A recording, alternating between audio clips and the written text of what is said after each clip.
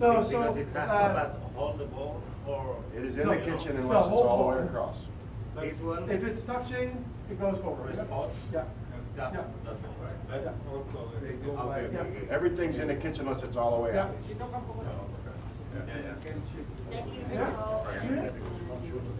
Okay, when you break the ball, when you break the ball, the full ball over the line. This is not okay. Full ball here, and then you shoot. Full ball in the kitchen. Yeah, Yeah. All the way in or all the way in? all the way. No discussions about half ball, shadows, no, full ball. It's a gentleman's game. If somebody calls you out and say, hey, you're doing something wrong, respect it. Yes, I have a question. go ahead. If two balls are equally close to the line, Then you're screwed. according to the. Lowest number. And then who decides? I do. I decide which one to go for. Yeah? The player decides. It's a rule. Or if you both agree. Well, So if they are I'll close- tell you the way they do it. If they're both balls are tied, then you just have an objective rule that says the lowest numbered ball goes up. That way you don't have any discretion.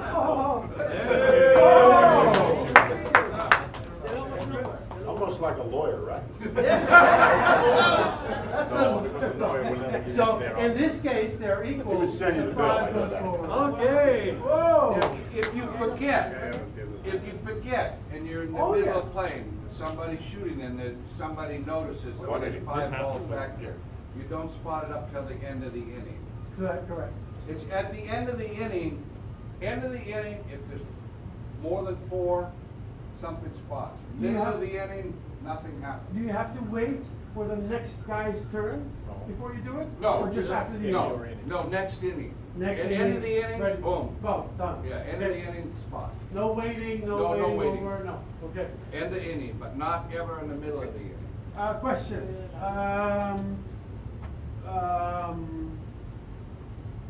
ball in the pocket, and it needs to be spotted up.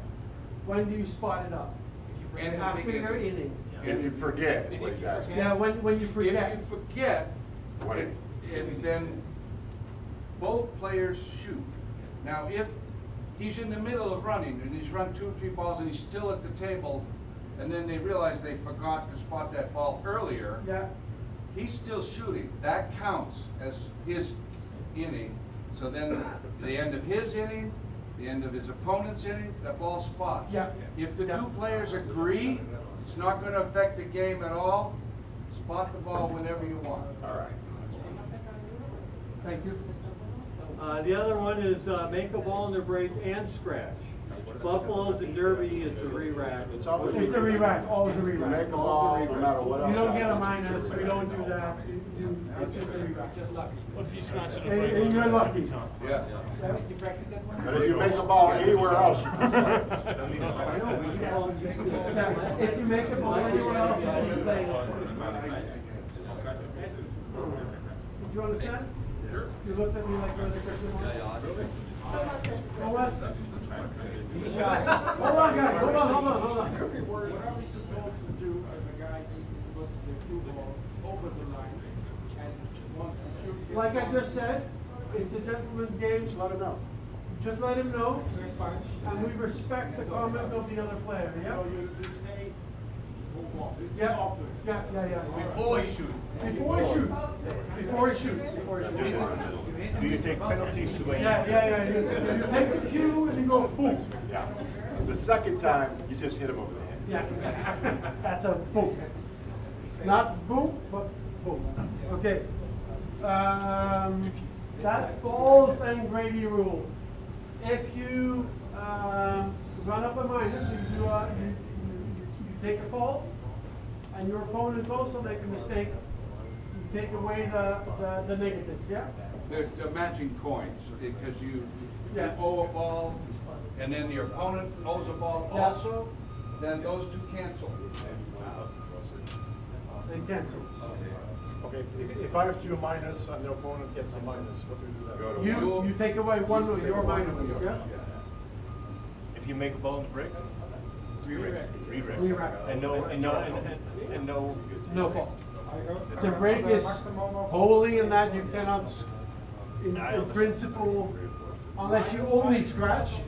If you break and you don't pot a ball but you scratch, of course it's -1. And the guy that runs 8 and out 3 times in a row buys us all money. Mariposa Cues, everyone. Mariposa Cues. Maximum of foul. But he's old man. You can make the letters big. Okay, good. The maximum of foul. Niels, how No, you doing? no maximum fault. No. You can run up as many negatives as you like. That's comforting. Sorry? That's comforting. Yes, comfortable. Threefold. Okay, so there is a 3 consecutive foul ball rule. You loss of game if you have 3 consecutive fouls. You must But tell that your does not opponent. mean, Tell him he's on 2. yeah. Let's say you want to take an intentional scratch at the end of the game. It's 7-all and Yeah. the object falls in your opponent's pocket. Ah. You scratch the cue ball off the table. Ah. You have to scratch in the pocket. This one, right? Jump the So table. what do I do now? Do I run the ball over the table or? Depends what's allowed. Not off the table. Jump off.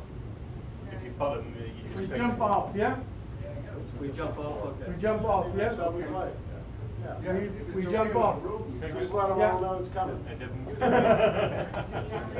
At the Derby, they disallowed this rule, but here we jump off the table. It's a foul, but you Yeah. can jump it off. and the ball's Yeah, fine. yeah. That means the butcher's getting advantage.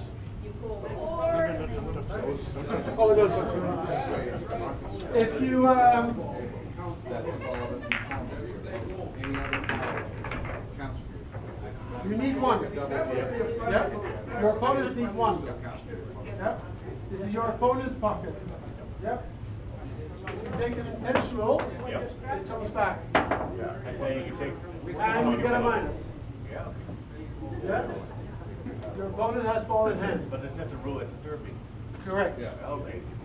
That's correct. We are not at the Derby. Let's talk At the- about, At the Derby. let's talk about a very close proximity shot. What's the 45 degrees shoot away? Yeah. I'll get to that. I'll get to that. So Yeah, that's right, Joe. That came up last year. Okay. Funny. We're getting a little bit more technical in terms of rules. But I need you to follow, so let's, attention. good questions. No jump cues. If you need to make a jump, We do cue. you have to do it in your playing cue. You can do anything with your flying cue. Okay, next rule is, the balls are touching. Cue, straight ahead, is not a foul ball. Yeah?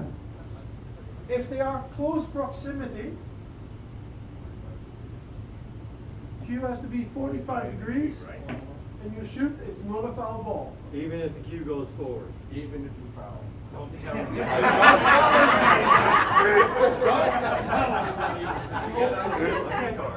That Derby rules, okay. Derby rules. Derby rules, okay.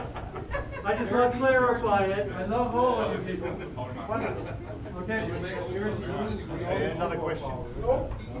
Only cue ball foul.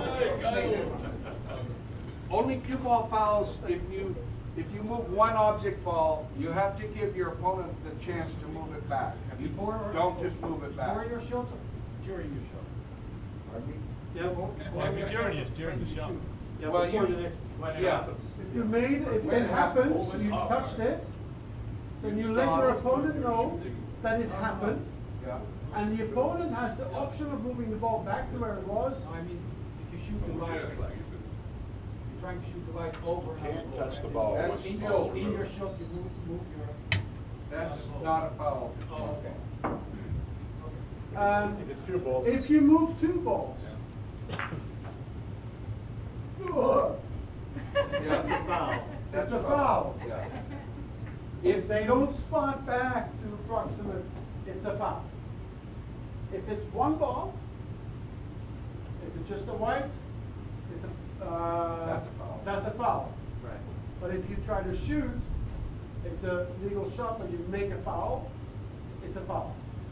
But if you touch two balls, and it's usually, so this is the situation, right?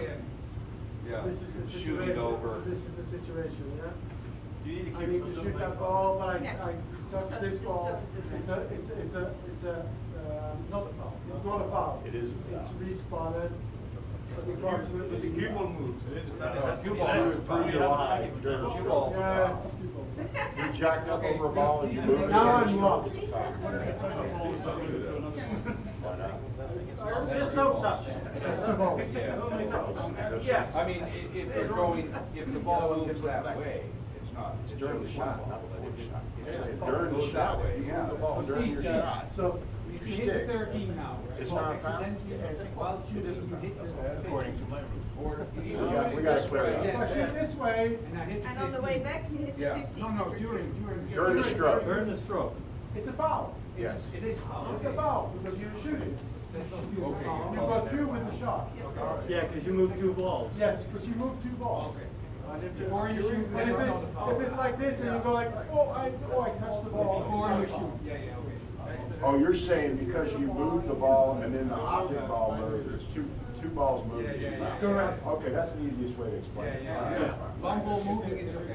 Yeah, that's the easiest way This to is explain rearrange it. it. Yes. In case of foul, has the opponent still the right to move these two balls? Yes. With two balls. Not with two balls. Two balls is a foul.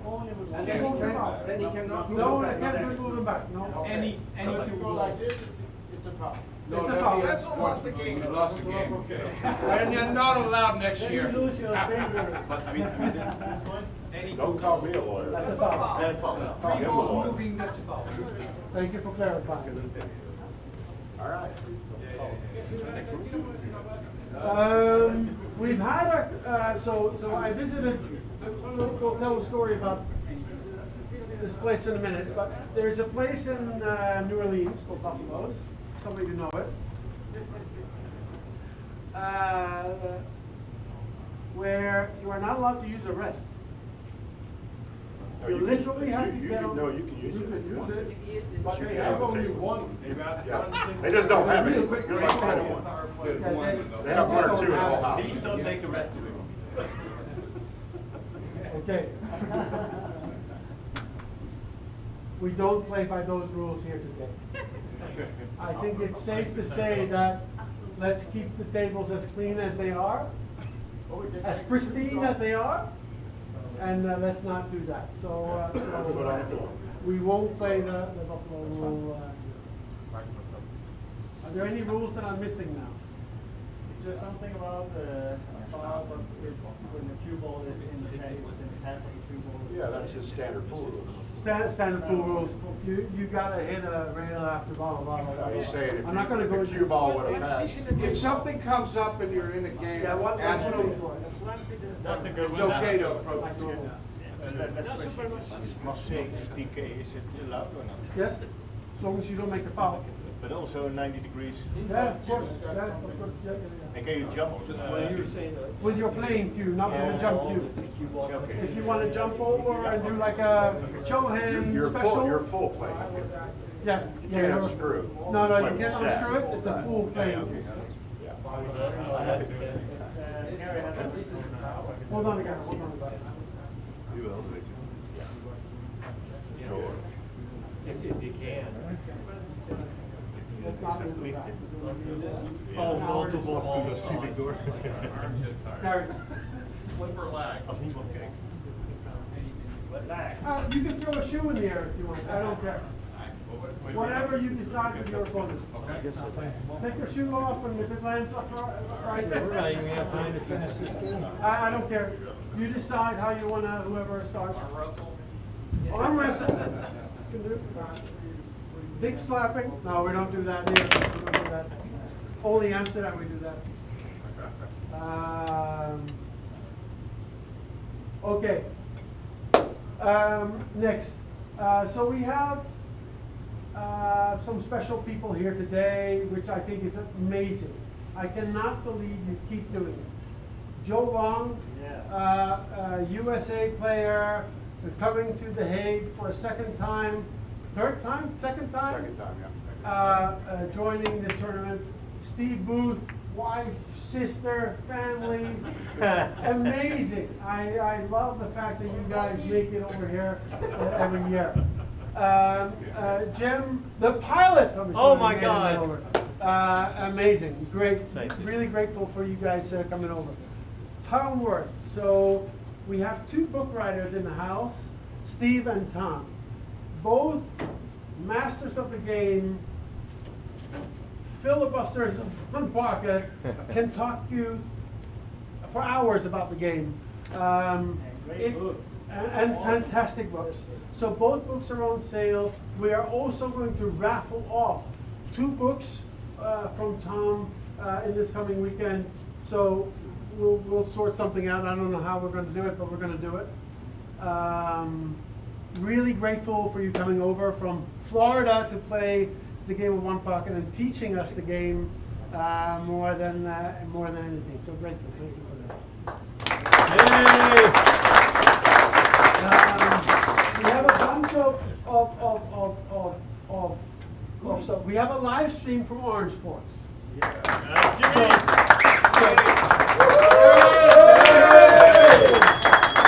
So Jimmy and Orange Forks have partnered up with Mariposa Cues to make this work for us. So without Mariposa Cues, no Jimmy, He'd still no come for free. Tom, no Steve. It's a waterfall effect. So without you guys here, this would not happen. So thank you all. We have players from Germany, Sweden, Denmark, Norway, Spain. all right. Amazing. The British are here. We have the Brits are here. here. The Brits are here. Oh my Just God. How about this guy? Oh, how is this? Belgium is in the house. Simply amazing that you guys make the move to come here to play One Pocket. So that's what we're here to do. I'm going to give the word to Joe. I need someone to tell something about what's going on in One Pocket. So Joe, can you? Yeah. Tom, For those of you that don't know me, Guys, my name is- please. My name is Joe Long, and I'm an attorney in Baton Rouge. I'm a great enthusiast of One Pocket, and I try to support tournaments. I'm a minor supporter here, but I come over here and I love what you guys are doing. I'm very proud of the enthusiasm here in Europe. It's growing. As Strawberry Brooks said, it's an epidemic in Europe. You all know that. Every year I see greater enthusiasm, more people coming, and I'm very happy to be a small part of it. I'm happy that Tom is here. I'm happy that Steve is here. Espen does a great job with his tournament. Believe me, I've seen tournament directors all over the world. He doesn't get second fiddle to anything. He handles his business the way it's supposed to be handled, okay? And he's decisive and he's fair. That's all you want in tournament directors, okay? But I see what you all are doing here in Europe, and I'm glad that we're being a part of it. Steve Booth had a vision of growing One Pocket all around the world, okay? You all are the realization in Europe of our dream 20 years ago when we got this thing rolling, and Steve got it rolling, okay? Is that we wanted to share our great game with everybody in the world. And this is the 3rd year of our tournament here. It's growing. I see different faces here this year than we had last year.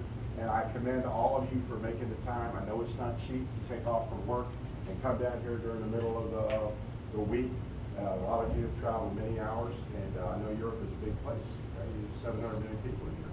But we're well represented throughout Europe, and we're going to have a lot of fun. This is a different tournament than any tournament I've ever been to because of the fraternity and the brotherhood at this event, where you guys are really true brothers, because a lot of you, where you live, you don't have anybody to play. So this is the one time of the year that you look forward to where you can come down here and you can bond with all your fellow enthusiasts and play the game that we all love. The money is really secondary, right?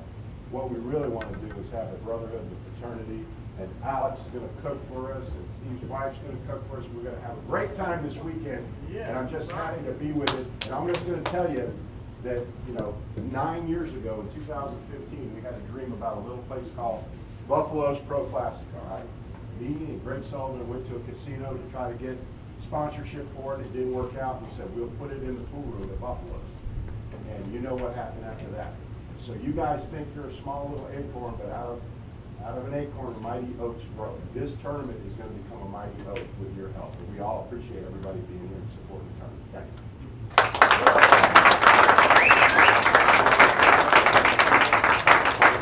Steve, do you want to say anything about OnePocket.org?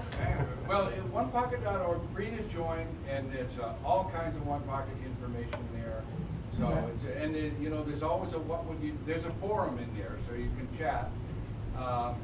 And there's always a what would you do running in the forum. There's people excellent on those what would you do's also. Yeah. And so. I saw some of my friends have questions about, hey, what do I do in a particular situation? There's always someone on the forum that will answer that question. They might answer you wrong, but that's your own peril. You can always get different opinions, for sure.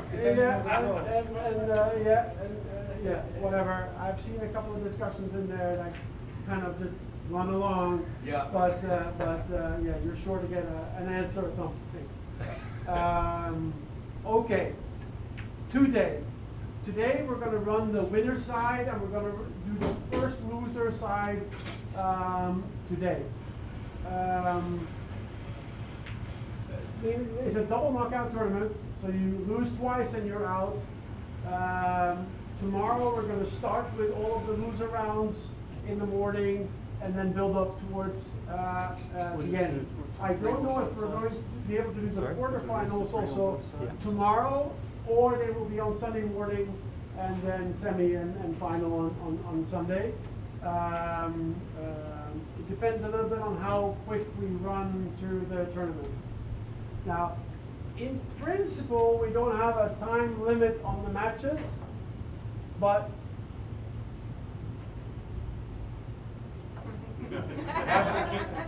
okay, so I was at Buffalo's, and Scott Frost played this first. Calderon. Yeah, Calderon. 7 hours. 7 hours. 7 hours. That was a race to 5. It was a race to 5, so yeah. And Scott Frost lost, by the way, yeah, it was 5-1 or something. So this one. Anyway, yeah, incredible. But 7 hours of battle.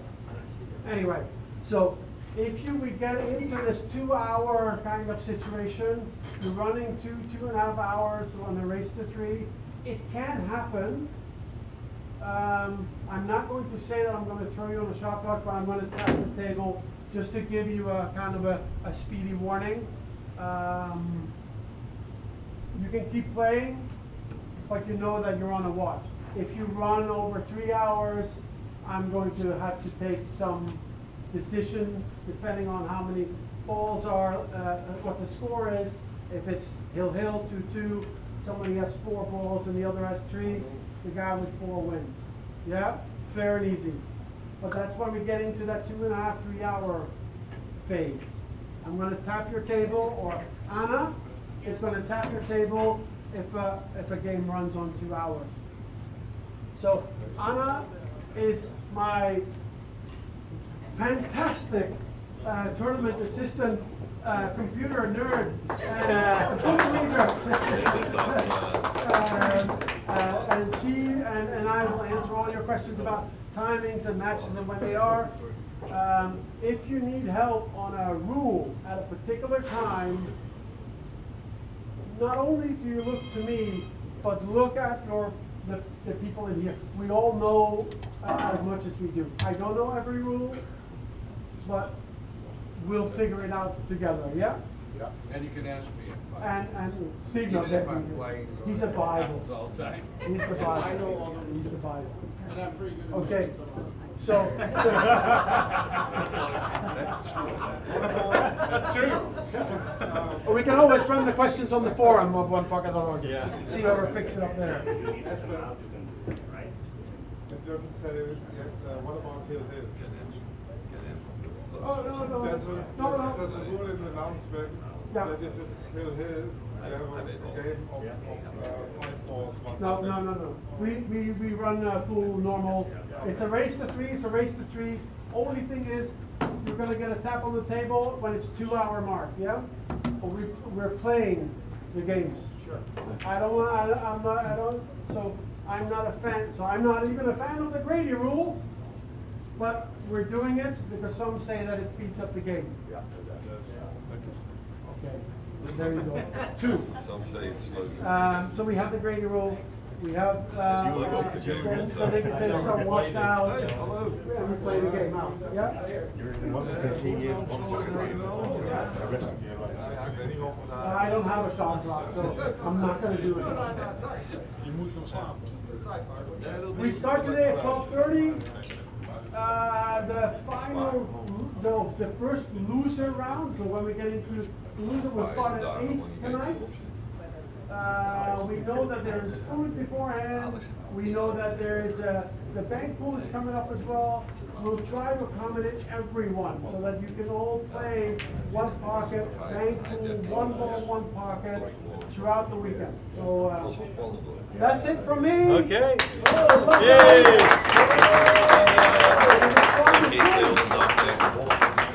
Dus was van de beste eigenlijk, maar die speelt niet zo goed. One Dat is more leuk als thing. die dan vandaag maar... So table 0 and table 1 and table 15 are not tournament tables. So they will be open to practice and money games and whatever.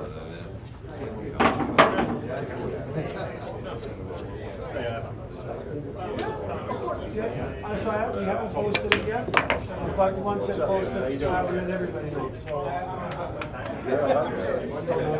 Don't know. No, one more ticket is tomorrow. Oh, for the tournament.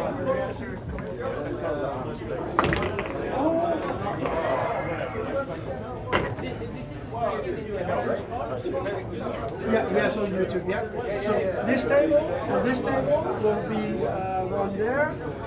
This table is also on the screen, but that's from the Hague 5. This one will be with a commentator.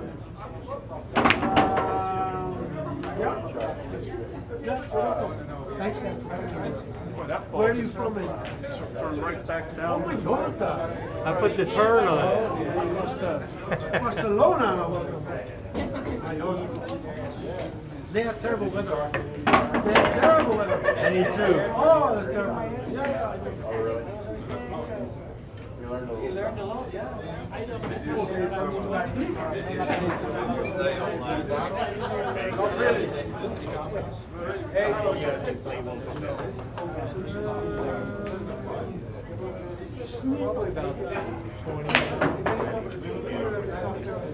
For a long time. When I started learning it, you didn't have all the YouTube stuff.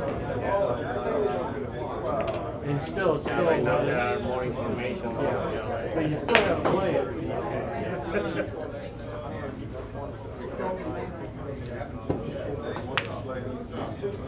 Yeah, of course.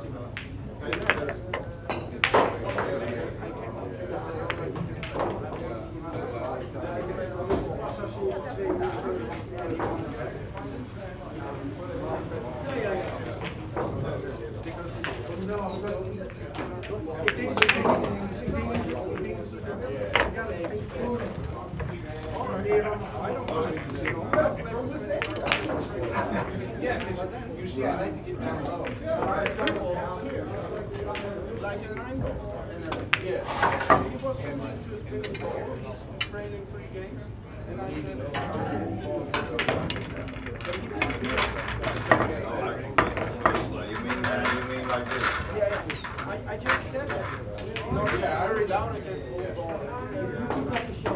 Hold on. Trying to tell him, but he didn't react. So, yeah, I said, Okay, I never. ball and he won the game, and it was good to me. But I told him, I said, you have to take care of the rule. That's what I said. I said, what do you mean? He said, yeah, okay. You always put the ball over the line. That's why We should have these maybe a little something to do with maintenance in the picture. like I did that.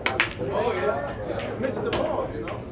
He says, he's always this way.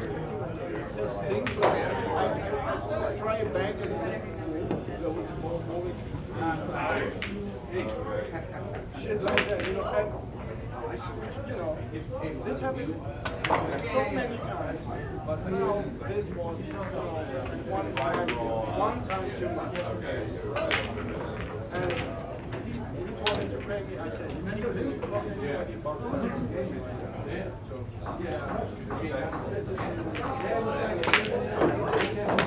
All I'm asking.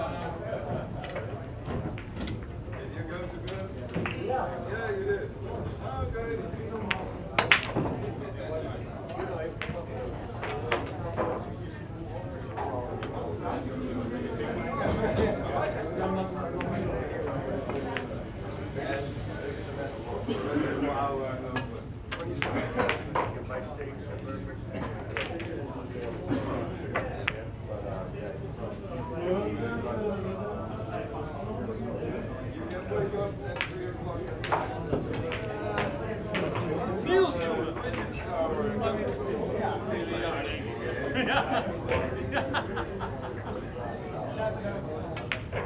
Ja, Sebastian.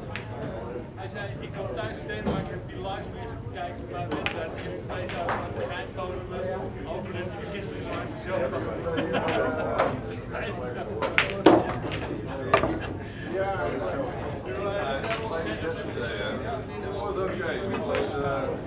Smakelijk vermaakt.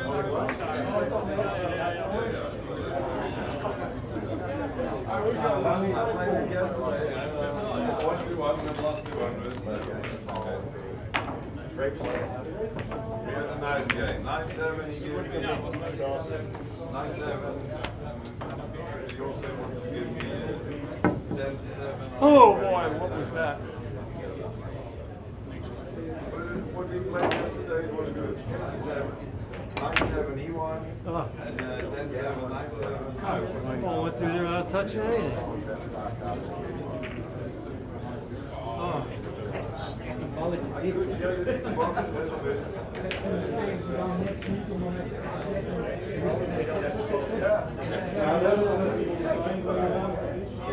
Zo precies. Ja, ik moet het. Ja, dat is echt. Je moet focussen op de tafel, op het spel, wat er nu gebeurt.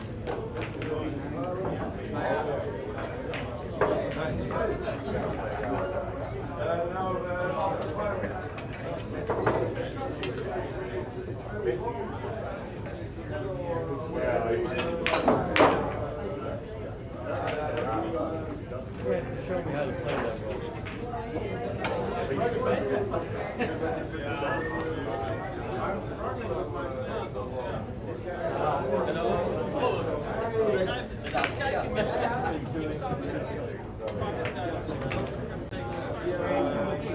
Ja, maar even spelen of zo,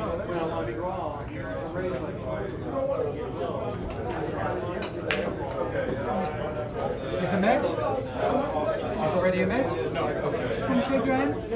Thanks for your input all your years and watch a lot of what you do. So, did you have a website yourself? That's what I mean, yeah. Watch it's available there. Very nice. Maybe you can steal something here.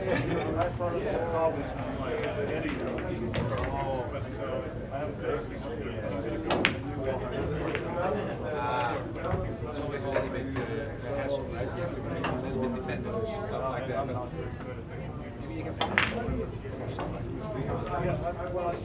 Trick shot. I can do it again. Personally, I don't care much about it. I don't mind, you know, if the problem solved, I don't care for shooting the rest of the ball or something. It's just Oh, as far as you were doing the video, it's like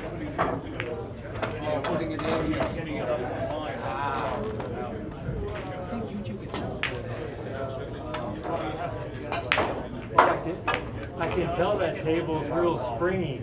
That's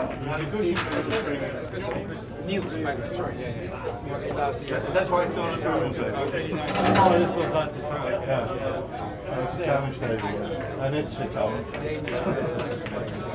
Because the ball is not only springy, but the ball hops a little bit. Well, definitely. If you play with a bit more force and a bit top spin, it will jump. That's how you jump over interference ball. Hit it real hard. Then you don't have to hit it that hard.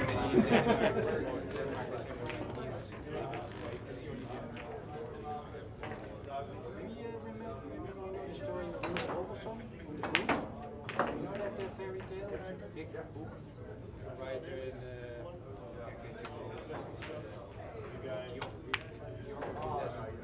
made a big book about some kid made small like a midget, like a fairy tale little man. They travel all around, help a lot, all Scandinavia, with tools. So it's like really good story. That's the same. They always said, no, but really nice. Yeah, definitely. So if I forget, tag me. I mean, in the flash. You want my book, and then I say yes. Okay. So I will definitely take this. Very cool. Yeah, I was the one who posted if you're in there as well. So I can't really go forward. Guys, one comment. Do you all have internet on your mobile phones? You can check Q-Store 4 times. Okay. Yeah, well, it's we are putting up the table now. I only see one or two. Talk to you later, maybe, and yeah, have a good one. Yeah, thank you. We're putting also tables up on Q-Score.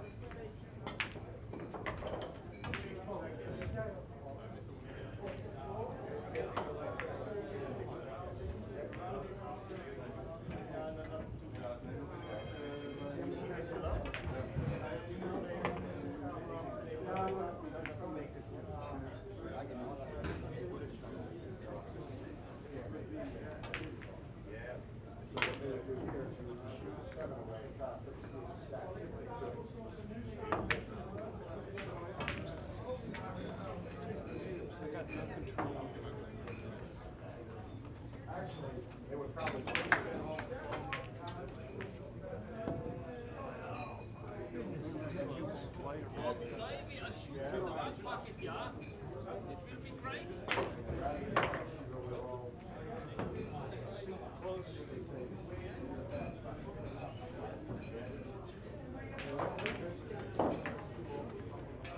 right here.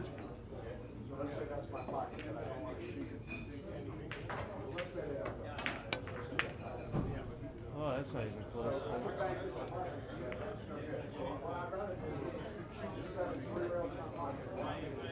Guys, can I have your attention, please?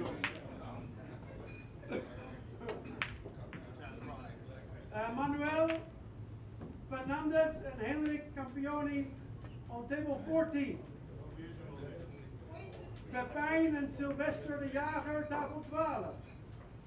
Vincent Sebastian, tafel 9. Table 9. It's over. Micah They're Sven, playing on the table. table 11. Ivan Belmonte and Tara, table 7. Hoa Asher, table 6. That game, right? Karin, Kyle, have to wait. George and Peter Lahu, table 4. Gutsa and Tim Jongman, table 10. Streaming tables. 10. Over Jan Bos and Koya, table 5.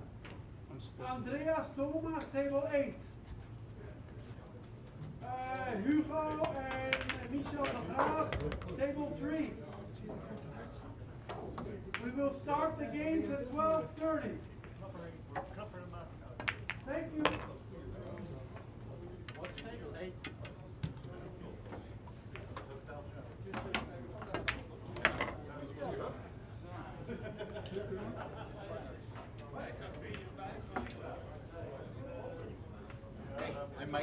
Nice to meet you. I know. Coast to coast like butter.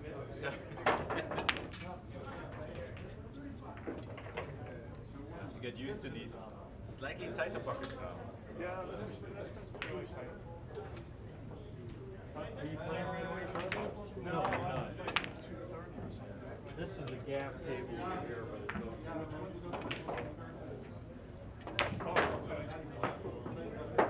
Scores. Pretty dark. Yeah, that's why you not only that, but it's pretty springy.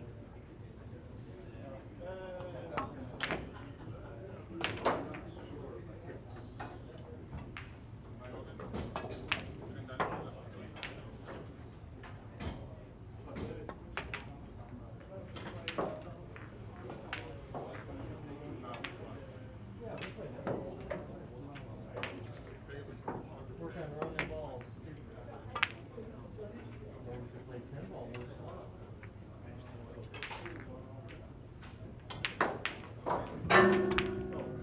I thought that was a ball holder. Oh, you know what? It used to be.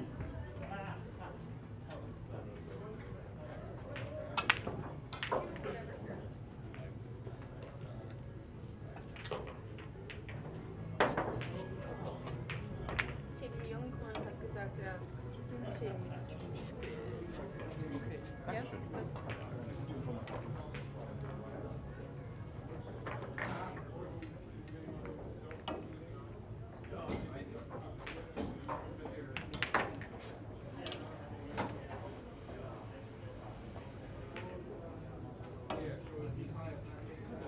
Und hier sollen wir schon den Stream verteilen oder was? Ist du ready? Auf TV-Tisch. Ja, ich weiß. Frag mal links. Handtuch. Was ist Handtuch? Schweiß weg. Hallo. Kannst du mir noch ein nasses Handtuch bringen? Kleines. Ja, läuft gemacht, ne? So ein kleinerer Schlappen wieder rein.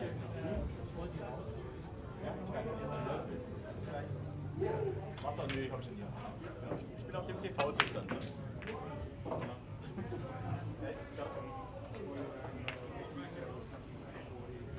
Das ist cool. TV-Tisch ist ja geil. Da kommen wir irgendwann hin. Ich werde nicht mit. Was für ein Kabel nutzen die denn? Auch SDI? Das müsste auch SDI sein. Sieht aus wie SDI. Der SDI. Ja, das ist dann die nächste Waffe. Guck mal hier, den kennst du auch. Ah ja. Also das ist ein anderer. Ja, ich weiß. Nee, der konvertiert einfach nur zu. Ja, meine ich auch, SDI. Nee, von SDI auf USB ist es. Ach, andersrum. Ja. Also er hat halt nicht den Mixer, den wir haben, sondern hat einen anderen. Er hat dann. Ich weiß gar nicht, wie er die Inputs am PC macht für die ganzen Kameras. Ich glaube, er macht ja auch 3 verschiedene Streams. Aber das ist, glaube ich, für uns einfacher, wenn wir den Mixer haben. Wir streamen ja auch nur einen Stream. Ja, ja. Also theoretisch könnten wir jetzt 2 machen, wenn wir den A-Team auch noch haben. Du hast ja gestern hier gespielt. Ja. Der spielt sich eigentlich gut, ne? Ja. Nur halt eng. Ja, das ist das größte Problem. Vor allem bei den Longshots. Die fallen halt nicht. Die fallen halt nicht, ne? Und der hängt hier, ne? Der hängt auf der Seite? Hier. Da. Der hängt nach innen? Warte.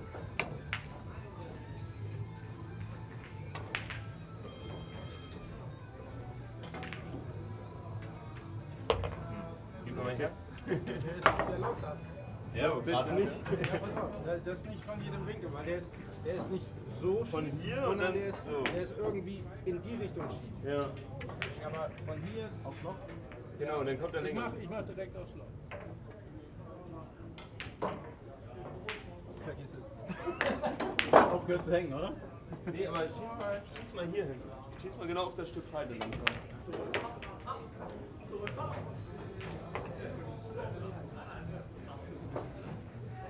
Ja, ein bisschen. Ja, aber nicht viel. Aber ein bisschen. Nicht so, dass ich jetzt sage, Aber meiner hast du kam mal auf gestern, dem da hinten gespielt? Ja, ja, aber guck mal, meiner kam gestern von hier, genau neben das Loch und ist dann abgefallen. Ja. Der ist irgendwo in der Mitte vielleicht ein bisschen schief. Ja gut, der war zu schnell. Ja, aber es ist schon okay. Letztes schon gut. Fanden sind halt geil, ne? Guck mal, wie viele Fehler gleich. Ja, ja, aber das ist ja hier auf allen Tischen so, einfach weil es so nass ist. Das ist so geil, ja. So, aber Fullspeed-Banks sind dann hier nicht drin, ne? Doch. Du musst nur Center Pocket kommen. Wenn du ihn so spielst, kannst du ihn auch reinfeuern.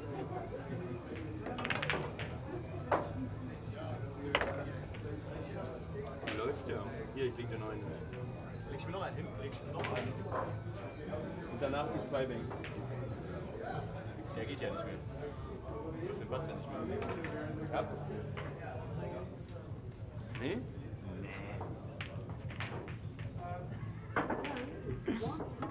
Siehst du? Da war noch Luft. Easy gepasst.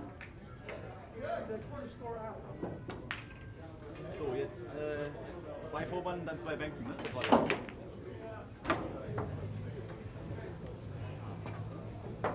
Ich dachte, der greift mehr in der ersten. Ja. Ich habe mein T-Shirt gekauft. Ja, ich muss auch noch eins kaufen.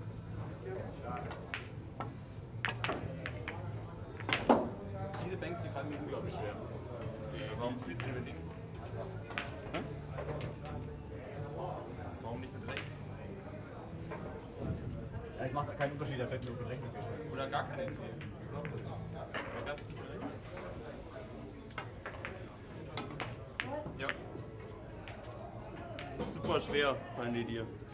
1 von 2. Das ist eine grauenvolle Quote. Hm?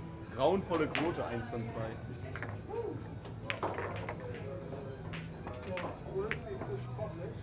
Ja, ich meine, der ist immer noch okay. Ne?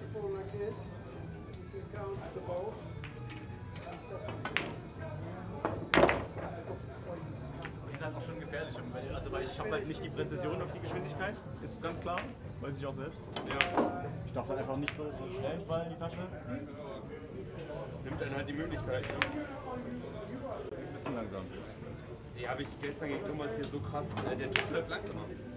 Ja. Das kann man auch ganz klar sagen. Der bremst viel mehr ab. Keine Bouncy Race.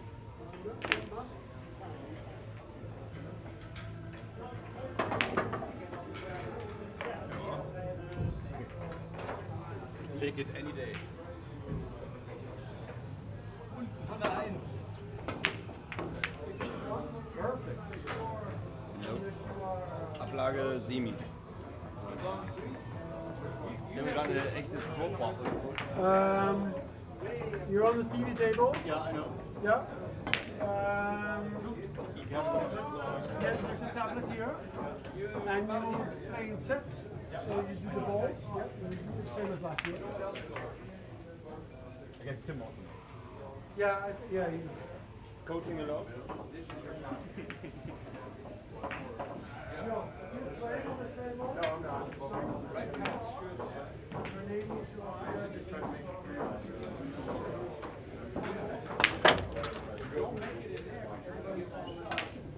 Bereit. Ich kann mich da ja auch schön warm spielen.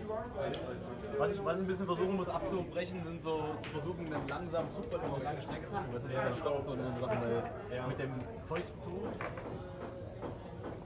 klappt einfach nicht. Und dann kommt so ein Gummistoß raus, den ich gar nicht gebrauchen kann. Wo ich den Ledersägen das mal. Mach hier.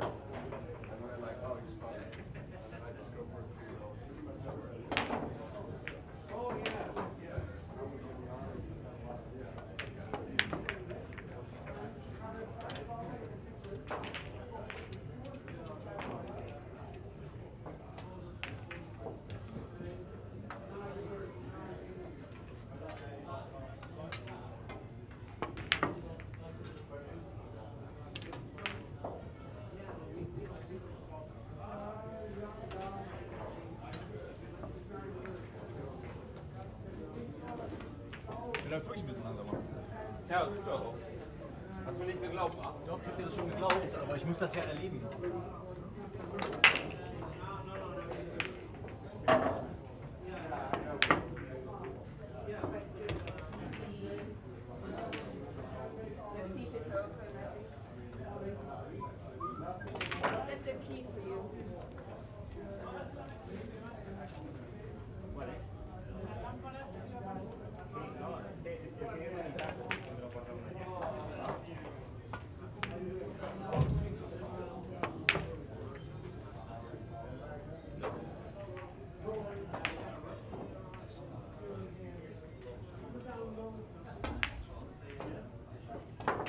gegen Tim übrigens nur einmal gespielt, das war Bankpool, das habe ich 13-0 verloren. Du gegen Tim hast doch. Keine Schande. De codes voor tafel 5? De QR-codes, die stickers, die zitten daar niet op namelijk. Oh.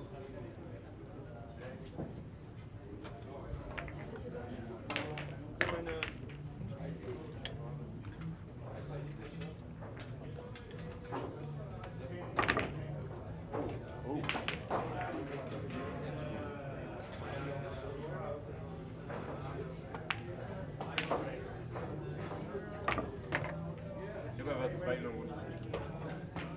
Den einen nutze ich noch fürs Aufbauen. Wenn da das Ding noch rückwärts abgegangen ist. Da ist der Anschluss aber kaputt und beim anderen geht der Anschluss.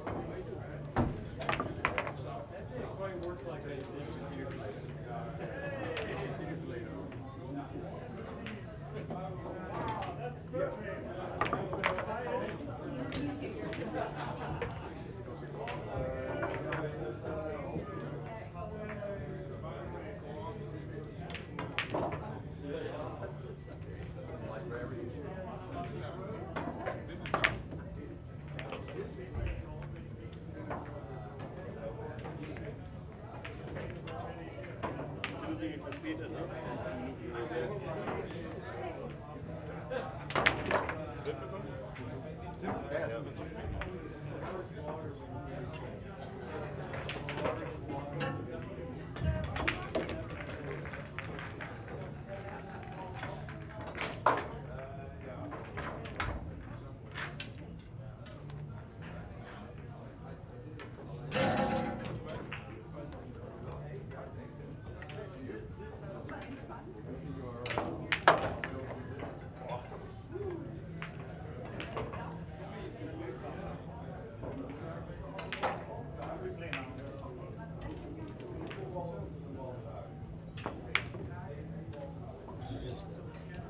Henrik, eine Regel, die wir glaube ich anders spielen.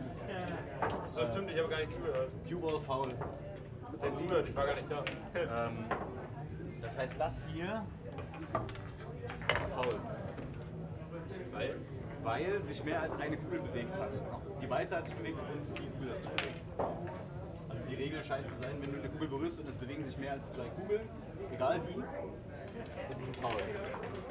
Das heißt aber, wenn ich jetzt hier so mache... Die Weiße zählt dazu. Genau, dann das ist jetzt kein Foul, aber wenn ich beim Stoßen eine Kugel berühre, ist es ein Foul. Okay. Schade.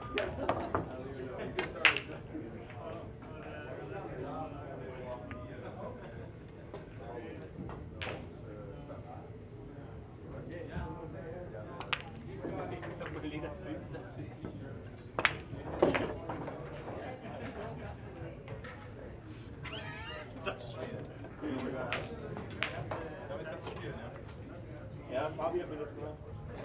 Ich wusste, dass es übersteht. Du hast ein neues Spiel drauf? Nö, ja, Blue Diamond, nee. Sun Premium Soft. Das andere war dir zu hart, ne?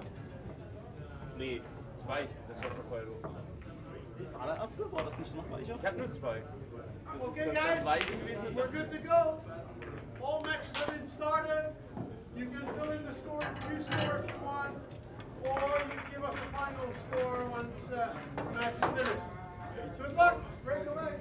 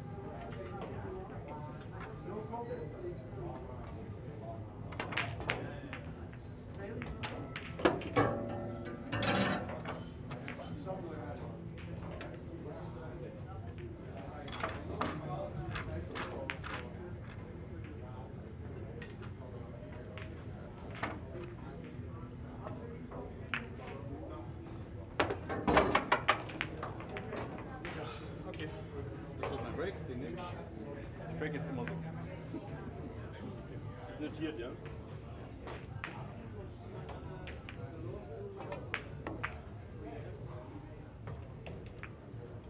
Tim is slightly delayed. I know. Oh, yeah, okay. Yeah, I already told Jimmy so that he knows he doesn't start streaming. He knows. So.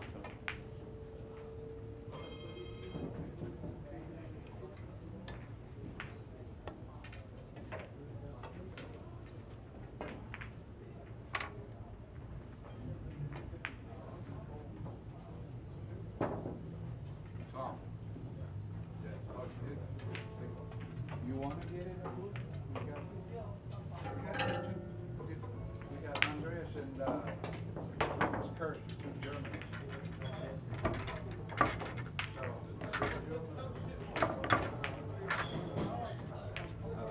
All right. Ja, jij die sleutel voor die... Yeah. Ja, alleen deze staan. Yeah, they just started. When you're ready.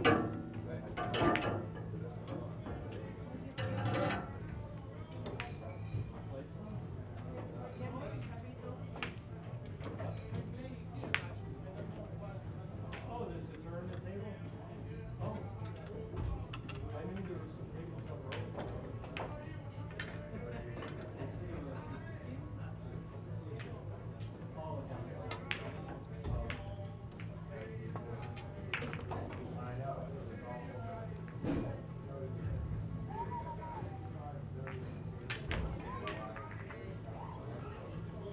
Oh, yeah. I got it. Ein Typ ist genau der Spieler. Ein Typ ist genau der Spieler.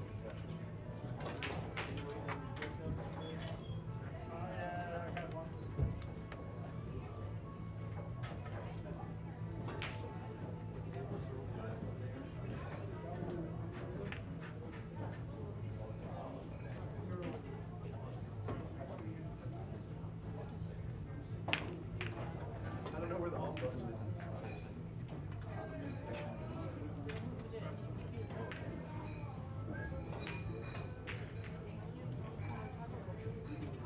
Da kannst du dich auch einstellen. Nee, wir kennen das vom letzten Mal. Das sieht rund aus. Keine Ahnung, was ihr macht. Ja. Glaub ich, oder?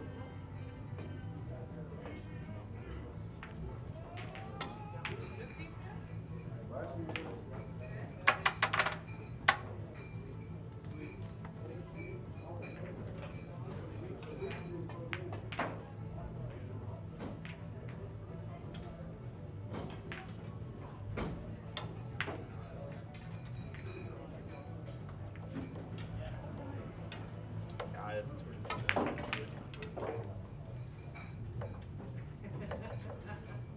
ich hab irgendwie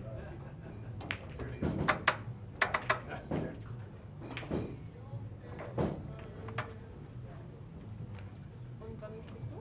16 Uhr.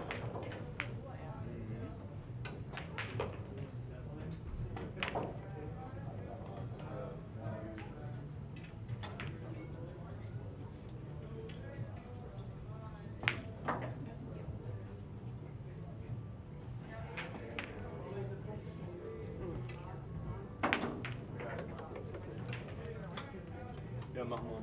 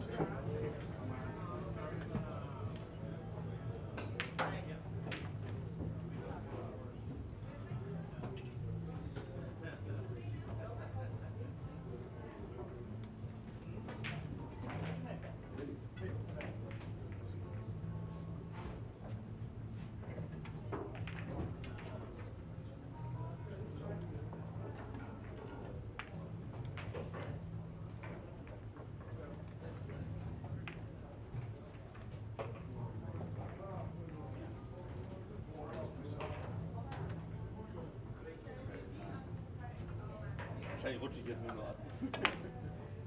Mein Leder ist einfach so klein.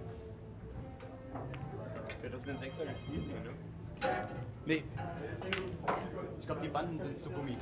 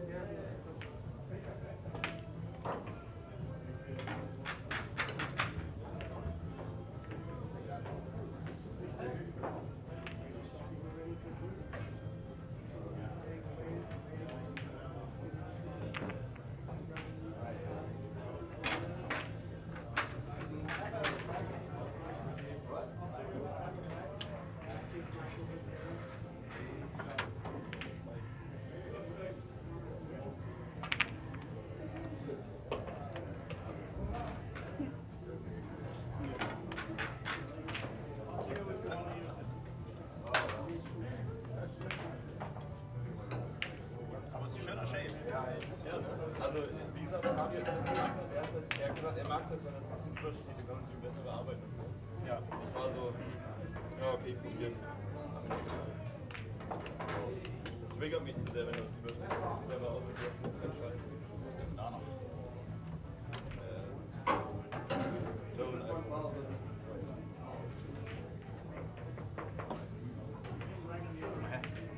Aber ich finde es Sprühen eigentlich nicht so verkehrt. Aber ich weiß nicht genau, ob es aufs Kühl sprüht. Aber macht's halt sauber.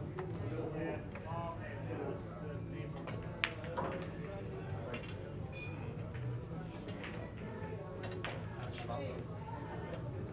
Löst sich der Carbon auf. Heißt das echt? Da kennst du bestimmt den einen oder anderen. I want to take that one. Ich habe Chemie studiert. Jetzt schon lang. Ja. Also, was ich gelernt habe, ist, dass bei jeder Umwandlung sich. Das kann ich nicht mehr. Oder war das Physik? Wir könnten eigentlich auch auf, ich würde das auf Google In Deutschland Post machen, dass wir streamen. Wir streamen. Das interessiert eigentlich keinen. Wieder ein Post machen. Eine Story oder so, das wie man das nennt. Kann man das bei YouTube machen? So einfach nur ein Bild kannst du glaube ich schicken. Echt? Jetzt so eine Story posten.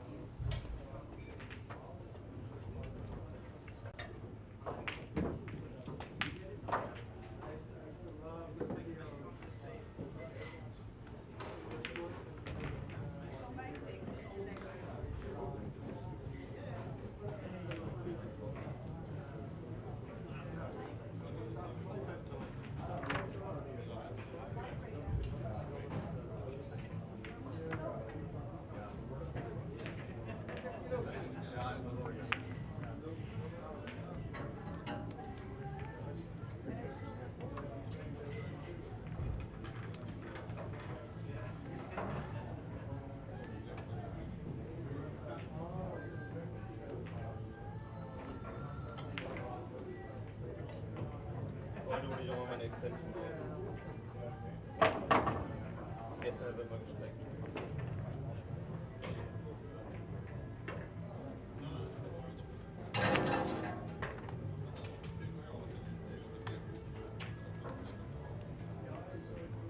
Und was ist deine Strategie? Keine Fehler? Ja, try not to sell out. Es wurde mir empfohlen gegen Nick. Einfach keinen Fehler machen. Fand ich sehr hilfreich. Ich denke, das ist Job. Dann ziehe ich das ganze Turnier. Ja, dann lieber dein Spiel machen.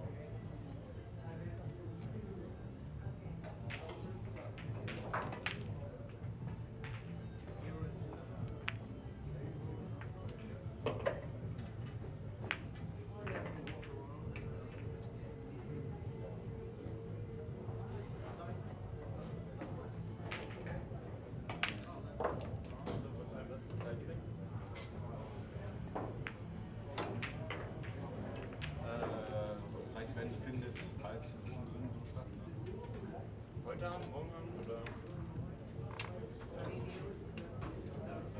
Heute Abend.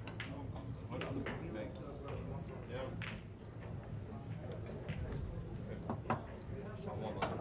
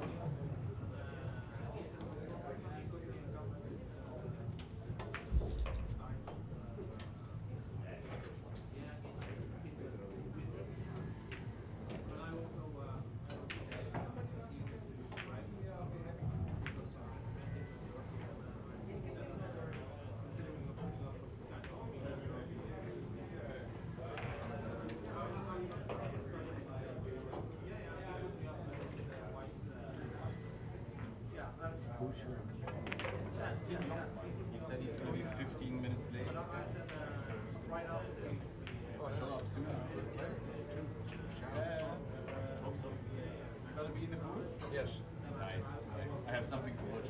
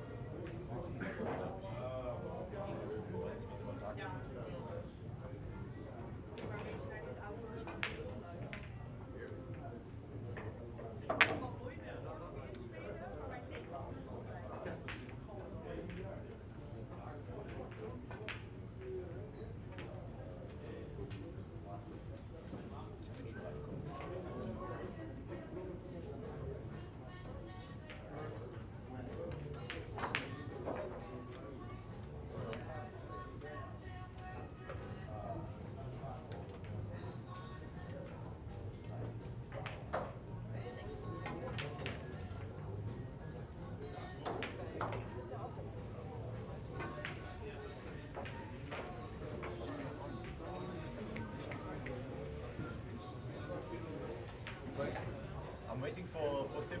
He's around. Somewhere. I've seen him. There he is. He was on the toilet. That's fair.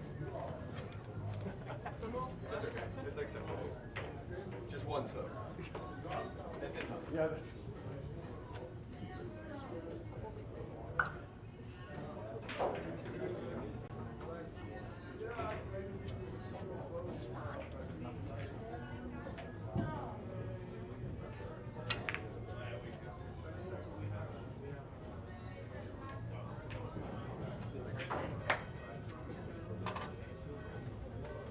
So we're keeping you waiting on this one.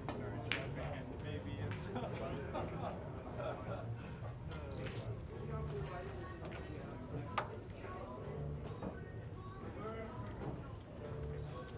You don't need master stroke, assume.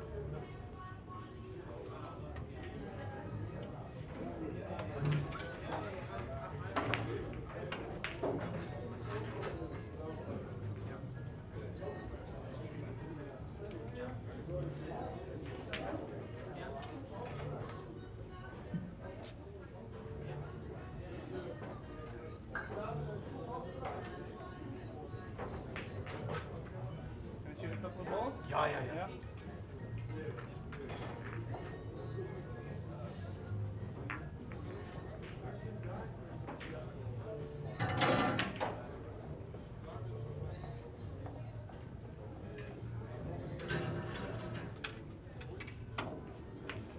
then Hello. Hey.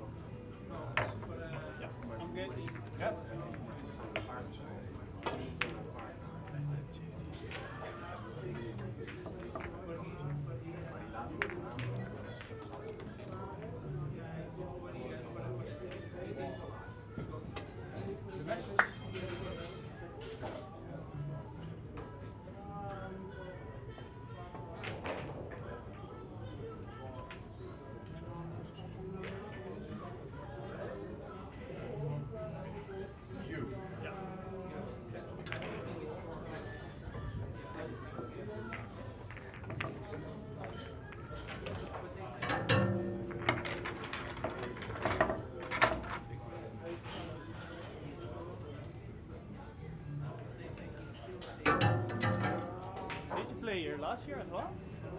We played in Wageningen, the bank pool. Marketing, I remember. Yeah. I played here as well. You played in one as well? Yeah, I don't know if we played. I think I watched him play.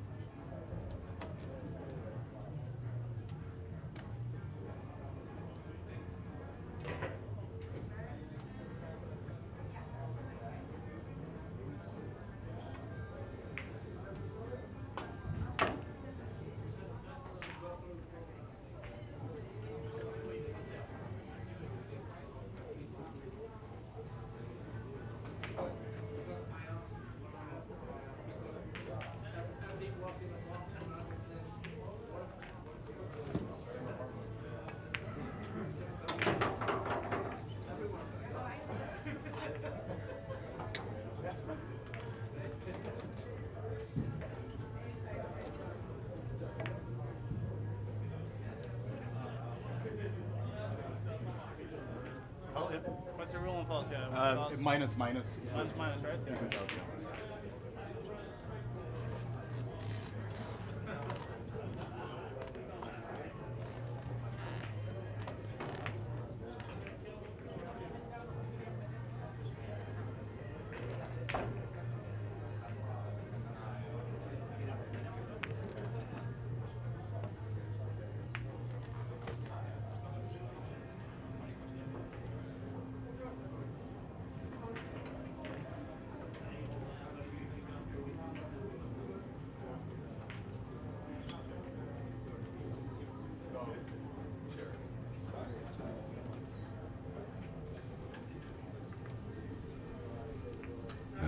Okay, we are live here at Hague 5 for the third edition of OnePocket.org, One Pocket in Europe at Hague 5, and Steve Booth with Tom Worth in the booth.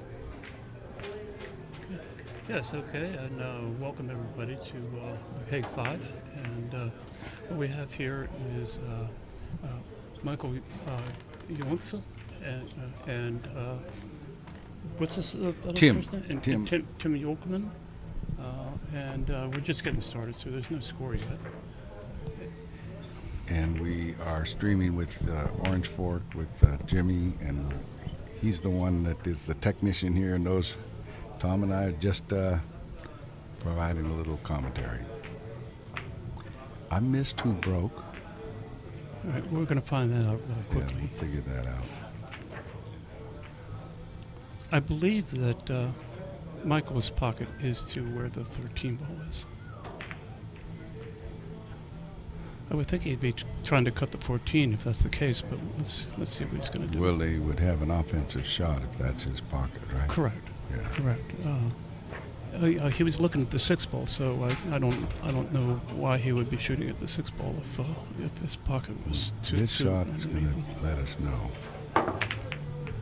Well, he must be the other side. So he's trying to clear that pocket. Yeah. So his pocket is here to our lower right. The empty side. The empty side. Yeah. That's one way to put it. And this is Tim Jonkman, who is Dutch. I think something like 13 countries are represented here this weekend. There are about 5 players from the U.S., quite a few from here in the Netherlands, about 8 or so from Germany, and then all over the place. And we have 4 here from the United States, like you and I. Yeah. 2 from Spain that are new this year, I know. There are 55 players in the tournament. Last year there were only, I think, about 39, something like that. So it's a big jump. Well, it's a testament to the game of One Pocket that people are picking it up so rapidly here. It's really caught on very quickly. Yeah. And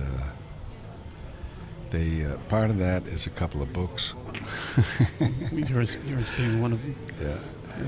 But it's great to see these guys. They just love the game, and they're so enthusiastic about it. And a lot of them don't have very many people that they can compete with in their local area. So coming here and having this large group is really a big deal for them.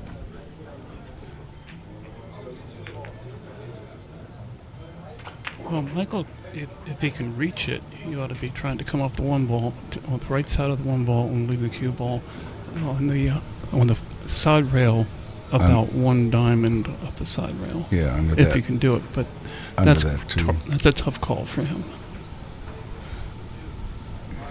Banking at this, and I think he meant to leave the cue ball in the stack. Yeah.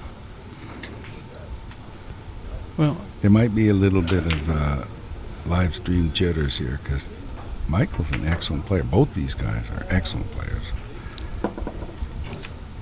You know, I know it's a little bit of a stereotype, but the European players do tend to have good disciplined mechanics, and They address the ball well. They run balls really well. It's just they need to learn the nuances of the game, that's all. That'll come further quickly. So you see how Tim didn't have any trouble running the balls, although he didn't want to get that close to the rail.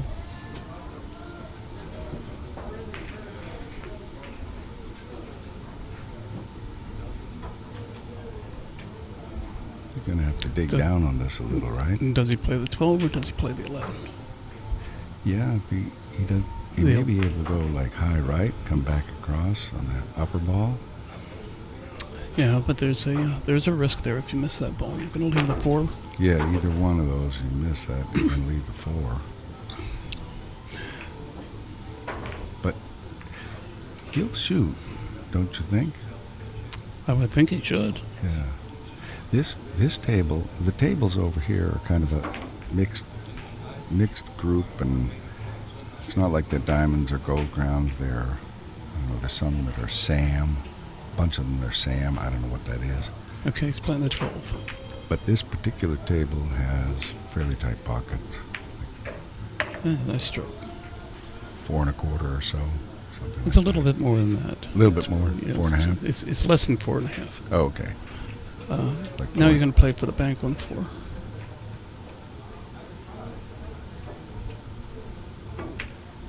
Okay, all right. So he came straight up. Okay, that's not bad.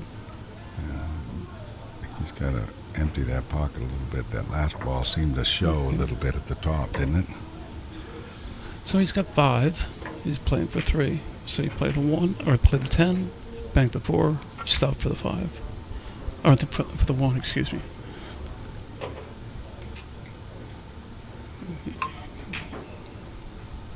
And that would get him out. He tried to force it. That's too much. But yeah, and he didn't actually leave himself in a good spot because he's hooked himself on that.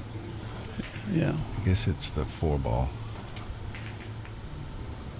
It looks like he's trying to maybe play the 3 off the side of the 4 and clear both balls. Yeah. You could just come off the 7 and lay the cue ball on the foot rail. Now, you're looking at something else. Now, if you're going to send that 3 into the 4, do you want to hit the top side of that 4 or the right side? The right, or left. Yeah, so that way there's no kiss. It's a little easier. Looks like more natural anyway. Oh, there's that kiss. Well, they got away with it. Well, maybe. Yeah. The cut is close. there. It's not free, speaking of that. Well, it's free if you draw it and you put a lot of speed to it. But the way to play this at this point, I mean, if he wants to be aggressive, and I don't know how aggressive he plays, but you can cut the 3, play the cue ball off the side rail, and run into the balls, and you split them wide open. Well, that's pretty aggressive. It is. That would be the Ronnie Allen shot, right? Well. A lot of players would be playing that shot like that. It looks pretty natural there. Especially being down. It's got to be comfortable. Yeah. So he might be looking to just stun the cue ball to the side rail. Pretty thin hit, though. It is. I don't think he's going to get another shot if he did that. He can get a shot on the 8. The 8, if he gets a...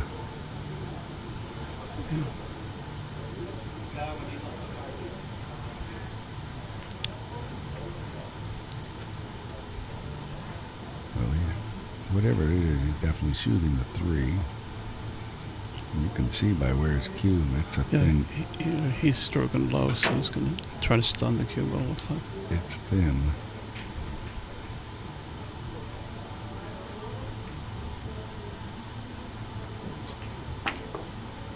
And see, that's what he was trying to do. Was just he had a little bit too much draw on the ball.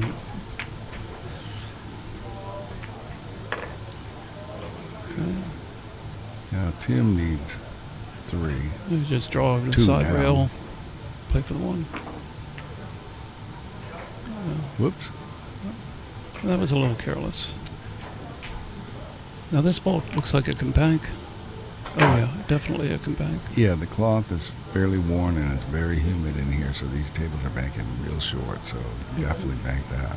If he can make this, he can win the game. Everything but the 6 is in play. He's rolling it. That's not the way to play it. You have to stun that ball. Yeah, but on the cloth, these tables are playing so short. You can stun without much speed. You know, you can shorten it without much speed, and the pockets accept the ball a lot better.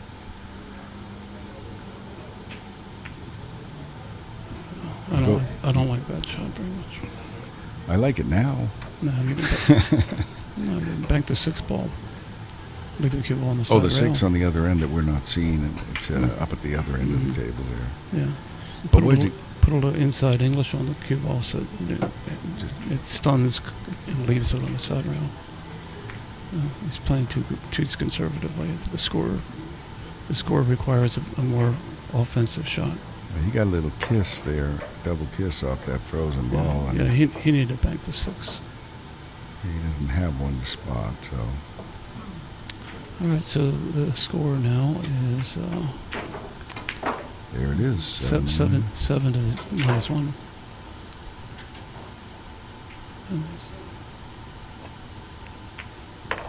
Well, that's it for that game 1. Goes to Tim Youngman. All right, game 1 is over. So now we'll So see who wrote. tell us a little bit about your book. My book? Yeah. It's funny. I started my book like 20 years ago, actually before I started the website. But then I started the website, and the website kind of got a life of its own, so the book got set aside. But I had it like, I don't know, 75% written back then, and then just dabbled at it in the years since. It wasn't until I retired from my day job that I finally finished the book last year. Well, you have a lot of very beautiful pictures in there. Thank you.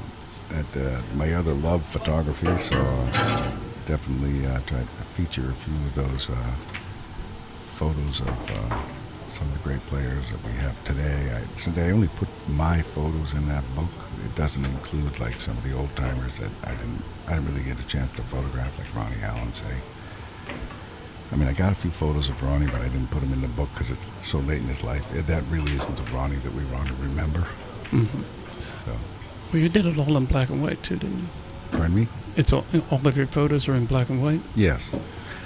Yeah. That's a beautiful medium, especially for pool. Pool, and that's what Martin Scorsese did with Raging Bull. Yeah. So it's just, the game just lends itself to black and white. It does. The grit in the game does.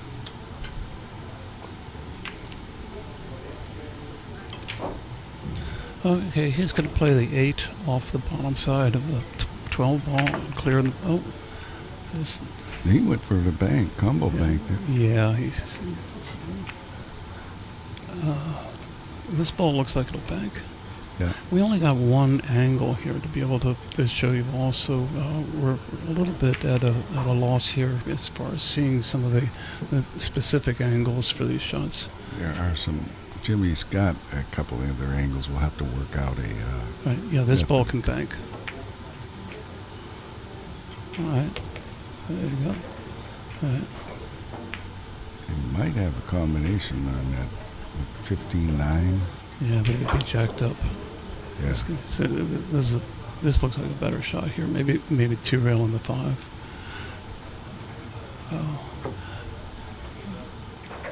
The 2-railers don't go very well on these playing conditions, especially the short way, because you have to go so from down low like that. That'd be a tough shot. Well, it's not a matter of trying to get the ball in the hole. Yeah. It's just get it close. Get it on your side. And force your opponent into a very difficult defensive position. We're still getting a little feel for the style of play that these players have.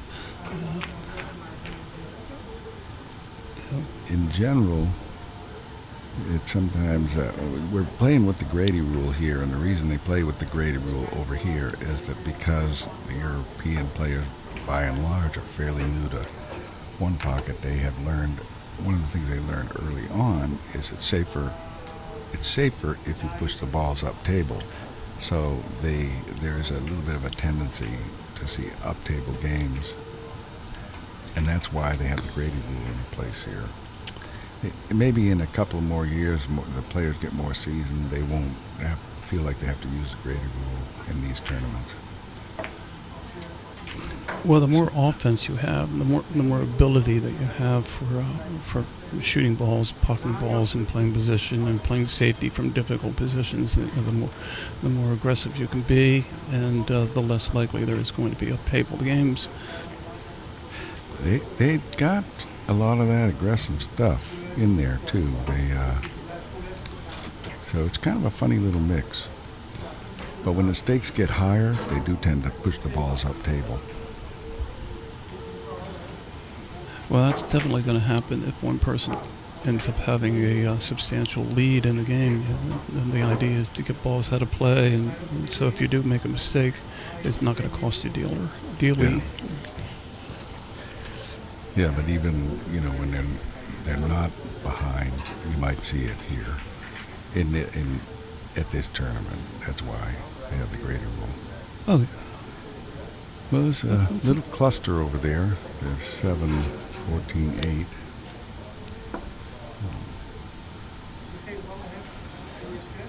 Create some double ups. That may be what he's looking at. See if he can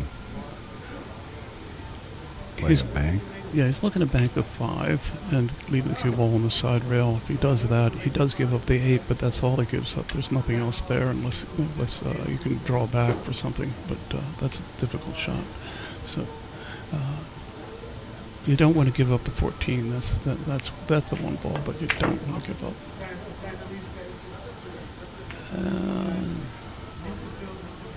Looks like he might have caught a roll there. 5 balls and blocking everything. He would have given up the 14 had the 5 not gotten in the way. Right. Now Mike, he's got a nice shot here where he can 3-rail the 3 and stick the cue ball on the 2. Yeah, I don't know if he can. Looks like he'd have to cut it a little, so that cue ball might be a little high-powered coming into the 2. No, you don't have to cut it. You're not trying to make the ball or anything like that. You just. But you want to make sure you hit the short rail, long rail, short rail. Right. Well, the angle's there for that. As short as these tables play. You're right about that. Yeah, they are playing short. He's looking at something like that, though. There you go. Perfect. Good call, Tom.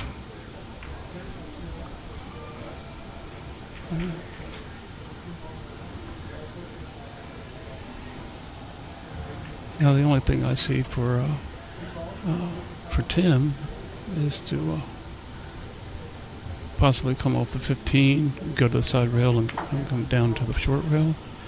I always like looking to see if the billiard off that 2 ball onto the 15 is lined up to my pocket. Because that can be essentially a dead ball if they're lined up right. This I have no idea what he's trying to do there. That was a foul. Well, he tried to clear some things. Yeah, that's a foul. Well, you mean because of the double hit? Yeah. But if he's jacked up 45 degrees, they don't call it. But well, we didn't cover this in the rule book, but if you're going into 2 balls, you're not allowed to go into 2 balls. You can go into 1, but you can't go into a second ball. Oh, I don't think they covered that. Yeah, basically that Derby City 45-degree rules kind of gives people a pass. Yeah. That's why the rule, the fussy people who are fussy about rules really don't like that rule because players can take advantage of it. Well, think of it this way. Supposing you're on your opponent's side of the stack, the cue ball's stuck in the stack, and you're frozen to the ball. Can you just go 45 degrees and go drive into the entire stack and drive a bunch of balls that way? You can't do that. I think you could. No, you can't do that. Well, you're not. It's the Derby City rule. That's the thing. Yeah, Derby City wouldn't allow that either. Oh, really? No, not a chance. Okay. Yeah, not a chance. Yeah.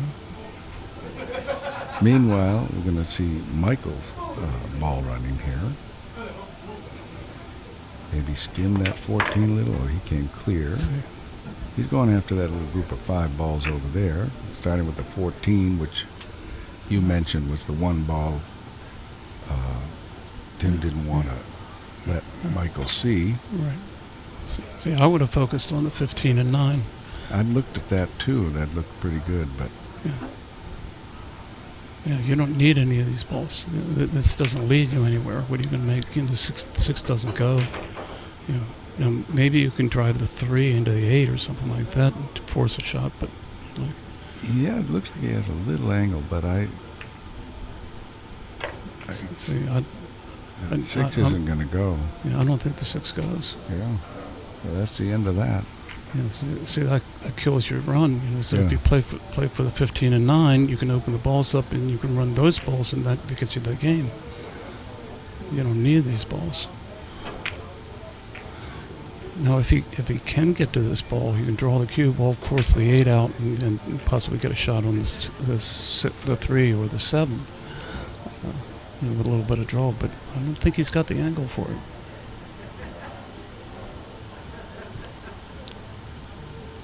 Maybe he does. Maybe you can't make it. Maybe you can just get it close, just get it hung up. Spinning the ball or something.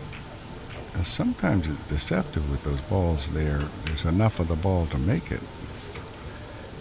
But it looks like he's just ducking off the side of it. Yeah. Now he's giving up the bank on the 6. I believe he's got 4 because I count 11 on the table. Right. You're absolutely correct.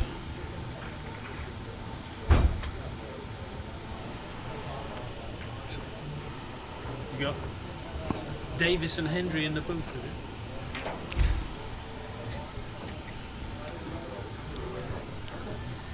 Somebody just came by and called us Davis and him. Well, that's a snooker reference. Steve Davis. The 2 snooker great players.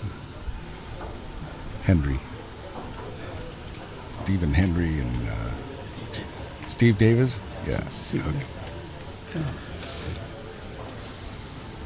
So we are the Davis and Hendry of one pocket. Which one are you? I don't care. I'll be honored to be either one. Yeah. All right. So here you either kick behind the 6 ball or you cross it over. I kind of like kicking behind it. You can put a little bit of left-hand English on the cue ball that way. That maybe you're not jacked up as much on the 10. Can't scratch off the top of that, right? Yeah. Ooh. All right, well, yeah, by going through it a little, he could have. Yeah. But see, he got a little lucky there in having the double kiss. He doesn't get the double kiss. The 6 goes up off the side rail and he gives the bank. I think he might have scratched even if he didn't get that kiss. So the kiss didn't hurt. I didn't notice that, but yeah, maybe so.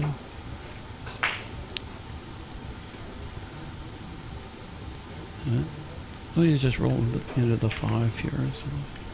Yeah. I mean, you'd like to get a ball a bit on your side to preoccupy your opponent because you don't want your opponent to have a chance to open up that 3 and 8. So if you can get a ball over to your side in a situation like that, even though it's not really much of a threat, it preoccupies your opponent and keeps them from opening up that 3 and 8. It looks like Tim's got or rather Mike's got an open shot for the 1. If it slides by that 5, but again, what else goes? The 5 Might not even. With the No, but you can put a stop on the cue ball and then play for the 6. You can roll down, play for the bank. Okay, so it wasn't going to go. Maybe none of them went. Yeah, it looks like it wasn't going to go. Yeah. See, that's why that 3 and 8 tied up that's trouble. It is, but it's potential trouble for Tim as well. Absolutely. So he's looking to cut in that 6. Yeah, right, and draw the cue ball to the side rail and buck over into the 7. You got to put a stroke to this ball. That is one tough shot. It's pretty if it works. It's a little bit outside of a half ball hit. I was trying to roll it. Yeah. All right. Not bad. He did a nice job calculating the carom there. You saw him go over with his cue and look at the angle, and it fell right on the angle that he pointed at. Yeah, but notice that he undercut the ball though. If he cuts the ball more, does the cue ball move further to the side? Yeah. So he's looking at a kickback on this 6 ball. That's a tough shot from this angle. Because that's also flat. Yes. You're going to hit the 6, but easy to get a double kiss. Yeah, or you hit the point and that 6 ball doesn't go anywhere. That's possible too.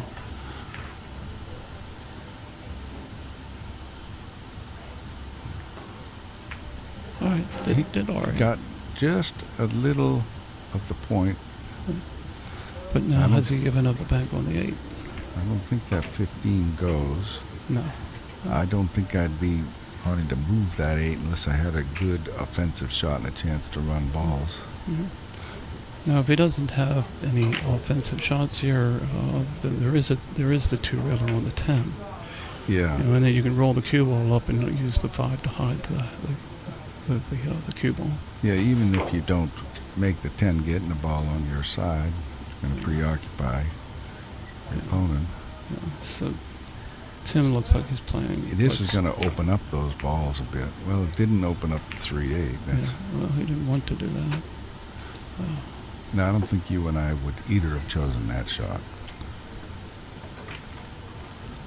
I like 2-reeling the 10 or something like that. Just get a ball on my side. Yeah.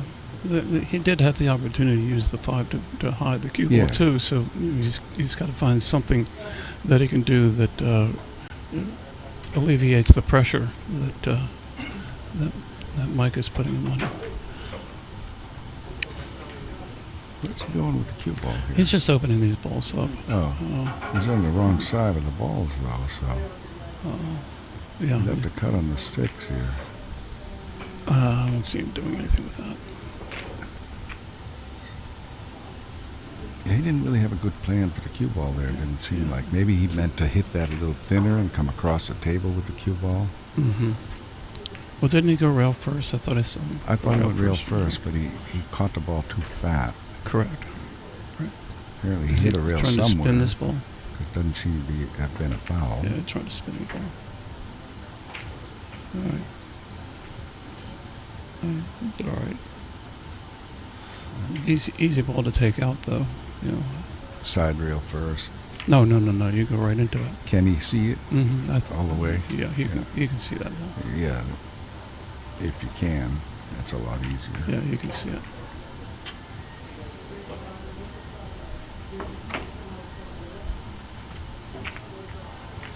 All right, now we're in an up-table game. That's what we're looking at this point. If everything goes according to plan. A little bit of a combination bank here, maybe on that. It's worthless because all the balls go up table. Yeah, it's worthless, including the cue ball. Well, the balls are going up table anyway, but they're not behind the head string, so there's no, because we are playing with the Grady rule here. And go ahead and explain the Grady rule. Well, the Grady rule basically something that named after Grady Matthews, he ran so many one-pocket tournaments back in the 90s, early 2000, and he came up with this rule for tournament play, and you cannot ever have more than 4 balls in the kitchen. And they basically didn't want those long up-table games, and it helps prevent that. So if a 5th ball or a 5th and a 6th ball end up in the kitchen, anything more than 4 are spotted.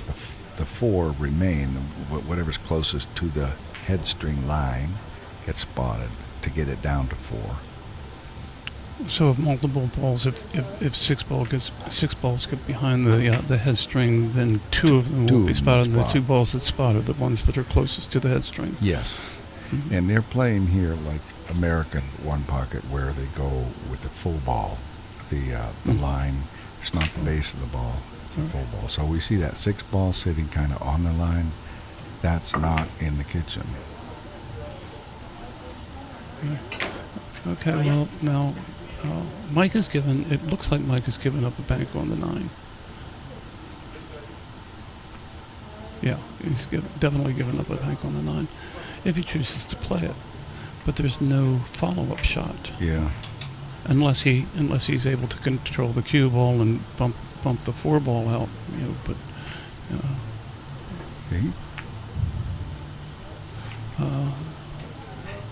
You can see how these up-table games develop, because it's everybody knows, okay, well, if I can get down there below the balls, I'm going to leave a safe. So they miss out on some of the little nuances of other opportunities like you're talking about, Tom. Mm-hmm. So Mike here is looking at a carom, the 9 ball off of the 4. It looks pretty full, so he's got to hit almost a full ball, and he's got to hit it with follow, and he's got to hit it relatively firm if he's going to play it. Okay, well, the ball could have gone. Yeah, because it went he hit short. A little bit too fat. Could have gone, but now this is definitely we're unless Tim decides to just go a little bit out of character, these balls are going up table. Yeah. So he's going to slide off the 9, put the cue ball on the foot rail, and then Mike will do the same thing with the 2 ball, and the balls go up table, bring the cue ball back down the foot rail, and that's the scenario that we're going to end up having. He's looking at a bank on that 9, though? I don't think he's going to do that. Nope. Yeah. So he's just moving it to the side, and now Mike is just going to push the 2 ball up towards the 3, and leave the cue ball right there, because he can't draw the cue ball back. There's no need to try to do that. That's your standard sort of up-table play. It's almost forced. There's very little that either player can do to stop it, and that's the rub about one pocket, is that you get into these situations where there's really nothing that you can do other than just start pushing balls up table, unless you want to try to go way out of your comfort zone and try to do something rather dramatic. Just not going to work. One of the little rules of thumb that I like is that if you're trying to push the balls up table, then you get the cue ball underneath the balls, because that invites your opponent to do that. If you don't want the balls up table, you've got to get the cue ball up above the balls, but it's a lot harder to play safe up above the balls. And so, that's right. But if you can, when you're up table, if you can get the cue ball on the other side of the balls, something's going to come back down. Okay.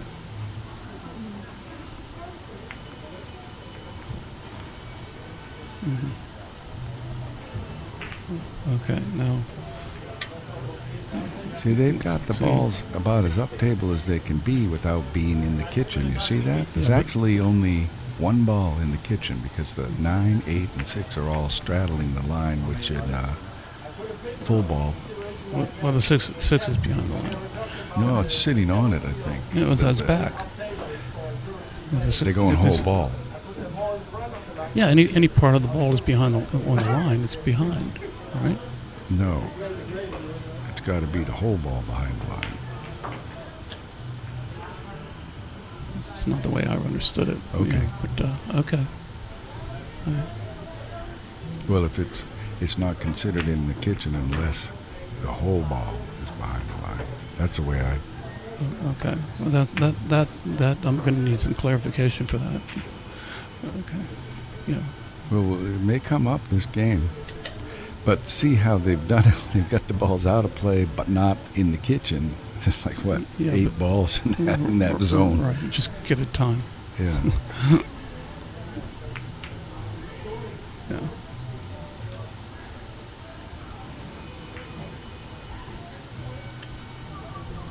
And this one's headed out of play too because Well, he might try to bank the 9 ball. It's not a bad play because the cue ball goes to the side rail and comes over. behind the 6. Yeah, between the 6 and the 5. Yeah. Yeah. I'd like to see that because that shows a little bit more commitment to offense. Mm-hmm. You got to Yeah, watch the yeah. scratch over behind that 5 ball. Yeah, that only happens if you hit it with a lot of right-hand English. It's possible, but not likely. But aren't you going to want to hit that with some right hand? You know, it doesn't matter. He's just going into the 8. Yeah, that's what we figured he'd do that conservative move. But I'd rather see him shoot at that 9. I like that idea. Right. So it's rather kind of like a really not much going on here. No. Right. So we bank the 9. Come behind the 5. There's a potential scratch here. He had it too full. Right. Well, he hit it a little soft too. Yeah, he's given up the bank on the 9 now. Yeah. All you got to do is hit it with follow. I don't think it You needs. put a little bit of outside English on it. You know, it's like Maybe, yeah. I'm yeah, not sure it's if you close need- to a double kiss here. Not really. No, I don't think so. I think as long as he stays away from inside English, he shouldn't get a kiss. Right. Yeah, a little thinner here. Close to a kiss. Mm-hmm. Well, he can But see it. unfortunately for Tim, I'm sorry, for Mike. Sorry, still getting used to the names. Yeah. Tim can see the 9 and clear it. Or he can see the 8 and cut it. He's thinking about it, but it's I'd be surprised if he shoots it.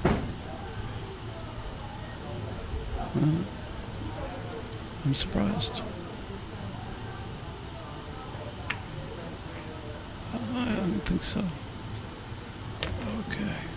Well, he shot that. He might as well shoot the 2, right? Absolutely. If you're going to shoot the 8, you got to shoot the 2. And there's no follow-up bank on that 9 left. Right. So he took a shot to make 1 ball. Yeah. But with all the balls that are over on Mike's side of the table, if he misses it, he not only gives up the 9 ball, but he also gives up the bank on the 8 ball, and he can get back on the balls that are up table, the 7. You know, he could give up 3 or 4 balls in the process. Yeah, that's not in the rules, but it's in the principles of playing the game for sure. You know, it's just, I mean, it's risk reward. Yeah. We all used to do it when we first started playing one pocket, though, right? You know, you play those shots for one. I remember smarter players than me telling me, "Why are you shooting that shot? You can only get 1 ball, and you could give up these." Right. That's that learning curve. Right.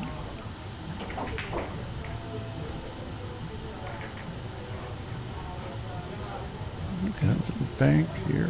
It looks like it's going to go long unless you can hit. Oh, look at this. Nice hit there. Very nice. Right, now he's got the bank on the 4.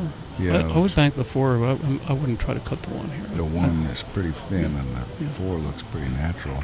Yeah, and you can hide the cue ball. You can bring it back behind the 15 and 10. Or into the 15 for shape there on the 1.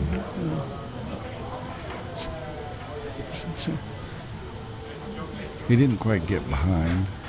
Yeah, he needed to get behind those balls. Yeah, I was thinking get behind the 1 would have been okay because he'd have shape if he made it and he'd be protecting. But he didn't quite get even behind the 1. No, and he's giving up the bank on the 1. And this, if he can follow. This is pretty close to straight on. Yeah. As long as he doesn't have a little slight scratch angle in that side pocket. Yeah, think even if he ends up above that 2 and 3, unless he opens them up. Which he did. Which he did. Yeah, that was the caveat there. Yeah. Well, that was easily avoided. You know, yeah, he needed to just elevate a little bit. Mm-hmm. Yeah. Because as long as he didn't bump those, nothing went. Right. This is the only way something goes. Right. So now you play the 2 and draw back for the 3. Now we've got 2 matches. I think there are 2 matches being streamed here. We're only doing the commentary on one. The other match is quite an interesting one. I don't know what the score is, but it's 2 of the Germans, Andreas Kielmann, who is a member of OnePocket.org, and Thomas Kirsch. Oh yeah, it's I'm gonna take a quick peek over there. And they're in their 4th game. That's Thomas Kirsch at the table. He's made a trip to Buffalo's this past year, and he just had a blast. He's one of those guys that when he walks into the pool room, he's like, I gotta find a game right away. Andreas, very interesting fellow. He's a doctor, as in like a medical doctor, but he's got real natural talent for pool, and he loves One Pocket. Well, that 3rd game went Hill went down to the last ball. Our game here that we're commentating started a little bit late because we waited for Tim to arrive. Meanwhile, Tim is... Watch out. That's a little risky, but probably worthwhile shooting. So I believe that gives him 5. No, this is Tim. He would have 3 at this point. Let's see. Does this he? Is 6. Do you kick 2 reels at that when they're about a diamond or less? I kind of find those appealing. But the angle is good for the kick here, and yes, if it's inside of a diamond, but it's not really a very good shot to play unless you have other balls that that can either hide the ball or if you happen to be fortunate enough to make the ball, you have something to follow up. But he had the 1 next, or was it the one that he kicked? No, the one's the one he had kicked. So he had nothing on his side. No, so it really wasn't worthwhile playing.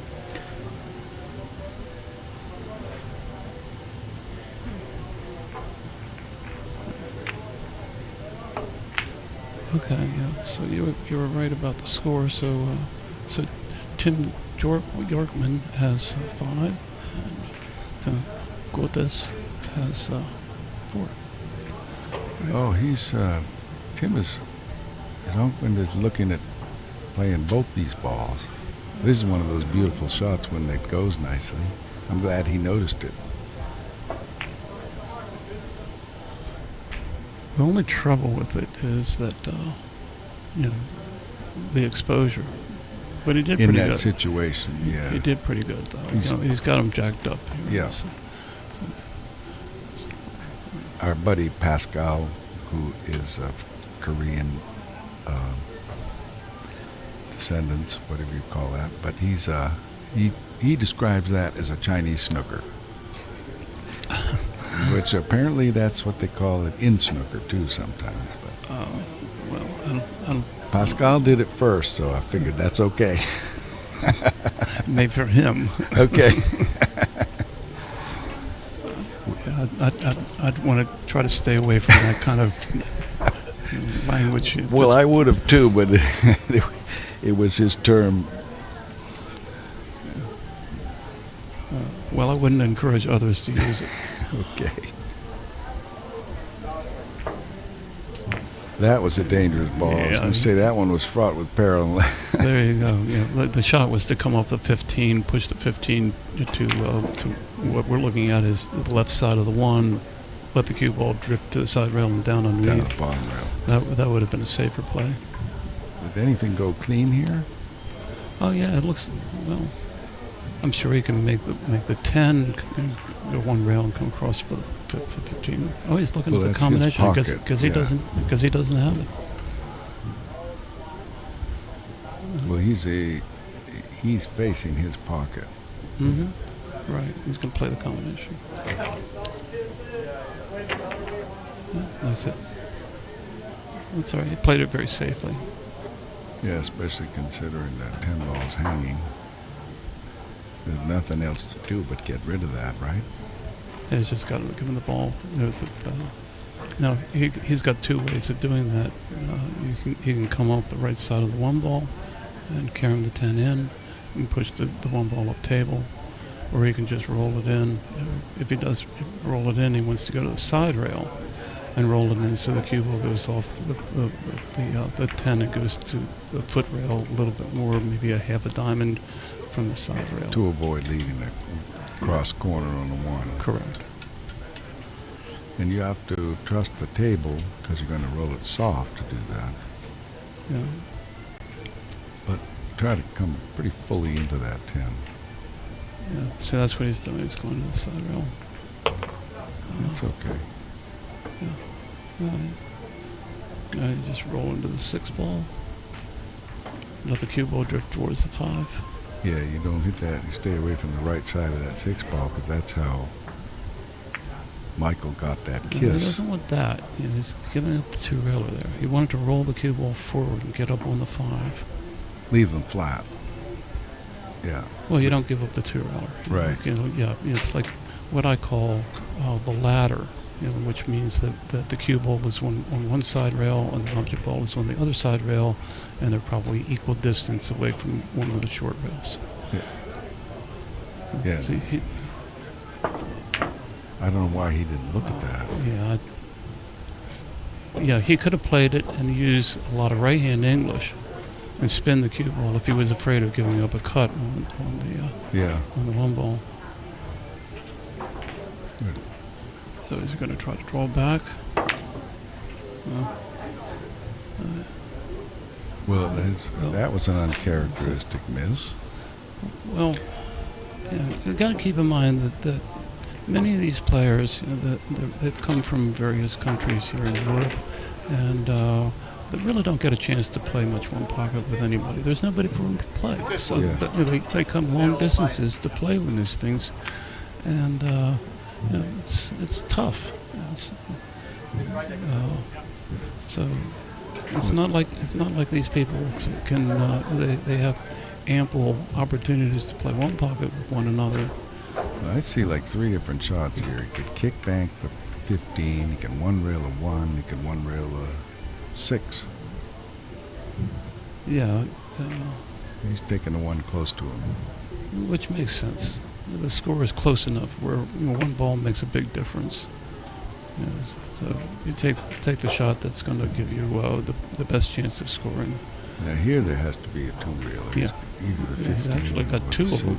The 6 ball is a better 2 railer. A little bit of draw. You got to hit just a hair to the left of center. Right. Yeah. The way I look at these 2 railers is if I can get the ball in what I call the magic triangle, which would be inside of one diamond or the other of the corner, you did pretty well. I like you've used a couple terms here: the magic triangle, the ladder, and I know you've got one of the words that I really love of yours is that the catcher's mitt in the side of the stack. Yeah, I like the catcher's mitt. Very descriptive. Yep. Those are all terms from Tom's book. Yeah.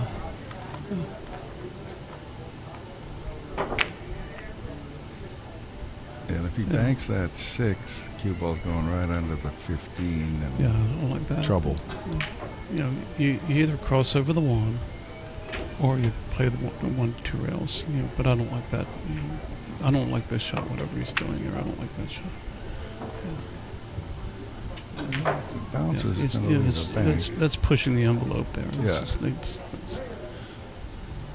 That's what I call about. That's the name of my game is like a controlled aggression. So you got to control that. No. So you have to keep your enthusiasm for playing aggressively. It's like you have to play within your limitations. And any time you like this, where it's a sort of endgame and the table's basically open, if you're playing a shot, if you're leaving that cue ball down at the same end as the ball you're shooting, you better make sure your speed is real good, or your accuracy, because otherwise you're going to leave it bank. That's true. That's true. And he brought them both down, so that's trouble. I think he can take this out. He doesn't want to go too hard, because if he goes too hard taking it out, the cue ball's going to go back across and it'll leave a shot on the one. So just this you got to take a little bit of a chance with.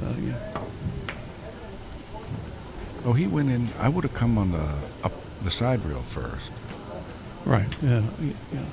But then what happens is, well, if your speed isn't quite right, then what happens is the cue ball goes side rail, and it's got all that English on the ball, and it starts to go up table. That's why I said you got to do it softer than you think, as otherwise you'll end up behind the one ball there. But as it happened, he went the lower side of the ball, which didn't even work anyway. He came directly in the ball. And see, all this happened here is he's giving up the two balls simply because he took that risky bank. Yeah. And then he didn't. I think he would have been better off going side rail first on the takeout, which, like you said, is still not a guarantee that it's going to come up clean. Okay, well. That's it for that. So, Tim Yorkman is now up 2 games to 0. I'm good. And whose break is it there, Steve? Do you remember? All right, these players it looks like they're taking a little break. All right. And we can take our break, or we can talk about our books. Before we do, let's just check on that Kielman-Kirsch match, which is looks like it's still in game 4. Okay. And it looks like Thomas Kirsch has a 2-1 lead. Can they see that? Yeah, it's on YouTube. The audience can see that? Yeah, on YouTube. So 2 channels on YouTube.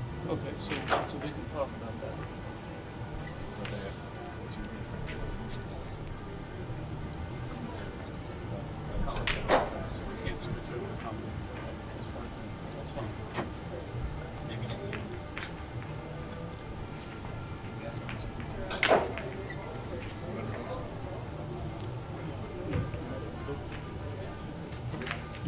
Yes. Regular?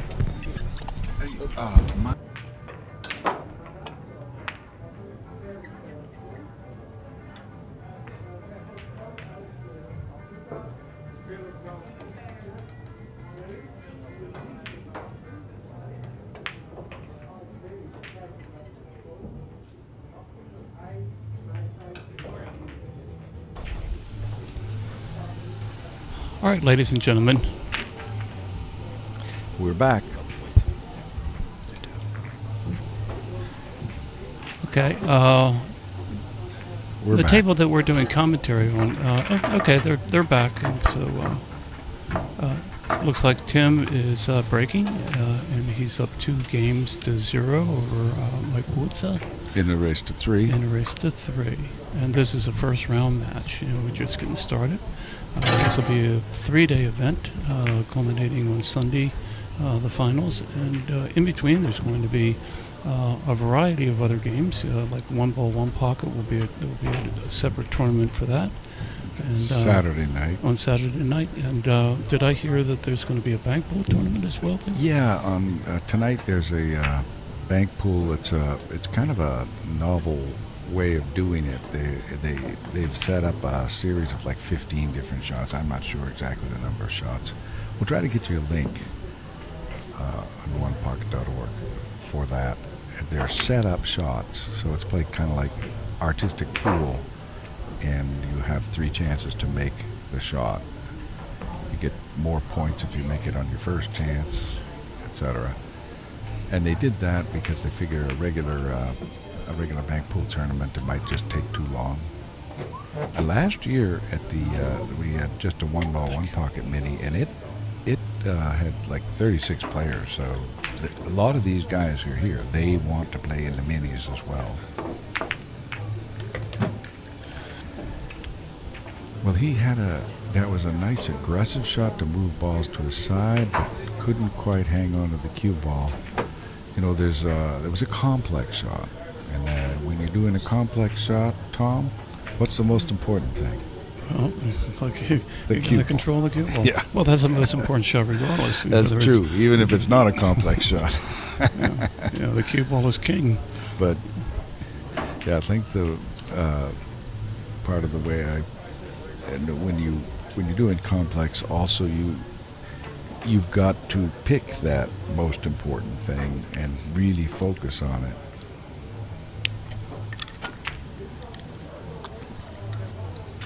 He cleared out that side, but of course he's given up ball in hand.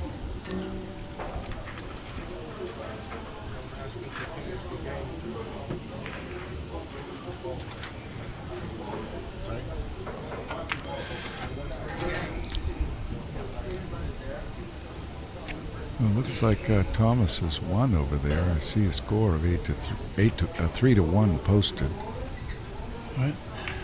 No, there's a shot here that's kind of just a one pocket situation here, and he could certainly shoot at the 3. It looks like the 13 does not pass by, but he could just roll off the 6 ball. Okay, he could do this. This is fine, but the idea is to hook the cue ball on that 14. Yeah. However way you do it, this is great. He's got the 8 ball in good position. It's not ideal with the cue ball because he hit a little bit too hard and opened up the 14 a little bit more. So it looks like he could slide off the 14 and get over there underneath the 4. Just really skim thin. Yeah, it's very, very thin hit.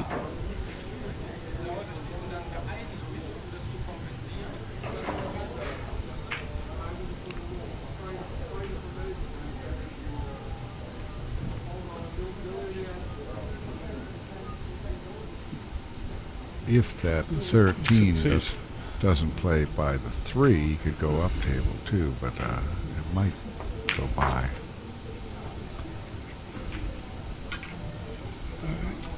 He looks like he's kicking directly at the 4. That was a good shot, but again too hard because you want to see him locked up behind the 8. And he had about 15 or 20% extra speed on there.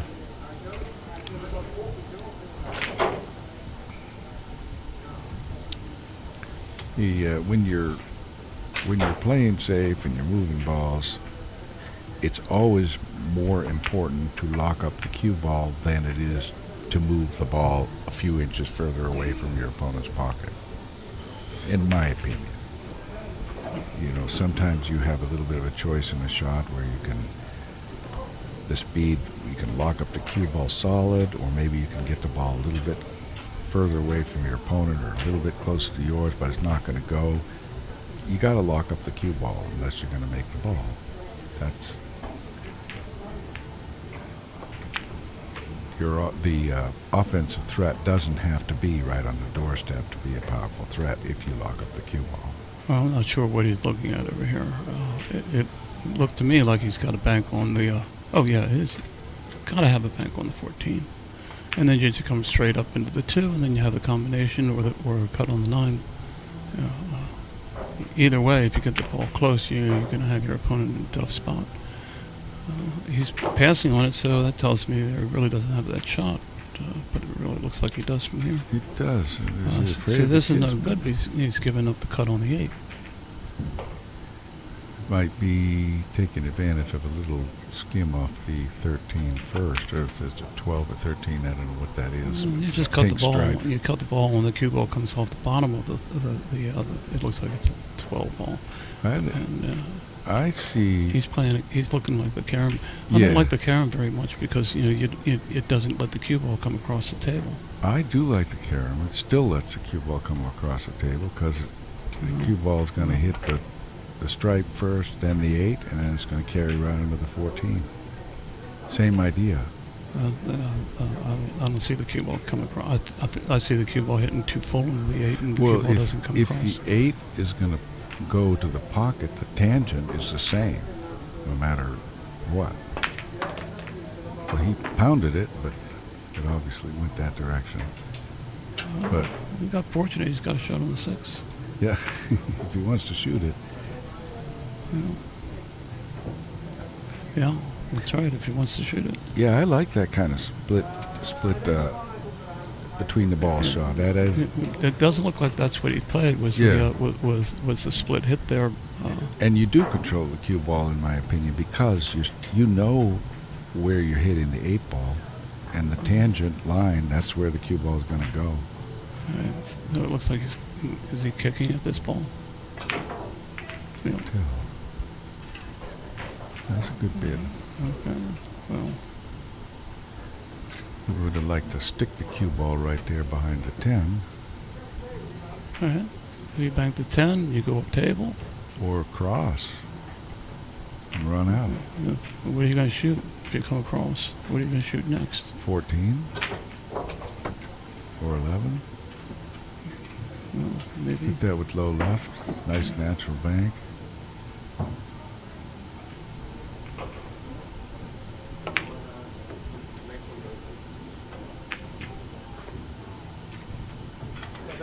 With speed, those balls tend to kick out on these tables. I think he hit the point a little bit anyway there, but.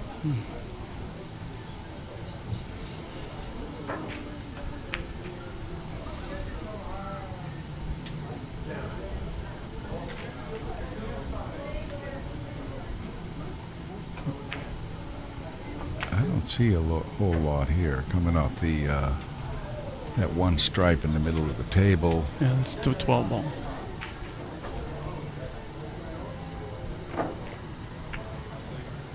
But he may leave that shot that we've already seen once, where you kind of come off the right side of that ball that got spotted, and you go side rail, bottom rail behind the 11 here. Right, yeah. In fact, that stripe. That shot's definitely there. Yeah. So is the bank on the 6. And if you can make the bank on the 6 ball, he's got the 12 ball. Or the kick on the 6 too, whether you could kick behind it. And hit it too flat. He didn't want to bump those other balls, I think, because the path to the pocket was pretty close to that 3. But now he's left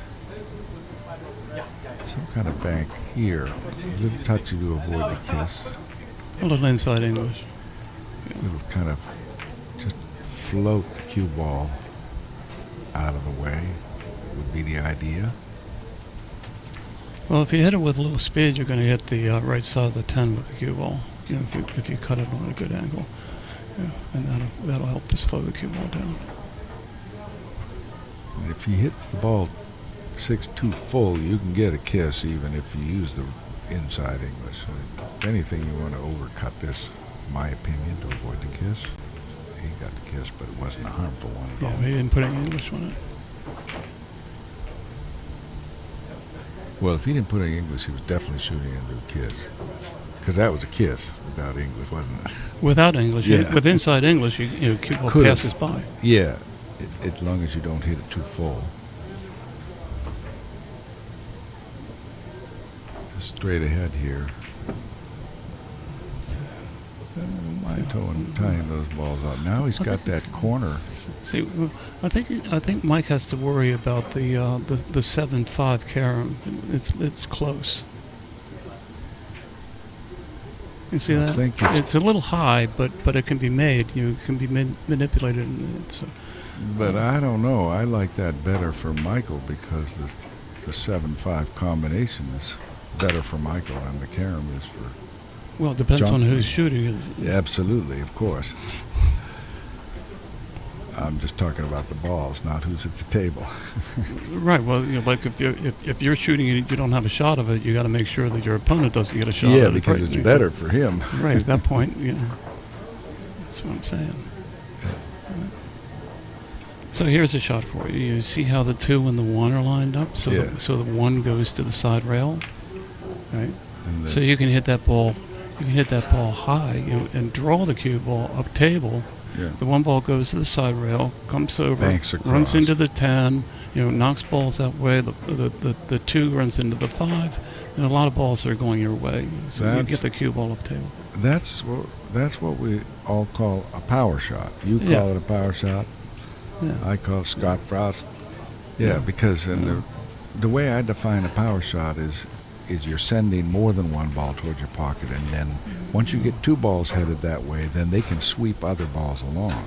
See, I'm constantly looking for those kind of shots. Yeah. That's just my forte. Is what I'm looking for. He definitely had that there, and he could have played it different ways. He could have hit it a little more full, or he could have even cut the ball as long as he could go to the side rail and spin back up table. As long as he got back up table.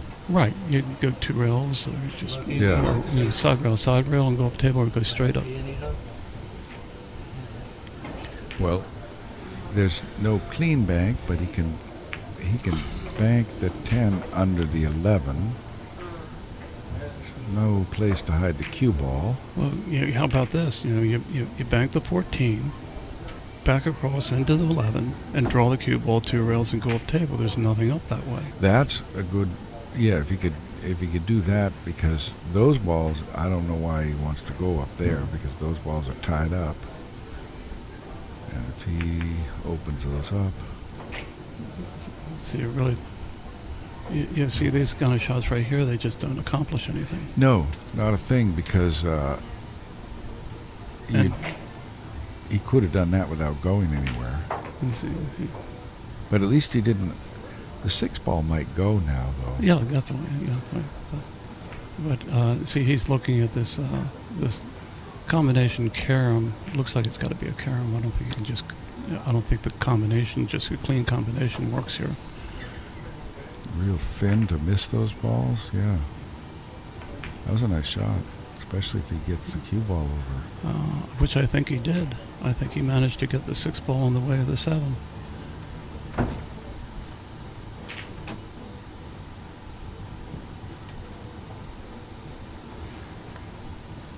That 7 is enough off the bottom rail that it goes from almost anywhere.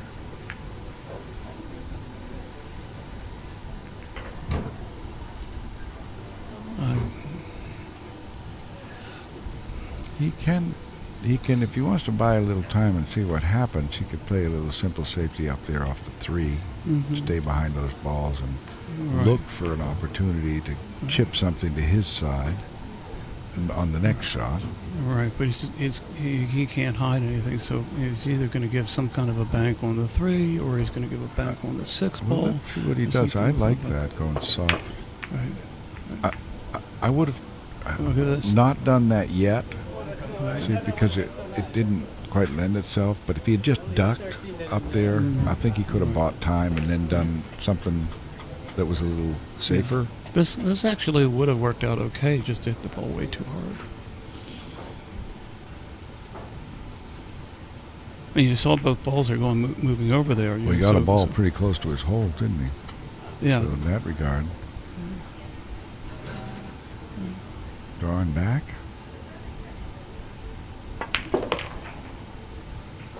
Right, nice clean stroke. Now he's got a little angle. Right. Just pull a stop and then shoot the 12.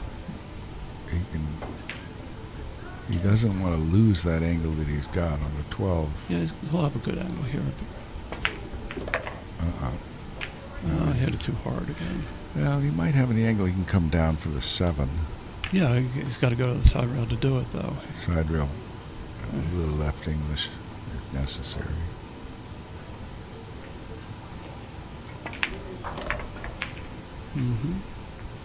Okay. Now you draw back between the 5 and the 9. Yeah, it looks like he's got. He might even be able to draw this without touching a rail. Oh no, he'll go to the rail. He did. And now he's got a nice straight pool break shot. There is a long time straight pool tradition in Europe. which helps these guys running balls. And that 14 is like perfect. Yeah, he'll come up, run into the 2 ball. Yeah. So He doesn't want to hit the 5. No, but he's not going to. He's going to hit the 2. He just showed us. Yeah, these guys, every one of them has got a high straight pool run, probably like 100 or more. All right, this should do it right now. They're all over the place over here. Needs 3. Don't get too anxious here. Like you hurried that shot a little bit. But okay, that was it. Right. Okay. Right. All right. Well, Tim very good. Jonkman wins. Yeah. Michael Coates. Okay. All right. Well, that'll do it for this match, and I want to thank you all for watching the Hague 5 third annual One Pocket tournament. And Steve, it was fun working with you. And we'll see you with the next one. Okay. We're going to be streaming all day long, so stay tuned. Another match will be coming up shortly. Tom and I are figuring on getting into a little rhythm in the commentary booth. But Tom, I think you're up pretty soon. Yeah, I'm supposed to be playing at 2:30. I don't know who I'm playing or what table I'm going to be playing on. I have no idea what time it is now. But anyway, folks, thank you very much for paying attention and watching, and I hope you enjoyed our commentary. All right, we'll see you next time. Thank you.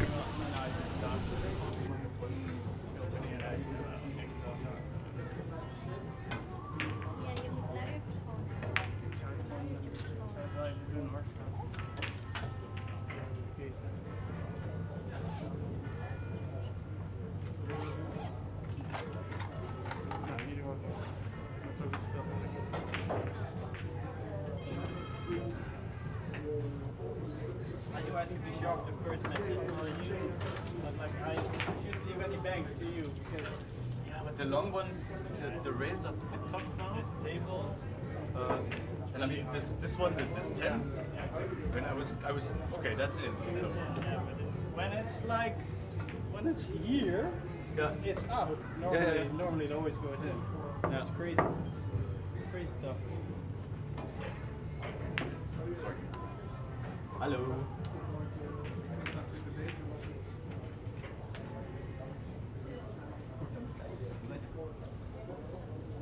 Ach, im Stream.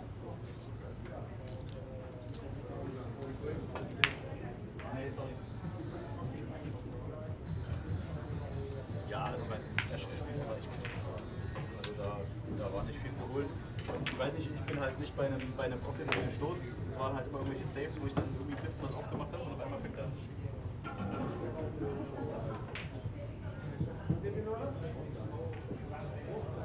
Ja, genau.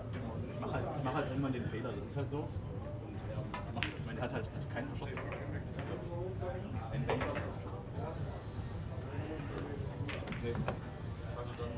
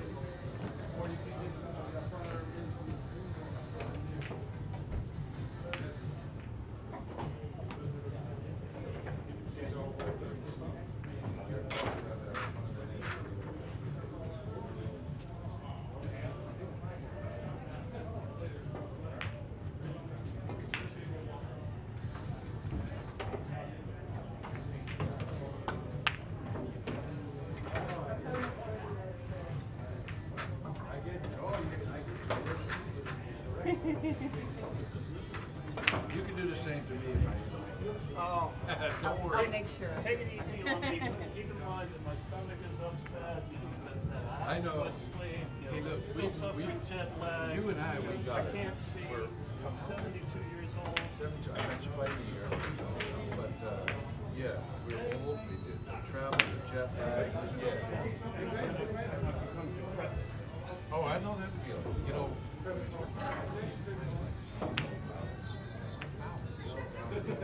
All ball fouls, because of my clutch. I was much more clutch than I was when I was younger. It's terrible. Yeah.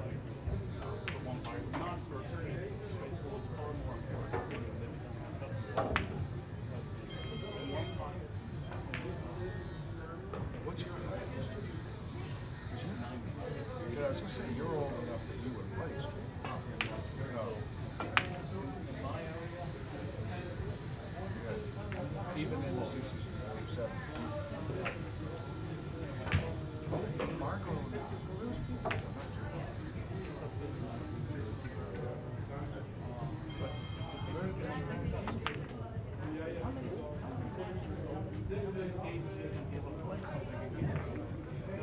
Oh yeah, no, I understand. But, right, that's why people.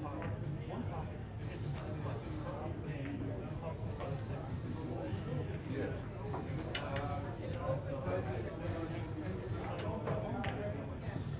Ready? Yeah. Yeah.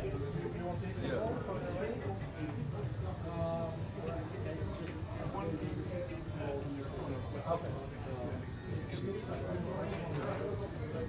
So this is, you're not going to get out. Right. It's just, the one part, the straight was still like the back then. When we first started. 60s.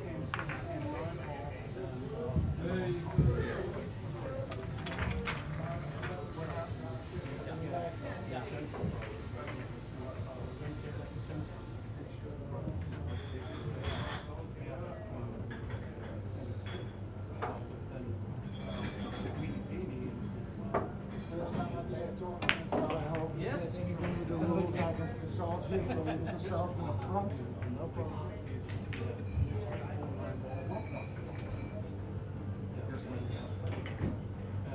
That's called one big time.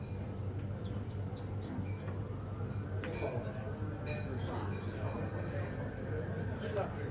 Yeah, thank you, sir. Yeah. See if I can't get to where I can pocket balls.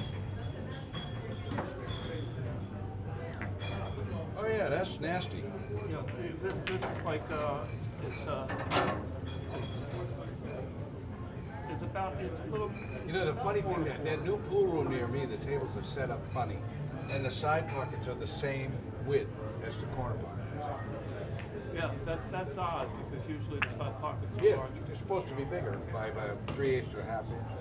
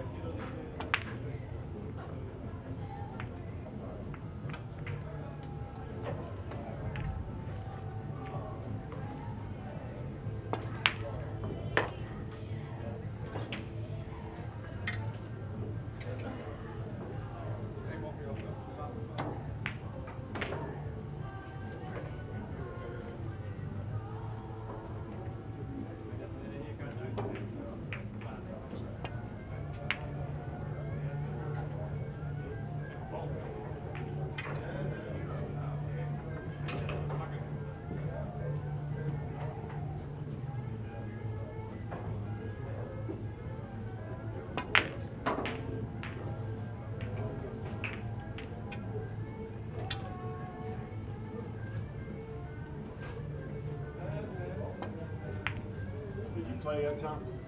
No, I'm supposed to play now. You gonna play here in this table? Supposed to. Who's your opponent? I have It's no not me. idea. Hope it's not Joe.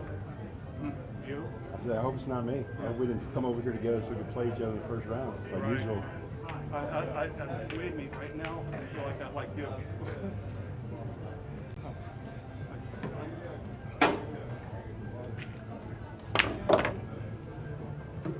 I'm not sure if it's all over the place.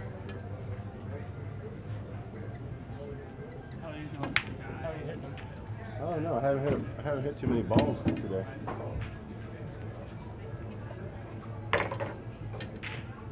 Slice this ball in. Stay down on your ball there. You know you hit it good too. This table's tight. Huh? Table's not easy. Come on, back this one. Show me what you got. Like that? Yeah. It's got a chance actually. Yeah, it does. Because from here it drifts down table.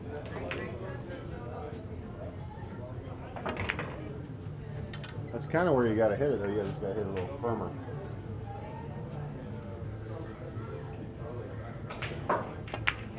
What's wrong with that? Perfect.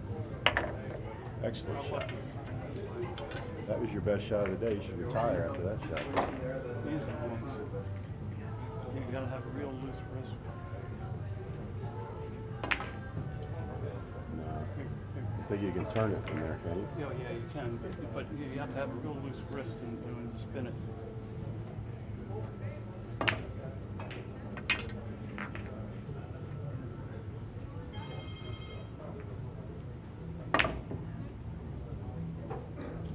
Multi-wrist. Yeah. You got a better chance going back 3 rails then. Let's see.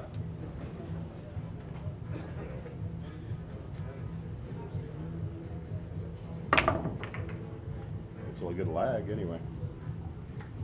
Right, I know. It's a pretty good lag. This is it. Just instead of those kind of shots. Cut this ball in here. Well, I'm going to try to cut it in here. Because I'm struggling just to do that. Really?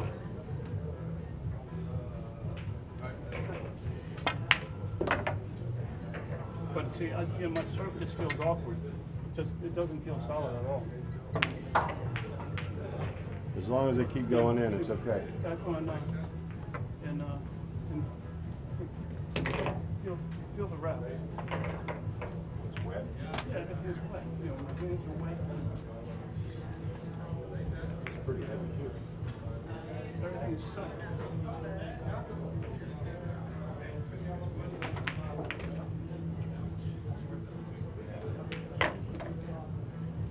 He's got plenty of good shots left in it. Yeah, it just depends on who's shooting. I found the automatic button.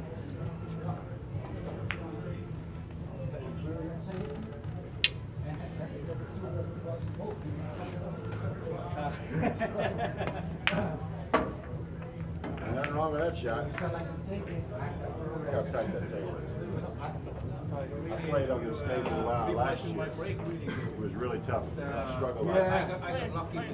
I got a good luck. He's firing balls in from everywhere. He made a deal with the devil. I think he did. Come on, play the last 3 balls here. Until you get your player up here. Can't shoot at your hole the first shot.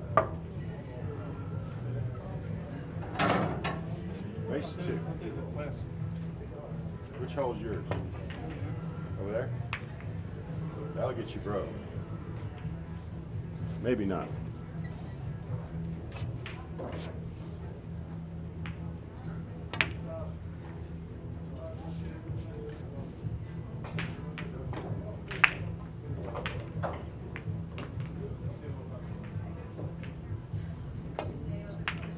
This guy lost his mind in the war. Here. Go ahead. Lost his mind in the war, children. Feel free. Please stick.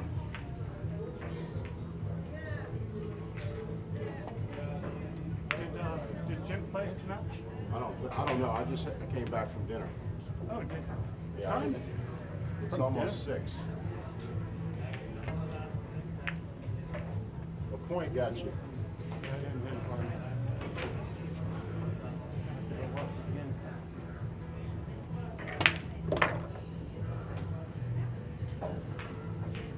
I'll get the money.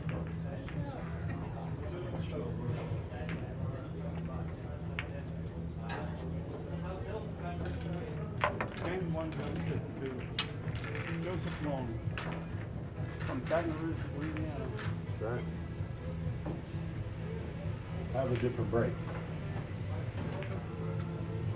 Right pocket. Yeah, that's more traditional.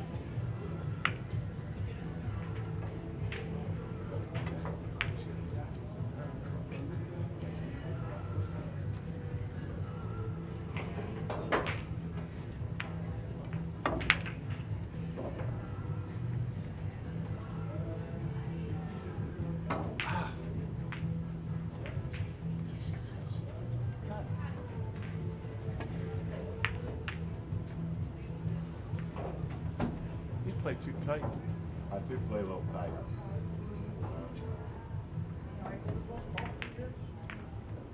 Give me a little peek at this 1 ball. I might shoot at it.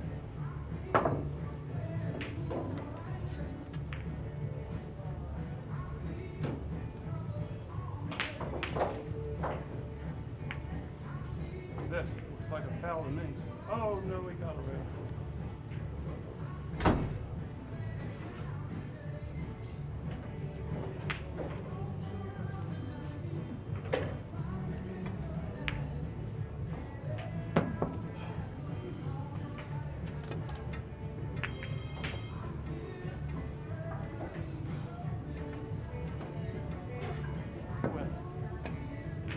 Oh. How about that?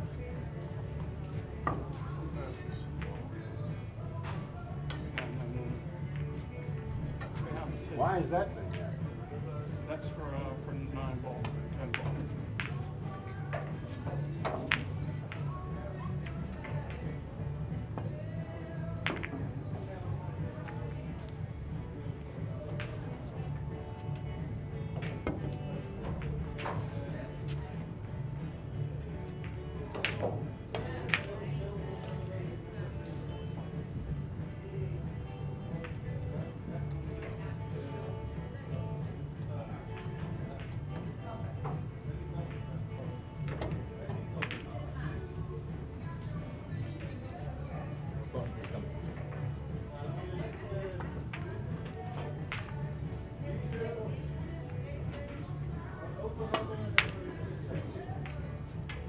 Looks pretty bad when you do that.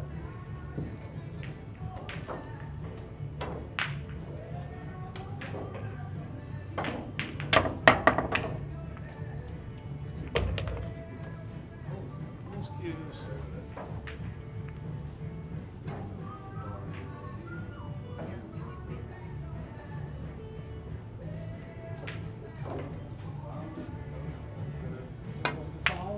Yeah, I made the ball, so that doesn't count. I had made 1 ball before, so I had one score, but not the series. Hey. No, no. How you doing? I'm good. How are you? Doing good too.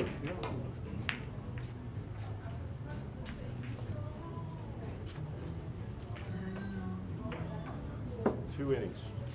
I'm done. You gotta beat me in 2 innings. Or less.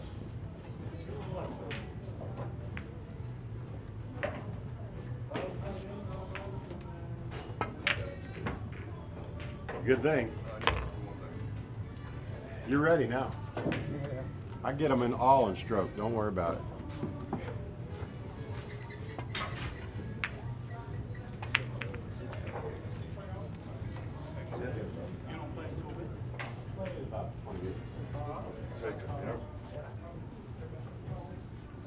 Is this 6 o'clock? No call? Yeah, I'm fine. You work? Sale. Sales? Sales? Seal. Seal. Yeah. Seal, sorry. Oh, so, okay. Right. I'm gonna use the bathroom and when you get back, okay.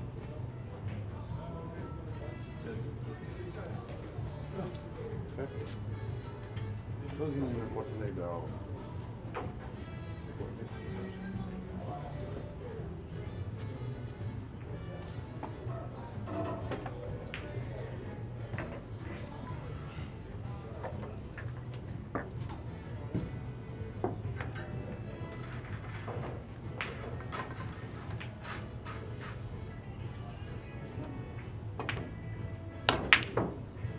Oh, God.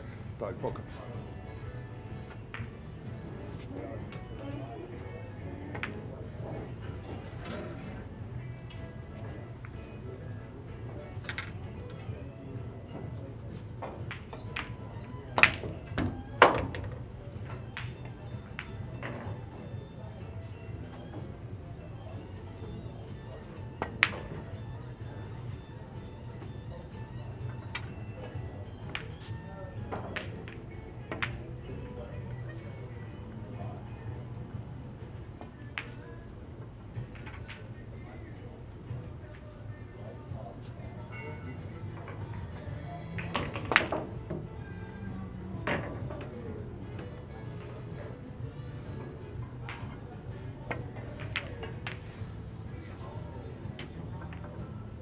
If it would have been a little bit over, you know, the two, if we would have left it over, then I could have.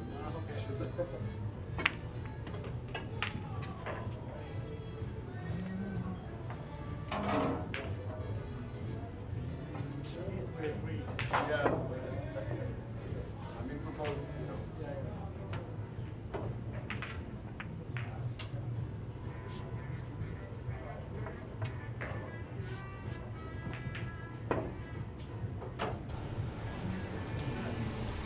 Hey there, here we are for match number 2 on the stream anyway today. And Steve Booth, OnePocket.org in the booth with Joe Long from Baton Rouge, Louisiana, major sponsor of One Pocket Tournaments. Good afternoon, John. Joe. Good afternoon, Steve. Glad to be here in The Hague, and the enthusiasm for One Pocket is growing. We were here last year, and it was great, and it's even higher this year, and we look forward to many great things here in Europe. Yes. It's last year I think we had like 39 players. This year we have 56. 56, wow. Well, we'll have a 64-man field next year, won't we? Yes. And we added a few more countries this year. I know there are 2 players from Spain. I'm not sure what the other new ones were, but I know the 2 guys from Spain are new. But here on this match, we've got a guy who's quite familiar in the American audience, Tom Worth, one of about 4 or 5 Americans here this year, versus Sil Van Roy, I believe. Yeah, that's it, Van Roy. So and I am not familiar with him. So Sil, I think, is a Dutch player, obviously from his name. We're going to see how he plays. You and I have never seen him play. We certainly know Tom's game. Obviously, he's the author of One Pocket, A Game of Controlled Aggression. He's what we consider a master in the game, and he teaches for a living in his home in Florida. And he came over with me. We were traveling partners on this one, and he's going to know all the shots now. He's obviously think he's 70 now or 71. 72. 72. Yeah. And so, of course, he's mad that his skills are starting to diminish because he used to, run out like water when he was younger. But, Father Time is undefeated. But he still knows the game very well. And unless Sil has a lot of one pocket experience, I expect Tom is going to show him a few things about moving, Yeah. Yeah, Tom actually kind of retired from competition for like a year, but he's decided, okay, I can come back a little bit. So this is great to see. It is great to see, and he has never been over here, and he's very happy to be able to drink in all this enthusiasm from the Europeans in one pocket, because one pocket is his passion, and he loves to see other people in the world embrace the passion as we do. Yeah. And now Tom, besides being an author, was a great player himself back in the day. A little sneaky, as a lot of one-pocket players are. But he won a major tournament at one of the, I think it was one of the strawberry tournaments in the Washington, D.C. area. And it was at the time when if you made a ball in a break, you kept shooting. And one thing Tom did that week is he practiced real hard on his break. And he was breaking really well, and so he would break, make a ball, and run out, and that was a big key to him winning that tournament. He told me that he beat Perica, and he made the ball on a break and ran out 3 out of 5 times. Yeah. Still went double hill. He said, how you like that? I break and run out 3 times when I break, and I still, Perica gets to 4. Yeah. Pretty good. Tom and Jim the pilot played on this table all night yesterday, so I would expect that Tom would have the speed down pretty good on the table. He also talked to me about the lower right pocket, the ball dives in, so that will receive a short rail bank. Usually they roll up and out of the pocket, but he told me that this one, actually the right pocket is a little biased, so I would expect that he'll break to that pocket. Yeah, because it is his break. So we'll see the Tom Worth break, but in this tournament, of course, if he makes a ball, it's going to be a rear eye. Right. Well, as it should be. We saw Kanzu show us that if you want to learn how to make a ball on a break, you can. Yeah. Yeah, that I think surprised a lot of people. It wasn't a soft break that he was using, but it was a legal one-pocket break, and the ball splashed open, and he was making that corner ball a pretty high percentage of the time. About 80% of the time. Yeah, that's too high. Too high to let him count, that's for sure. Uh-oh. Okay, so he just lost his cue ball a little bit. The corner ball leaked out, but I think he's going to, well, the 13 ball will, you can bank it cleanly and clear the 14, or I would expect him to do that and then drag his cue ball up under the 4 for cover, if he can do that. Well, now this is Seal, and who is, I think he's like an American-Dutch. Okay, he tried to make that ball and got the double kiss. So we'll see how Sil runs balls. I mean, it's pool is pool. So if he's a pool player, he should be able to get a few here. Well, this is Tom at the table. So. Oh, this is Tom. Yeah. Oh, of course it is. Yeah. Well. Now, all right, Tom's going to have to let that go because I know he's not at all happy about that. But can't let that first shot of the tournament bother him that much. He was a little jacked up there, but he did stand up on that one and gave it the old 1 stroke, which he knows better. A little quick on that. Okay, so here's Sil. Let's see if he goes under the 1. That'd be the standard play, but he looks like he's doing something aggressive here. Well, that's his pocket that he's facing, so. Oh, of course it is. I'm sorry. Let me get straight. I'm a little discombobulated. Tom was fortunate that nothing went clean. Yeah, he can shoot the 6 if he's feeling good about it, and open the stack up. That's like a straight pool break shot there, a little steep angle. He's close to it. Yeah. I don't really see an easy way to clear these balls either from where he's at, so maybe... He may shoot that for that reason. Right. But I agree with you on that. It might... I can't quite tell if he's got enough room to go side rail into the 1, but... He could spin it over there, but I think sorry, go ahead. Be just a temporary thing. He'd have to go real soft in there. He'd have to eat that elephant a few bites at a time. He couldn't do it all at one time. Yeah. Yeah. And I think before he got a chance to get much more of a bite, something was going to happen. So he's going for the 6. Yeah, it looks like the 8 will clear, and then he'll have a combo. He gave that one a little more time, and he buried it. Yeah. Now he can shoot. He's going to have to shoot the combo. He doesn't have a defensive shot here. Yeah, because he's got that 7 in there, in between. Yeah. So here again, the combo lays pretty good. So Tom, take your time. And he's going to get rewarded for it if he makes it.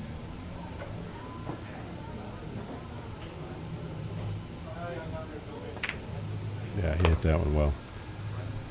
I don't want to tie those up, but they may open up right now. Yeah, they're only going to be tied up for 1 inning because he's going into the 8 and the 3 right here. Yeah. So the 4 next. Okay. All right, so he's got one in the neutral pocket, which will spot up after his inning. And I can't, yeah, he can reach this as a right-handed player. And then clear the 1 and the 13 next, I would imagine.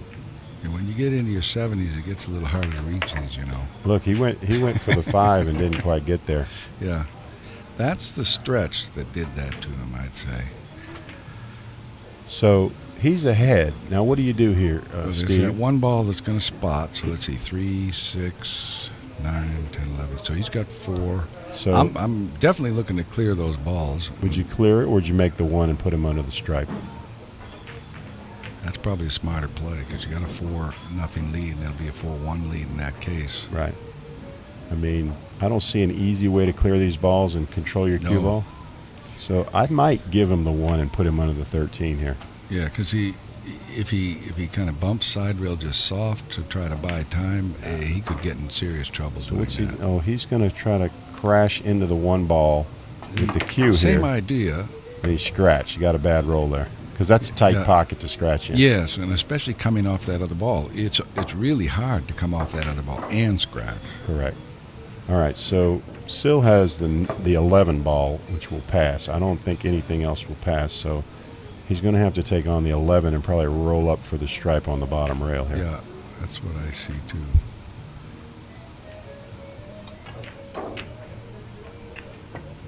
All right, and that was a good confident stroke by Sil. He's a little steep on this, but it's okay because he can open the 2 ball up lightly and shoot the 1 next. That's what he wants to do. Miss the 1, nibble the 2. And he did perfectly on that. Yes, he did. Now where do you go here? Do you try to get the 14 or do you go out for the 5 ball? If the 5 goes, I think I go there. Okay. Let's see what Sil likes here. He looks like he's playing for the 14 ball. Which was another choice, obviously. I like that shot because it gives you an angle for the 5. Yep, you still got the 5 there. So what we've seen from Sil so far is he's got pretty good ball running skills. And that's something that's pretty consistent with these European players. There's a lot of straight pool history in Europe. The last 2 guys that played, I think one was high run was 93 and the other one was 140. So it's all over the place like that here. They can run balls. What I remembered last year was actually the Europeans, their fundamentals are really solid in playing pool. And all they really lack is a little knowledge of how to play the strategy of the game because their ball running is actually better than the Americans that came here. You know? Yes. The Americans were able to prevail just on their knowledge of the game. But as we know, you can learn the game, but it's hard to learn how to shoot straight, when you're 50 or 60 years old. Yeah. All right, so what we got on the score here? I think it's, there's, what do we have, 5 balls left? No, we have 6, 7 balls left. So it should be 4 to 4, right? Yeah. Okay. 4 to 4. And now, I would never shoot this 2 ball, but he looks like he's going to take it on. He's got to be careful of that side pocket. The cue ball. Well, he didn't play it to. No, he just moved it. And he's playing the strategic game for those of you new to one pocket. Tom, you don't always try to make a ball. What you're trying to do here is gain position on the table so that the balls favor you, and then when you get a shot, you can win the game by winning, running out the rest of your balls. And in this case here, the lie of the balls already right now favors Tom down here. So the other guy would have been knocking balls up table to play safe. Tom went up table with the cue ball because this way here he's got a chance to preserve that advantage that he has down on this end of the table. Now we're going to see what Sil knows about the game. Now, most people in this spot are just going to move the 4-ball. They're going to bank the 4-ball and try to clog the long rail to prevent banks from Tom to his pocket. And that would be what I would do. I would lay the cue on the bottom rail and bank the 4 down there by the 7. Okay, so he did a little something different. Same thing off the... Except that he cleared the rail, yeah. Okay, which allows Tom to bank the long rail. You players that are new to the game, when you want to slow down your opponent's offense, what you want to do is clog his banking lane when you get into the middle part of the game like this. And Sil actually opened up the long rail banking lane for Tom, so that was an error, but it's not a fatal error because he didn't lose anything. But you don't really want to make it easy for your opponent to fire a long rail bank on you and win the game. So Sil's going to take this cross bank on, and if he plays right, to a kiss. You're right, and there's the kiss. So Karnak the Magnificent predicted the future there. Well, that was an easy one. Yeah. Now and harmless too, because he didn't get that much of a kiss. Yeah. Usually, this standard shot here is to cross the 4 and put the cue ball on the top rail here. So let's see how he does. And he did it very well. He almost got it exactly the rail. But you see how Tom protected the 4 ball by the other balls. Now he's inviting you to shoot a very passive shot just to get a good hit here. You're not going to be able to advance your position at all because he covered up the 4. So I see him either just going off this 5 ball or going off the 7 to the rail and then back to the top rail. But again, the long rail banking lane is open, so you have to protect against a lot of things here. You know, the table definitely favors Tom. And Tom went down to that end of the table because of that, because it favors him. Otherwise, it was going to be a matter of everybody knocking balls up, both players knocking balls up That's table. Right. Okay, so now Sil has blocked the banking lane again, gotten a good hit. That was an effective shot by him. Now, he didn't leave Tom really much any offense here. Maybe the red 3, you could bank it 3 rails, but these tables are banking so short right now, I don't think that's a very good shot. I think that stripe pink might stripe be in the way. Might be in the way. You just shoot it as a lag rather than trying to make it. You know? could bank that pink stripe, not to make it. He's going to do the same thing with the 2. See if he hits it with inside English like this. To kill the cue ball a little bit. But he's going to leave a bank here. And this bank is not a kiss. So that was an error. If Sil buries this 2 ball, he's going to get on the 4 and the 3. This got a lot of angle to it, too. Oh, he didn't even try to shoot it. It might have been too steep an angle, you know, like a stiff where... I think you're right, because Sil didn't even take it on, didn't even consider taking it on. So obviously he's got a better angle than we do on the table. From the monitor, it looked like it was doable, but he didn't like it. Now this time Tom did stay down here, so you're liable to see the balls go up table. Yeah, it's 4-4, and so in this situation where the balls are favoring Tom, okay, so this is a mistake here because you can't make the ball, and you're going to allow Tom to do something with it here. So if it doesn't go, why shoot it? I mean, why shoot it? When you're playing a good player like Tom, all you're going to do is give him a return bank when you move it up here like this. Well, sometimes I do like to preoccupy my opponent with the ball, because it helps keep, then they move that ball instead of doing something that they would be more productive with one of the other balls. Well, he's going to bank it into the 9 here. What is he doing here? What was that? I think he meant to cut that ball quite a bit more. Okay, that was inexplicable. I don't know what happened right there. I think it was just he meant to cut the ball to his left more, yeah. And then he wouldn't have scratched coming back. He would have gone side rail and bottom rail. Okay, so Sil's got many choices here, 2, 9, 7. Could even shoot the 8 if he wanted to, but it looks like if he makes the 7 here, he can get at least 2 more balls and maybe the red ball as well and win the game here. So that was a very costly error by Tom Wirth.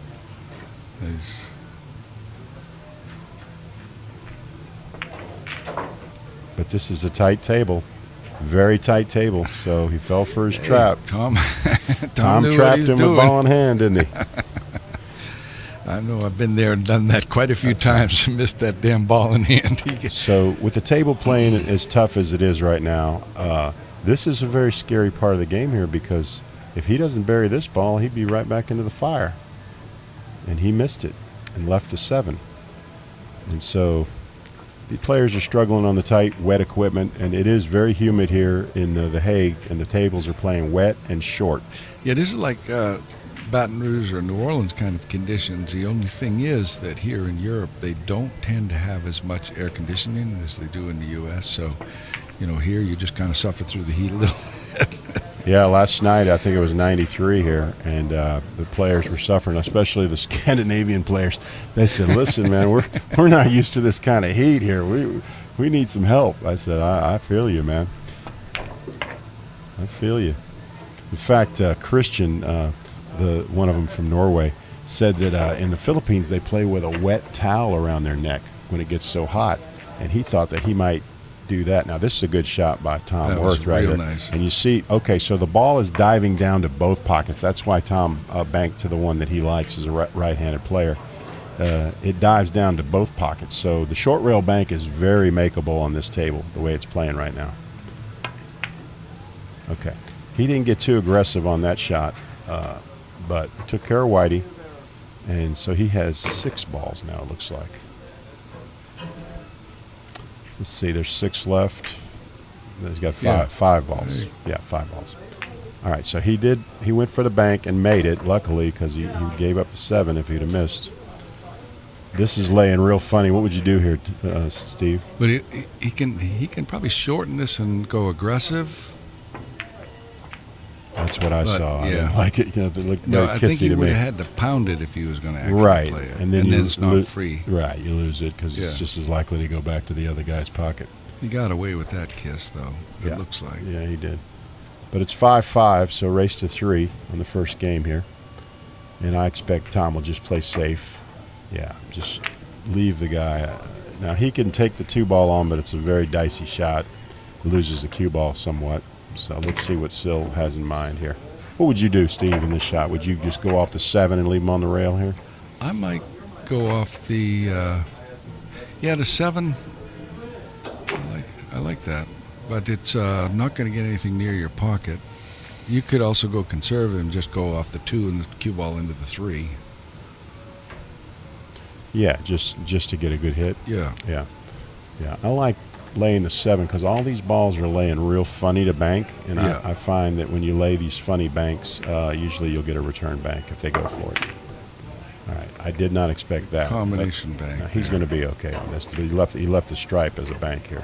That 13 is a real nice bank for a right-handed player. Right. So I expect him to bank this with outside English and play for the 9 next, a little bottom right here.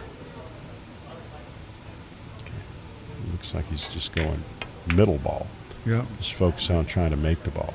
The angle was so good, you knew he was going to be close. He did make it. And I don't see an offensive shot here, so I imagine he'll just chip the 9 ball here, play the cue ball to the bottom rail if he can, yeah. Just don't make the 9 in that far corner. Now, you just put the jinx on him, didn't you? Oh. Just about, didn't I? Yeah, you almost put the old curse on him, didn't you? Yeah, so the only shot here is to nibble the 2 ball. So, because the 2 ball is a scoring ball for Tom, so you want to take that out of play. And you don't want to make the 9 ball. Okay, so he's good. Tom, on the other hand, needs to open these balls up a little. I would do it by hitting the 3 ball and bringing the cue ball back down table. Yes, sir. That's what I would do. Just don't make the 9. And that's what he did. He hit it very mildly. All those balls now go to his pocket. So that he did his job. It's going to require Sil now to close the balls back up. Which he's probably going to just bump that 3 and go to the side rail. Which he does. And he did okay. You don't want to make the 9 ball, folks, because the 9 ball will favor Sil when you make it. Uh-oh, this might be bad. It's okay. There by a whisker. Oh, no, I was going to catch that.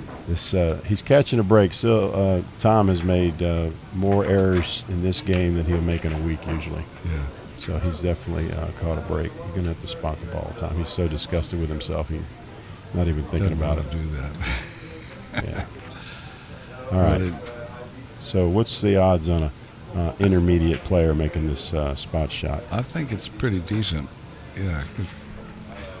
He doesn't have to use any English or anything. Ladies and gentlemen, I'm just going to tell you that Steve Booth probably shoots spot shot with anybody his age. I promise you. He's a great spot shot shooter. So he's giving credit to these players that they can make it more. But believe me, he can make it 15 out of 20 for sure. I promise you. The only time I've ever won anything at one pocket, I was making all my spot shots. But I wish it was that way all the time. It must have been the time you were playing me because you didn't miss any when you played me. I get little stretches where I can make the spot, and that is so big in one pocket, especially in the one. So that one didn't drop down enough.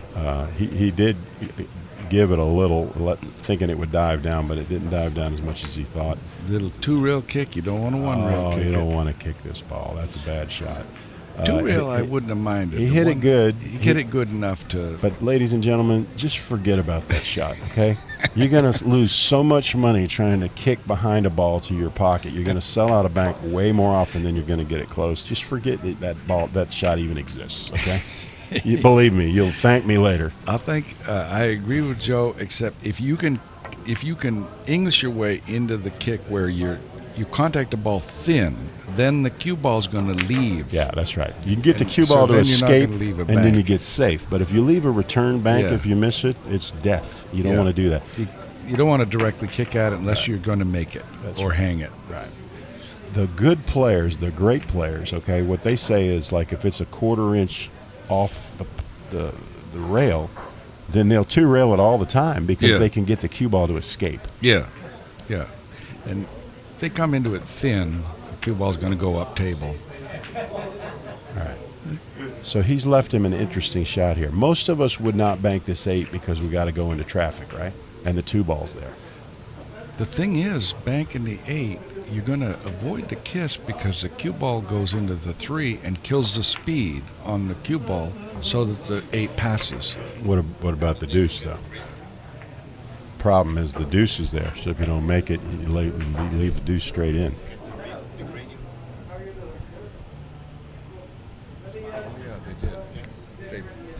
Oh yeah, we got the Grady rule is supposed to be in place right here because you're right, and neither one of them are doing it because they haven't got aware of it. No, you want to go say something to him, Jimmy? Okay, so the Grady rule is a rule that we're playing for tournament play. Whenever there's more than 4 balls in the kitchen, then the one closest to the line gets spotted up. And so Jimmy's going to go out and remind them about the rule so that they can start enforcing it. Because this game could last a long time if they just let them play the wedge game. And we're trying to avoid these long, drawn-out games. So the 2 ball should spot here. Yeah. And he's informing them of that as well. That's what we're doing right here.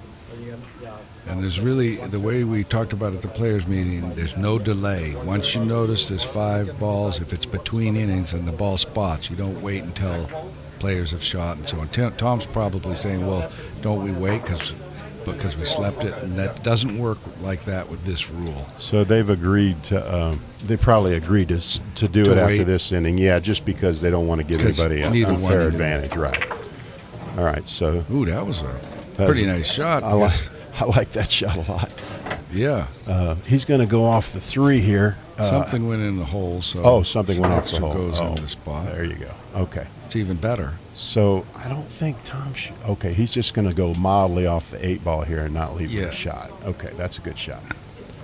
Okay, so Sill could cut this ball, but I wouldn't cut it because I'm old and my eyes are bad. But younger guys, they'll cut this 9 ball in on you. And we all know that last in Buffalo's, Roberto cut this on Fedor, and he was in the pocket and he cut it in. And Lunda cut it in on Frost the year before. So these young guys, they're not scared of that shot at all. Okay, well, he got a little double kiss on the 3. I liked what he thought of doing there, which was to get behind the 8 ball, get the cue ball there, but banked it 3 across a little bit. But he missed. He got the kiss. Exposed that 3 ball. So Sill has learned when you're playing old guys, you just leave them straight in and make them shoot. You know, they can't play safe then. Yeah, but don't leave them a bank. That's the way. That's the basic idea. Right. You leave them a bank, you're in trouble because they can play safe. You know. Yeah.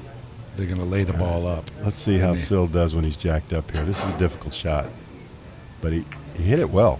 hit it very well. Okay, Center so that's yeah. So he's going to get to 7 unless he gets too aggressive with his 2 ball. He'll get to 7 first.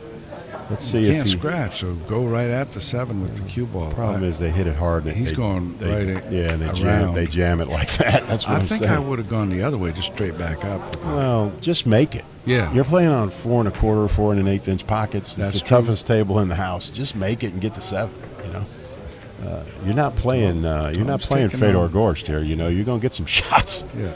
Right. So he's looking at trying to cross the 3. There's a little kiss here. He can avoid it, but it's difficult to avoid. That's close to a kiss. Yeah, for sure. Why don't you just bank the 8 if you want to shoot a shot? Just overbank it a little with inside English and bring it back. Yeah, just bank it to miss the 3, but head down near your pocket. Just make sure you don't hit the side pocket. You're good. All right. So he's going to bank at this ball. He didn't get it around enough. He's going to bank at it and crash into the 8.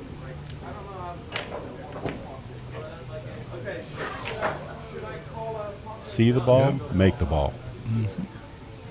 You can't be leaving that. But he hit it okay because he didn't sell anything out. But Tom is going to whip this ball and try to anyway. A little spin bank here. The good players might get on the 3 from here. They'll hit it with high right instead of low right. And they'll try to get over there on the 3. And he didn't do bad. Got it over there.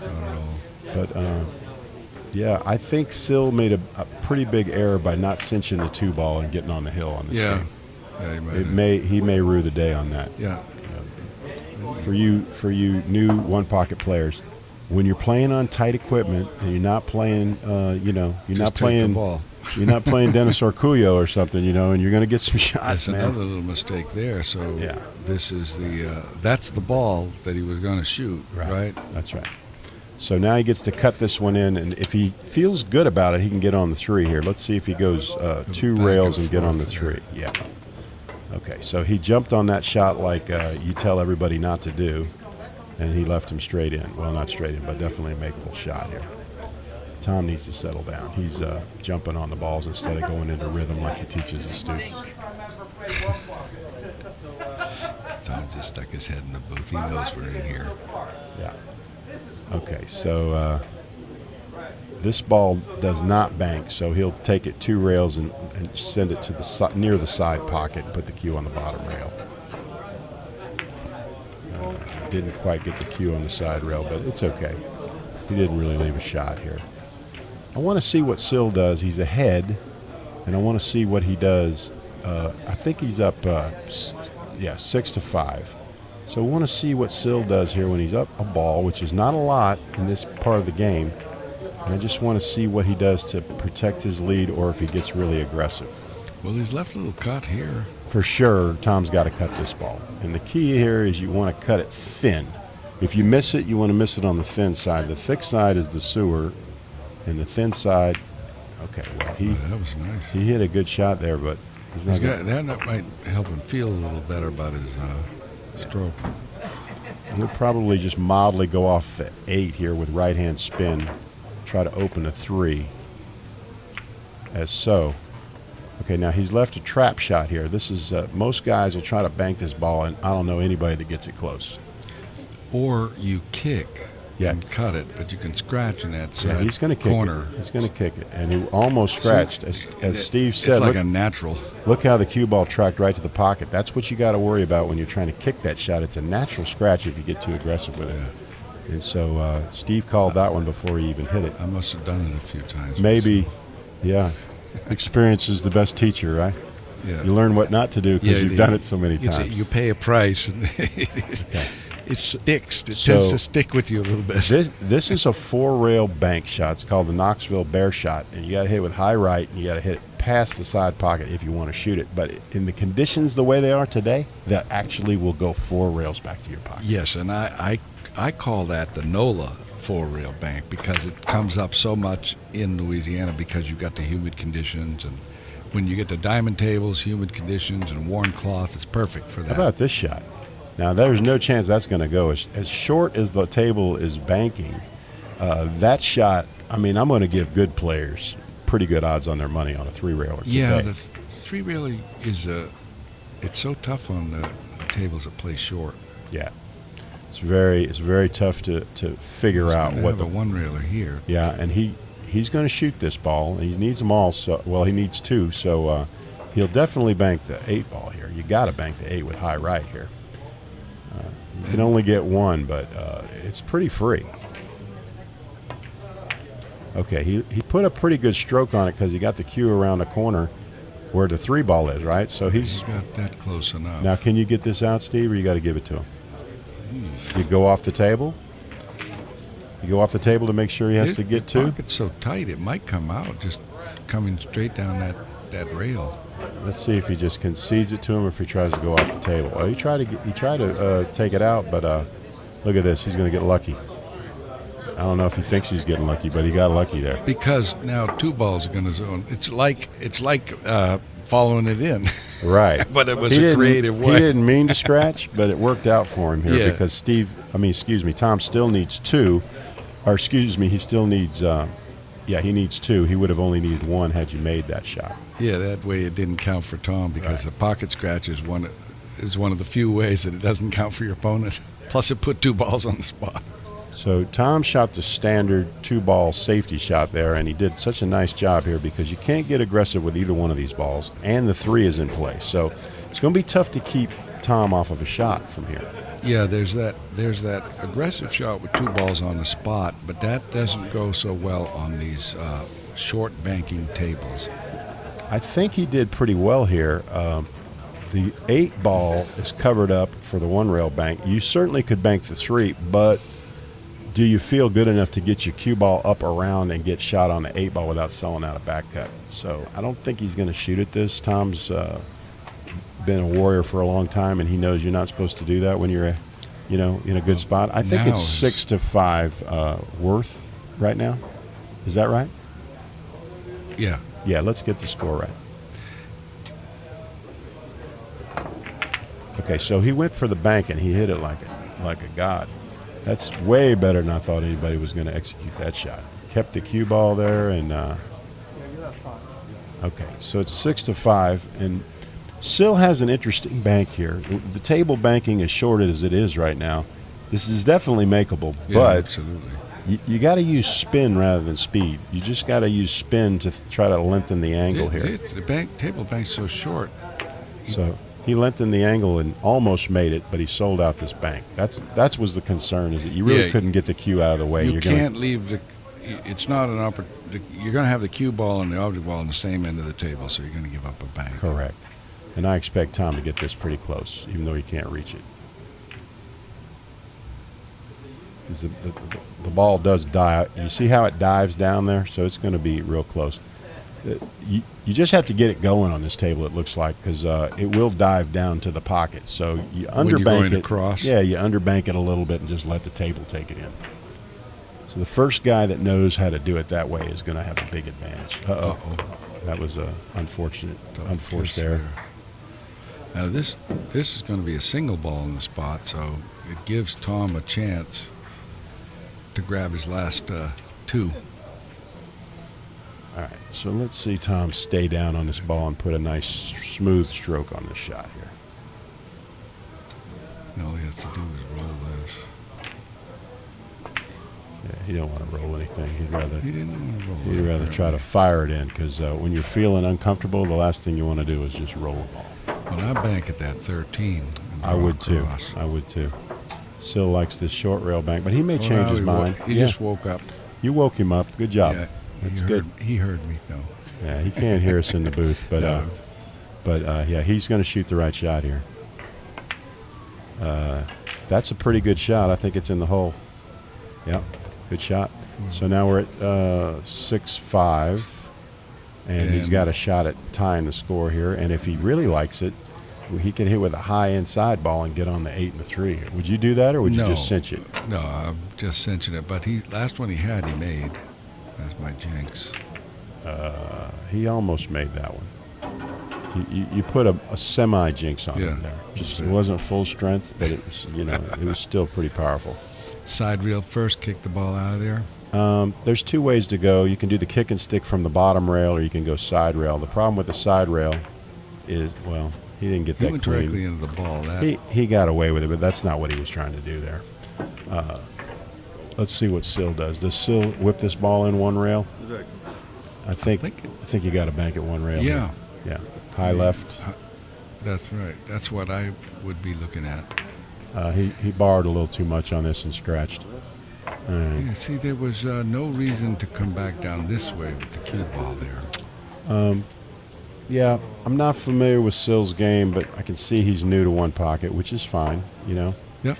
And I mean, that's why we're here. We're here to grow the game, and he's getting some good experience, win or lose today. Okay, it's not borrowing that much. Okay, it's not diving down that much, Steve. Nope. So Tom is off his game quite a bit here. This match should have been over 20 minutes ago.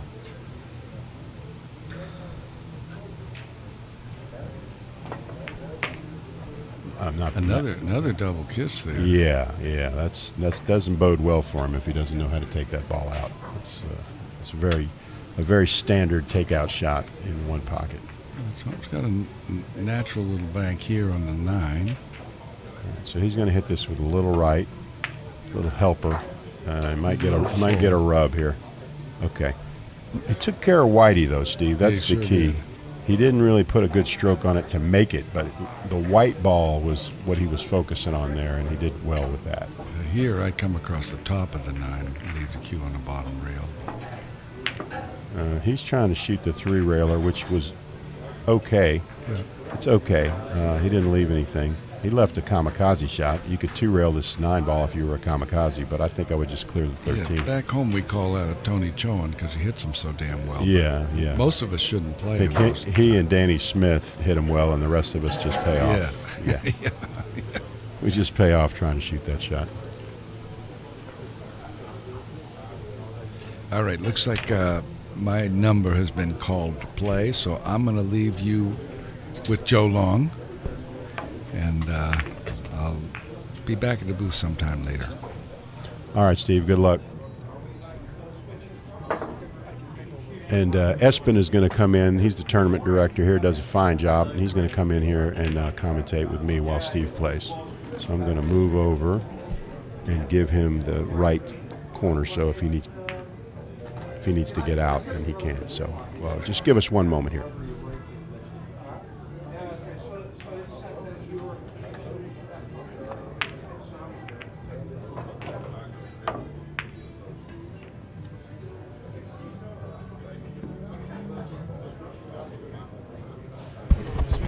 Okay, so score is still 6-4. Tom Worth. He's got a 2-railer on the 9 ball here. And he hit it okay. He didn't hit it hard enough, and he left a bank. Not an easy bank. It's a little steep, but most players will bank this ball with a high ball, a little bit of high inside to dodge the kiss. And he did that and got it near his pocket. So I would imagine Tom is going to have to clear this ball. There's 2 ways to clear it, from behind, or you can kick and stick from the side rail. And it's just personal preference, but you know you're going to leave the 7 ball if you do the kick and stick. So something to look about. Now he's looking at crossing it to get it to his side and then try to get cover behind the black and red balls. That was pretty advanced shot there.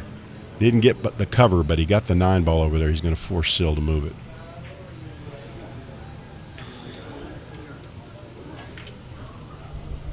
And we're joined with Espen. Espen, would you introduce yourself to the fans? Hey fans, Espen here, tournament director of this tournament, so we're liking that. Everything's running well. I do feel that I've been watching this game actually from afar. I was watching it on an iPad, and I was listening to your comment here, Joe, and you're spot on. Although I must say, I think they're afraid of the pockets. Yeah, it's the tightest table in the house. Yeah. And it's affecting their aggressiveness for sure. They're not confident right now. This was probably the best shot Tom has shot so far by making the long shot. Oof. Yeah, he should know that's a kiss there. He knows the game very well. He got away with it. Yeah, he's not. Well, I don't know if he did or not. This ball banged. This ball goes straight in here, so I would expect it's 7-4 is the score. Okay. And so he's shooting at this ball. It needs to fade for him to make this. But look at that. Yes, look okay. at that. So as you can see, the bottom right hole is kind of sucking it in, both from the bottom and on the long rail bank. So for anybody playing on this table, if you're not breaking to that pocket, you're wrong, because that pocket's worth a ball and a half right now. Okay, good to know. Good to know. He's got to dodge the side pocket here. He did not dodge it. And let's see what he left here. Sil is actually quite an accomplished bank pool player, mostly bar box though. He lives in Georgia. I know him for quite some time. That was So Tom was trying to two-rail the 8 back to his pocket, and he actually put all the balls in play, but you're supposed to just two-rail this 8 ball to your side and put the cue all the way up on the top rail using the 13 as cover. Let's see if Sil can figure that out. He needs all the balls, so he needs the balls in play. So you need to get the 8 ball in play, but you don't want to allow him to move the 8 ball. So you got two things here. You move the 8 ball into, well, if he shoots this, he's going to sell out the 8 and the 13. Oh, he 3-railed it. Okay, but look at Whitey. See, Whitey is on a kamikaze mission. And so you can't do that. When Tom needs one, you just can't shoot that shot. Tom has 2 options. He's got the safe bank on the 7, or he can cut the 8. Probably knowing him, he'll shoot the 7. It's also the smarter of the 2 shots. Correct, because if you dog it, you give up 1 ball. But if you shoot the 8 and miss it, you leave the 7 and also the 8. Now, he didn't quite get it there, but he's going to have to. The Sil will have to move it. He's going to sell out a long rail bank unless he does something with the cue ball. He's better on the short rail than the long rail, though. So yeah. All right, so Tom is gonna. I don't think he's gonna bank the 13 because the 8's there. I think he'll do something with the 7. Try to get it in the kitchen so that he can't lose on 1 inning. I would move the 7 and play safe is what I would try to do, and that's what he's elected to do. As you see how he's doubling up the balls to prevent you from getting an easy bank, right? So now all you're going to do is make a good hit, right? So you're just going off a ball, and then Tom gets a long rail bank next. Still going to try the 7 ball here. Look at this. And it's diving down because the table dives down. And it got into the kiss zone. I don't think that ball banks, so you're going to have to 3-rail this ball out. And actually, you want to 4-rail it. You want to bank it past the side pocket so it doesn't come up on the spot. There you go. He hit it short, but it's okay. He got it on his side. And again, Tom needs 1, right? So he doesn't need all these balls. He just needs 1. He would be smart to get these balls out of play and play the guy 1 ball at a time. Make the guy beat you 1 ball at a time. If he's going to beat you, he has to beat you to the shot and execute 3 shots before you do 1. And that makes you a big favorite if you play the game the right way. If you leave the balls in play and he makes a great shot on you, he can steal the game. And you don't want a guy to steal the game on you in 1 inning. Oh, this is a good bank if he doesn't get a kiss. Yeah, he hit this good. That's a nice try. Yeah, that was pretty good.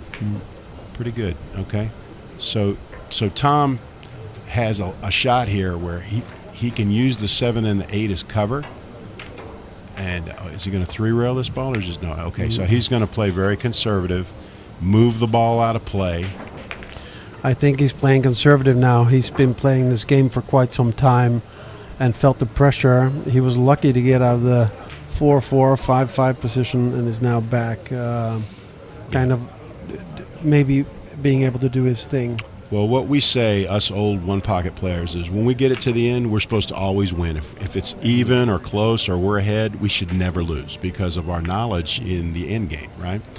And Tom is thinking the same thing. How could I ever lose to this guy if I just play the game the right way? I can never lose to him in this spot. In the beginning, Sil can run balls, okay? But in this game where it's 1 ball at a time, Tom thinks he's got a big edge here. He can 2-rail the 13, no penalty. The 7 ball is up in the pocket. He hit it good too. Look at this. Oh, look at that. That's sweet. Okay. That's a good shot. That's a pretty good shot. Yeah. But you see the ball is diving to the bottom rail, right? Yeah. So where it will help you on the short rail, on the 2 multi-rail banks, it's going to bank long. All right. Opa. All right. So a couple shots here. You could shoot at the 13 or you could bank the 8 3 rails. And he's looking at the 8. A3 rails any day of the week, I think, but it's gonna shorten up a lot though. Yeah, he's trying to play it off the 13. Look at that. Yeah, he's going to try to play it off the 13. It's playing so short that you got a better chance playing it off the 13 and jiggling the ball near your pocket, the way that the table's playing right now. Good comment. Okay, he needs to get lucky here. He's going to leave a bank.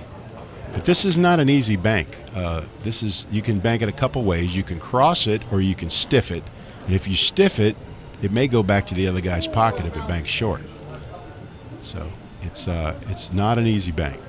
All right, he banks it long, and he banked it long and got the cue ball to the side rail, but he left Sil a bank, and you say Sil likes to bank, so I'm sure he likes this bank here. You got to get past the side. Okay, you see how okay. It leans a little bit. Yeah, he didn't hit it as good as the result shows. The table, that pocket is a good pocket to bank balls at. And let's see. I got to put that in my black book. That's a good pocket. Well, all the road players know that when you play on the money table, you find out if it's a biased table, and if it's a biased table, you want to know which hole to bank to. I mean, that's one of the biggest things that local knowledge. They know which pocket to bank to, and they know how it leans and all that kind of stuff. So, first thing road players do is they find out what table you're gambling on. Here's a double kiss situation. Right No. He's going to spin this ball with outside, bottom outside. There's no kiss. Okay. Yeah, he hits it with bottom outside and dodges the kiss. If you hit it with nothing, you're going to get a kiss. So these guys have learned the standard shot with the right English to avoid the kiss and to make the shot. And it's become a standard shot in one pocket that in any other game, you don't really know. You have to play one pocket to know the shot. Yeah. All right, so he's baiting him with the 8 ball here, but Tom's not going to go for that. He's going to move the 13 because why? Because he doesn't want to lose in one inning, right? So he just moves that ball to his side. He's very patient, and he's going to say, you have to beat me one ball at a time. I am not going to make a mental error and let you get back in this game. Yeah. That's a smart comment. I think most players would actually consider the 7 ball being in the pocket. Sil's not going to get that, so I might as well go for the 8. And then again, and Sil knows that too, so that's why he pockets the 7. Although he's giving Tom the shot, the spot shot. The good players will figure out a way to bank a ball at their hole and send the cue ball toward that pocket to make the 7. Yes. And so, they do know that ordinarily it's not in play, but they know how to get it back in play with a two-way shot. All right, so this is spot shot for game 1 here. Let's see how we do here. And he drained it. All right, so game 1 goes to Tom Worth from Florida.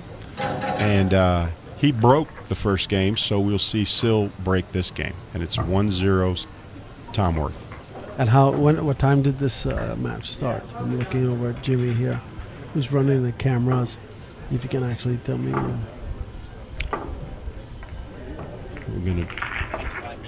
So that was a 55-minute game, which was quite long. As you saw, they missed a lot. They scratched a lot. Yeah. We probably won't have any 55-minute games again. I don't think so. But they both missed. What is he doing with the score?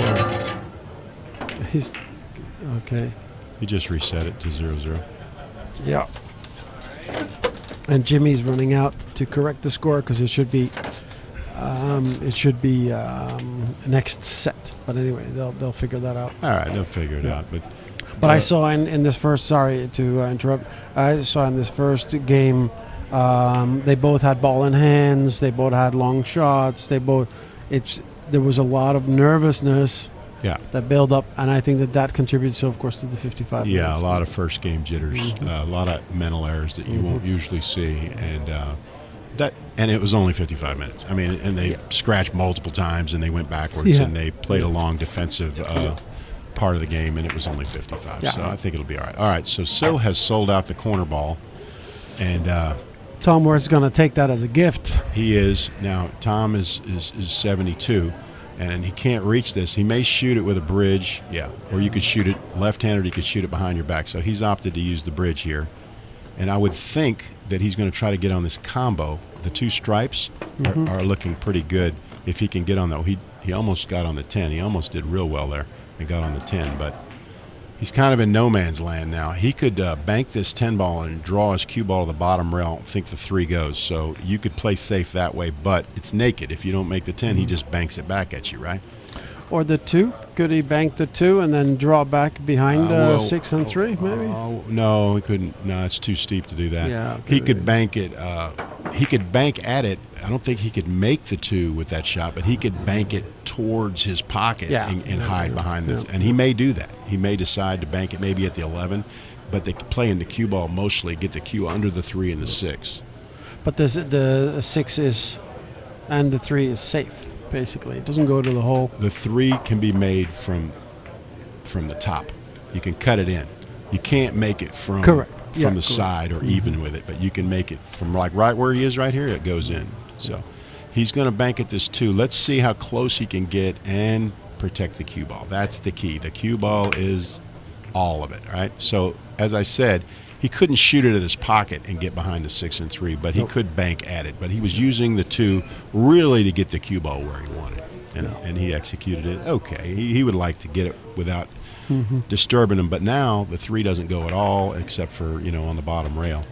Now Sill likes to bank. We know this, but he may sell out this 11 ball unless he uses inside English. He used outside, so he sold out the 11.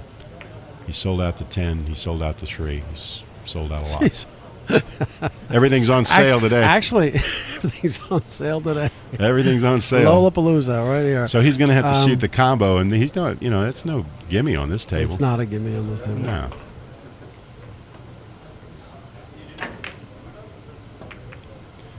That was a timid stroke there. Timid stroke. Now let's see. This table, we saw it earlier. You can't do it from here, but you can. You could kick bank it if you want. But what I would do is move the 11 here. I would bank the 11 to my side, put the cue all the way up in the top left pocket. Is what I would do. I wouldn't try to fool with the 3 ball or the 10 ball right here. And Sill's going to try to bank the 10 ball. Yeah, he's going to bank it, give up the 6 if he misses. Okay, he cleared the ball, which is a better shot. I like that. I don't see anything that really goes at Tom's pocket, so I imagine he'll mildly go off one of these stripes and get it on the bottom rail.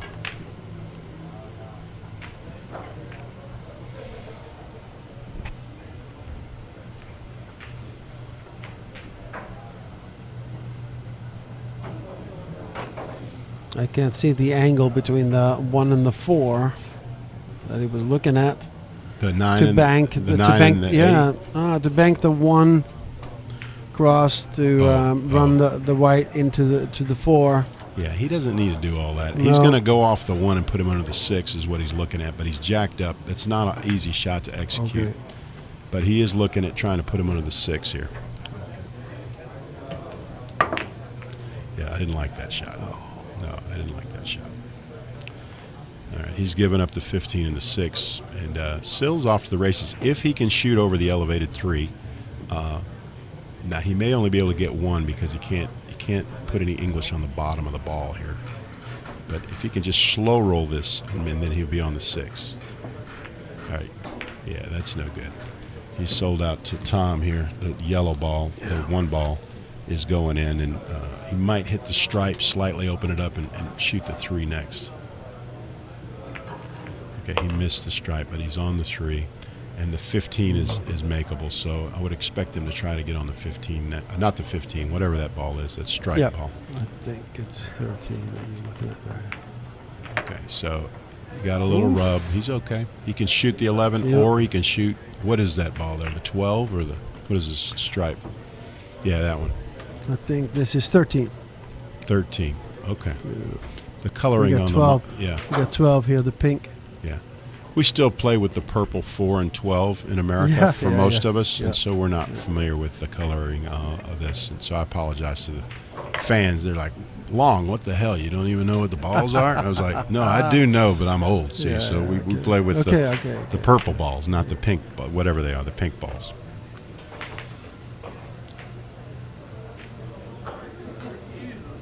All right.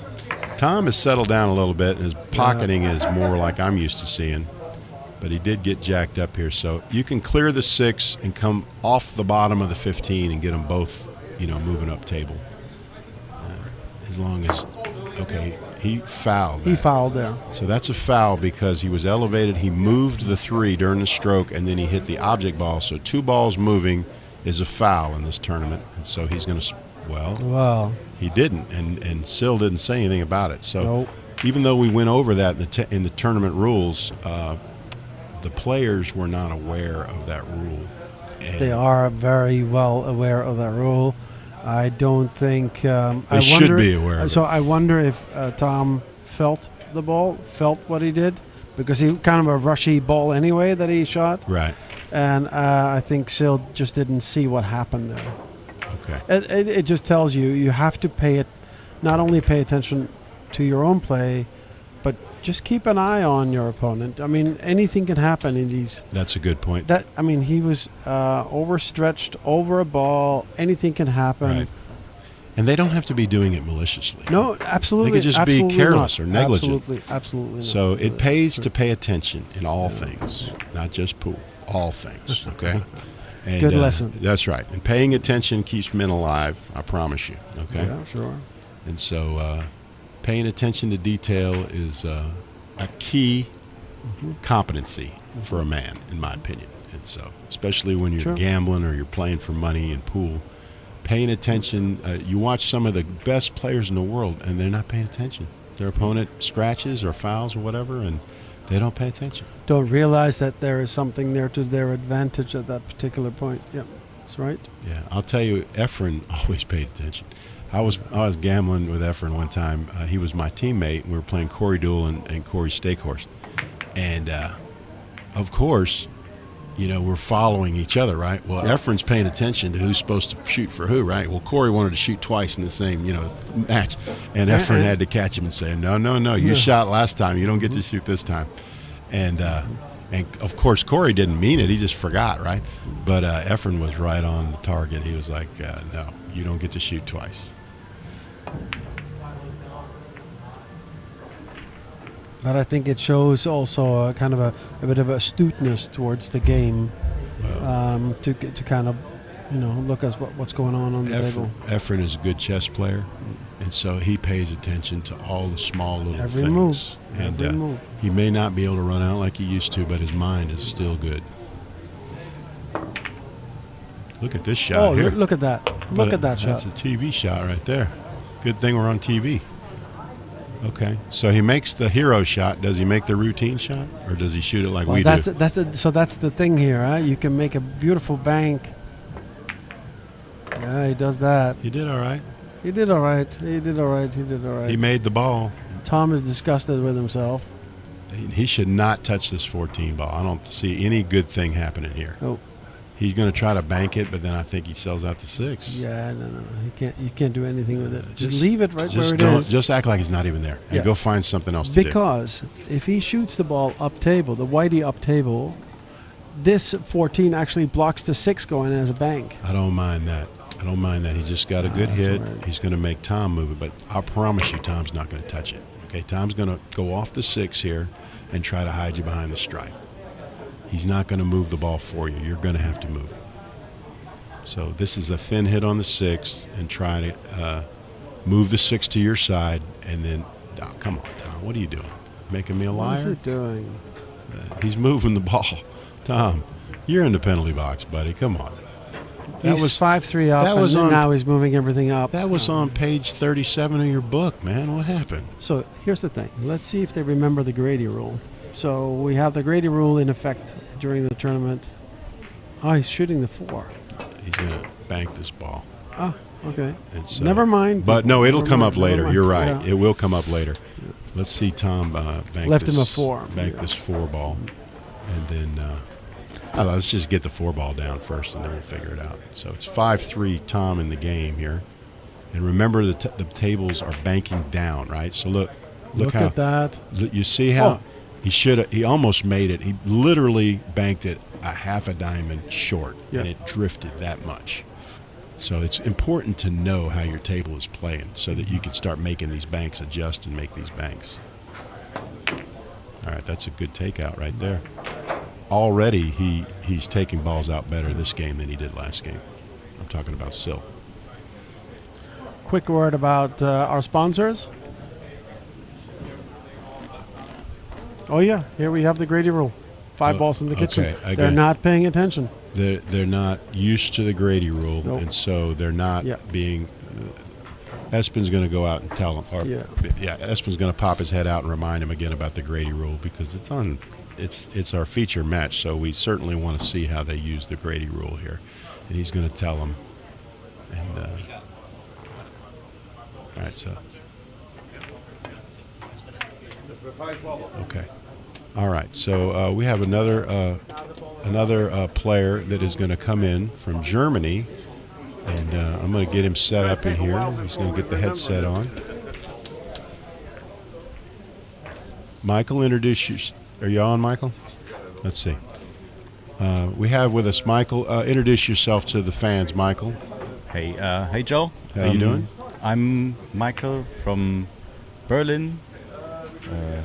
Loving the game. I'm not as good as Joe right here is next to me. He's been playing this for, I don't know, an eternity, I guess. An eternity. It feels like it, yeah.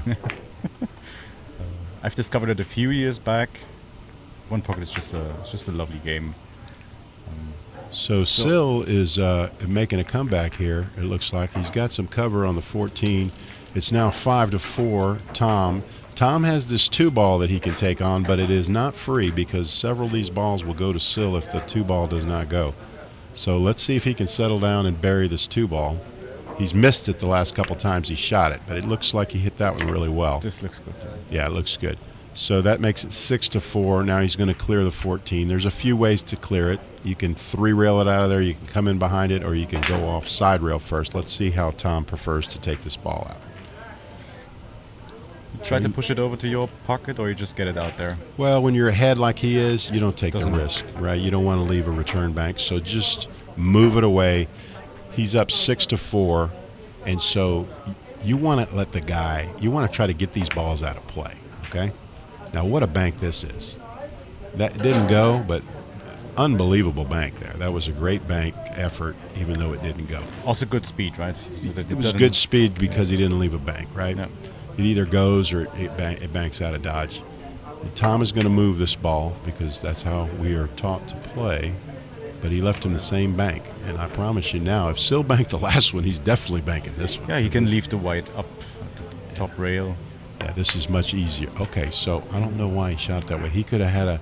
He could have Just shot roll it, right? Yeah, roll it, and then you have a natural shot on the 6 later. But it's preference, and he thought that if he banked it with bottom, he would have an easier shot on the 6. Here's Tom going to attempt that same bank. He went to school. Let's see if he went to school. No, he didn't go to school on the last shot. And when I say go to school, you know, in the artillery and the military, you know, we say, you know, drop 50, add 100, whatever. It's called Kentucky windage in America, you know. You're trying to adjust for the variables that are out there, whether it's wind or, in this case, it's a table condition. But yeah, I played that short a couple times too on that table. Right, and it'll drift in, won't it? Yeah. And so if the players are watching this on their iPad in between matches, both of these holes accept short rail banks very easily because they drift into the pocket. And so once you learn that, you bank it with the right speed to let the table just take it right on in. You know, you don't hit it too hard. But Sills likes banking, and he's got a nice shot here on the 9-ball. And it looks, this one's going to be close, but not quite. Again, these are, I think they're 4 1/8 inch pockets on this table. Less than 4. Oh, Lord, we're playing on a snooker table. No wonder these guys can't make any balls on this table. It's too tough. And so my man from Orange Forks just informed us that it's less than 4 inch pockets on this table. That's just, I mean, they are tight. Yeah, I imagine. All right, that's a pretty good bank right there. And it's diving right on into the hole there. Okay. He barely avoided the double kiss. Yep. As tight as this equipment is, you can get this out pretty easily here with rail first hit. Let's see what he does.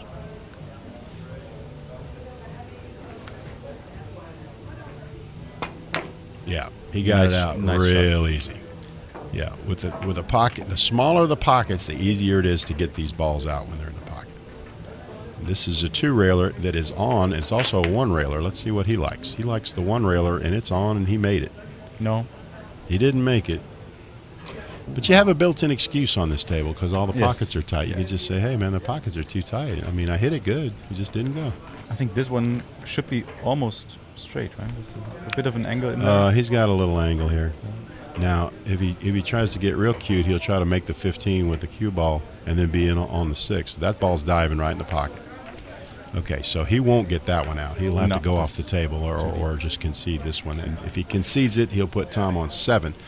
So conventional wisdom is you go off the table here. You don't. Yeah, I don't like giving him the 7th ball. No, most people don't want him to be on the hill. They'd rather take an extra ball. There's Michael. Another Michael. We have many Michaels. Nick. Oh, Nick. Yeah, that's right. Nick. Nick Vandenberg is in the house. Nick Vandenberg. Yeah. Yes, sir. He is playing on the other TV table on the complimentary stream from Orange Forks. Okay, so we'll see Nick in action very shortly. Watch him on the other link. You can find the link on QScore. Also, all results of the games, they will be available on QScore as well. So Sill gave Tom his 7th ball against our advice, and now Tom needs 1, and Sill needs a doctor, as we say. He's banking that directly? No. He's okay. Well, couple shots here. You can shoot, of course, you can shoot safe, but you could also he could go rail first on the 14 ball, but he's not going to do that. He's just going to play the score here and move the 7 or move the 4 out. The 4 out white of play, right? Down table. That's right. To the rail. Yeah. Up table, but yeah. I mean here, right? No, he's going to. The white. The white will go. Yeah, the white down table. Yeah. He'll just get separation between the balls and put the cue on the rail. And Sill needs to start doing something to get these balls in play. Yeah, he cannot deal with all the balls out of play. Right. So he heard us, I guess, and nah. Well, he couldn't quite shoot the 15 there because the 6 would go. Yeah. So he had to take care of the 6 first. But I would expect him to start making balls in the pocket now. And Tom is just going to mildly go off the 6 here and just let him go. But this is a really good time to just shoot the 15 in and get it back in play. And I think Sill is taking our advice here. Let's see if he goes rail first. No, he's banking. He likes to bank. Now, what I say is, what good is 1 ball? Yeah. You know what I mean? You're giving him a chance to win the game with a return bank, and if you'd have made it, you only made 1 ball. So I don't like shooting those kind of low percentage banks when I need all of them. I want to get them in play, and then I'm going to start shooting at my hole, unless I have a free shot, you know? Okay. So he made 1, and it's going to come up. But I think the interesting shot here is he can't really shoot the 15 because it's on a double kiss angle. The bank on the pink might give up the 14. Yes, you might get just behind. So there is a kick bank on the 14, but it's dicey. I imagine he's just going to shoot something safe here, passive. All right. And he doesn't want to make it and bring it back into play. No, he wanted to get it there. He just wants to get a good hit. Don't sell out a bank for later for him. But what he's doing is he's baiting Sill to bank this off-angle tough bank, and he's going to get a return bank here. This is the little bait shot that you do in one pocket when you want to win the game. You give him a shot he thinks he likes, but, I mean, who likes this bank? Nobody, right? Brumback doesn't like this bank. Okay? And look. 15 was always going to be in the way. Right. Okay. And so now Tom has his choice. He'll probably shoot the 4, I would think, because this other one looks a little kissy. But I think he's going to bank the 4. But this looks like a kiss angle, but maybe I'm wrong. Maybe he's got me fooled. I think it goes. You do? I think it. Okay. Yeah, with a little high right. Yeah. Okay. The way he hit it, and see how it's diving into the pocket. You don't even have to shoot it at the hole. You just shoot it around the hole, and it just sucks it in like a vacuum cleaner. So the game goes to 2-0 Worth, and Worth will be breaking to try to win the game 3-0. But again, if you play on the TV table, it's very tight, but the pockets will receive the short rail banks quite well. If they go slowly, it's fine. Just if you let them rattle, they're not generous. Exactly. Exactly. It's all about speed. You got to let the pockets will not receive the balls if you try to drill them or shoot them firmly. So, okay, Tom, you played bad and you're up 2-0, so you got to feel pretty good about yourself, right? I mean, believe me, he's going to tell me how bad he played after the match is over. I'm just being honest.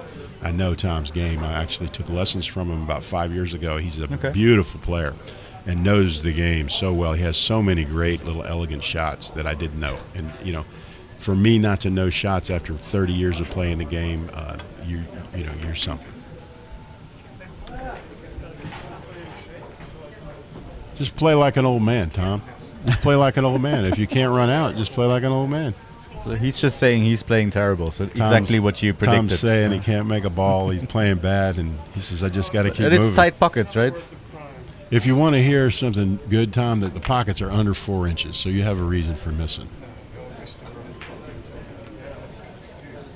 Yeah. See, the first thing Tom did is he come over and told us how horrible he's playing, because we know our player, right? I think Sil is going for a short break. Okay, Sil's taking a little break, and we're going to go take a short break with him, and we'll be back in a couple minutes.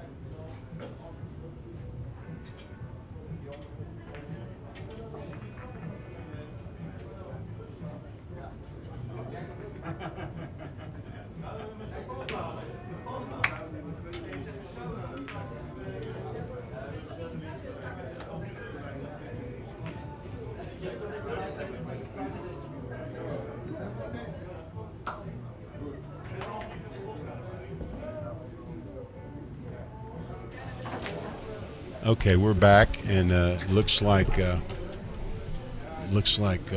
Tom is ready to break. Again, he's up 2-0, and he's waiting on his opponent, but should be here momentarily, I would think. Tom took a little break and came in, and he was bemoaning how bad he's playing, as we predicted. But he's literally, you know, like, yeah, you're playing real bad. You're up 2-0. Good job. And he says, well. He says, I don't care if the guy makes all 8 of my balls for me. You know, whatever I got to do to win. I said, okay, that's the grinder I know in Tom Worth. All right, so we're ready to go here, and Tom is lining up. And he is breaking to the same pocket. He's a right-handed player, so he likes it now. He's scratched. He hit that full. Yes. I think he missed the one entirely, right? Yeah, he missed the one and double-kissed it into the pocket. So. Yeah. So he's going to go backwards. He needs 9 now, so he'll look for a coin, and he's looking for a coin right now. He can't find one. But Michael's Johnny on the spot. So no, I think he has. Okay, so he's fine. I'm just getting that. Okay, so Michael from Berlin is going to help out. He's got a coin, so he's going to give Tom the coin to mark his foul. Very friendly people here in Europe. I think it's one set too much. Yes. Oh, I got you over here on mine. Yes. All right, so Sil has a shot here on this pink stripe 12 ball, and I expect that he will shoot it. He has shot at this shot, you know, every time he had a chance, so I would expect him to shoot it here. Some of the passive players would try to clear Tom's hole, but I expect Sil to go offense on this and shoot at the 12, as he should, really, you know. He's looking to see if this combination is on. He's looking at it real close. He thinks the 10 ball might go, might be an easier shot. Less pressure, you know. You just hit it and it goes in if it's wide. But it looks a bit as it goes to the long rail. Yeah, it does. I don't think it looks a little high, but that's not going to stop him. So let's see if he can throw it in. Yeah, as Michael predicted, way high. It went to the high rail. The way he shot it, it wasn't close. But Worth has got a chance now to get going. I see at least if he can make this 3-ball, and I would shoot the 3-ball first because you have the 14 as an insurance ball. And you open up the 7 correct for later. Correct. And he missed it because he one-stroked it. As we all know, the one-stroke is the best stroke in pool, right? We all know it. If it works. But we all say he one-stroked it, and I don't ever hear anything good coming when they one-stroke it. But, okay, so Sill has given him the 14, and that ball's got a spot up because that'll pay Tom's foul back. And then Tom will have a shot on this. Is that 13 ball? 13, Looks like the 13. So he could shoot the 13, and if he doesn't like that, he could shoot the 3-ball. All right, so now this is something for you players to understand. When you're the incoming player, do not spot the balls, okay? Yeah, because you don't want any argument, right? Well, that's right. And another thing is, you can only foul when you're the shooter. Yeah. If you're a non-shooter and you're spotting a ball and you move another ball, it's not a foul. Yep. You just move it back. But if you're the shooter and you move 2 balls, it's a foul. So why would you ever spot the ball when you're the shooter? No, he's smart. That's right. So he can shoot the 13 or he can bank the 12 ball. And I would imagine, I don't think he's supposed to shoot this one the way he's been, he needs to go over the 7. Yeah, see, he missed, and he gave a ball to Sill. I didn't like that. I didn't like that shot because he has no confidence in those shots. I would rather him bank one because he's done much better banking the balls than he has shooting these difficult shots. He also had more control over the bank, right? Because, I mean, he was for sure going over the 7 with this cue. Not only are you pushing the balls the wrong way, but you're over a ball. It's just a lot of bad things. Oh, nice shot, Sill. Look at Sill. Ooh. Okay, Sill just showed me a little something there. He didn't just shoot a basic shot. He trapped Tom now with the 2-ball on the other side of the pocket. Now, Tom is in a world of hurt here. I don't know if he saw the 2 coming towards his pocket, but he wanted to maybe move his balls a tiny bit because they were all blocking each other. Even if the 2 is not there, it's a great shot. Anyways, yeah. Look at this. Ooh. Okay, well, I mean, he had to do something. I think this should be 4 or 5 balls now. Well, if he makes the 6, but again, you we're can play playing on small 10, pockets here. 10 on the 6, I think that should be. Yeah, you slow roll it. Oh, very nice speed. Okay, so he got a little jacked up here, but I think the combo's pretty easy here. Yeah, just hit the edge of the deuce. Go to the 5 immediately. Yeah. Okay, and he hit it well. I like the way he hit that ball to get off the rail and get everything off. Just shoot the 5 in and play for the 4. Yep. So this is pretty basic. It's not playing so fast, so it's playing a bit slower. So. All right. So Sill may get on the game. Do not shoot the combo, man. Just shoot the 4 ball. Come on. Oh, he made it off the 2. All right, but he. Now he's in a problem. He can cut this ball in here, I think. Yeah, he was very quick with decisions. Yeah. He decided he's going to shoot every ball off the 2 ball. The 2 ball is his lucky ball. He gets a bonus if he makes all. Now, okay, you can play the 4 off the 2. He needs to clear his pocket. These pockets are shallow. They only really hold like 4 or 5 balls. And so you need to clear them because, remember, if you shoot a ball into the pocket and it jumps out, you don't get it. And so it's your responsibility to clear the pockets. And now our score is 5-0, I believe. Okay, again, when you try to shoot them hard, the pockets will not receive them. So, no, not at all. So, okay, this is a good shot here with the table. The ball fading in here like this. Oh yeah, that's automatic. And now all these balls go, right? So Worth knew he didn't have to hit that ball hard and he could get on all these stripes. So I imagine he's going to shoot the 14 here and try to get on the yellow ball next.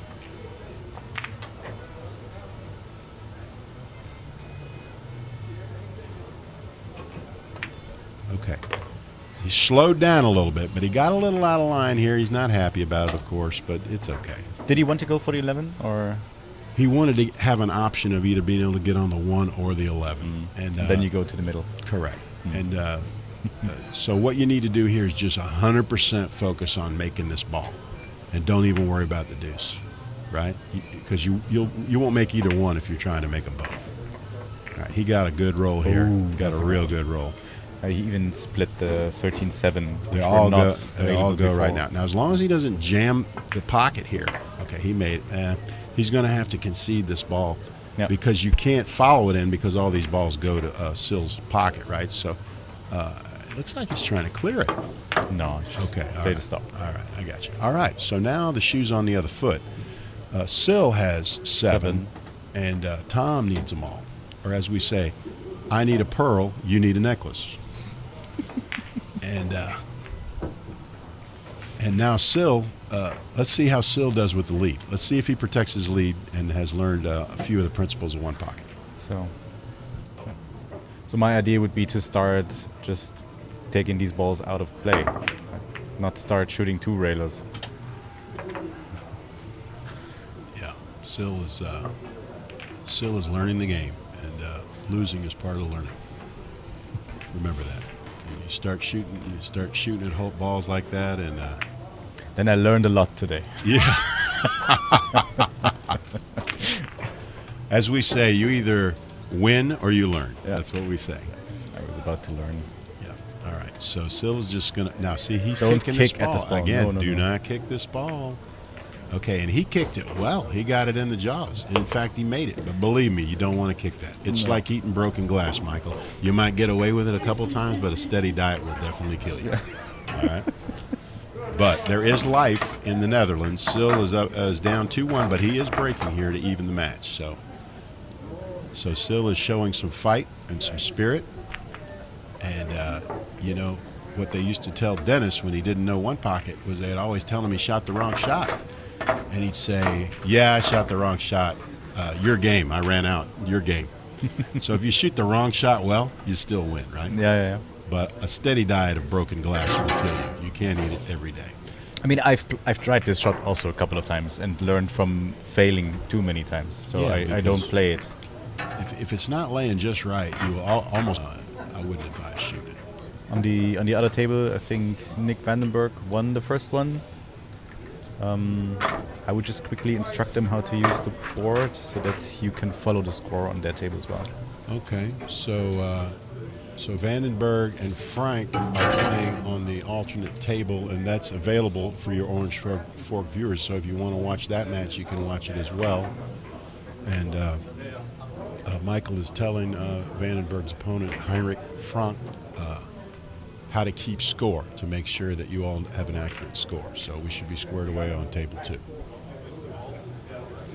Vandenberg wins first game, and Sill breaks the balls, but he did not get the cue ball safe here. So the 6 will not bank, but usually a good player will bank the 6 into the stripe and move the cue ball up table and use the stack as cover here.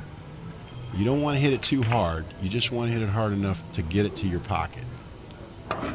See how he hit it? He didn't hit it hard. He hit it mildly, and he got them all on his side now. He got them both protected. So now Sill is totally passive. He doesn't really have an offensive shot unless he can figure out how to shoot the 3 ball without selling out. I don't see that. So he'll probably just mildly go off the pink ball here, the 4 ball, or whatever that is. Okay, yeah, you don't want to do that. So he crossed the 13. I think he got away with it, actually, but this is a thin 2-railer into the stack here off the 13. So he wanted to get underneath. Yeah, the 13, he was trying to get underneath, but I think Tom will just mildly go off the 13 or off the 15. He might just mildly go off the 15, but he doesn't like that. He sees something different. He's just going to cross this ball and bank it at his pocket and make it. Okay, all right. He's decided he's going to make his dinner date now. He's not going to mess around anymore. It's going to hammer time now. So he just came with a great shot. And he's got, it looks like he could probably shoot this 3-ball combo. Which one do you mean? Talking 5, about 6, the 2 solids into the stripe. Yeah, the 5, 6, 13. Yeah. I think he's going to shoot that one in. But the key to this shot is just to make sure your cue ball goes where it's safe. Yeah, well, you hit it safe, and that's what he did. He put it into the stack so that Sill has no offense here. He's just going to have to shoot the 6. He's jacked up. He's going to try to clear the 6, and I would. It's probably going to be difficult here. Okay, that's a good shot. That's not bad, yeah. That was good because he couldn't control himself with the 6 ball, so he took the simple kick shot. That was very smart. Very smart shot. All right, so look at Tom. Tom is looking at kicking the 6 in, but he knows it's the wrong shot. He knows he shouldn't play. Oh, of course he knows it's the wrong shot, but he's like, well, what else am I going to do? Should I just go off the 5 and try to make the 6? or should I just hit the 7 and keep the balls in play and protect my position? So he's going to look at the stack and see if anything goes in there for a madman to shoot a combo. Yep. And as long as there's no combos that are on, he may go off the 7 and leave the cue up table. But the first thing you want to do, one pocket players, is check the stack and make sure there's nothing wired to your opponent's hole. All right, see what he did here? He did better, right? Instead of shooting something passively, he opened up the stack and put 33,000 balls in front of his hole, right? Also because he didn't try to bank the 5 onto the 6. Correct. He banked onto the stack. Into the stack. So, you know, you bank it into the 6. If you hit it perfect, you make it. And then that's it. And then that's it. But and you might even sell out. Right. I mean, he's playing one pocket, right, where he's got all the balls open to his pocket now, right? He's got 7 balls open to his pocket. He just needs to make sure that they don't block each other now, right? So that you... I mean, Sil was trying to even get if something. they're blocking, as long as you have one open shot, you can open the balls up. Yep. So he's looking at the 3 ball probably here to cross the 3 or go into the stripe and put him in the stack, I would think. Yeah, he's gonna put him in the stack. Okay, that's a nice shot. That was a nice shot. Simple, very effective. I don't feel it's so simple to get the right spin on these tables to actually go back to the stack and not above or below, because it's not so much. It was a lot of left spin that he put in. Practice, Grasshopper. Practice, right? You got to know the shot. Okay, it's not a shot that you really play in any other game. No, I know. I still don't consider it an easy shot. Okay. All right, what would you do here, Michael? What would I do? So this is mine, yeah. Yeah, the pocket is on So the I don't left. like the 5-9 or 4-9 attached to each other because they block each other out. Try to get off the 9 behind the 11. You wouldn't bank the 11 into those balls? Which would probably be a better shot, yeah. Yeah, because you want to open them up, right? Yeah. So you open them up, you don't leave a return bank, and now he has to do something with these balls, right? And the 6 is frozen. Tom is calling it froze. No, it's not frozen. Okay, he says it's not frozen, all right? So what would you do here? Tell me what you would do here, Grasshopper. So what he's trying to do is kick at the 6 slowly. So Yeah. because I think there's a gap between 9, 11, 5. Yeah. You like that shot? I think it's. I would think it could be good. All But right. this way you leave a lot of banks, right? You leave a zillion banks, right? And the 6 is there, so it's a big pocket. So if the white is behind the 6 and when it's not frozen, then I think Of it's. course, that's where you want it, man. That's the $100 shot. Just put him under the 6. So he didn't have that option, I guess. And all right, so Tom is cognizant that the table is banking, favoring the pocket, and now he's kind of consciously trying to adjust his banks to allow that. Okay, and all right, so it looks like we've got a wider shot here. Okay, all right, Sil has given up the 6 ball here, and Tom needs 7 to get out, I think. And so let's see what Tom does here. All right, he's going to go off the 2, opening up the stripe. That was good. Also, the 1 goes. I would actually shoot the 1 here rather than the 13. 13 is laid in kind of a way where I got to kind of jam it. I want to just shoot. I want to roll the 1 ball in. Yeah, exactly. Because you need a little power to get out there again. Yeah. And these pockets don't like the power and shots. every time they hit it hard, they jar the ball. So I want to roll it in with pocket speed and get on the 5 ball here is what I'm trying to do. And if I go too far and I get on the 9 ball, then you shoot the 9 to the 5. Yeah, and I just play the cue ball. Now he's shooting the 13.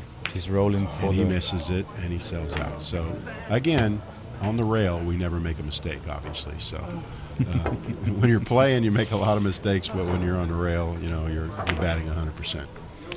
You're batting 1,000%. But Sil has a chance now to get on the 10 ball. He'll make the 9, and the 10 looks like it goes. 3-8 are not wired. I didn't like that shot. That was also single stroke. 1 stroke death, huh? Yeah. When has the 1 stroke ever been any good, Michael? I don't think it has ever been any good. We all know it, but we all do it, Yeah. Okay, he's shooting the 13 again. Yeah. All right, he made it this time, but he got pretty steep on the 1. I would expect him just to open these balls up and play the cue ball behind the stack.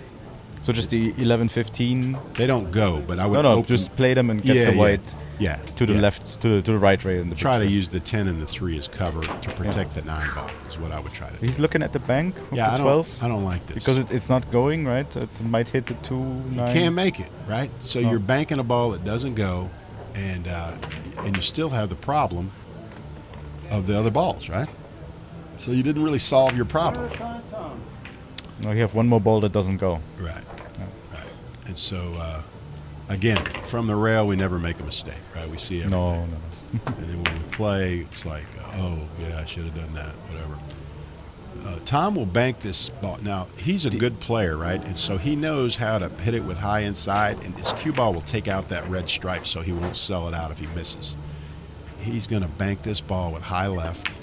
Oh, no, he just doesn't even trust himself. He just says, I'll just clear the pocket. I'm up 3-0. It's the easier shot, right? Well, he's ahead, and he does not trust his offense right now. Yep. So he says, I'll just outmove the kid and beat him, you know. He's not a kid, he's a man, but I'll just outmove him. I know a lot more about the game. And so even though I can't outshoot him today, I can still beat him different ways. And that's the thing in one pocket, you know. Once you become a good one pocket player and you understand the right shots and everything, you can beat people a lot of different ways. and not that I've ever done this, of course, but that's how hustlers make their money, right? They never really show you anything. They just barely beat you, right? And so one pocket, you can really conceal your skill level in the game by being a good mover. I remember Jack Cooney coming into New Orleans when I lived there as a young man. I had gotten out of the Army and I was teaching, and I was trying to figure out if I wanted to be a teacher. But anyway, so the local pool hall, I walk in after school, and there is a guy who I've never met before, but he's a very nice, well-spoken, very gentlemanly guy, and he's playing the owner of the pool hall, Denny Brooks. So I'm watching him play one pocket, and I said, Denny, how you doing? And he goes, oh, I'm losing like 3 games, man. This guy can't play. I hate one pocket. I'd rather play 9 ball anyway. I said, okay. So I start watching, and the guy is never showing anything, but he never leaves you a shot, right? He's always shooting the right shot every time, and I'm saying, Denny, you can't beat this guy. He's like, oh, bullshit. I can give the guy the 8, 9 ball if you just play me some 9 ball. And I'm like, okay, because Denny was one of those guys you couldn't tell him anything. He knew everything, right? So I said, okay. And so finally I started talking to the player, and he tells me he's a car salesman from Shreveport, Louisiana, right? Well, I already could tell he's not from Louisiana because he doesn't have a Louisiana accent, right? But that's his story, and he's a very nice guy. And he says, this guy's kind of a hothead, right? And I said, yeah, he's a bad loser. He says, yeah, well, he wants to play me some 9 ball. He says, you give me the 8. I said, well, I'm not going to tell you how to gamble or anything, but I can just tell you the guy's a bad loser. He's gotten a couple fights in here when he's lost before. He goes, yeah, he kind of seems like a hothead, bad loser. So he beats the owner out of 5 or 6 games, and he says, if you don't play me 9 ball, I'm going to quit. And so Cooney says, well, I'm not going to play any 9 ball. I don't play 9 ball at all. And so Denny quits, and here comes West Bank Richie Felker from New Orleans, right? He's only 18 years old at the time, but he's full of confidence. He's never really been beaten bad in his whole life. And I like him, you know, and I tell him, I said, Richie, you can't beat the guy. Leave him alone. He goes, oh, man, it's just all about heart. You know, what are you talking about? And I said, okay. I told you, it's okay. So I left, and the next day I heard that Richie had lost like 24 games at 40 a game or something like that, which is a lot of money back in 1991, right? He lost like 24 games to the guy. He played like 20 games even, and then got like the call 8 the last 4 games before he lost. But that was my introduction to a man named Jack Cooney, who was, you know, one of the great hustlers in pool history.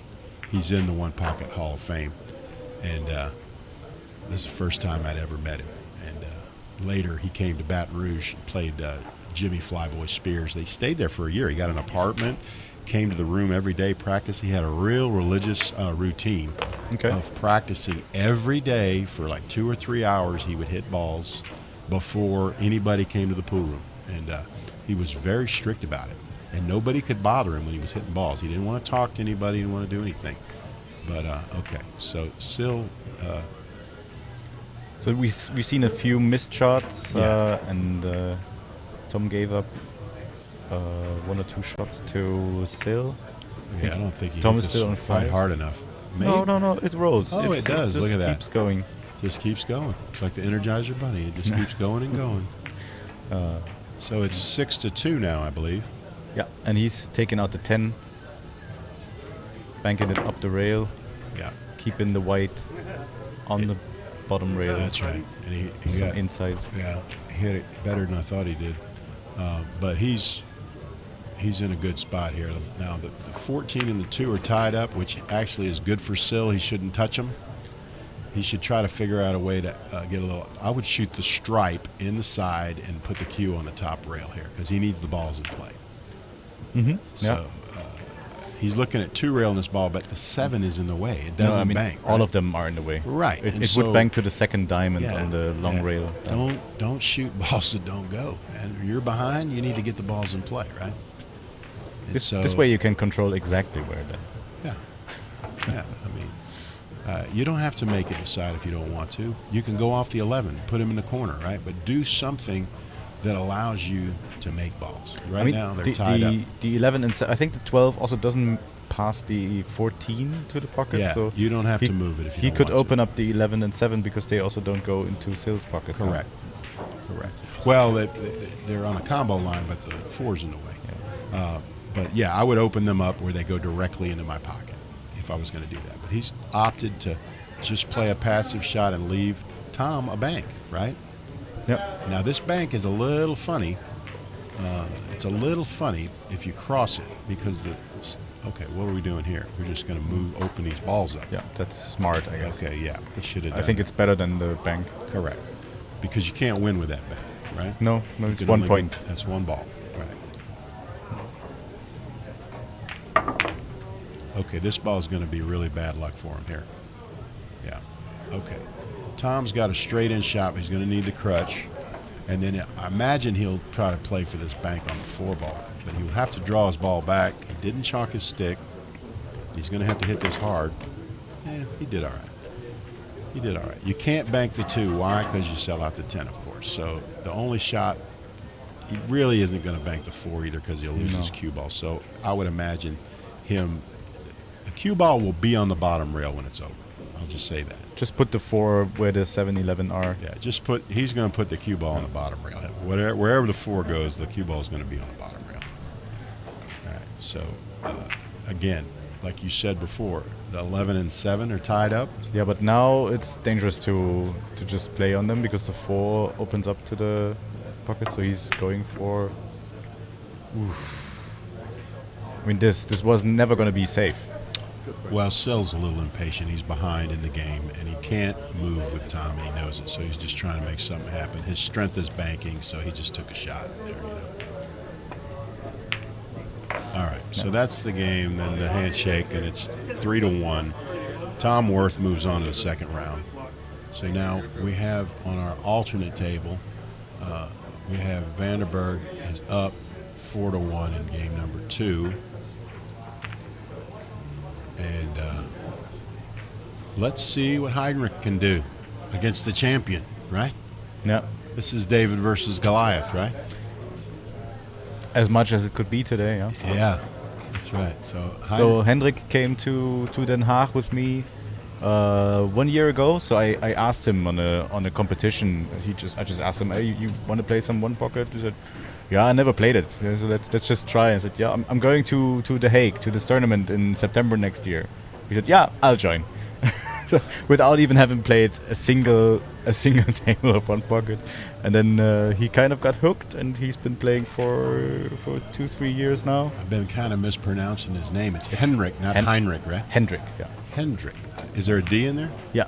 Okay, Hendrik. All right. Yeah. So Hendrik's game has gone up a lot in the last year. I met Michael and Hendrik here last year, and they both were plenty game. They both gambled with me, and just to learn the game. We paid you. Yeah, they played me just to play the game, and I didn't realize that they were so new to the game, and they had a lot of heart to get up there and gamble. It was cheap. We were playing cheap, but I was impressed that they would be willing to gamble where they were, didn't really know the game very well. They shoot balls straight, of course. They know pool. They just didn't know this variety of pool, But they both learned a lot in the last. Yeah. So Tom comes in and says it's getting really wet and sticky. So you wanna go for a post-match interview with Joe? Sure. Yeah. Just give you the headphones then. Yeah. All right. So So I'll be out until maybe sometime later today or tomorrow, and then see you around. All right. Thank you, Michael from Berlin. Michael, what's your last name? It's Götze. Spell it. G-O with the double dots, the O umlaut, T-Z-E. Getzer. Yes, very Getzer. good. Michael Getzer from Berlin. And Michael's a university professor, is that right? No, I'm a PhD. You are a PhD, but you actually work. You don't just teach. I work at the university as a research assistant. Okay. So the players in Europe are a little different than the players in America. We've got a doctor here, we've got a PhD here, we've got businessmen, and we've got a member of parliament playing today, and it's just very different than you'll see in an American tournament. The players that have been migrated to One Pocket love the intellectual part of it, and we get a lot of professionals playing One Pocket here in Europe. It's very exciting. And so for a professional like myself, I like to see professionals playing a great game. Because they have money and they can help support it, and they can take lessons, and they can do everything that we like to grow the game of One Pocket. But anyway, Michael, thank you very much for sitting in with us. Thank you. And I'm going to bring Tom Worth in and get a post-match interview with him. So wait one, please.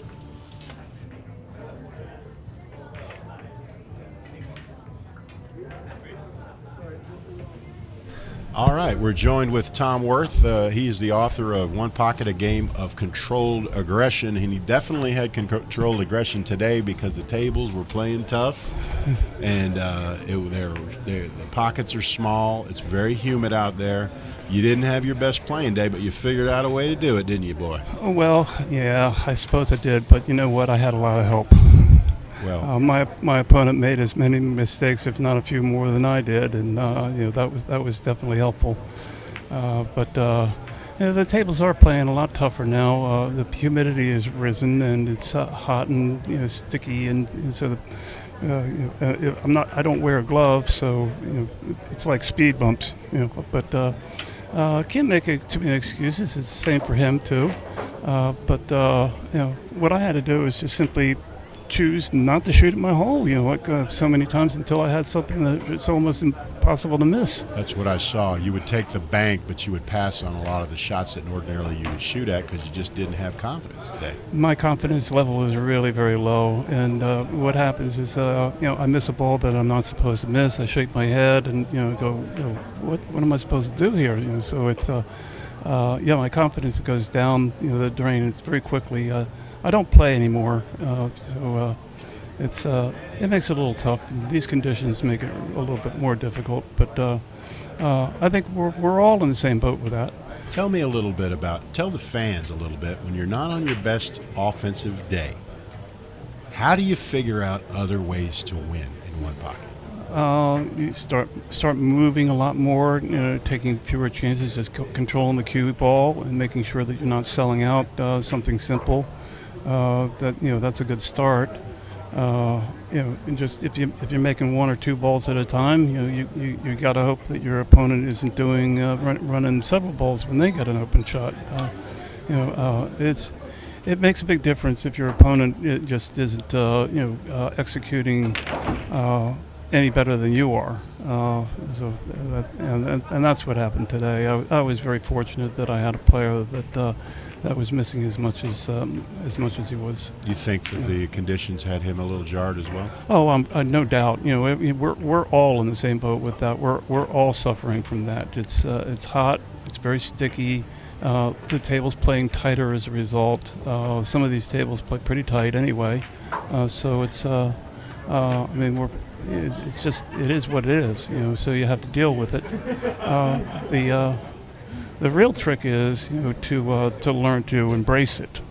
Whatever it is, you have to learn to embrace it because you really don't have an alternative. But right. You can't that's do not anything easy. to change it, so you might as well just figure it out. Yeah, you gotta find a way to like it. There's an old story about two golfers that were out there on a course, and the greens are playing really slow, and this one player says, I love these slow greens. I can hit the ball firmly and don't have it's not going to get away from me. And the next week they're playing on a different course, same two guys, but the greens are playing really fast. And now he says, "Oh boy, I love these fast greens. They're terrific. All I got to do is tap the ball and it goes nice and smoothly. I don't have to muscle it all." And the other fellow says, "Well, wait a minute. You can't have it both ways, can you? It's like you can't love it slow and you can't love it fast. It's got to be one or the other, don't you?" "Oh no. It's like you gotta embrace and love what you're playing on. Like if you don't, you're making excuses for yourself." That's exactly right. And then you defeated yourself because this game is largely mental, right? It's very, very mental, and it's that I think for the players, us amateur players at this stage, we're all subject to losing our confidence. We're all going to make mistakes. We're not pros. And even the pros make mistakes, but they just don't make as many as we do. So you just have to kind of live with it. And it's controlled aggression, right? The idea is if you're really in stroke and everything's going well, like you can get far more aggressive, because things are working for you. But when they're not, now you have to control that. The shots that you normally would shoot if you're really in stroke, you can't shoot at any longer. And your game was a really good example of controlled aggression. Once you realized that the conditions and your confidence had you a little jarred, you figured out another way to win, and you controlled your aggression. You didn't shoot shots that you didn't think you could make, and you controlled the game that way by out-moving your opponent. And let him overplay his hand, and that's part of it too. Is you get the other player to play more aggressively than he should, and he's going to sell out some shots. You just have to wait. And that's what we saw later. I know that the first game was difficult. You guys played 55 minutes the first game, and both of you made many mistakes in that game.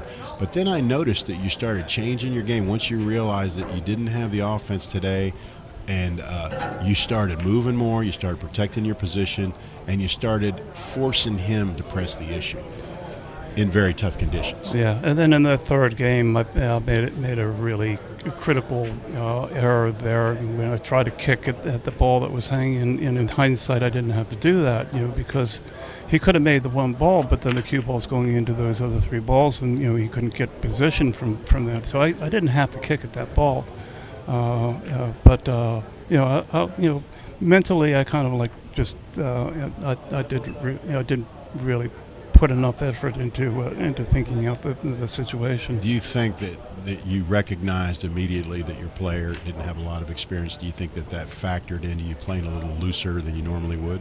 Oh no, absolutely the opposite is the way I look at things like that.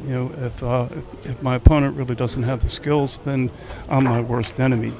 So I have to protect myself from doing the bad things, being overconfident, or I'm the one that's going to be making the mistakes. I'm going to let him make his own mistakes. But if somebody plays really well, then I've got no alternative but to turn up the aggression. Because playing passively is going to be a losing proposition in the long run. It may help me to last a little longer, but it's going to be a losing proposition. I see. So. When you have a player that doesn't have the skills to beat you, then what you have to do is not beat yourself. Right. So the only way you can really lose is beating yourself in that spot, right? That's the way I look at it. I got you. So you just play the right way all the time. I just try to cut down on the errors and hope that he's going to make the errors for me. And then if you're playing Dennis Orcuyo, you're going to take some chances because you can't beat him on a square, right? I'm going to lose to him no matter what I do. So I might as well be aggressive. And who knows? With that kind of aggression, might get fortunate to win a couple of games, here and there. But any of us, mortals playing Dennis Okoye or Alex or SVB or any of these people. I mean, you got to go into that like trying to learn. That's a learning exercise right there. There's nothing more than that. If you get away with a win from there, you just hit a jackpot. That's the way I look at that. You have a memory for life. Well, that's true. I'll tell you, one of our members is Joey August, and they call him Joey A. Mm-hmm. He played in the Baton Rouge One Pocket tournament. It was Grady's Legend of One Pocket, and he drew Shannon Dalton. Okay, and he beat Shannon Dalton on the winner's side. Was that the first round match? In the first round, yeah. and Shannon went to the loser side, and he was hot because this is a nobody that beat me, right? Right. And to this day, Joey has that win to remember. Like, you know what? I was a working guy my whole life, but for one 3-hour match, I beat one of the best players in the world. There you go. And so he has that for the rest of his life. And the ones of us that watched it were like, look, David can beat Goliath every now and then. It happens. Right? And it's really a good thing to get that match first round. Yeah. Because, being Joey A, he's got nothing to lose, right? But for who was the player? Shannon Dalton. Yeah, for Shannon Dalton, the pressure's on. He hasn't had the chance to kind of warm up and get acclimated to the tables. In fact, he had just gotten off the plane. He was running late and got off the plane and had not been there to hit balls. And guess what happened? Shannon Dalton won the tournament.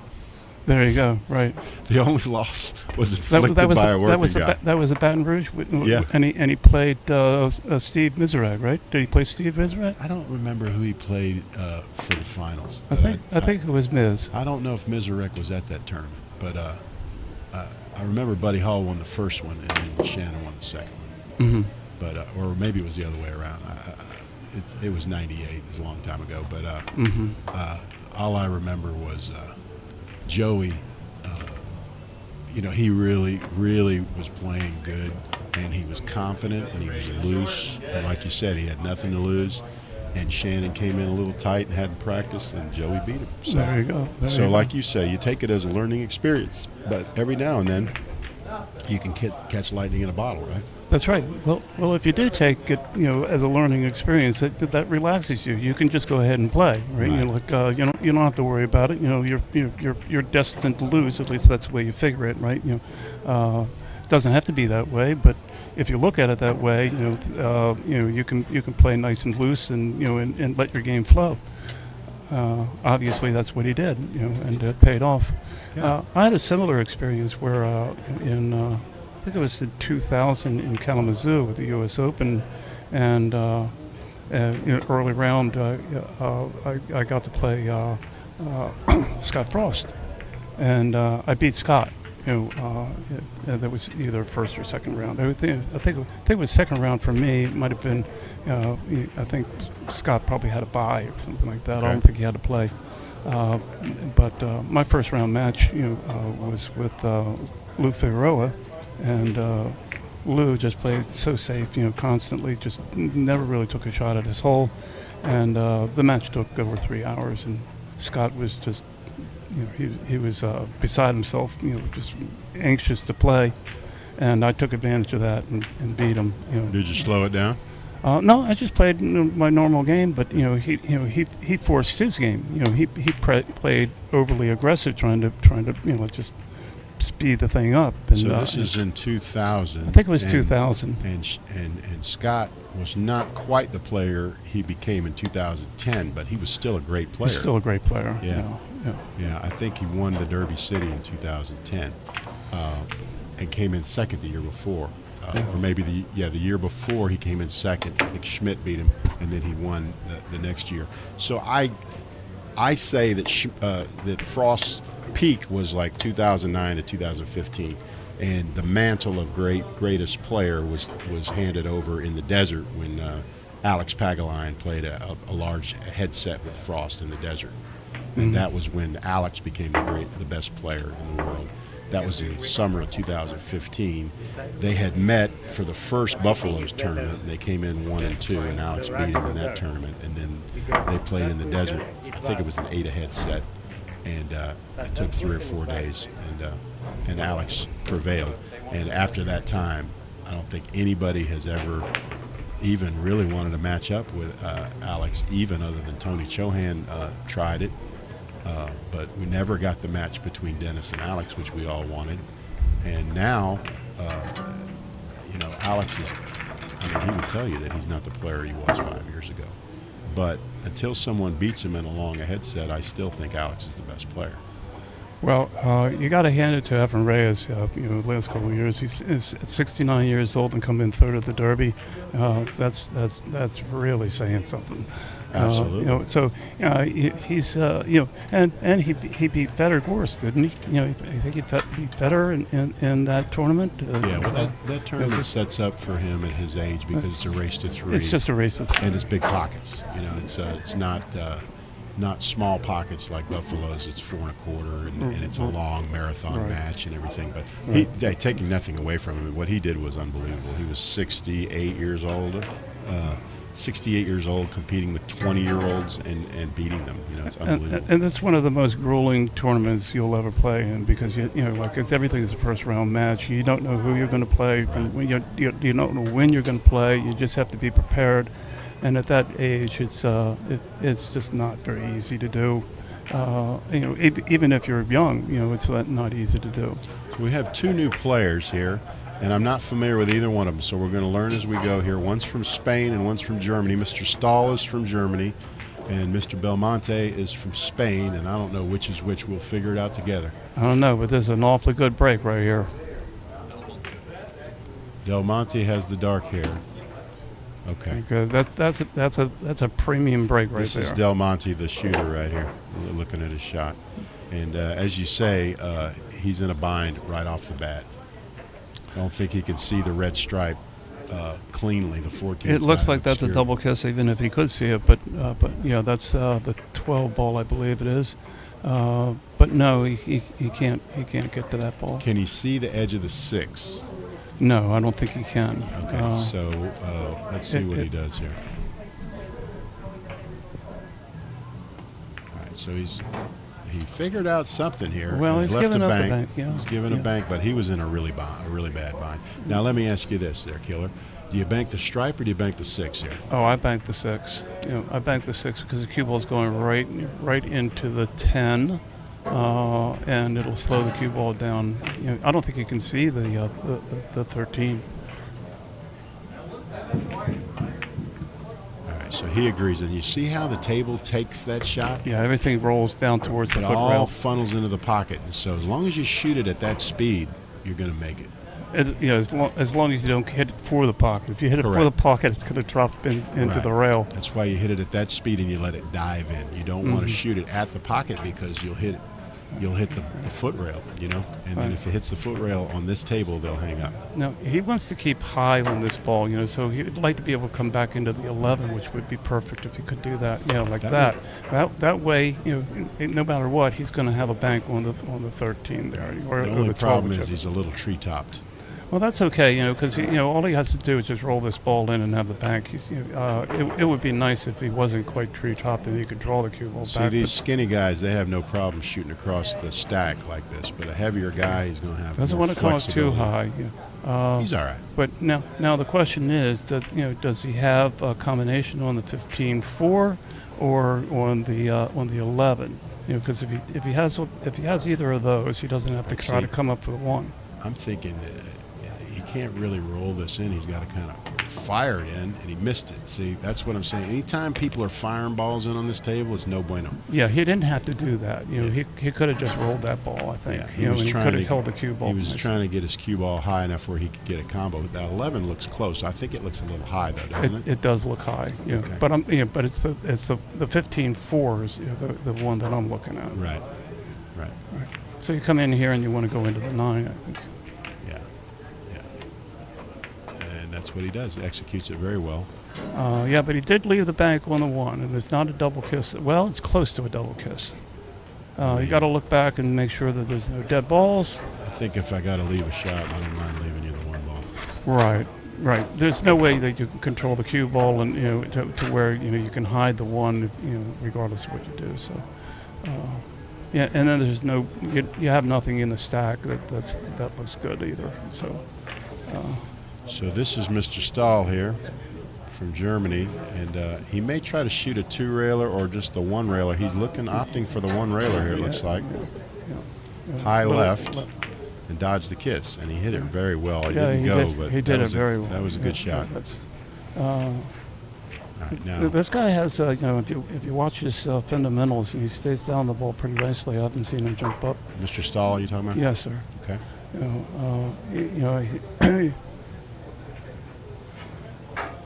So Del Monte looks like he's gearing up for the 3-railer. Yeah, I don't really like it. No.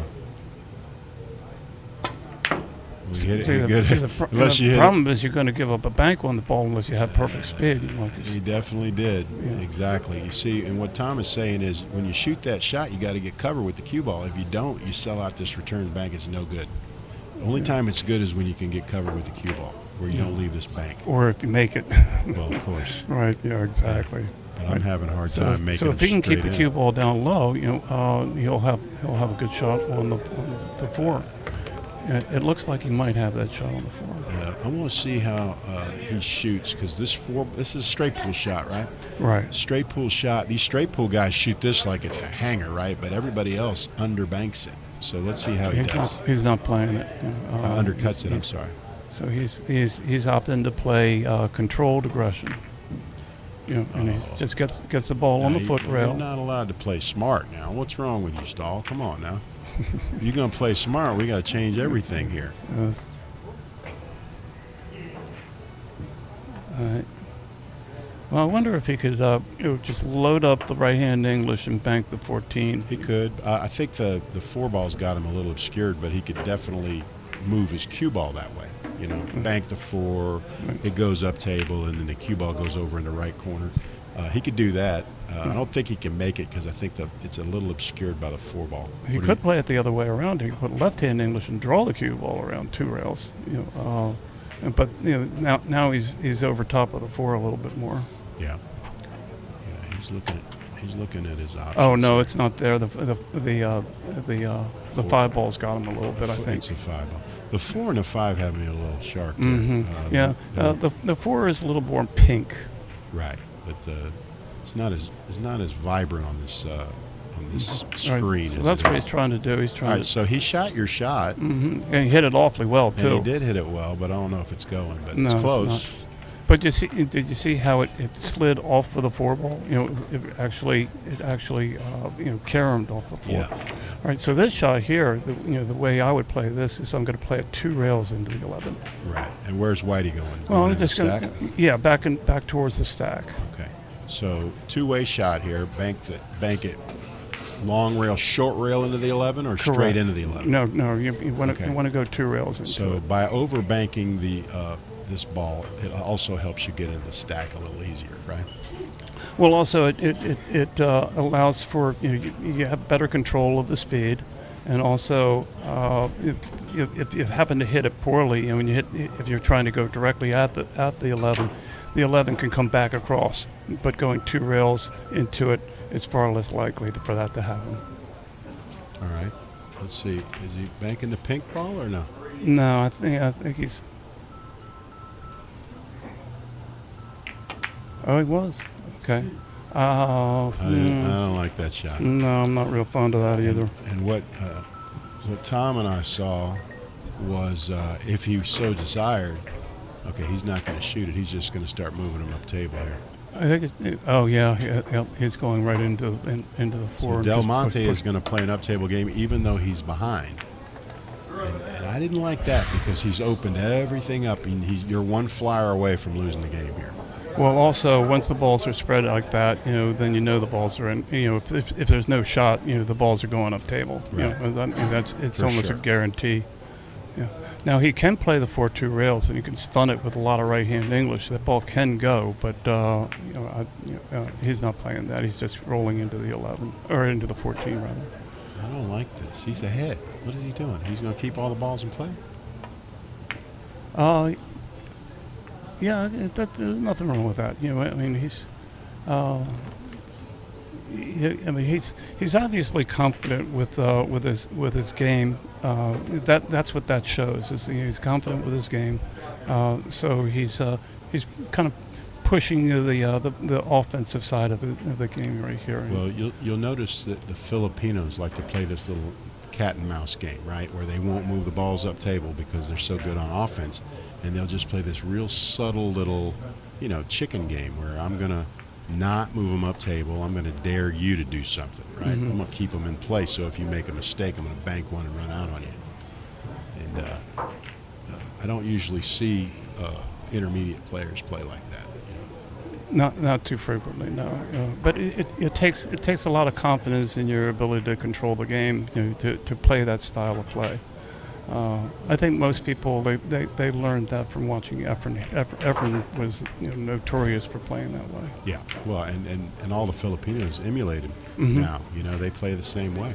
Well, they all learned from him. It was interesting how the Filipinos they all kind of stick together. They all they learn from one another. They're willing to share their information with one another. Well, and it's and I understand it because they're strangers in a strange land, and so they gravitate toward each other when they're here, right? And they're friends, and they stay together. They travel together. They gamble with they go in with each other when they're gambling. It really is us against the world when they come to the United States, and so. Yeah. Speaking of gambling, this ball's tough here. He hit it pretty good. Yeah, it did double kiss, right? I think it did. Yes, slight double kiss, but believe it, that's better than I thought it was going to happen here. Now he should not shoot this shot. He's trying to whip this 8-ball in and win the game in 10 minutes. I don't like it. Really, all you got to do is just drift the cue ball over. It's just for the 2 and the 3. You don't have to go anywhere with the cue ball. Right, but I mean, if it doesn't go in, he's going to lose position. Possibly so. Let's see what he does.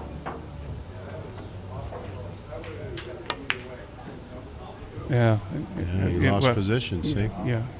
And he had a really good position and a real good ball lead. Well, you see, he moved the cue ball way too far. You just want to hold the cue balls, just dead in the center of the table. It would have been fine, because you're not giving up anything. From here, he's giving up the bank. So he's got a chance to bank the 2 here and use the cue ball, use the 8 as a catch on the cue ball here if he shoots it. Now, why is he shooting it this way? I don't get this. He's just drifting the cue ball over a little. Oh, what? That I don't get. Okay, you're way behind. You got a chance to get 5 balls and you duck. Yeah, I don't quite understand that. Maybe from the camera angle that we have here. Can we get this man's name so we can sell him a book, please? Get him some controlled aggression here.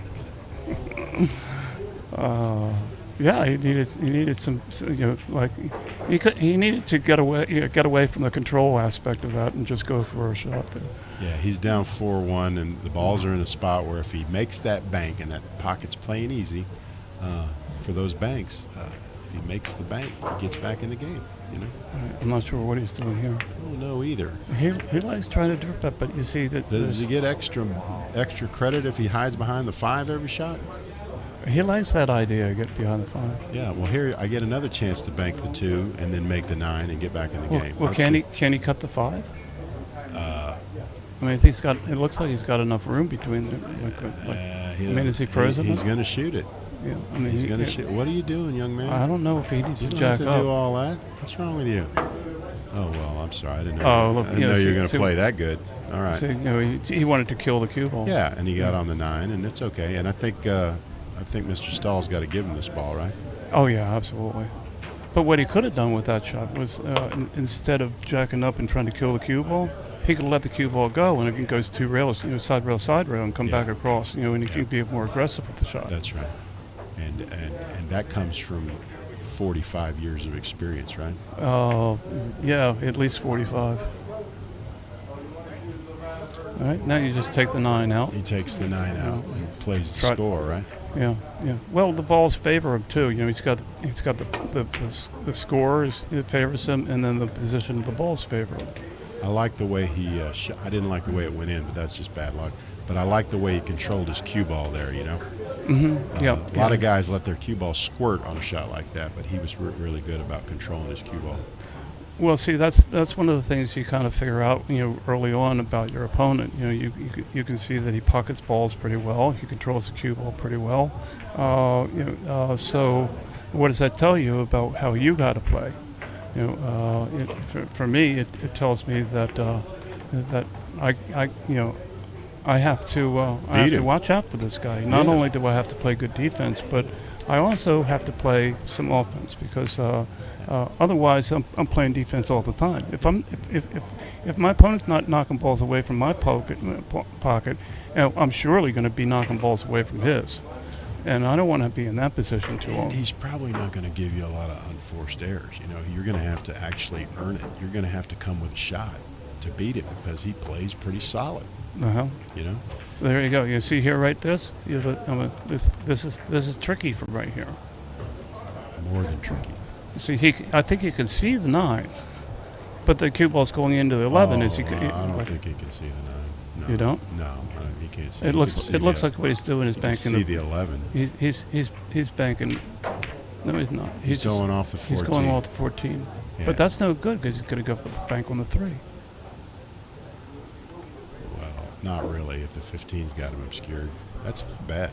That's not bad. 15's got him obscured. It might. Yeah, it might. He's not going to be able to do anything too aggressive here. Pretty close. Yeah, he's looking at it where he can't see the 3. He may bank the 15, but I don't like that either with the 2 poking out like that. Well, I also don't like where the 9 is. So I might end up skimming off the 9 or something like that. To just open the balls up a little bit. Because I suppose it's not bad, I guess, as a carom. He's listening to you. He's about to open his balls up. Yep, he sure is.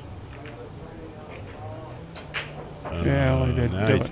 I tied him up where they don't go at all. Yeah, right. He was better off the way they were. Yeah. At least he had a carom. Yeah. Mr. Belmonte needs to know to leave those balls alone. I watch him try to kick them. I watch these guys are infatuated with kicking behind balls. Oh, but in that match that I played with Sil, he kicked the 8th ball in. The winner, yeah. That ball hit the rail like 3 times. Yeah. Yeah, I said that. I said, what is he doing? Why is he kicking that ball? And then it went in, of course, and I looked like a fool. So. Well, no, it's just simply that he hit that ball too full. The ball was going into the foot rail, but then it went back into the foot rail a couple more times. So Mr. Stahl pays attention to detail because he knows the Grady rule's in effect, and he immediately spotted up the ball closest to the rail, to the head rail, head pocket, the headline, and he's got himself a nice bank here. Mm-hmm.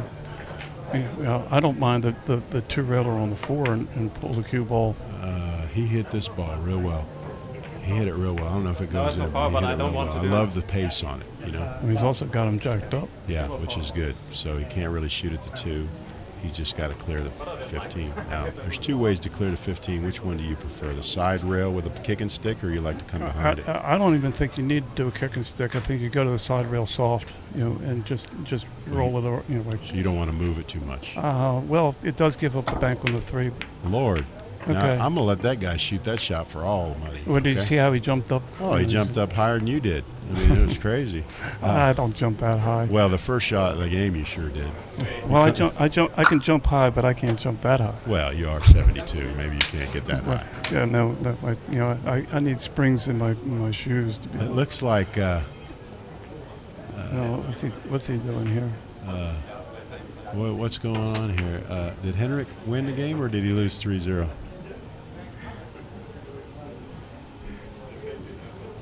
All right, well. What's our score over there? 3-0. Okay, Goliath killed David again. El Nino. Yeah, Nick prevails over Henrik Frank. Not surprising, but So it looks like he's cutting this 3. Unbelievable. It looks like he's trying to go 2 rails with the cue ball. He's gonna. Okay, well, it's okay, but it doesn't do anything. So again, hitting that ball with a draw, is going to kill both the cue ball and the 3 ball. You know, like if you hit that ball with follow and just control the cue ball, you know, side rail, you know, now you can get more speed on both balls, and you get position on the 7 ball too if you happen to hit it well. All right, so Stahl is looking at some kind of a billiard shot or a combo shot. What is he looking at here, Tom? You know, I would think that he's going to bank the ball off the side rail, bring the cue ball back up the table, and hope that he can loosen up the 11 and 15. How does he dodge the 7 ball back in this ball? Well, just hit it with follow. He's bringing the cue ball into there, isn't he? Okay, he shot 3 rails. Okay. All right, that's fine. Yeah. He got it out of there. He wasn't trying to do anything too tricky. Right. Okay, so my man Belmonte here he's got to move the 8 ball because that prevents him from banking anything. Well, he's got to get the cue ball up the top rail though, otherwise he's going to give up any kind of number of banks. So what Tom's saying is when he hits the 8, he's going to follow the ball to get it to the top rail so he doesn't leave a bank. You could do that. You know, you could slide off the 3 ball. You know, there's nothing down here for Belmonte. You know, so you could push the 3 ball towards the 2 and 14. You know, or you can do the same thing with the it's even better. You know, doing that with the 4 ball, just pushing the 4 ball towards the 3 and coming down like towards the side pocket. And see what I mean? Yeah. That doesn't give up anything. I don't like this shot. No, that's like. I mean, what are you going to get out of it? Well, you're going to leave the guy straight in, is what he did. Yeah, but I mean, what is the positive expectation in shooting that shot? I mean, if you hit it 1 in a million, you make it. Yeah, well, that's 1 in a million. You wouldn't bet your bankroll on it, would you? No, well, that's what he did. Right. Well, maybe not his bankroll, but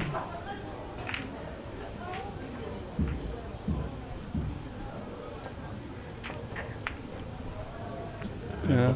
That ball is not going to go in on this table. Yeah. See, that's the way I'd be shooting right now because my confidence level is so low. But the way to hit that ball is to stun it. You know, just stroke it in and medium speed. And just like a number 3 stroke. If you have 1 to 5, you could do it like that. You know, or if you have a 1 to 10, you know, that would be like a 6. You know, something like that. Yeah. But that way, you know, you put a better stroke on the ball, and you just drift the cue ball down for the bank on the 2. All right. Yeah.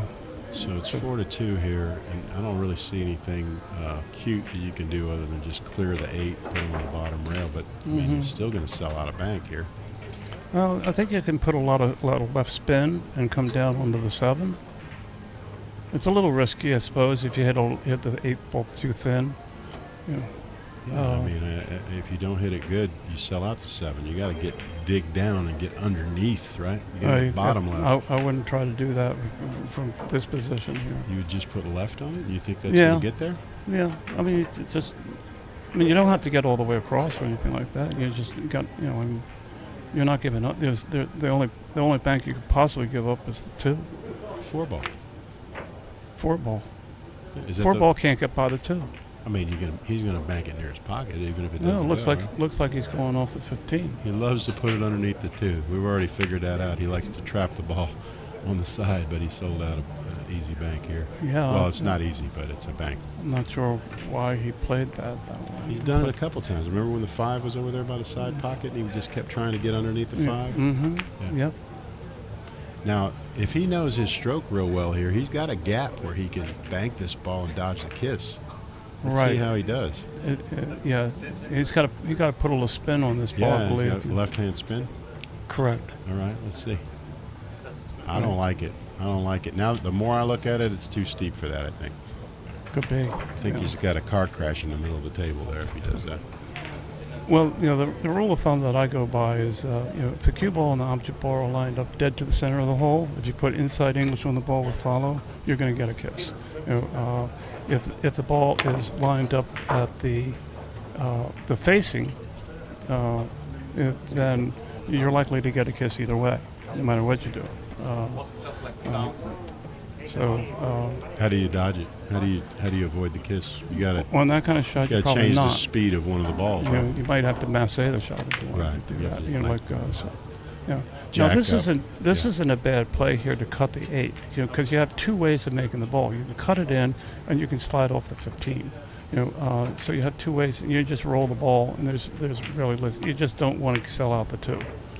Yeah. Well, he's But got a he's not gonna lead, do and it. he's not doing none of that. No, so he's not. he says, "I'm up 4-2. I don't need to push the envelope. I'll Well, just yeah, see that's- what he does." But see, this is classic stuff right here. Is that a person starts to get a little lead, and then they go install, and they don't shoot at the hole anymore. So he sold out a bank on this 4 ball here, and it's a good bank. But he didn't hit it very well.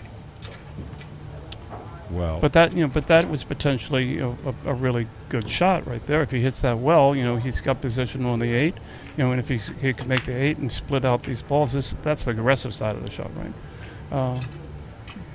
Here, I kind of like kicking at the 4. yeah, kick the 4. The cue ball floats down to the bottom. Really get a little cover. He's going to kick it too. No. He didn't kick it, Yeah. but he had the right idea with Whitey. He just didn't execute. If he gets it on the 7, it's a great shot, right? Yeah. Here I like the 2-railer on the 8 and bring the cue ball, draw the cue ball behind the 9. 2-railer on the 8. Mhm. I think he's just going to play all cue ball behind the 9. Here.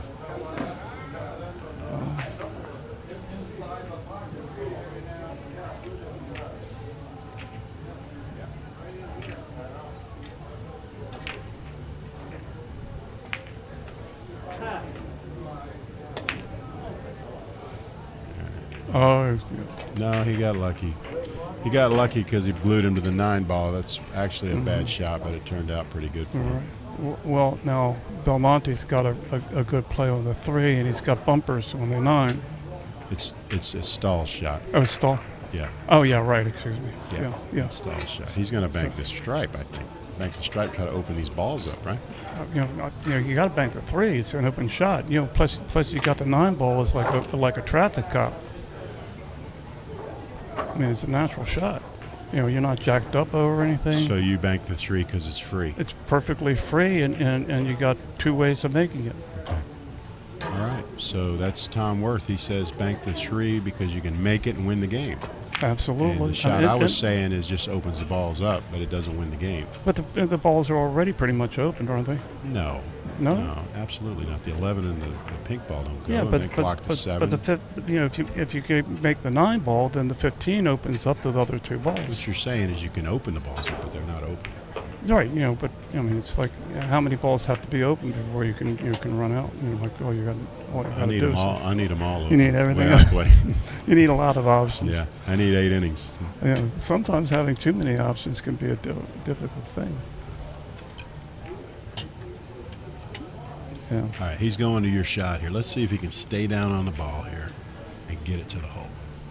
That's the only thing I see as a problem here. But he's usually hitting them pretty good. He hit it too soft, didn't he? Well, he sold out the deuce, and that was unexpected. I didn't expect him to sell out the 2. Mm-hmm. Well, there's a lot of pressure on Belmonte now to pocket this ball. Correct. And he doesn't like it. He's looking to try to duck here if he can. What are you looking at? See, if he does pass on it, which it does, that is controlled defense. Oh, look, he did that's the only way he could have done it, to get cover, right? Right. He couldn't do it any other way. That was a good shot. I like that, Belmonte. You learned something from somebody. That was a good shot. Yeah, I like that play. It's just rolling by there and ticky. A nice ticky, right? Mm-hmm. Good shot. Okay. Belmonte poked his head in to see if he got an attaboy on that shot. He's gonna bank this and go 3 rails. Yeah, this is a great shot. A little inside swing. Or he's gonna get a kiss. And look, he dodged it twice.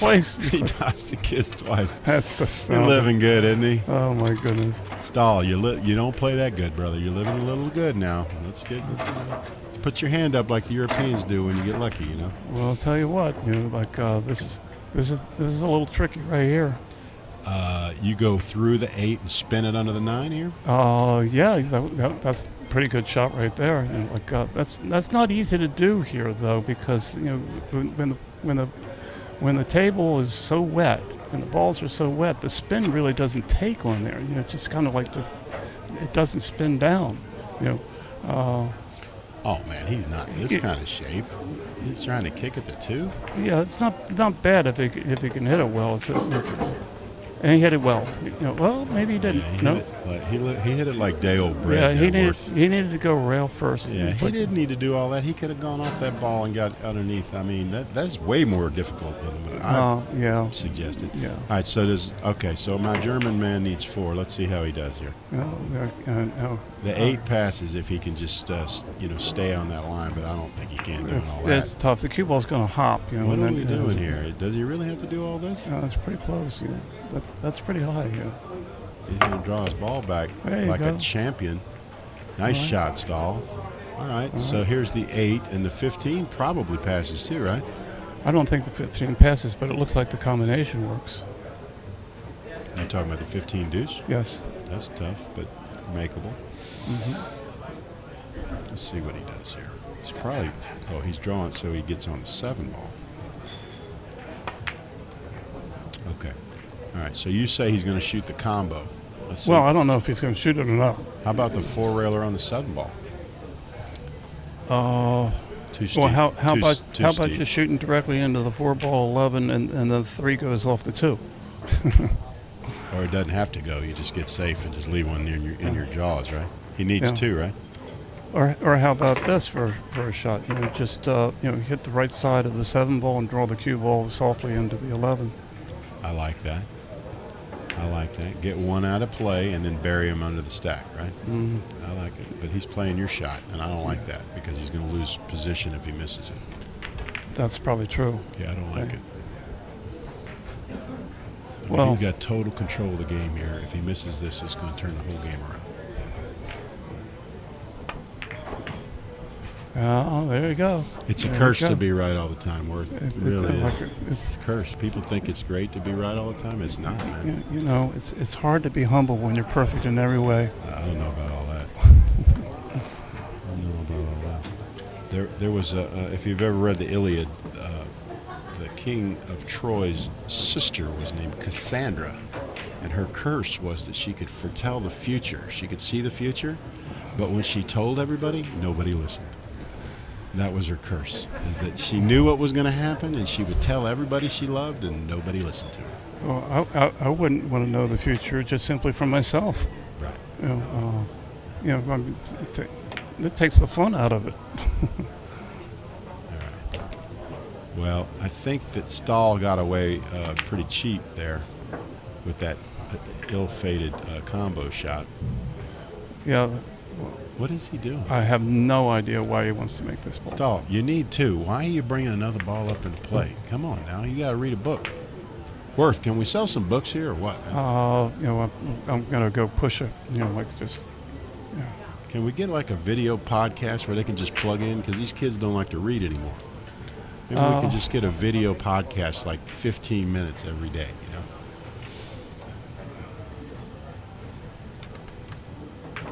Nobody listens to me anymore. All right, Cassandra.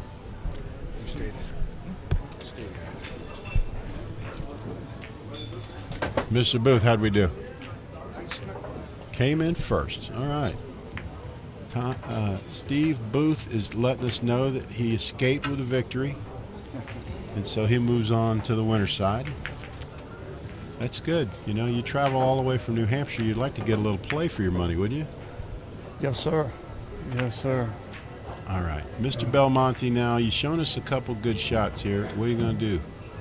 You definitely can't kick at these balls because the 2 balls are free bank if you do that. So you can't kick it. Quit looking at them. Don't do it. Don't do it. Well, also the balls are tied up. Why do you want to take a chance on loosening them up? Well, he wants to loosen them to his side. He can't hit it hard. No rail. What? Yeah, it got there. Yeah, my eyes are so bad. Don't ever make me the referee. I had a buddy of mine that ran a 9-ball tour, and the way he ran it when you had something that was required. How good did he missed it, but he hit it as good as you could hit it. Did you see how the ball just stayed right on that track? Yeah, he hit it as good as you could hit it. I don't care what you say. It didn't go, but it was a lovely shot. Mm-hmm. Yes, it was. me, I'm rolling into the 15 solver. Yeah, something simple. Yeah, I'm not taking any chance on letting the cue ball loose. You know, the 11-3 is lined up. So Belmonte's looking to see if anything is going aggressively here. I guess he figures he can clear the 2 on the way out. I think he's looking to see if both balls are frozen. Okay, he's just going to do it mildly, then something soft. I think so. We can call someone.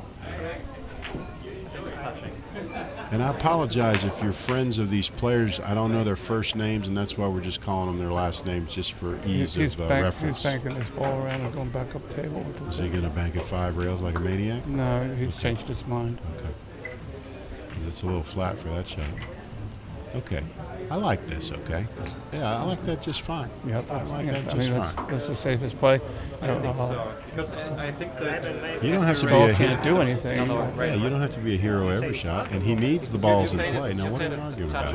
I don't know, but the 3 went, the 3 went back to the rail a second time. If it was frozen, it went back to the rail a second time. There's no foul. That's what they're talking about. He thinks it was I don't a foul. think Stahl likes it, but I think Belmonte's right in this situation. Yeah, he's right, correct. Stahl's going to take his word for it. He says, all right, okay, we're all gentlemen here. I'll just take your word for it. Yeah.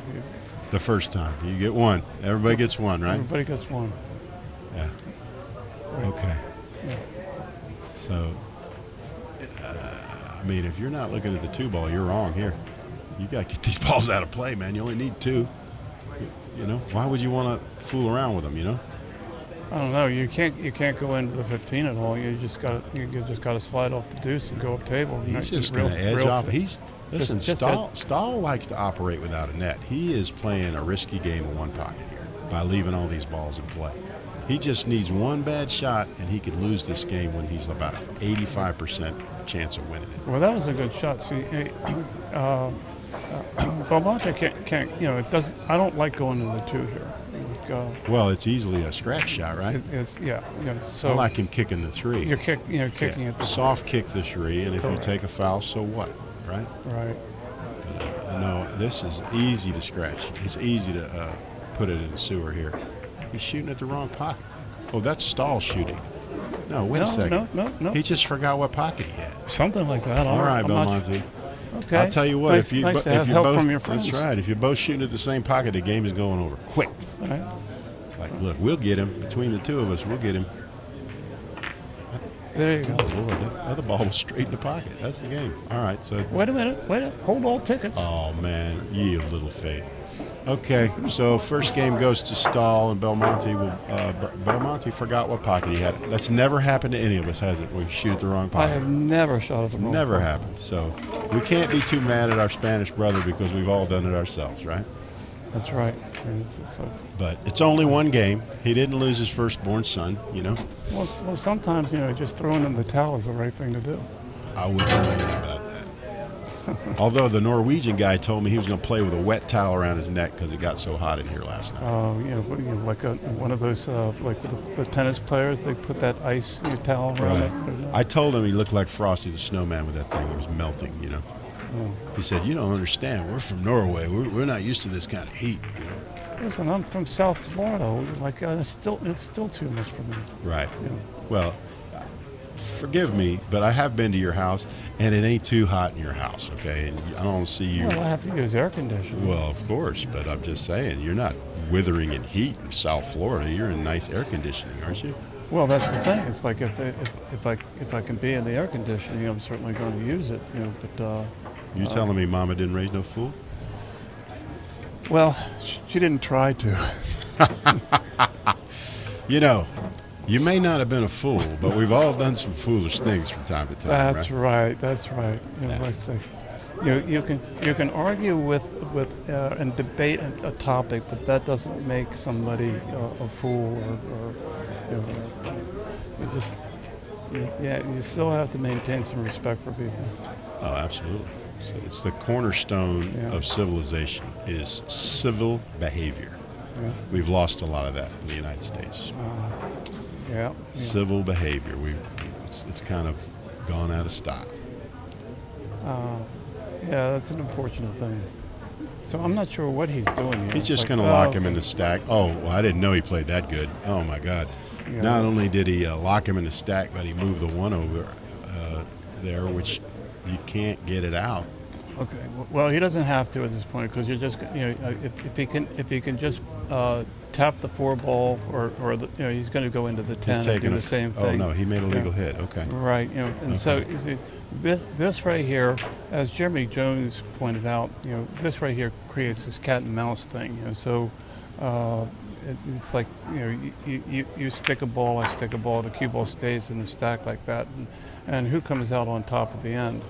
That's the If Stahl can clear the 5, he needs to do so immediately here. You do not want to get into a cat and mouse game here where you're betting the game on a little nudge. Right. The trouble is if you take the 5 out, what do you do with the cue ball? First follow behind the 10. And he put the cue ball where I would put it anyway, so he got there. But the 8 ball will bank. It's a little tricky, but I like it. I like to bank the 8 ball here and use the 15 to catch my cue ball. As long as you can. Okay, so it looks like he's coming off the 6 ball. Yeah, what's that good for? Absolutely nothing. Right, it's like war, huh? Yeah, that's a little play on words there. Okay, so if he's a good player, he's going to cut this 7 ball in. Right, and roll the cue ball on the 8. The 8 goes into the 15. Goes that 2 goes towards your hole. Watch this stroke. I'll tell you if he's a 700 Fargo or not. Just by this stroke, we can calibrate him on his stroke alone here. Let's see how he hits it. You can't baby it. You see, he babied it. Oh, he's all right. He's perfect. He got out of the way. He hit it better than we would. Because he might be a straight pool player and actually know how they're going to roll and all that, I wouldn't be a bit surprised. A lot of these European players are straight pool players. Especially the Germans. They love straight pool in Germany. Yeah, he might get out here. Let's see if he can get out. He can do his best John Schmidt emulation here. Let's figure the pattern. What's the pattern? 9, 8, 10. Combination that's on the 1 11. ball, but whatever it is, the yellow ball. Picking on you. Yeah, that's right. Oh, I don't like that at all. No, he's going to shoot the deuce here. Well, he's going to shoot the deuce. Still don't like it. I don't. There's no reason to have gone that way. Well, don't be too hard on him. He does have an insurance policy. I understand, but like this. Right. Yeah. I mean that's fairly tight. I'm sure that he can make it, but that's. You think the 2 is tight? I think it's fairly tight. I think it goes, but I do think it's a little tight. He played for it, so I hope it goes. Yeah. Yeah, it's straight in. Yeah. But then what do you do when you're shooting the 8? Where do you go? See, this man's going to shoot the 8 with a high right, and he's going to get either on the combination or the 10. All right.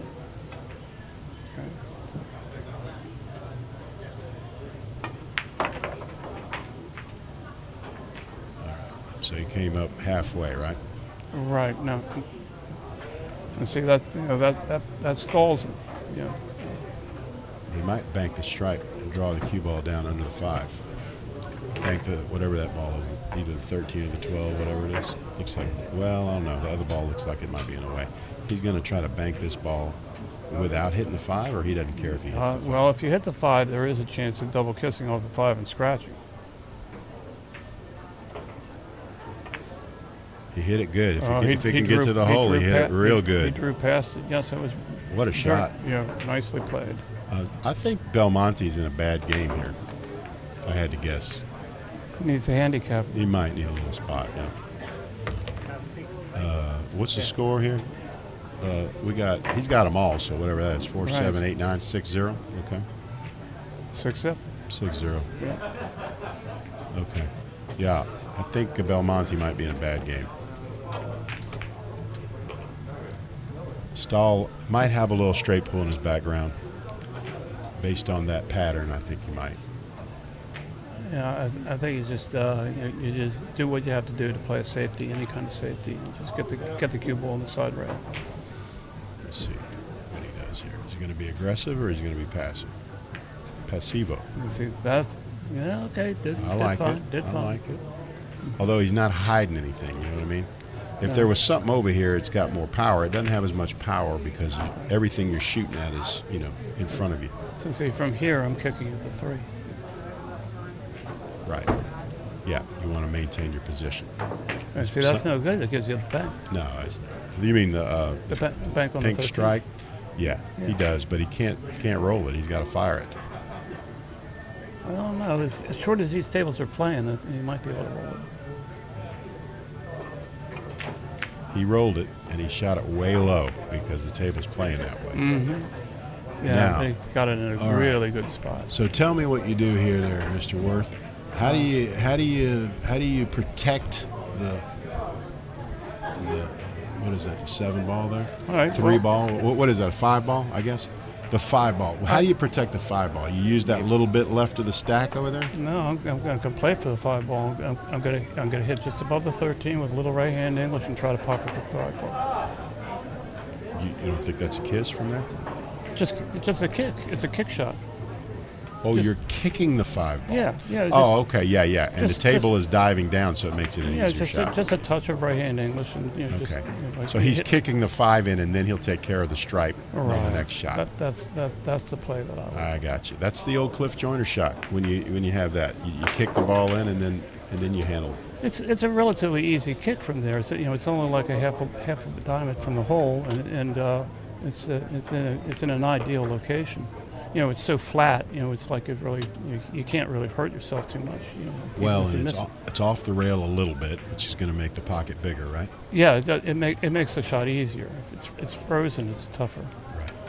Because if he hits before the ball, it still goes in. Yeah. If he hits the ball on the nose, it goes in. Yeah, so he's not seeing the shot though. Well.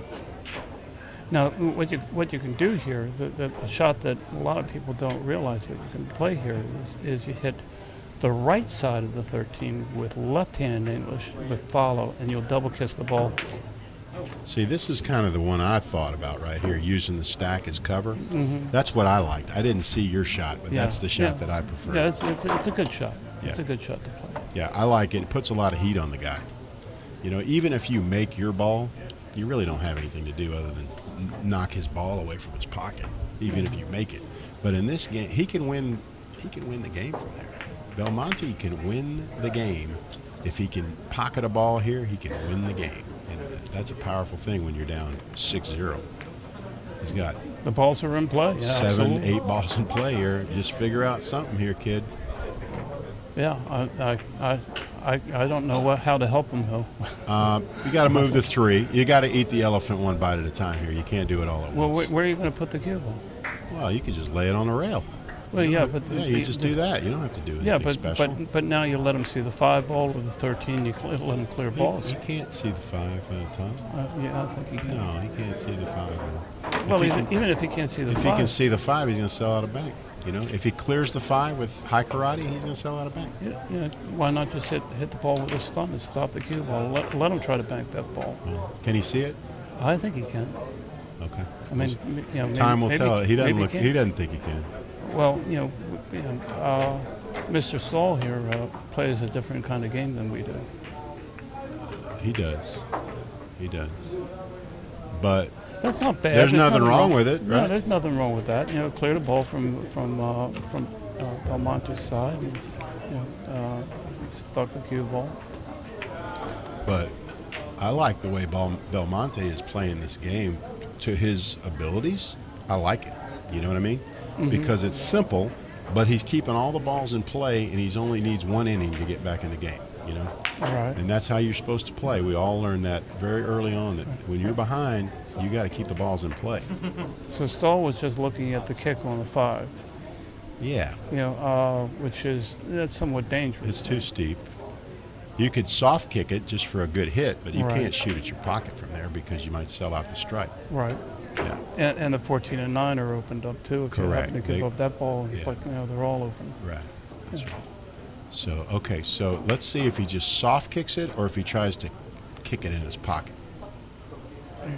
He's kind of loading up here a little bit, isn't he? Yeah. Too hard. Yeah. This will get you sleeping in the streets right here. Absolutely. Oh, he got very, very fortunate. I don't know if he did. I think the 4 goes. I don't think.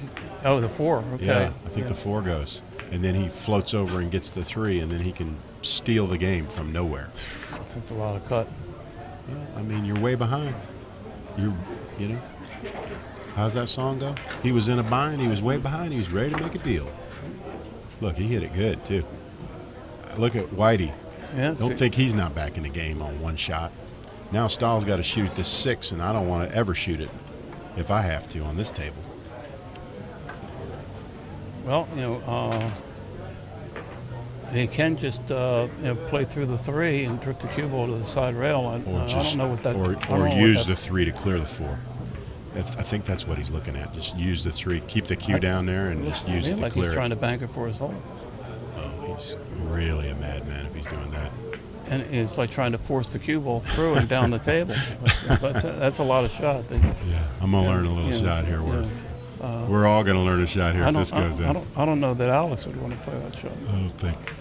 I don't think Bugs Rucker would shoot that shot. God rest his soul. That's right.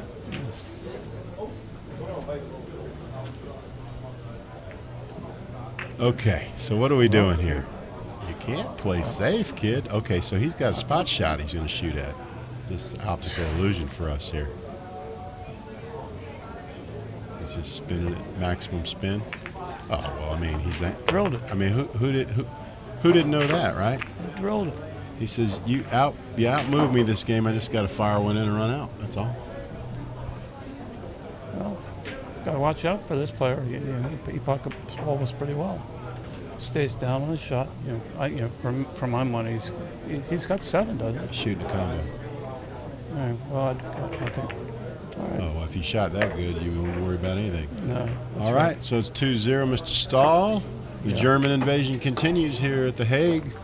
We've got some strong German players here. Last year, Mr. Benjamin Bayer won, a German sharpshooter. And I think we have, how many Germans do we have in the tournament? At least 6, right? Let's look at, see how many Germans made the trek across the border here.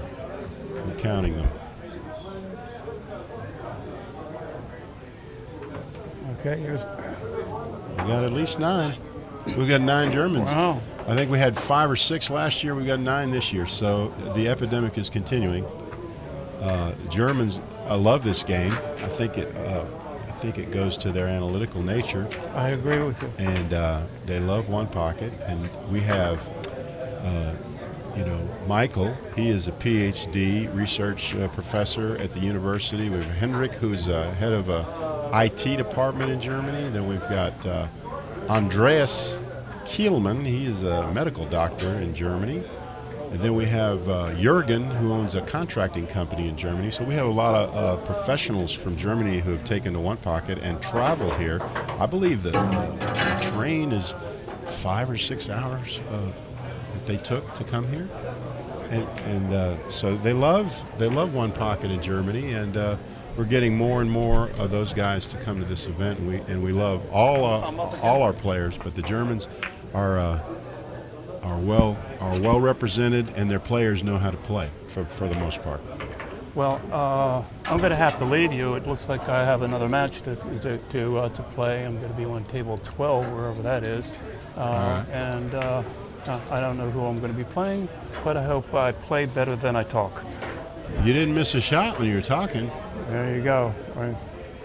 Thank you very much. It's Tom Worth. He's the author of One Pocket, a game of controlled aggression. Tom is a cherished asset to the One Pocket community, and we were very pleased and privileged that he was able to make the flight over to The Hague for this event. And he is a wealth of information. And if you don't have his book or haven't checked it out, please do so. Where can they get that book, Tom? I don't have a website, but you can email me at trw369@gmail.com, and I will respond quickly to your request. Okay. If you're in the neighborhood and you can stop by, I've got a number of copies right here, so I can accommodate you right away. Okay, so Tom brought a few to The Hague. So if you're coming to the event, look him up, and I think he's got 4 or 5 books left that he's trying to, get rid of. And believe me, I have one. It's a wealth of information. It's great. He's got a lot of imagination. He sees shots that other people don't see. And It's hard to teach me much in this game. I've seen a lot. I've been around a lot. And when I took lessons from Tom, believe me, I was very pleased with the quality of his instruction and his knowledge. He's got a very fertile mind. And when you play with him for a couple days and he gets to explain to you the whys behind why you do things, your game will definitely improve. So, Tom, we appreciate you coming, and no rail here, so we Yeah, they got there? The 12 ball got there. But good luck in the tournament, and Thank you, Joe. And I can't leave without expressing my appreciation for you, because I would not have been able to come here had it not been for your generosity. So I'm very appreciative of that. And let me also say that not only were you generous with me, but you're generous with everybody in the One Pocket world. You provide a lot of resources to this game. You promote it like nobody I know, and I know that this community, not just this community here, but the One Pocket community in general, owes you a debt of gratitude. well, I thank you for those kind words. I've been lucky enough in my life where I've been able to do things for the sport that I love, and the way I tell people is I could either give it to the government or I could spend it on One Pocket. That's not even close, is it, boys? Well, it is an epidemic. It's turning into a pandemic, and that's the way we like it, right? Let this be worldwide, and Europe is leading the charge in that regard. Listen, I'm so proud of the reception the Europeans have had to this game. I'm a busy man. I've got a lot of work, but I wanted to make sure that I was able to make this event. I had such a good time here last year, and I'm having a great time this year. It really is a brotherhood over here in Europe, and they're doing it the right way, and hopefully next year in November we'll be in Manila, and we're going to carry the epidemic to the Philippines and have the first One Pocket Championship over there. And I look forward to being a big part of that. And anyway, so Tom, go kill them and play well. And thanks again for all your wisdom. I appreciate it.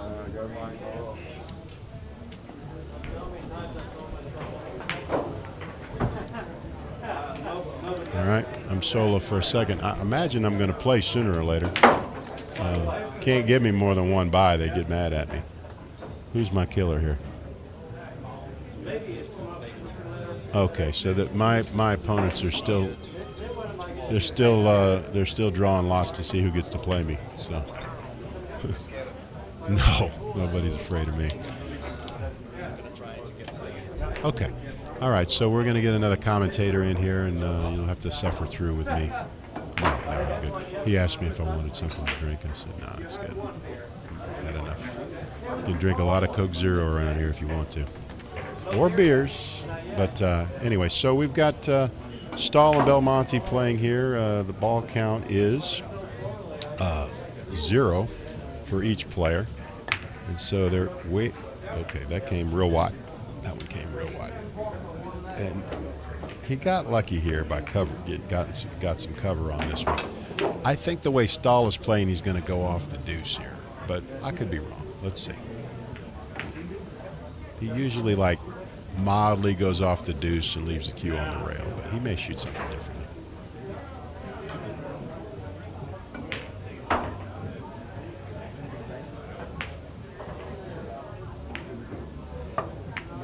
All right. So he hit a little fuller so he could get cover with the 3-ball, which is a good shot. But he's not really protecting anything, folks. And so when you're trying to cover, I guess he's protecting the 11 ball, but the 11 doesn't go. So maybe it doesn't look like it goes anyway. But Belmonte he's got to worry about this combination on the rail here. So looks like he's gonna lock the 7. Okay, that's a very simple shot, but it's effective. Got a little unlucky here that okay, no, those balls go, so that's a good shot. So Stahl now is probably just going to go off the 5-ball, I would think, here. And then put him on the bottom rail. Didn't get to the bottom rail. Okay, you want to get to the bottom rail. You don't want to give him the whole cue ball because he can do things with you that you're not going to like. He's got a bank here, okay? If he wants to bank this 13 ball, let his cue ball, okay. And, okay. Yeah, it's all right. So Stahl is going to do the same thing. He's going to go off the 5 ball. Probably try to put him under the 10 if he's. I think that's actually the best shot is to put him under the 10 off the 5. That would prevent him from doing anything aggressive on you. But he doesn't like it. He's trying to figure out a way where he can shoot something offensive here. Look, he's looking at the 11 ball. And I don't like that. But who knows? We'll see what happens.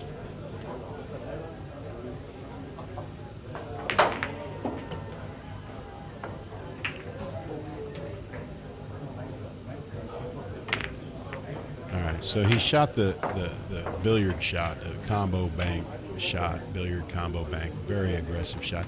The good thing is here he's opened these balls up to his pocket. So the 8 goes, the 10, 11, the combo goes, and he's prevented any of these banks going from Mr. Belmonte. But that's not going to deter Belmonte. He's still going to shoot it even though they don't go. He had a combo, and it was a reasonable shot. Let's see what he does here.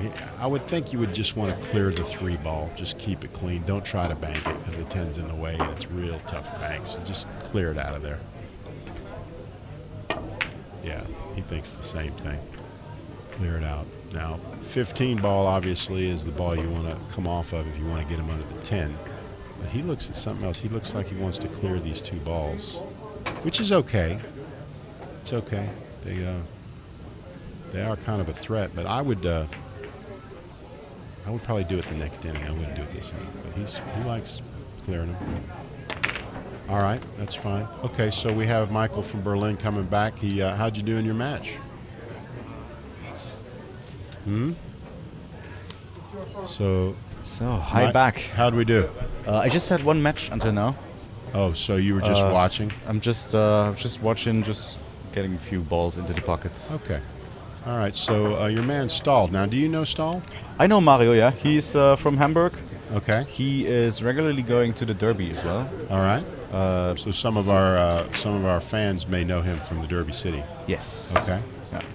And does he have a straight pool background? I saw he is also playing straight pool, but he's been playing 1 pocket for quite a long time. Okay. No, we like his game. He's got good fundamentals, and he likes to play the cat and mouse game. He doesn't necessarily want to play the basic move them all up table and all that. He likes to play a little more elegant game than a basic player. So that would make sense. He's been playing for a while then. Huh? Yeah. So he's also a very good bank pool player. Uh-huh. By European standards. Yeah. Yeah. What does he do when he's working? I actually don't know. You don't? This I don't know. No. So I just know him from pool. From pool, yeah. Yeah. So. Okay. They do have an annual tournament at the beginning of the year, I think, where they play 1 pocket just before the derbies. Really? So they do it's a nice event. So we play 1 pocket, two games of 1 pocket, 2 games of bank pool, and if it's tied up, it's a 1 ball 1 pocket. Nice. Hill match. I like that. How long have they been doing that? I think for 2 years now. Great. This is and it's their kind of preparation before they team up and go to the derby. Okay, and they play that in Hamburg? Yes. Okay. So it's a nice format. For those of us that are geographically illiterate, is Hamburg in the northern part of the state? Yes. So Hamburg is just at the North Sea. In the middle of the north part of Germany. And from Berlin, how far is that? It's a 2-hour train ride. Okay. So you can by go. American standards, it's not bad. Right around the corner. Right around the corner. Well, I'll tell you. Now, this is the interesting part. Depends on what part of the country you're from. Now, if you're from New Hampshire, like Steve Booth, right, where everything's close, 2 hours is a long drive for them, right? But if you're west of the Mississippi, 2 hours is like right around the corner. Yeah, it's like where you go shopping. Yeah, they got to go 2 hours to go anywhere, right? And so if you're like from the western states, if you're from Texas or you're from, let's say you're from maybe Montana or Utah, one of the western states, they travel a couple hours for literally anything. And so, this is a trouble here. So traveling is part of their life. But if you're from the East Coast, where you live in the big cities, they're not used to traveling a lot. Yeah. So depends on what part of the United States you're from. Now, also the train system in Germany is quite well established. Right. Whether I'm not sure about Central America. In the United States, in the eastern seaboard, the train system is good. Yeah, but the subways, okay? But we don't have a train system west of the Mississippi. Yeah. Not to speak of. Now I think they have maybe they have subway system in Seattle and maybe one other state, but for the most part, you have to have your own vehicle to travel on west of the Mississippi. Yeah. From Berlin, it's this is going to be worse than bad. And watch, he'll leave the ball there too. Yeah, this could be bad for Mr. Belmonte. So he just leaves the ball there, and he owes a ball, and you run out. So this was a spur of the moment, hit the table kind of thing with his cue? No, just an accident. Just an accident. Yeah, okay. it was just an accident. No, he was shooting a ball, and then somehow he hit it with his right hand and moved the ball. But he scratched and then hit that with his right hand. But it's just a disaster all the way around. Yeah. Not sure if they have an argument. No, they're not. They're just saying, what do we do? Yeah. And they're asking, can he move it back? Well, Stahl has the option. He can decide to leave it there. Yeah. Yeah. Well, when it moves, it's a foul. Yeah. If he moved it before he shot, then you'd have the option to move it back or leave it there. Yeah. But the way it happened here, you just leave it where it is. Yeah, it was within the stroke. So. Correct. That's right. So what's he going to get here, Michael? How many balls is he going to get? 4? 4. So 6 to the 1 and 15 first. Not behind the 4. He likes to get treetop. That's what he does. Okay, so is he going to get all these balls even though he's a little bit encumbered here? What? First thing first, get the 15. Or no, he's going for the 1. Shoot the 1 and go 2 rails and get on the 15 with high left. Yeah. Yeah. Okay, he nicely recovered there. Very nice. Can he get on the pink stripe there? I think so. Yeah. Probably underneath again. Same kind of 2 rails. It just depends. It looks like he's going to go high, just straight high ball. Yeah. Perfect.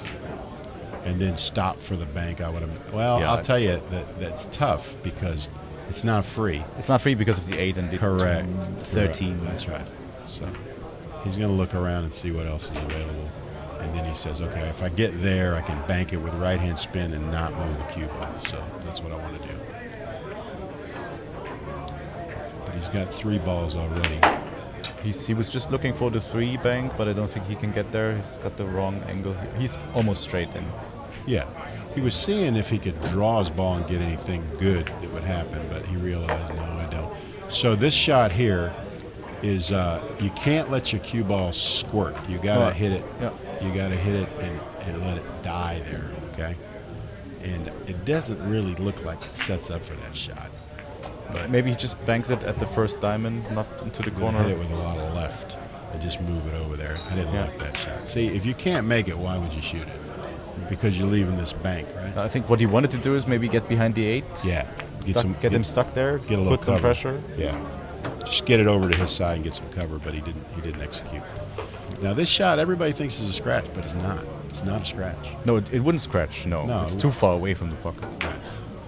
It's also not a double kiss. Right. So that's right. You can easily get underneath.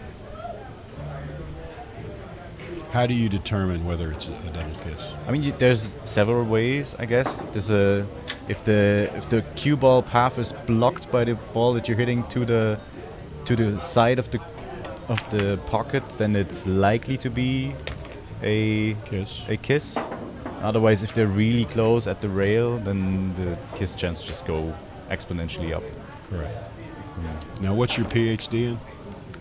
Biochemistry. Biochemistry. Is that real chemistry or is that fake chemistry? No, that's chemistry for plant lovers. You know, your girlfriend is here. She's like a real chemistry PhD student. Yeah, and she was like, he's just a biochemist. He's not a real chemist. I know. She was giving it to you a little bit. I thought it was funny. I said, believe me, for most of us, if you're a biochemist or a chemist, you're weird anyway. You're already a certified nerd, so it's fine, you know.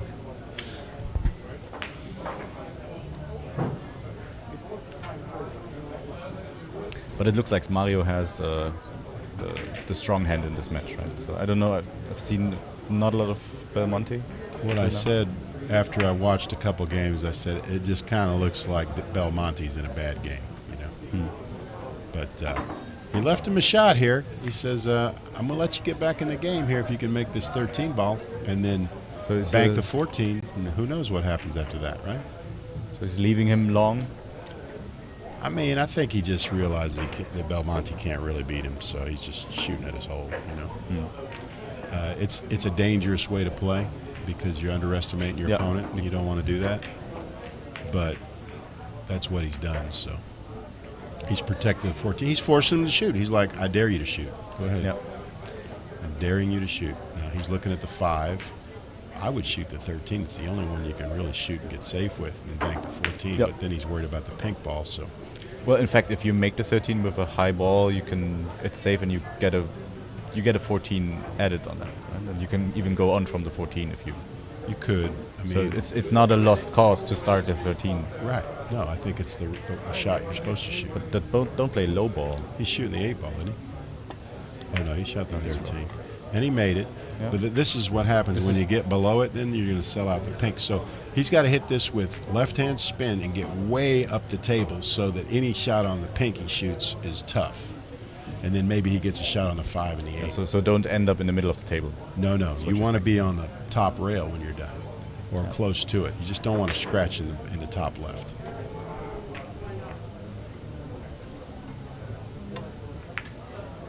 All right, so he missed it, and I think Stahl's skill, he's going to shoot this 8 in win the game. Yeah. You know, I mean, not win the game, but just start his run. I mean, he's not going to pass this 8 ball. They're missing, one ball down. Yeah, it's 4-1. Yeah, 4-1. So his pre-shot routine is good. See, he gets in the eyes up the ball, sees where his point of contact is going to be. He doesn't assume anything.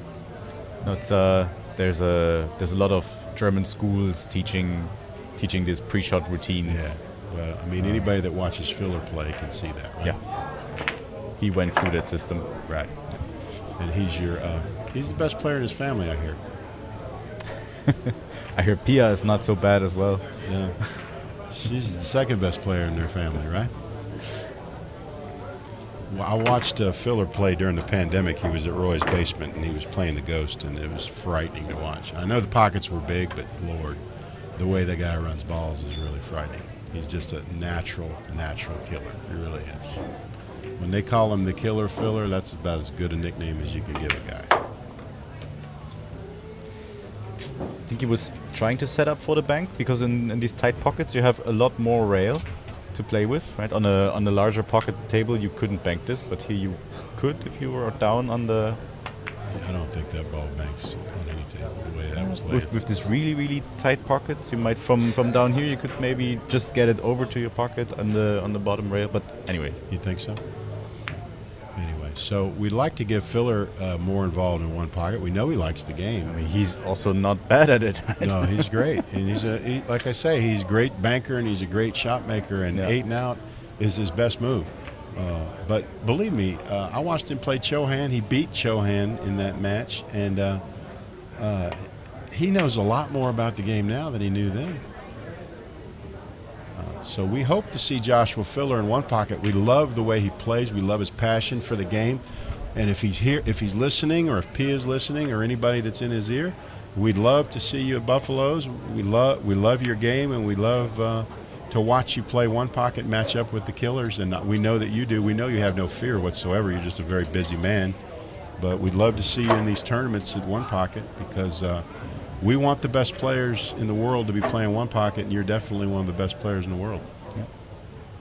So I met him once, which is a long time ago, at Derne City Classics, which was the European DCC. Right. 2017, 15. He won the bank pool division there. Yeah. So this was the Bigfoot as well. Okay. Yeah, that was just crazy. I was back then. I was also playing this was my first big one pocket tournament actually. Okay. How many people played? Around 30, I think. In the one pocket at the time. Yeah. Nice. Hey, listen, anytime you can get a 32-man field, that's a great tournament. All the killers from Europe, yeah. So they're talking about the Bern City Classic, which was, where was that in Switzerland? Deurne. Deurne. In the Netherlands. In the Netherlands, here. You know, it's the highest place for one pocket in Europe. Right, it's the home of one pocket in Europe, right? And so they had, just like the Derby City, it was a three-event tournament, and they're talking that Filler went in there and made a few dollars, cleaned up on the banks. As a kid, more or less. Yeah, 7 years ago he was, how old is he now, 26? So he was 19, yeah. And he won the 10-foot challenge? So he won 10 foot and banks. Oh, this might be bad here. Oh, this might... no, it's okay. No. It's okay. So it's 6-1 here. Belmonte, do you Belmonte's moving the balls up, table down 6-1. That's interesting. He needs to watch out because I'm not sure how many balls are. Now it's 4 in the kitchen. The 3 doesn't. Yeah, that's right. So the next ball in the kitchen, we're going to have to move it. But I think he's 2 railing that. He should. Definitely should. And that's a good shot. Yeah, because he protects this. Yeah. Oh, it even goes. Oh, it goes. And he's got the 14 ball. So that's a good shot. He's going to play for the bank on the deuce if he makes this 14 ball. Yeah. Which would be free. Yeah, for sure. For sure it's free. And then maybe 3-rail the 9, although that hasn't been going. That I haven't seen anybody make a 3-rail bank all week. But the 3-rail on the 9 you could play as a stop shot. You just play it as a move. To move it, yeah. Right, you get it down there by your pocket, so it doesn't really have to go. But don't play it too hard, right? Because these boys, they don't like it. Not at all. Yeah. There you go. All right, so he crosses this, but it's funny to cross it because the scratch is in play, right? I think he should be okay, just hitting the long rail. He's going to hit it with bottom to avoid the scratch here. Okay, so he did okay. I mean, he dodged the kiss, he dodged the scratch, but it didn't threaten the pocket. No. And Stahl will shoot this 6 ball, I believe, because it's not a scratch. You mean the 2 ball, right? 2 ball. He'll cut it. He'll cut at it. Yeah. Yeah. So it's 6-3, and Belmonte needs to make it happen here, or else he's going to be going to the one-loss side. So, okay, I like the way Stahl's taking his time here and seeing if he has another shot. But I don't think he has another offensive shot. So, you just got to do your pre-shot routine, get down here and cut this ball in like nothing else exists, right? No, he's just going. Oh Lord, he's a one-pocket player now. He's not shooting at his hole anymore. He's up 6-3. He says, "I'll just keep moving until I get a better chance. Just wait for it." Yeah, he says, "I'm not going anywhere." You know what Justin Hall says sometimes when he's playing? He says, "I don't have anything to do till November 15th. I can sit here and play this game all month. It's okay. I stay here as long as I have to."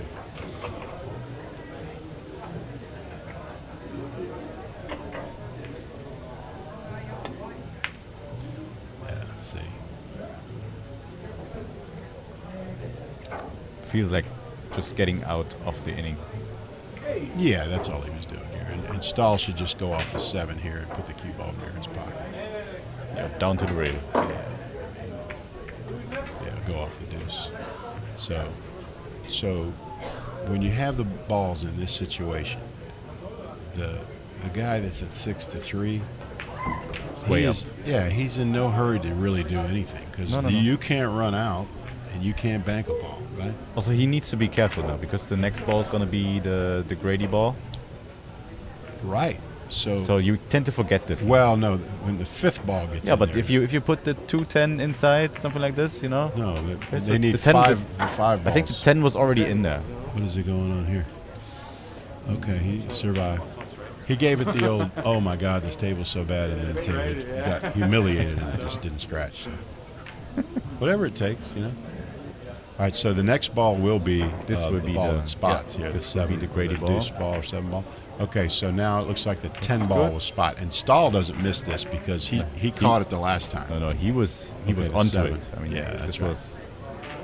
Okay, so he needs 1 ball, right? He needs 2 balls, but he got 1 out now. That's the only number he needs. He doesn't need 6 balls in play, right? Absolutely not. He needs the 2 balls to win. That's it.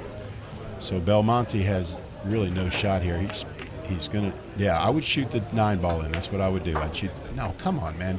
Put the ball in play. Give yourself a chance to win. Right?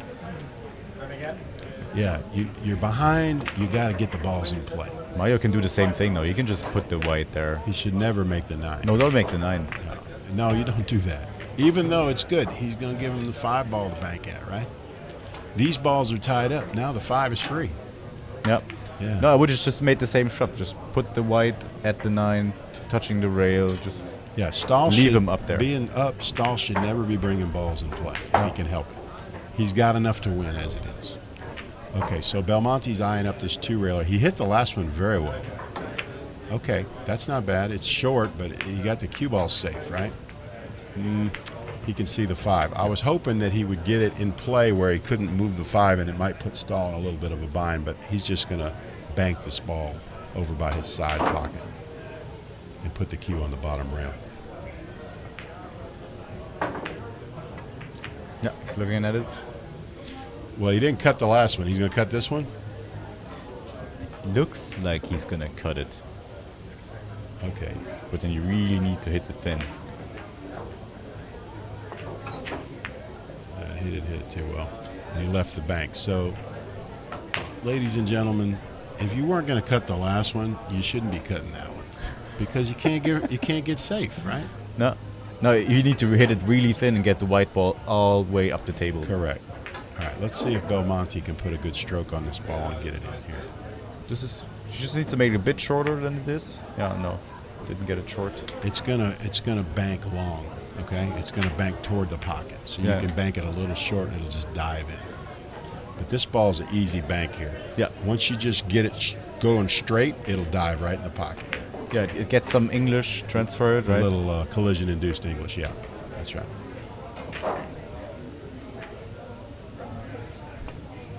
Yeah, so that's going right in the hole. You can't not make that. The way the table's playing right now, that's like automatic. And he's going to bank the deuce here for his winner. And leave the rest untouched. Yeah, don't touch anything else. So he's going to bank this about 2 to 3 inches left of the center diamond here to cash.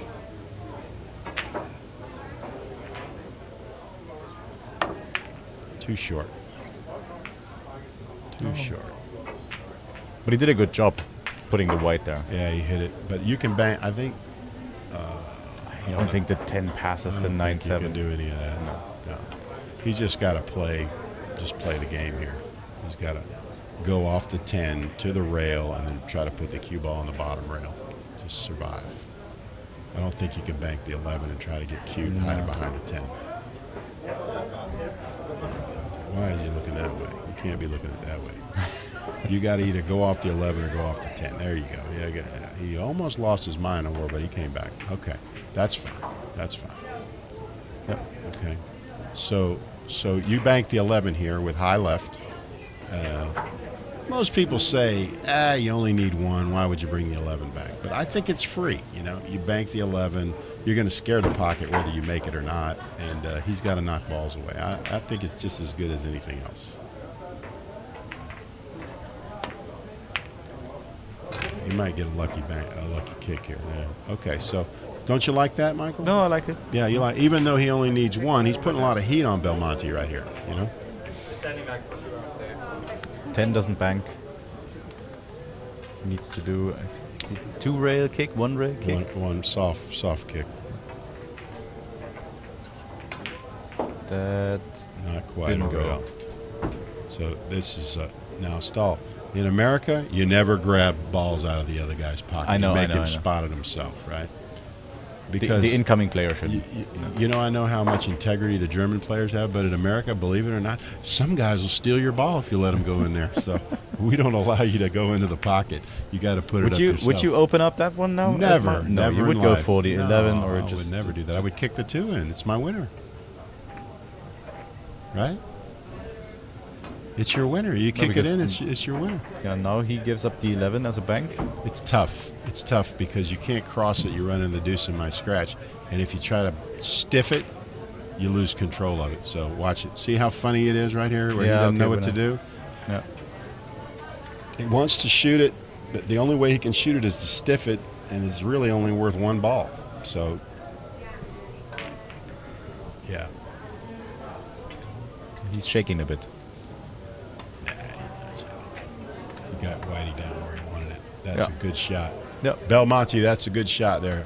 You covered the cue ball with the deuce, and your 11 ball is there. He's going to have to kick at the 11, and he's risking a scratch and going backwards here. This was the only thing he was focusing on, right? Just getting the white behind the two. For sure.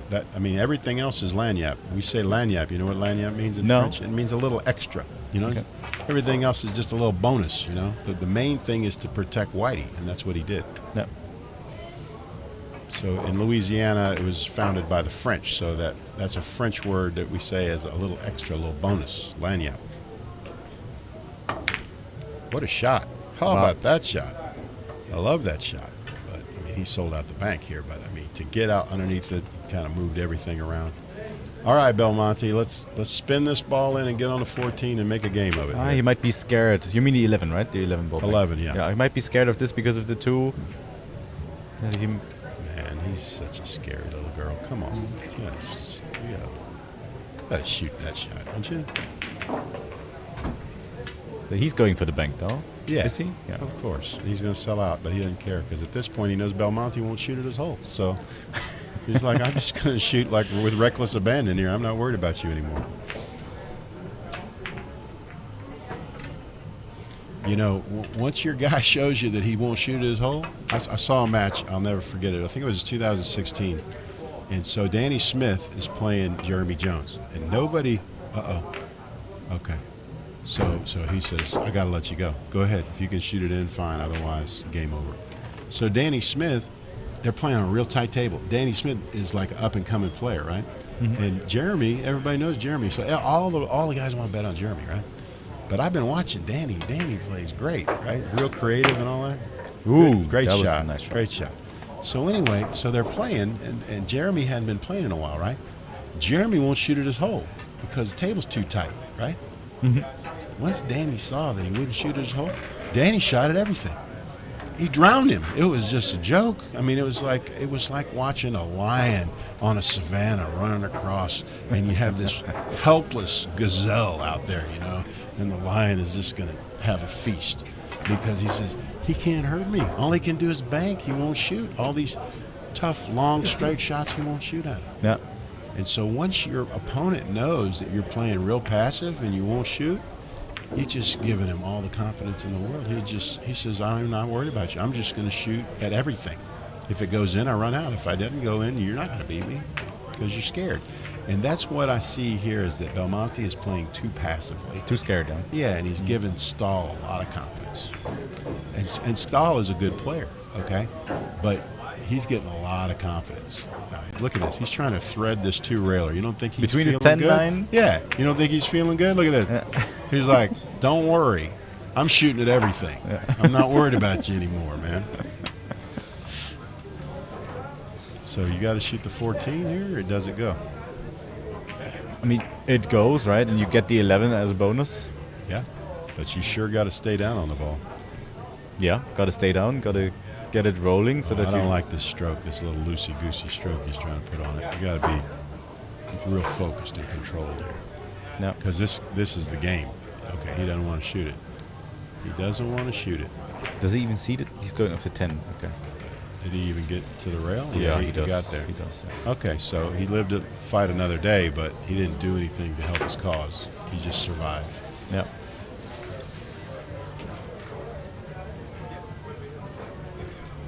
Now that you know he won't shoot the 14, just move the 10 and the 9, you know? Yeah, I like that better. I think it's okay. I think that's better. I think that's better. You need one. Yep. Yeah, I don't see him running out from here. So, you know what they say in Louisiana when you're in this spot? I'm on the hill, you're on the grill.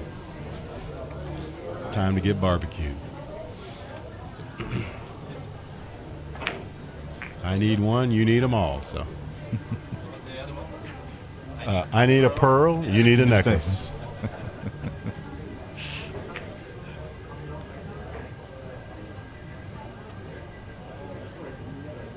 put him down back on the rail, right? The weight just go Yeah, down. he didn't quite get there. You gave him the 10 ball. You let him bank the 10, but it's tough, you know. He doesn't even wait until the white stops. No, he's ready to get it over with. Scratchy? No, he's going to put a little stun on it to dodge the scratch, and he hit it well. He hit it very well, actually. But you can get this out. Like you say, when the pockets are small, it's easy to get them out, you know.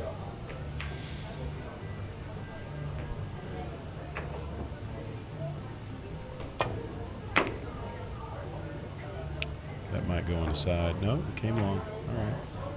So the really good players, nah, it didn't quite come up enough. But if it comes up like 2 more inches, they 2-rail it. Yeah, I see that. Yeah. You just let the white go back and forth. The best guys that shoot that shot, for my money, Chohan and Danny Smith. That 2-railer, they just see it from every angle. It's just unbelievable how well they shoot it. Chohan, I think, he's more consistent in all things, right? He's more consistent than Danny. This was a good shot. Oh, absolutely. But Danny's, his high gear is unlike any American. It's frightening. Ask any of them that have gambled with him. He played Billy Thorpe one time, and he gave a game to Billy that nobody thought he could give him, right? And Billy was like, listen, for 8 hours straight, I couldn't leave him a shot. I couldn't leave him anywhere where he didn't have a shot. He would figure out a way to shoot at his hole on every shot. I couldn't keep him off a shot. And he was making them all. It was unbelievable. He was just completely unconscious. And I talked to some people that watched the match because I thought maybe Billy's just exaggerating because he lost. They're like, no. Danny was fucking possessed by the devil. Pardon my French, but he was possessed by the devil in that match. I mean, he was just shooting everything and it was going in. Unbelievable. And running out. Like he'd make one and then figure out a way and then run out. And he'd win like 10 games in an hour. Can you imagine winning 10 games in one pocket in an hour? No. Unbelievable. It was just everything was 8 and out, 8 and out, 8 and out, everywhere. So his gear, everybody says Danny's gear is very frightening, but Chohan is certainly more consistent. Is he going for the 3-railer? The 10 ball. 10 ball 3-rails? Yeah, but it's going to go way short. Yeah. Because the deuce is in the way. You'd have to bank it long to have any chance. And now he came back to his senses. But so Danny is playing again. He's been playing again since May, I think. Okay. And he's whipping himself back into shape. But we're all happy that he is playing because we know he's a genius at the game. So we're very happy to see him play, and we wish him the best. Because I think Poole is better when he's involved. You know, One Pocket certainly is better when Danny Smith is involved. He's got a very exciting style. So a thin cut to bank this over, or just spin it? Yeah, spin it with the bottom left here. Cue ball down by the 7 when it's over. All right, so that's a good shot. He didn't scratch. Left you a lot of distance. You don't have any offense. It's kind of the same old, huh? Stahl's not a lot of fun to play, is he? No. Makes a lot of balls, never leaves you a shot. Well, actually, he is fun to play because it's one pocket, right? So that's what you kind of expect to get. Right. Right. That's what my expectation would be. Yeah. Being in misery the entire time. Yeah, he specializes in inflicting pain and suffering. Very sadistic man, isn't he? So but he's a nice guy off the table. Oh, of course, off the table. He's a beautiful guy. He's kind to children and animals and all that, but on the game, not as much. Now, why would you do that? He's trying to get one ball out so that he can finally win the match, but... yeah, but you're helping your opponent, right? Look at this. Straight? Just in? I just think he's playing defense. I can't imagine him passing all the other shots and then he's going to whip this in. I don't think he's going to do that. He's just going to play safe. I would guess. Yeah, I mean, don't lose your mind, right? I mean, you can't win anyway until these balls get in a better position. So why would you take a big risk shooting a low percentage shot to make one ball? You know, there's going to be a time when you can take a chance, but you want to be able to get rewarded if you make it, right? Yeah. So this is he going for the 7 bank? Of course he is. Yeah, Why would you? Because he never shoots at the 14. Andre? Oh, look at this. For the people working so hard. The hard-working people are getting fed. Can I get to you guys some? Yeah, something small, yeah. That's all it is. It's nothing huge, but Yeah, thanks. yeah. I have to play. All right. Finally got the word. I have to play. All right. So this is Joe Long signing off. Maybe I'll come in later in the week, but I had a lot of fun watching some players I haven't seen play before. Michael, you're going to be in charge while I'm gone, brother, and I know we're in good hands. I'll try to do you justice. You're a little too smart to be on the, on the commentator, but we'll survive. It'll be all right. Thanks. Thanks. Okay, he's finally going for the 14. It's great fun. Yeah. Good. Looking forward to have you back. Absolutely. He made the ball. I'm going to get behind him. Okay, so he made the 14, which he was reluctant to play all day. And he's got the 7 bank on, but still a lot of work to do. He's at 3-7. And he needs all the balls.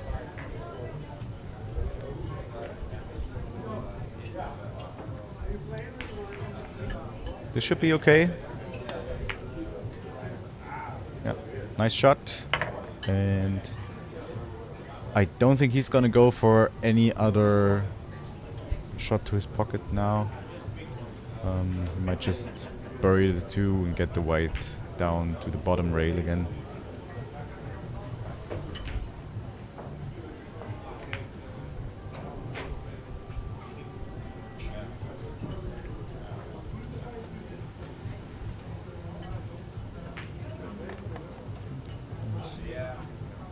He buried white.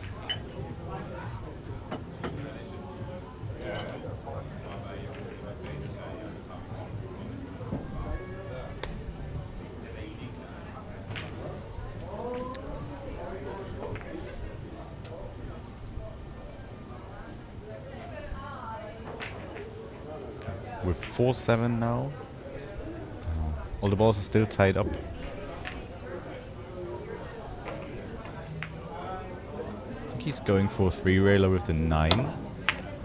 It's a bit slow, and he's gonna sell out a straight shot for Mario's pocket. So he's also shaking his head. He was trying to stop Whitey up there, but forgot to put in enough power. If you try to actually convey a slow shot at the end, it's a bit tough here because the cloth grips a lot. It's quite humid, not as much as yesterday night. But then putting enough power in is tough. Yeah, he hasn't shot as his pocket for a while.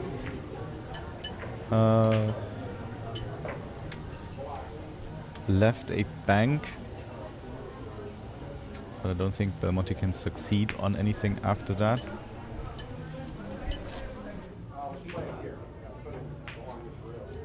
Too sweaty.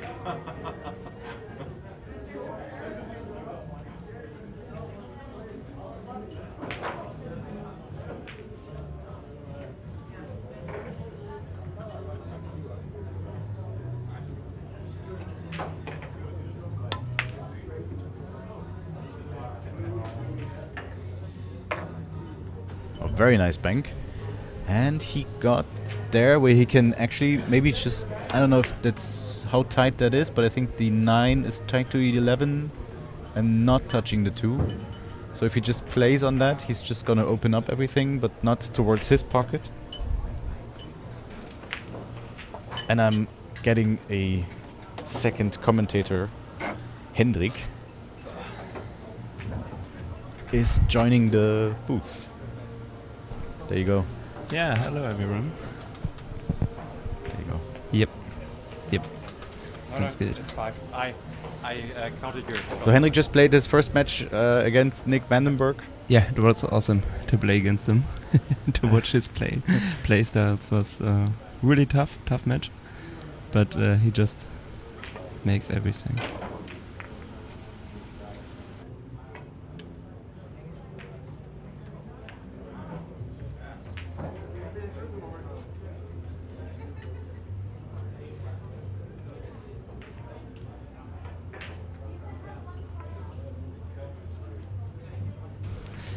So, and Mario's one ball away from the win. Yes, exactly. So he's been one ball away for about half an hour. Yeah, 30 I watched the minutes. stream. Yeah.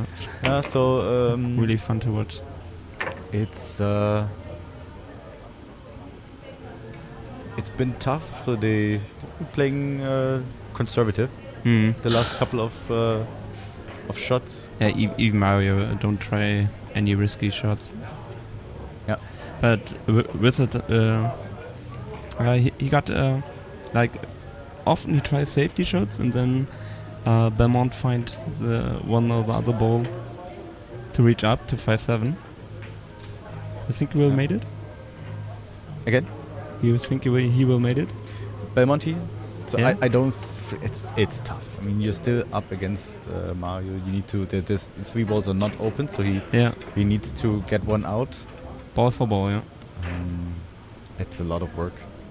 So you can see us there down at the image. Yeah. You can see we're in unison with the same shirts. Traveled here together from Berlin. Already a year ago we started to come here. Yep. And we've been enjoying One Pocket in Den Haag ever since. That's really awesome to play here. Okay, I think Dabon Banks. So he has the bottom left corner. Here, right? Yes, Yeah. exactly.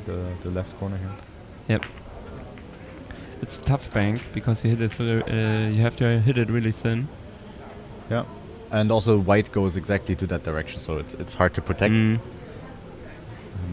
But he needs to make something happen. So. Yeah, it's okay. Mario will have a shot. Oh, he stopped white perfectly there. Nice shot. Really good. Yeah, this is how you reach up. Now it's 6-7.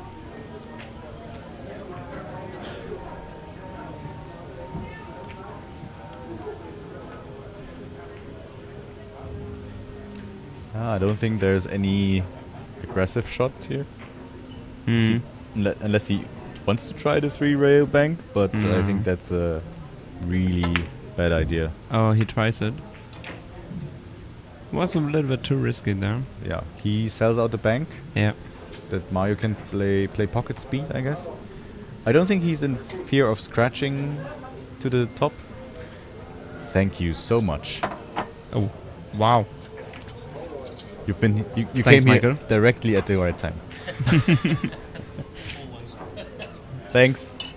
So we've just been served some really delicious looking food and deliciously smelling as well. I forgot how it's called. Sorry. But delicious. Like the whole organized team at the front desk table tried it. Oh, Joe's looking for it. You find it? Do you like this one? Yeah. Meanwhile, so Joe forgot something here in the booth. Meanwhile, Mario's trying to bank and missed it. Oh, yeah. Thanks.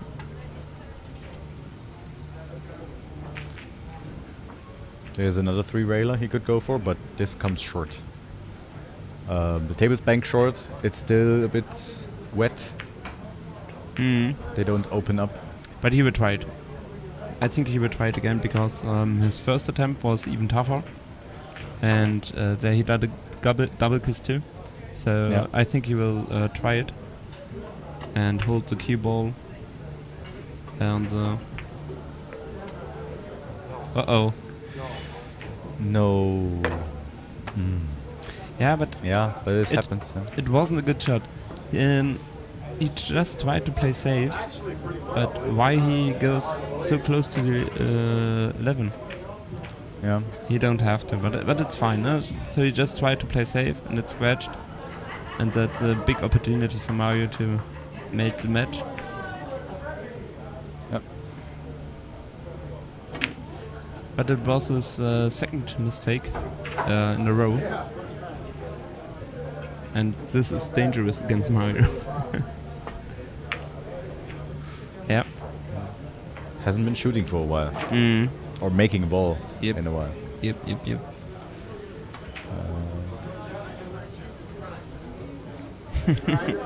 The two ball banks. Shout out to James to Berlin.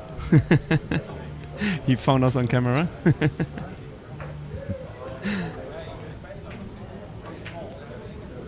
So, yeah, what are you gonna do? I think he will bank the 2. Yep, it's he needs to be offensive. He could 2-rail the 2.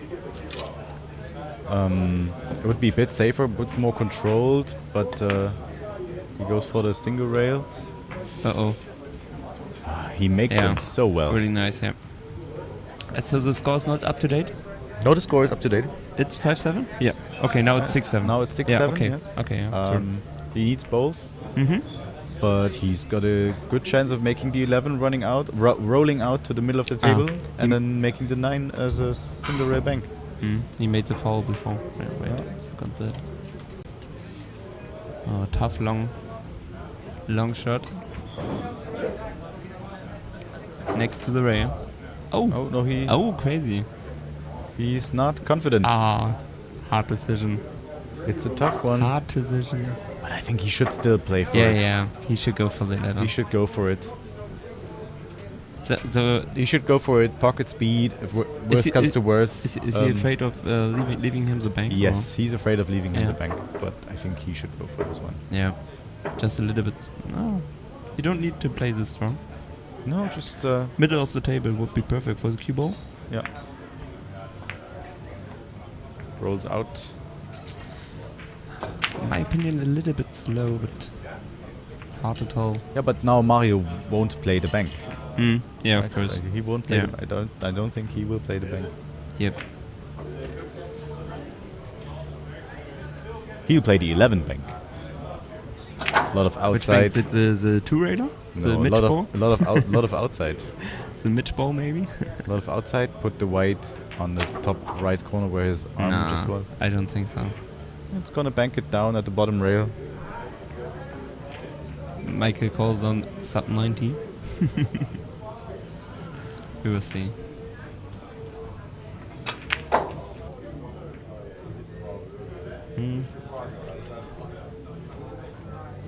So of course he's playing the 11 ball, but I think he will play safe. Just to bring the 11 ball away from the pocket, maybe near to his pocket. Yep, or near to the 9. It's good as well. He leaves in the bank. And no risk bank, because that's a free shot. Belmont can leave the cue ball on the right side of the table. He's afraid of scratching, but I don't think there's a scratch. It should not. You have to hit it a little bit fuller. The balls before, so it should not scratch. He's looking bad. Yeah, okay, but that's a line, and that's should not a scratch. We'll see. Well, but also this view might also be fooling us.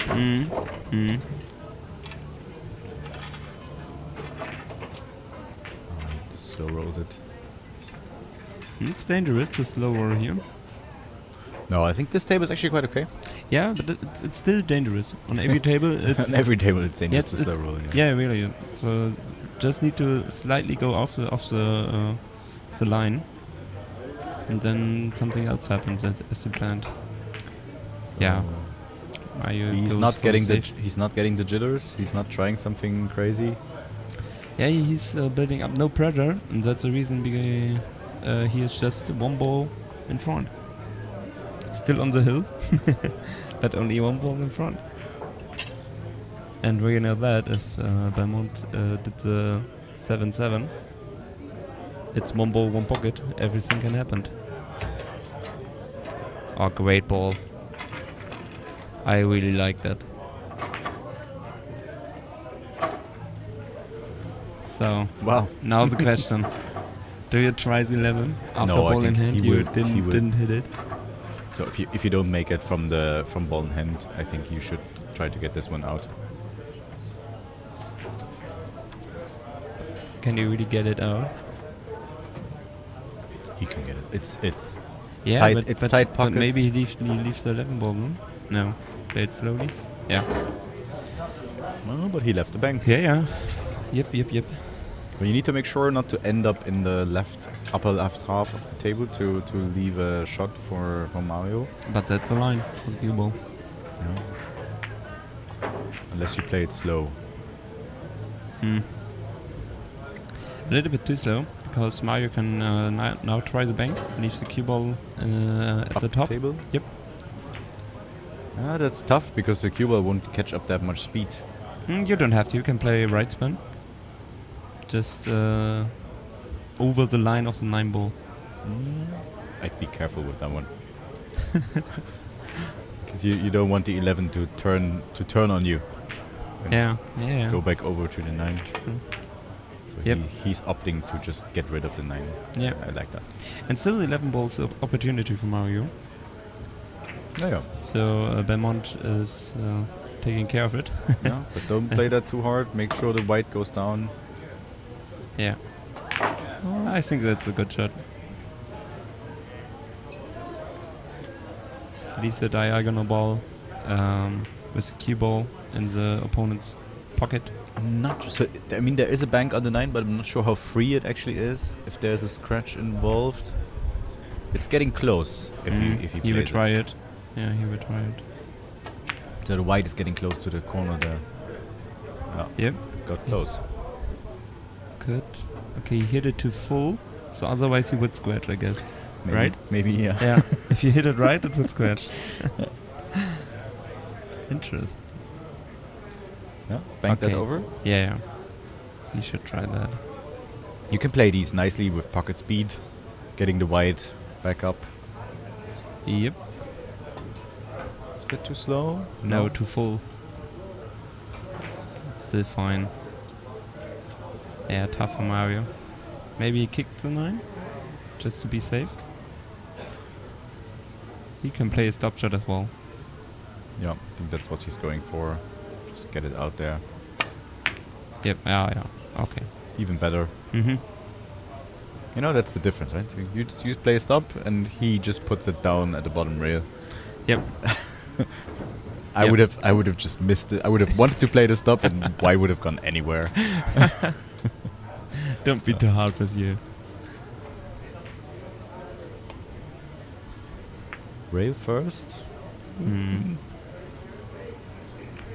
Don't know what exactly he was going for. Is there a way to get both balls to Mario pocket, close to his pocket? Now? Yeah.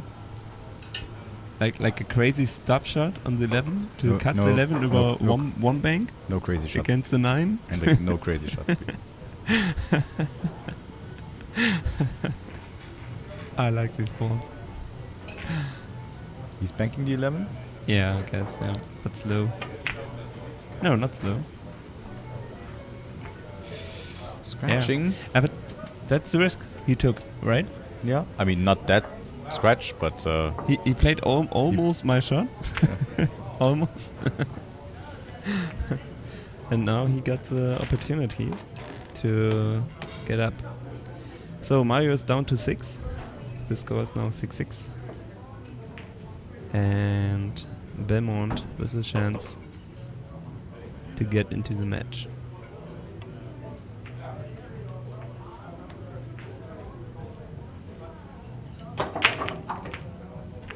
Do you try to get on the 11 now? No. He don't need to. He only needs 2 balls. He needs 2 only. Right, there was a foul. They don't they didn't put the score. Yeah, he only needs 2. Yeah, okay, then yeah. You But would never go 6 for the each. 11. Yeah. Now Belmont is 7-6 in front and only need 1 ball. Yeah, crazy how this one turned. Yep. He's not feeling good about where his cue is resting. But he's fine. Doesn't matter. Straight stop shot. Okay, and we're gonna see one more at least. Another guy's talking.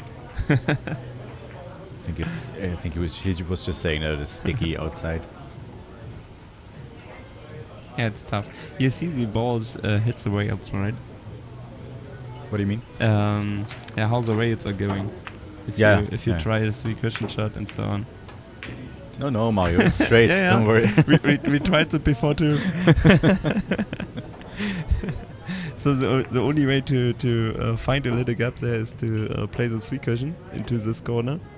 then it goes slightly to the left from our vision. But the rest of the table is really straight.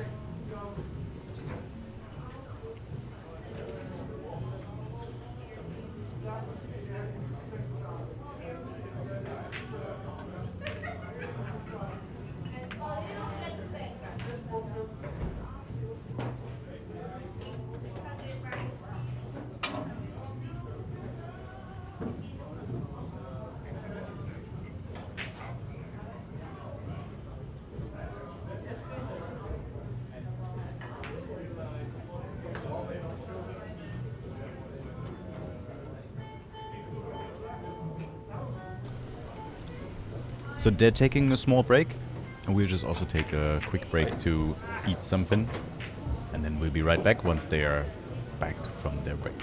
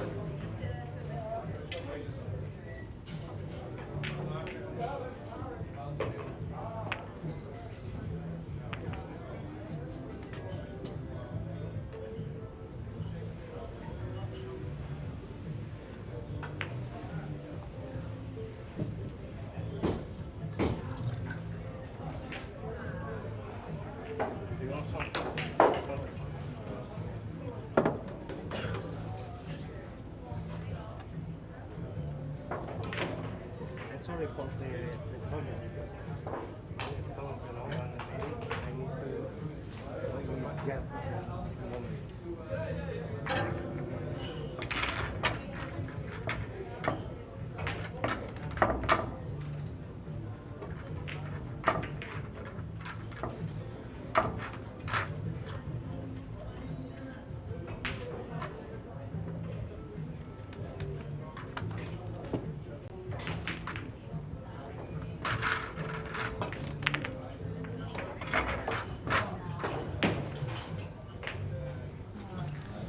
Okay, they're back at the table, racking the 4th rack.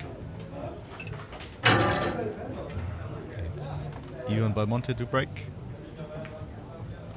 Ivan or Ivan, we have to ask him afterwards. Guess it's not a common Spanish name, right? Is Ivan a common Spanish name? It's the Spanish flag, right? Yeah, it's okay.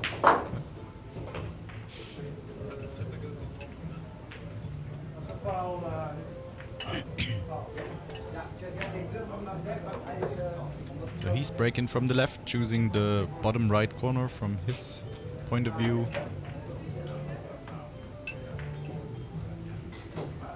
It's good for him, right? He just came down from a 2-0 and is up to 2-1 on his own rack, so he might use the opportunity. Now let's see what he can make out of this. He's choosing a far out point, a bit more safe break.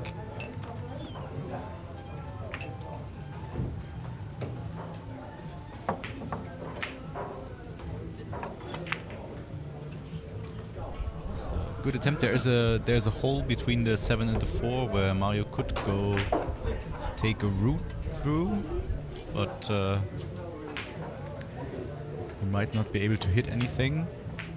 He's going off the 7, or is he two-rail kicking at the 12? Can't really see. Off the 4. Was in danger of scratching there, but avoided it.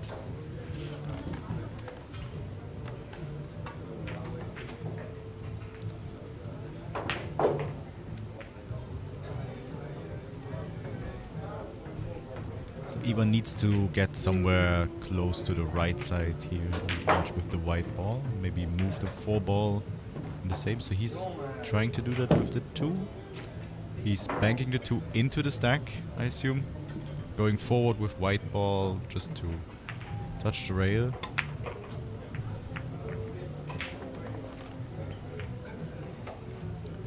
I think he got what he wanted, but I'm not sure if Mario's able to get something out of this.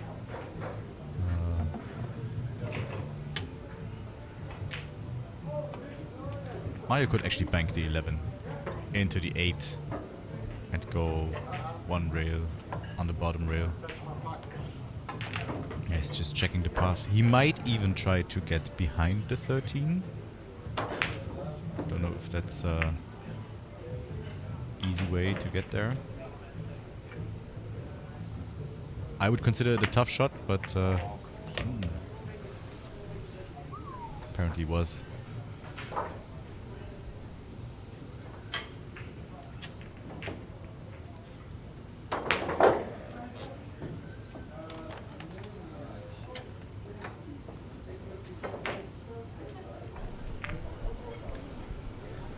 So Ivan back to the table with ball in hand after Mario scratched. Yeah, and I'm back too. Welcome, guys.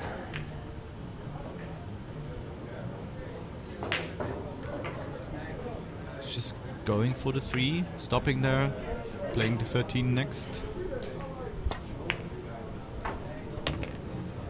He missed a little bit the stop ball. Yeah, there. He lose control. Yeah, I think. And just go stopped. forward for 20, 30 centimeters. But not that bad. It's fine.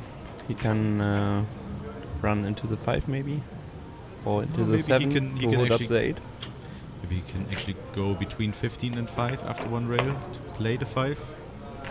Oh, good vision there, Michael. a little bit straight now. Yeah, also and on the cushion. He's on the rail, so that's annoying because now it's hard to get a better position on the 15, for example. If he was just 2 inches off, then he could play a short draw shot, just stay on the 15. Now he has to concede his run and get rid of that 4 ball.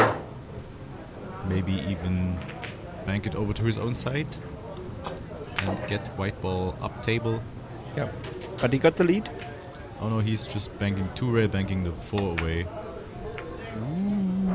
Yeah, but that's the other shot would not have been dangerous, right? So you just get the white ball away, create distance, get the 4 ball to your side. This way, Mario actually has a shot. Yeah, he threw his arm like that. He's surprised about the double kills. Yeah, but it was kind of obvious if you play like that. He saw it after that, I guess. Mario doesn't get that much balls to his pocket. Maybe the 15, and from the 15 to the 8 and 6. Maybe he banks the 8 afterwards. I don't think so. Cause now, anyways, no. He's also you think he wanted to put the bank in? I think there was no reason. No, he wanted to go to the 15. Down to the 15. It's fine, yeah. Now he needs to move to 15, get over on the left rail in the picture. Close to his hand now, right? The white ball? No. No, the 15. Oh, but he... I think he moved to 7 and he didn't know he would. Yep. I think so too, that's why I said that he's lucky. There's no foul. No, it's a question because I don't know. Yeah, he was owing a ball. Mm-hmm. I don't know what they're discussing now. What did they do? He moved to 7, it was fine, there was no foul. Yeah. Maybe he was wondering what he was doing. Okay. In case we got it on stream. just in case, you can come over here and watch again. We review every shot here. It's actually nice if you watch from YouTube, you can just tap back and watch again if you just missed something because you need to get a bag of chips. I did it in your game with Marlene together, and we were eating, and just 1 second not on the screen, and you missed something. Made like 3 balls, and we were tap, and watch it again. Yeah, it's fine. So what would you do? So he got the 15 at the wagon, but that's fine. Mario got no opportunities, maybe the 9-12. So I wouldn't like to play on the 15 from there. No. With the rest, it's just... he decided that too. So maybe just go into the... Oh. Just scratch, yeah, make a foul, doesn't matter. But you don't have to make a foul there. No, you don't have to, but I think it's okay. If you don't see any other way, sometimes I mean, now he puts the white really bad. But is there the rule? It's the 5 ball is not allowed to touch the cue ball? So as close as possible, but not touching. Mario's telling him that. So I said before, Mario is also playing the Derby City Classics from time to time. I don't know if he's playing it every year. I think from time to time he has to skip because it's too expensive to fly to the US every year, like Joe Long is doing. Flying around. Flying from the US to Europe for a One Pocket tournament, which is great. Yeah. Thanks for your support, Joe. Yep. It's always fun to have you around and to learn from the wisdom you've collected. Yeah. Joe Long is playing on stream number 2, if you want to watch him. Yeah, he is also 7-4 up in his first track. So Mario plays the safe here. That's a nice view we have there. I don't know, the 9-14, they're not wired. Sometimes it's good to check for something that is wired. He's checking if the 5-7 actually go as a combination. Yep. Yeah, so it was Ivan's break, so if he can make this 5-7, it would do some damage, because he can get an easy position for the 4. I would just go for it. He goes for it. He has nice position shot. for the 4. Yeah. you can open up the 6. I'm a little bit surprised that Mario gave him that shot. Yeah, that he left him on the wrong side. Yeah. Wasn't that hard to go on the left side? No. But can Belmont shoot or run out this table? It's not that close, so he got some balls to put in and some opportunities to open other balls. I'm not sure if he wanted to go through that gap. It looked very tiny, that gap. No, I don't think so. He might want to hit the 6. Right? Yeah, I think that too. Yeah. He was also shaking his cue a bit. Not that bad because he got many opportunities there, and he will play the 5 ball now, and maybe hits a 10. He's looking for the combination afterwards, but I don't. No, he will play it for now. the combination now, and leaves the cue ball behind the stack, I guess, to the 12 ball. You can actually travel. No, but he's playing. No. I think it's a better shot. Yeah. The dark shot look better there. Well, you just need to be careful not to open up too many balls to Mario's pocket with this shot. Mm-hmm. Will not go into the stack, but go up to the 10, as you said. That's a perfect shot. Yeah, great shot.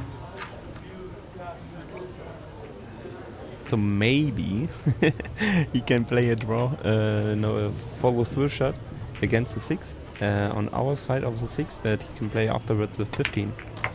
Yep, and open up the board. Perfect. So now make sure you empty your pockets, because I can already see the last ball you made. Yes. There you go. 4 balls. 6 balls already? Yep. 3, 6, 7, 8, yep. 2 more, and we're on a hill. How many balls does Mario have? 0, right? 0, nada. But then it's only 1 ball left. Am I missing something? No, Mario has 1 ball.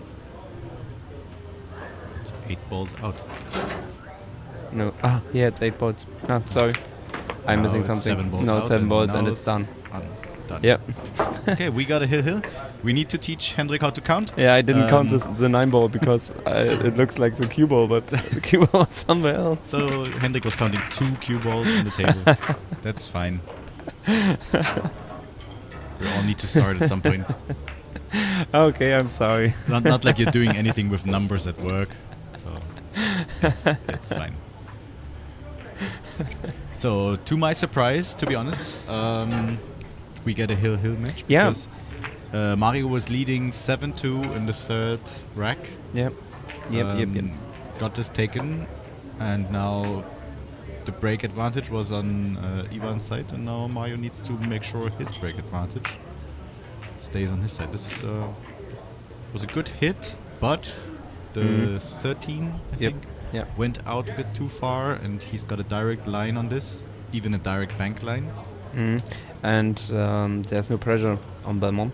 He can try the bank and leave the white ball at the There's not much thinking about top this. left, maybe. No. He just plays safe. It's okay. So he got now 1 ball on his side. Not the baddest shot. Not the worst. No. Yeah, not the baddest, but not the worst, yeah. So he could try the bank and leave the 30 maybe in his pocket. Which bank? 10? No, earlier. Ah, okay. Belmont could play the bank. No, Belmont could play the bank. Yeah. That's why I said that's not the baddest shot. Yeah. Or not the best shot. Now I got my mistake. It's the best shot.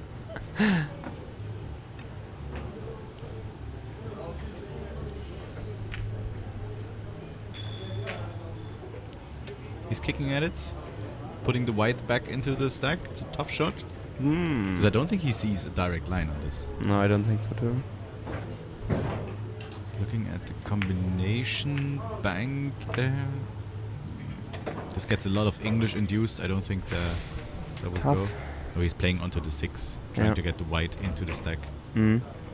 That's a good choice. Yeah. Yeah, and good executed.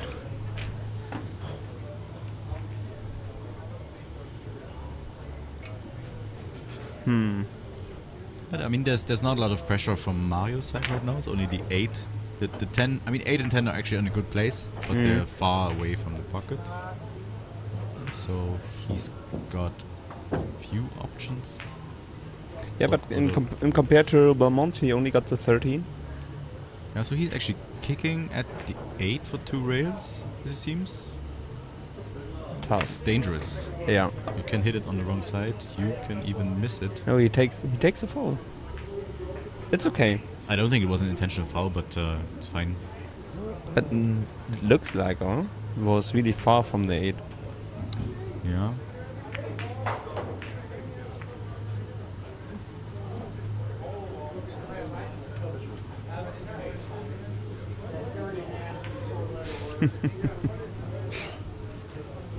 So Steve is on his way. Steve is on his way?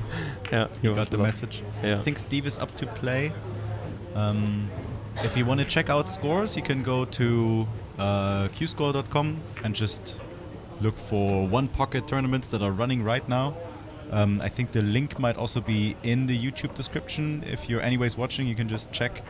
There's Livescores. There's all our sponsors here for the tournament. And while you're there and you have not subscribed yet, just do that now. Because it actually helps Jimmy to run his stream. Subscribe. And it's free. And it's free. Yeah. Sure. Statistics on streaming services are brutal, so yeah, help out. So Mario is his next shot. Maybe kicking in the stack. Yeah. He took the foul too. Yeah, so we play a rule here to speed up the game, so 2 players cannot be in the negatives at the same time. So if you foul and after that your opponent fouls and you both did not make any balls before, the fouls even out. And instead of both being at -1, you're both at 0 again. Otherwise, both would need 9 balls instead of 8, and the game might just drag on forever. So I think this is a good tournament rule, and it's even just a good rule. Yeah. Even just if you're. It doesn't matter if both are -1 or 0-0. It's fine. It's just more balls added. We saw a good ball from Belmont. He shoots one object ball into the stack and got 2 balls on his side. So now the pressure is on Mario. I think he has a straight line into the 3, so he could do something with that. Try to get the white closer to his pocket. He's just putting the white onto the stack. But I thought about to play the combination about the 3 into the 5. It looks like that Mario have eye on that too, but he decided to play safe there into the stack. So I guess the combination doesn't was that good. Yeah. I think this is good if you just want to live to fight another day. Yeah. Because I mean, you could try something weird. This way, he has to reach over a ball. Do something, and maybe from there it's easier to queue to get to a point where it's maybe safe again. Yeah, of course. Now he can reach the 13. He can reach the 5 now. Reach the 5. Yep. I think Steve just walked in. He's playing against Nick Vandenberg. Yeah, he's celebrating his arrival. He's probably looking forward to this. It's a tough match for him. We have 2 book authors here who wrote books on one pocket, so they have all the knowledge there is to know. So Tom and Steve, right? Yeah, so it's Steve Booth and Tom Worth. Not sure if you can buy them in Europe that easily, unless you just drop over here to Hague 5, because we have copies here. So Hague 5 is in The Hague. Just in the middle of the city. We have a lot of copies. I just see them there.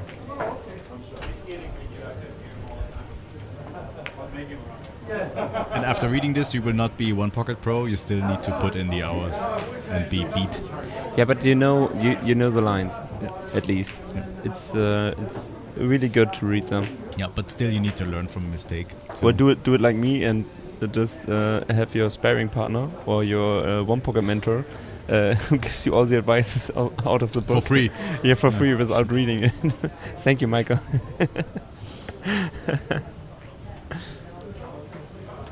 So what do you do here? I mean, we said it's easier, but he's taking a long time to think about this because apparently it's not that easy.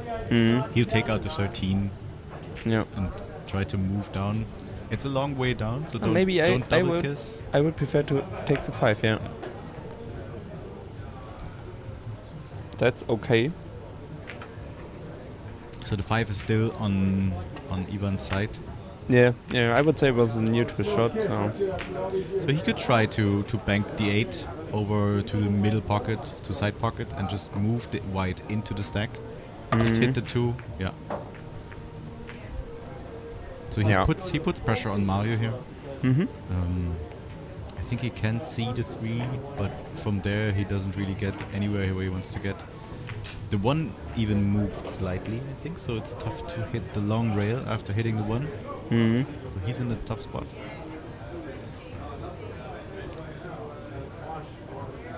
I don't know what he's trying to kick at the 14 or hitting the 3. No, just played.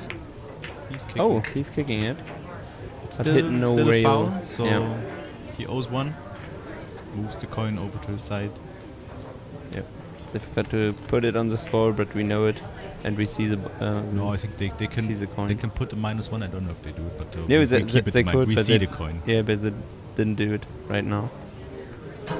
Just for your information. So Belmont is playing it much safer now than he did before.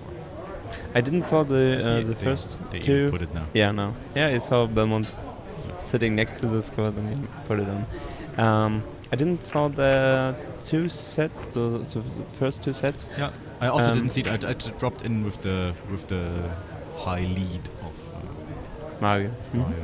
Or maybe I've been to the second one, which was over rather quickly.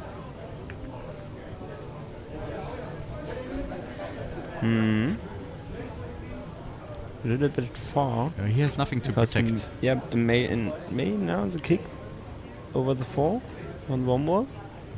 Yeah, so that's rather free. Should not leave a bank.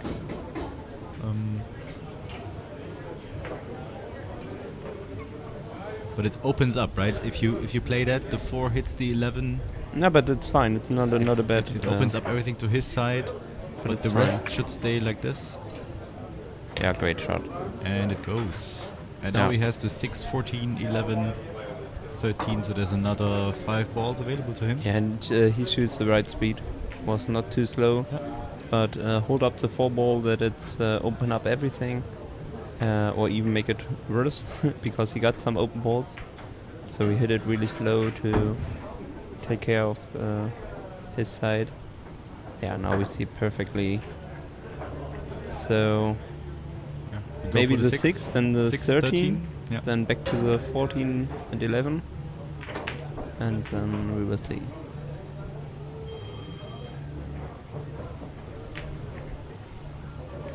So the 5 is up there at the middle pocket.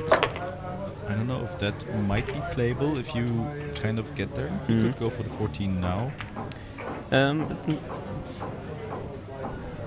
Now he's in the better position because he can play the 14 easily to the 13 and go from the 13 to 11. Otherwise, you need to go from the 14 to the 11 or from 11 to the 14, and that's quite tough if you got the wrong position. Yeah. Now he just has the rail to help him to coordinate speed. So if you are able to shoot it that hard, the 6 ball before, then it's fine to do that. Don't hit the 10. Yep. Uh-oh. You said it. You saw it and said it. He could try, if he feels confident making this ball, and I'm saying this because the pockets are really tight. If he feels confident, he can set himself up for a bank on the 4. It's like not 4 inches, it's like 4.2? No, so Jimmy said it's less than 4? Less than 4? So staff, the owner said it's less than 4. We believe him. Maybe we get out a ruler later. It's possible. But yeah. I mean, it's like 1.5 ball, more or less. I just wish that it's more than 4. That's why I said 4.2. But around 4 inches. Maybe less, yeah. So it's really tough to play one pocket on... So 4 inches is 10 centimeters. Roughly 10.8. Mm-hmm. Sounds big, but one ball is like 5.7 centimeters. So it's not even 2 balls fitting in that pocket. So it rush out to the 5? No. Yeah, that's what I said. If he feels confident, he can set up for the bank. Now he's set up for Mario.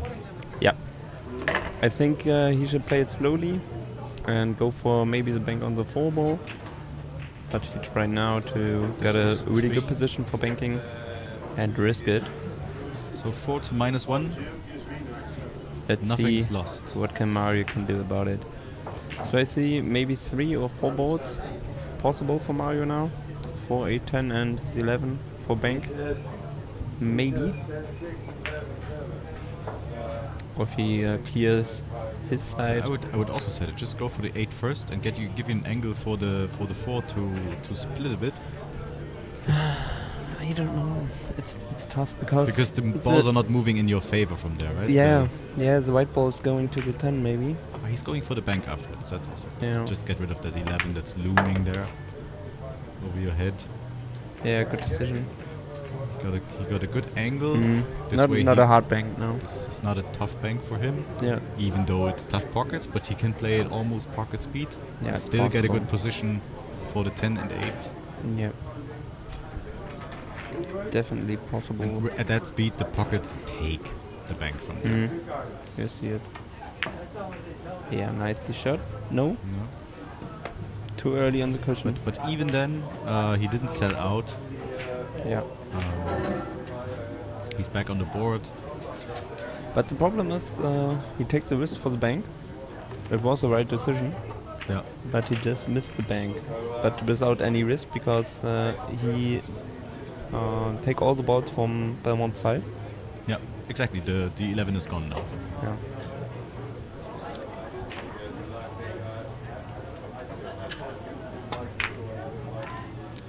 Ooh, there was a dead one in there.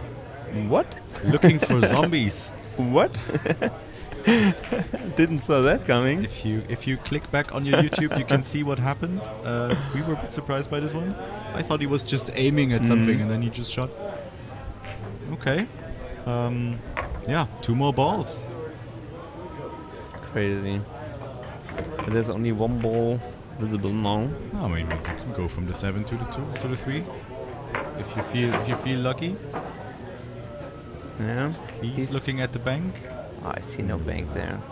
Maybe he can. He could try to go for the 5 ball, but I don't think so. I think he can. He's gonna try. It's dangerous. Yeah, he's gonna try to get into that gap, and I believe he can do it. So Mario will not be happy to lose this match. No, because he should have won the third. No, he's. No, he wasn't comfy enough playing the bank. to play it. He's playing the bank. It fits. There's no scratch. He's playing the bank. There shouldn't be a double kiss. Nope. You just play it forward, bit of inside. But tough one. And the pocket likes it. Perfect. I need 1 more, I 2, think. 4, 6, 7. No ball. No, it's okay. You're done. Yeah, it's done. Yep. Good match. Congratulations to Ivan. Awesome comeback. Perfect for awesome- the stream, right? Awesome comeback. From 2 down to 3 to 2. Really, really fun to watch. Yeah, so you don't see that every day here, but if you want to see it live, come over here to Hague 5. There's good food, there's good drink, there's good atmosphere. Yeah, you're in this camp. There we go. Yeah, come to visit. Yeah, if you're close enough to visit today. So anywhere in the Netherlands.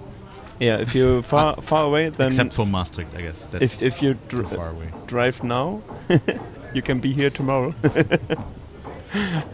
Okay, then we're out for a few moments now, and we wait for the next match. Yep. See you back then. Bye. Bye.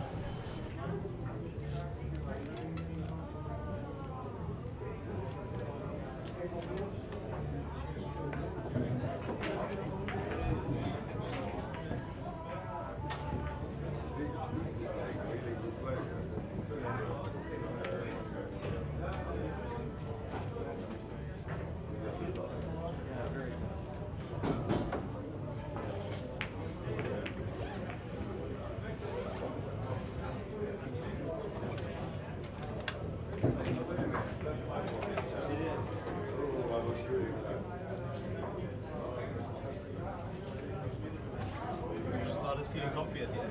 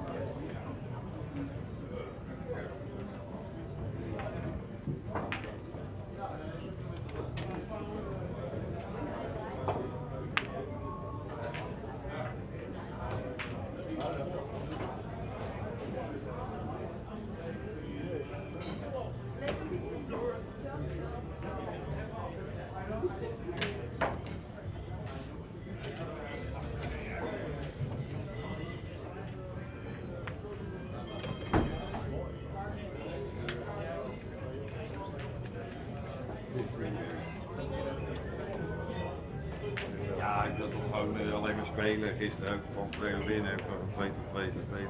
Ja, ik wil ook spelen. Dat is niet binnen.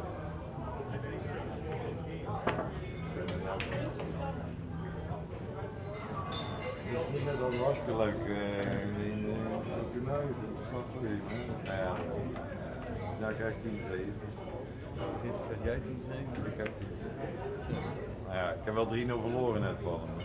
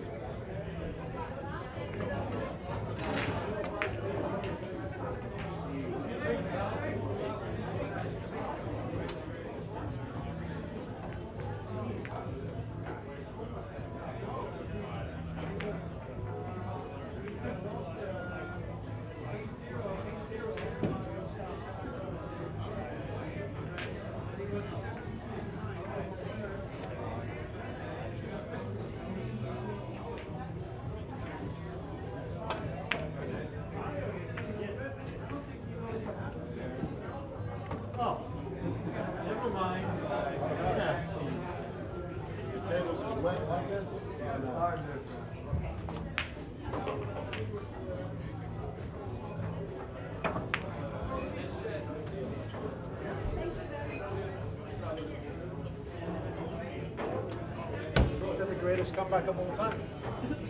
I don't know. He made good shots. He made good shots. But he got me out of first. I don't know. He went like 6 times to the toilet. I made silly mistakes. I didn't play the game for a while. I need to get a stroke. But it's incredible though, because so you took the first two quite easily. And then you were 7-2 up? In the third one? Yeah, yeah. I missed one from the spot to win the match, and yeah, I gave him too many long bank shots and he made them all. He made all the bank Yeah, shots. I it's heard great. that. I heard that. Every shot, the shot where he made it, and actually I didn't want to give him those. No, exactly. But it's fine. Wow. I was quite surprised. I don't know. Let's see. So the banks challenge, that's what takes place later. Yeah. So I have to pay a fee to Yeah, Anna will take care of you on that side. I don't know what the banks is about because I'm not. Yeah, it's great, but I don't want to play. Okay, you don't need to play.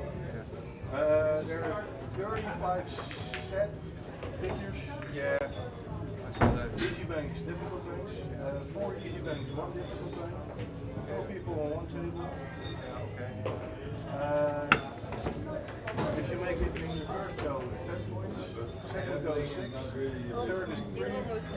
If you don't make it, 0 points. Yeah. That's Oh, really? it's all fun. Yeah, sure. It's a different idea. It's a nice try. I love that play. Yeah. Building a bank tournament is not possible all the time. But if you do play single KO. I don't know, but in a straight up bank film, I won't participate. Yeah, no, me as well, but it takes too much time if you start late. Yeah, and that takes too much energy to focus and write it down. I know. Krass. Ja, hat er gut gemacht. Ja, war spannend zu kommentieren. Ein, zwei lief dann aber nicht mehr. Auch in den letzten komische Bälle gespielt, ja. Die komisch gelaufen sind. Du warst so nah dran, ne? Und dann 7-2 geführt und dann kam man ein Stückchenweise ran und dann war es aber irgendwann dann halt einfach Bombe quasi, ne? Ja, gute Bälle gemacht. Ja. Und ich habe wirklich schlechte Entscheidungen getroffen. Ja. Ja, aber seine ganzen Positionen haben ein bisschen rausgebracht. Also das hat er ja. Er ist viel auf Null gegangen, dann ist er nochmal 10 Minuten draufgegangen und ja, ist dann doch irgendwie ungewohnt. Ja. Aber gut. Ich spiele ein bisschen mehr. Morgen gegen einen Schweden, glaube ich. Nee, Schweden? Gegen Christian Windberg.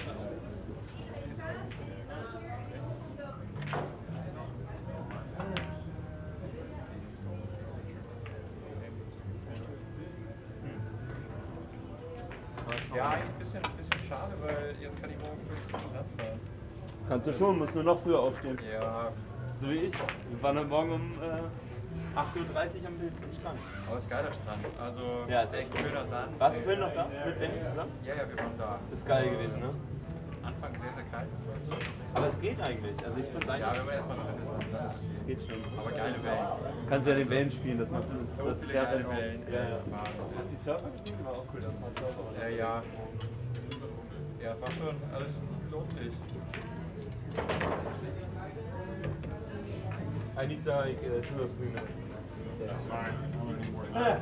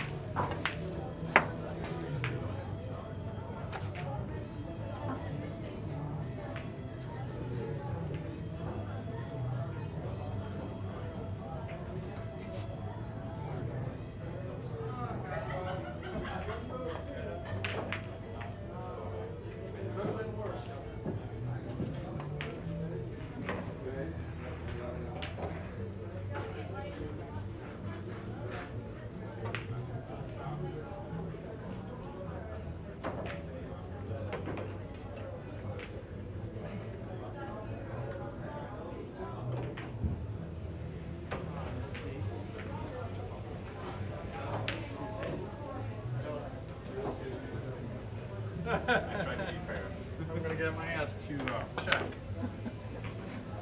Check.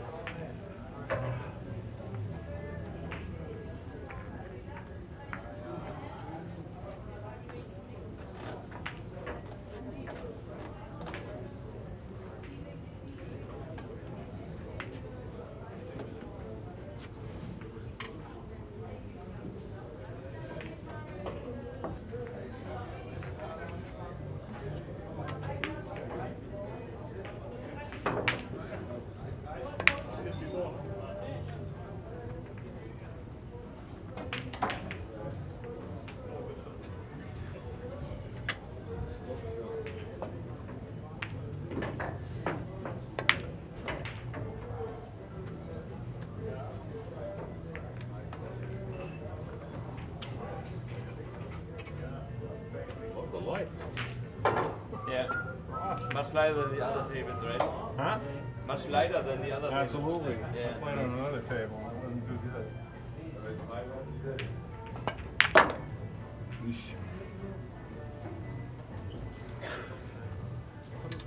That'll put a peanut on this guy. Nee, maar je kan gewoon van eerst van één veld. Wat? Je kan gewoon van eerst van één veld. Ja, oké. Dat is wel het hele. Ja? Gaan we leren. Wat een van die oude Dat is wel heel goed.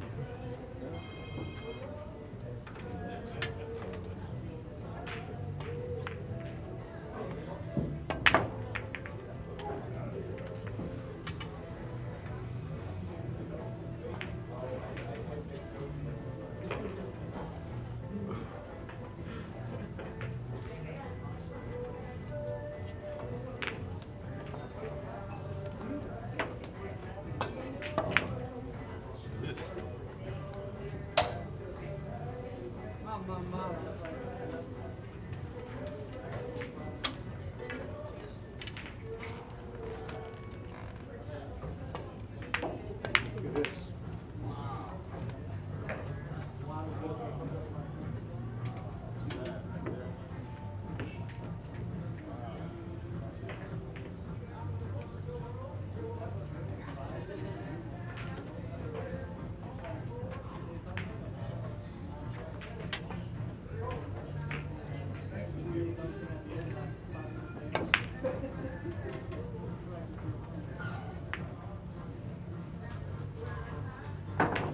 You played on this before? Yeah. Okay. But not in the tournament. Just for fun yesterday. Oh, okay. Tough pockets. Yeah, I noticed. We talked about in the booth, maybe under 4 inch. What? Under 4 inch. Less than 4 inch. They are? Maybe. I don't know. Around 4 inch, I would say. If you take the boats. They are. They're 4 inches. At least 4 inches, yeah. Yeah.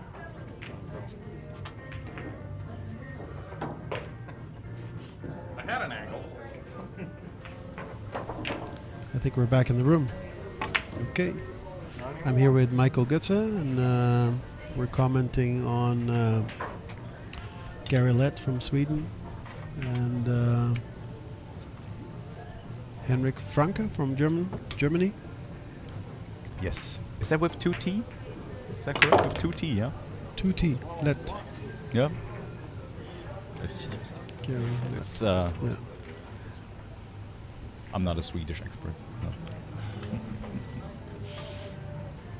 Doesn't give you any extra points. Yeah, so they're just warming up. This is the TV table. We have two major views on that. The table is playing quite tight, so the pockets are painful to play at high speed. And sometimes painful to watch too. Yeah. And short, so it banks short. It banks it's still short. quite warm in the room. Humid, that's the problem. Yeah, humid. No air conditioning, so that's a big one. Is that going to change here in the next couple of years? With climate change, you need to adapt. No, I don't foresee Yeah. that there will be any change. Actually, I don't know how Gary or Henrik plays. You know Henrik quite well, I suppose. So he developed quite a bit in the last 2 years. So I think he was here last year the first time. This was his first one pocket tournament. We were just playing on and off weekly to get him acquainted with the game, and he was playing way too aggressive. I think that changed a bit, but still, if he sees a bank, he tries to go for it. Maybe on a TV table this might be a bit different because he knows this the short banks they go, but the long banks they might just be too dangerous. And sellouts, yeah. There are too many sellouts. So he's playing quite considerate, and he played Steve yesterday night, I think. Yep. And I think Steve was quite. I think they were. I don't know if they were playing 9-7 or if they were playing even, but this was still a close match. So maybe Steve wasn't going full throttle. But he's a good shooter. So he plays a lot of straight pool and knows the short ways to go for position. He's not afraid to make a pot. Yeah. Good. Hey, we're on screen here. Wonderful. Yep. This is me, Michael. And Espen here. Hey guys.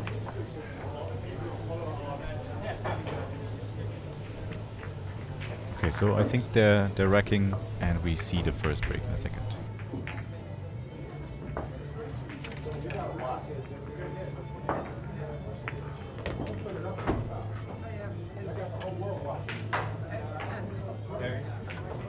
Nice match, good luck, have fun. No bad luck, that's what I want. Never. I mean,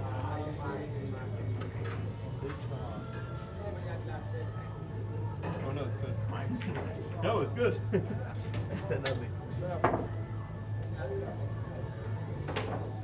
I don't want you to have good luck. I just want you to not have bad luck. Yeah, okay. I understand that.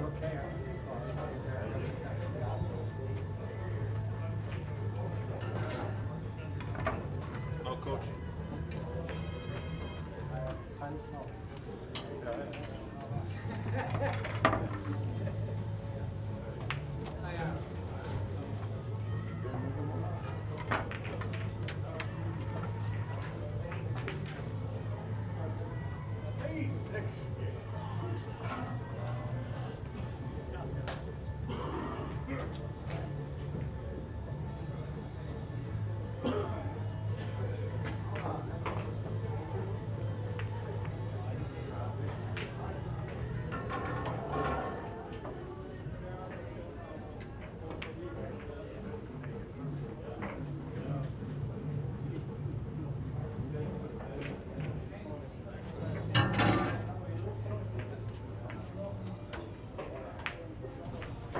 Okay, we go back in.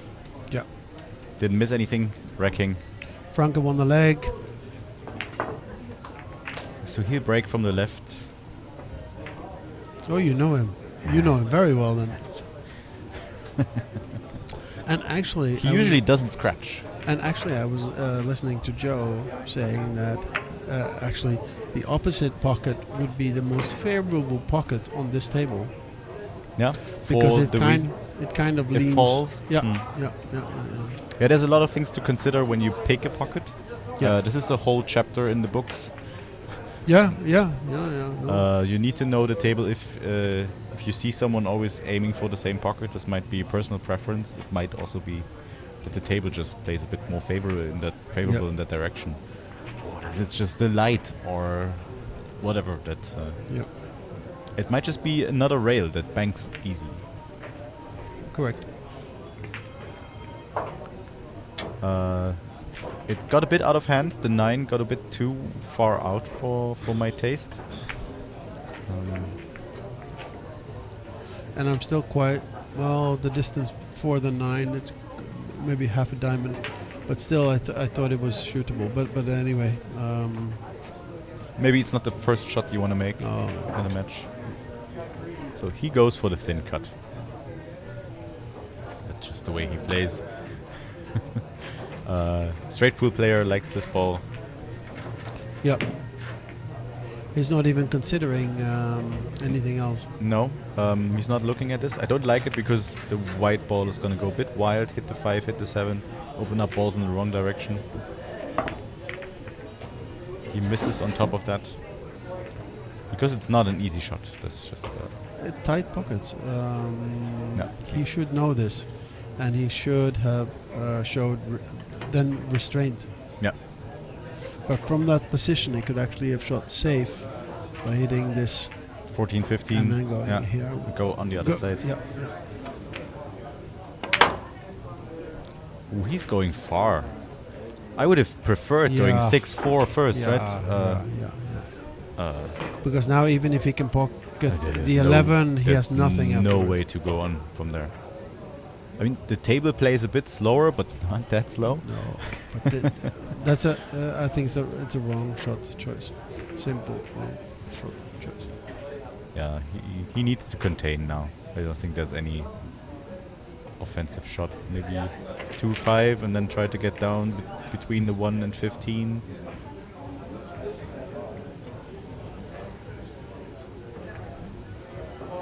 He put himself in a pickle there. Unnecessary.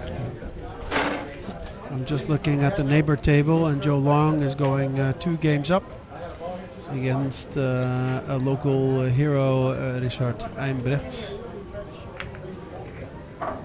This is an open match. This is an open match.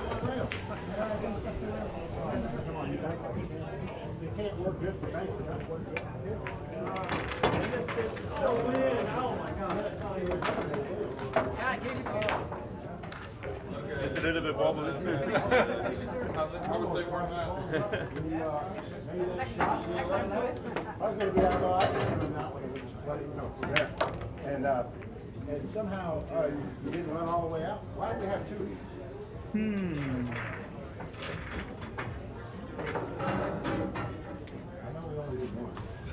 So he made that shot, but couldn't get onto a position for the 15. They might be wired in a weird angle, so he could go for the combination later. He's just emptying the pocket. Oh, he look was at this! Going for weird. Oh, look at this! No, this is not the way to go, Hendrik. So I was saying these are wired. Yeah, that's he's smiling that's a little himself. rough. Of course he's smiling. He Yeah. made the ball. Yeah. He couldn't pot a straight ball, but he pocketed that one. That's quite funny. So I think he has a line to the 4. He can see that to get rid of it.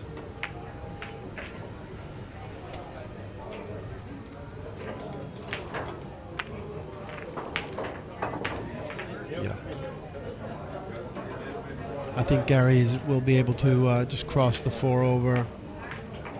Easy shot dive with a white behind the 10. But again, I think this guy is also a shooter then. So he's looking at the 10 actually to pocket the, what is it, the 12? Yeah. So I just got word that I have to play as well. Okay. So I will leave you with the 2, with the 2 shooters. The 2 shooters. So Hendrik was actually playing in a club that was called Pool Shooters. Okay. So that's quite fitting. Yeah. See you around. Good luck. Thank you. So I'm left alone here, but that's fine. I'll talk you through the 2 shooters indeed that we have in front of us.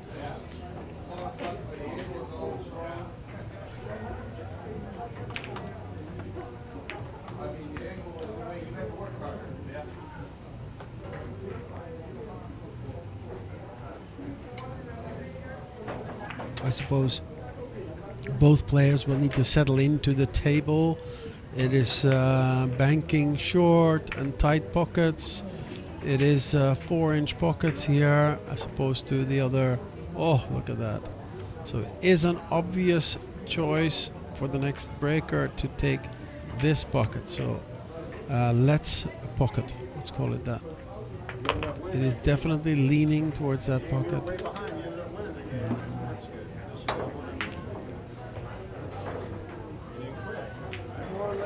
I suppose Gary will clear out the 12-10.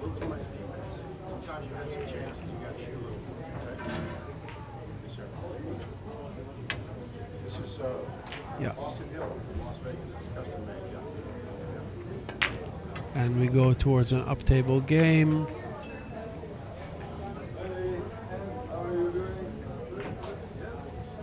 Unless Franke will actually try to bank the 12 ball, I think it is. Yeah, let's see if he does that or if he's conservative. He's conservative. And we definitely have a longer up table game here on our hands.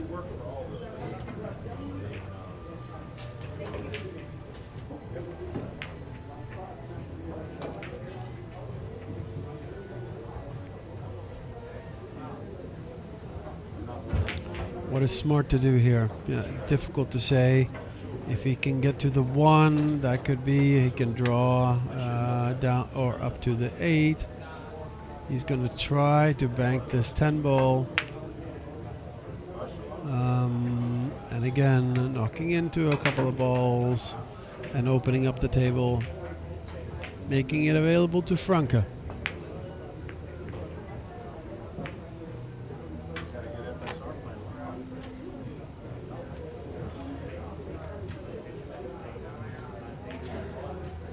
What are we doing here? What is he shooting at?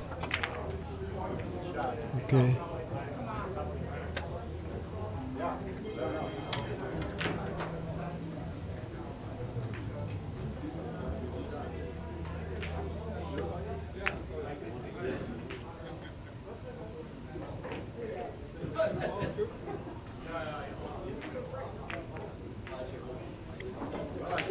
Franke will have to defend this one. He can try to go for the for a bank, but it cannot go. So, in words of Joe Long, why shoot it in the first place? There is no point to doing it. You're actually only leaving it up to Gary now to possibly shoot the 10 ball first, which I think is what he will do, and then wanting to run the white ball through the 4-2 or above the 1, going for the 12 next. Or trying to cut the 1 directly into the pocket, but it will run into the 12. Easy to overcut. And this is not the shot. He's looking at 4-12 combo, but that's not a shot to shoot.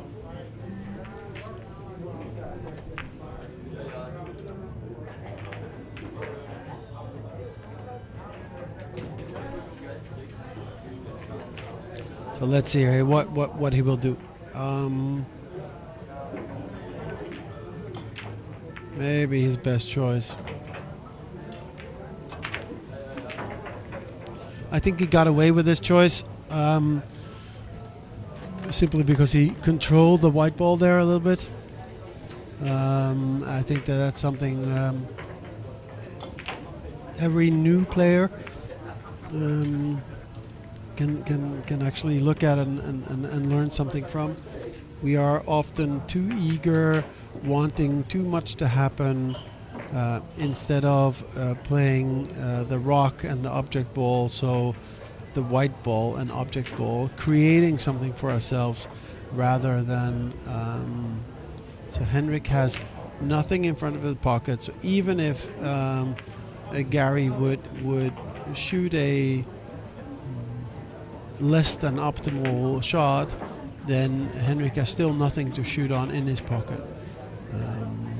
Very easy for Gary to get safety here. And Gary also does not have anything particularly in front of his pocket except the 12 5 combo in front of his pocket. He should shoot up. If he shoots down, then Franke will clear out the 5-14.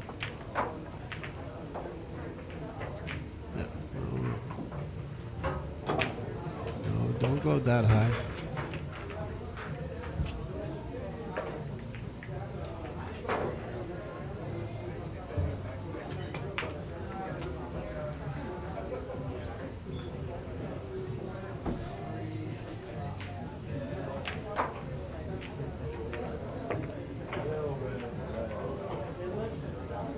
It's a pretty neat shot. He got away with it. Nicely curated shot there. I think he felt a little lucky himself for shooting that, or coming up with it, and actually executing what he intended to do there.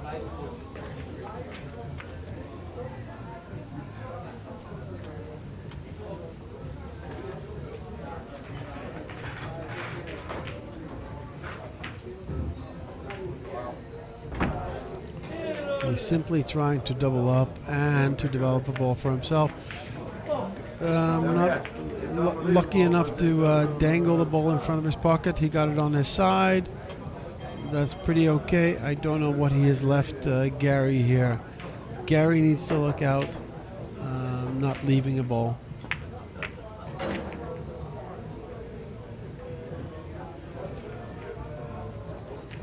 Nicely executed, and got away with doubling Henrik up on all the balls.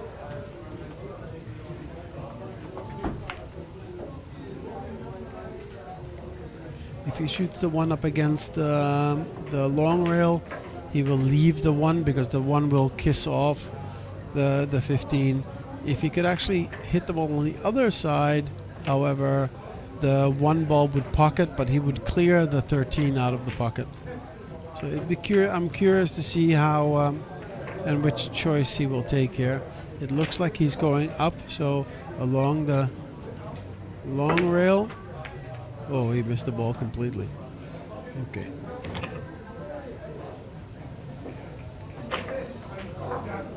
Not really focused.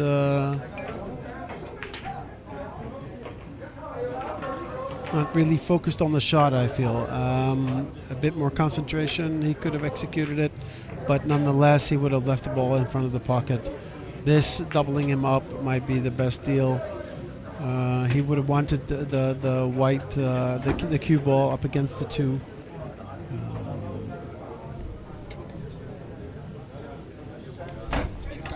Nee man, nee, lekker. Oh zo, ja, op de tocht.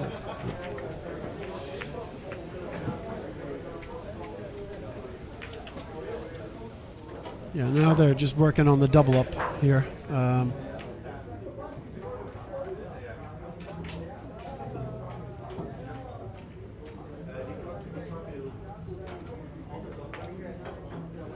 Yeah. Am I back? I'm back. Woo. He went for it. Got it. That's good. We have progression in the game.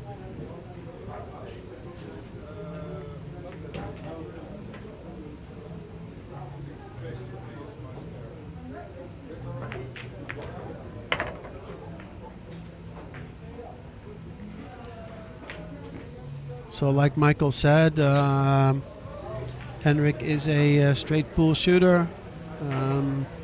It looks like he's on 4, needing 4. He has 5 in front of his pocket. He should be able to run the last 4 balls here. I see 11, possibly 4 to coming up for the 8.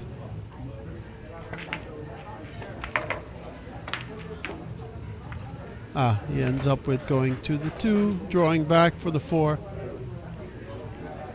But he doesn't have the last ball. I wonder how he will solve that. He's now looking at the bank on the 13. I don't know if he can get low enough or high enough for doing that. And here's a mistake we often make. So at this time he still has 4 balls pointing towards his pocket. He could easily run these before looking at the congested in front of Let's pocket. Pocket to 2, draw back for the 4. If he comes far enough, he can actually push back towards the 8, but let's see.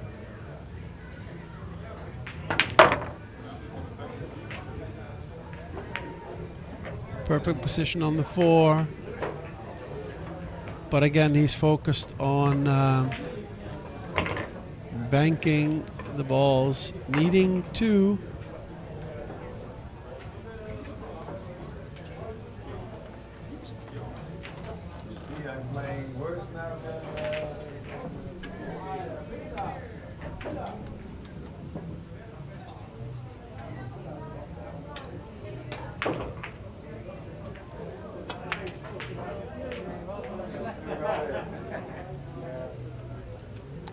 See if he's able to look at this shot. That's a hero shot. Didn't really get needing 1 at this time.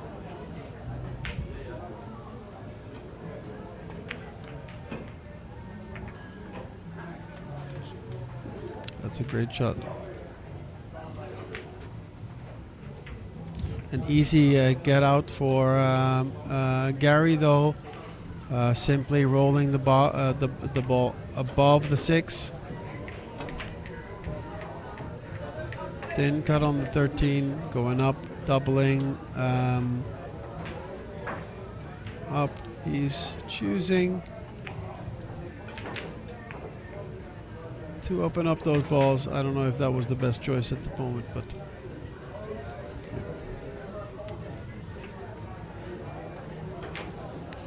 Somehow it feels like Gary is feeling rushed in the choices that he's making and how he's shooting.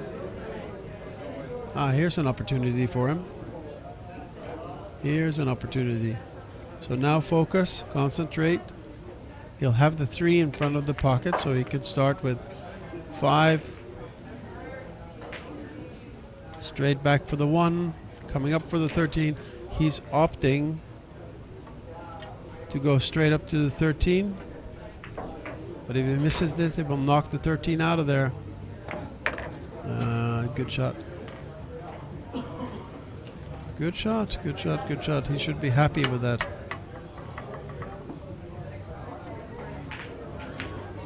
He looks disappointed, and that feels kind of disappointing, I think, but he's in a perfect position to kind of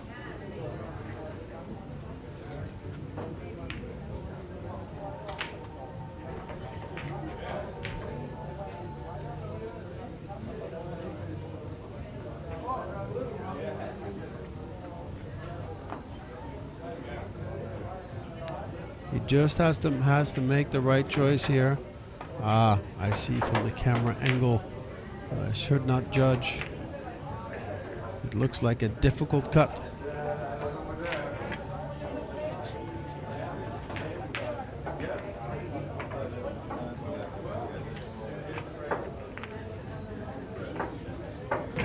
And he's left an easy bank for the win, or win of set for Henrik. He could clinch this.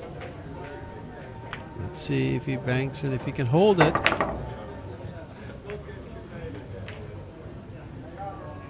I don't know if I expected him to clear the pocket out. It looked to me like he could have pocketed the ball, but he was not comfortable with it. All due respect, he is 7-3 up, needing 1.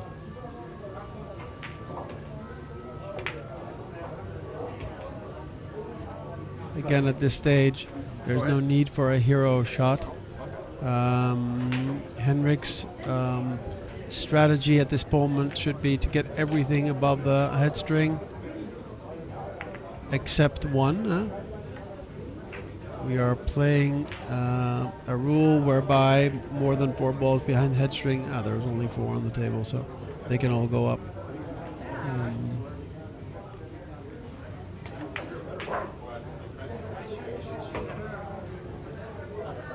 He will try to bank, but at this moment the 10 is open. I don't understand why he's not going for the 10 ball here. That was an easy bank.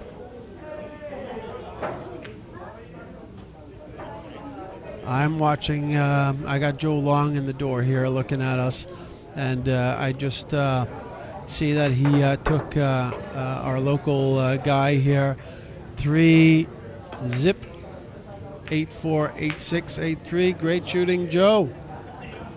We got a champ here. He's gonna be good. He's gonna be good. I'm gonna tell him he's gonna be good. Okay, good. Yeah, that's it. We'll meet him again. He's on the. I think he's on the loser side now. You progress. Joe progresses. There you go, Joe. See you later. Okay. Now Richard can bank. Henrik can bank with no remorse, and now he babies it. And he gets it. And set number 1 is Henrik's. Well done. Sorry about that.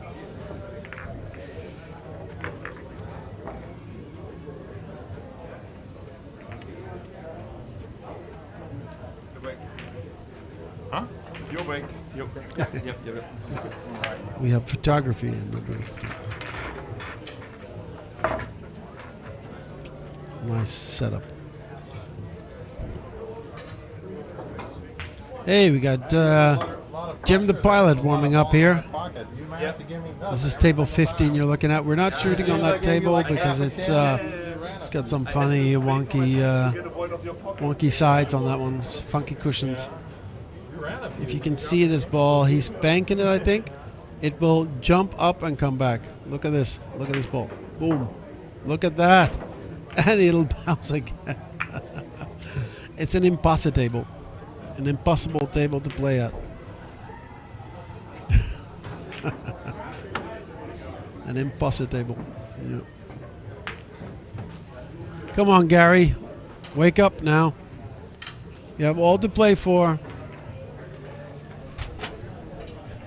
Nice break. Let's see if Henrik can give a nice return on that one.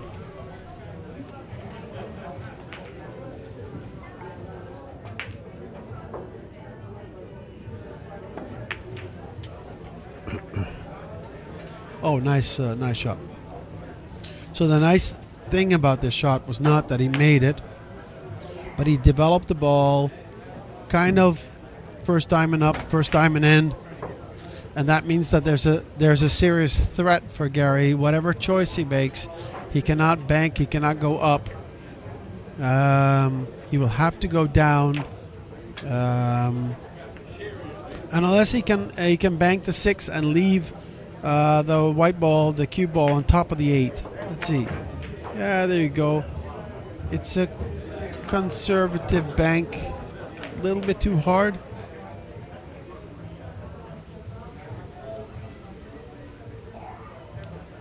I wonder though if Franke would go to the other side of the table, which is the mistake a lot of players do.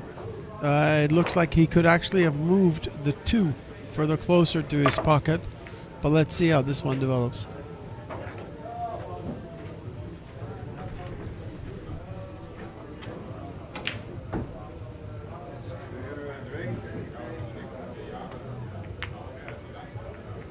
That's a nice shot. It's a containing shot, and a containing shot is you hope you can do something to get out of the inning, but again, no development, which means that Henrik can actually go about his business, possibly banking the 10 up onto the 9. If he does that, then he will knock the 9 on his side, or simply just the 10. Look at this, beautiful, perfect shot, and developing balls. But he went too far down again, not controlling the cue ball, leaving himself open to a return bank of some sort, possibly into the 3 here. Oh, he went straight. In the words of Joe Long, why shoot a shot when it cannot pass and go into the pocket? Make a different choice. Yes. Although I'm no master, right? So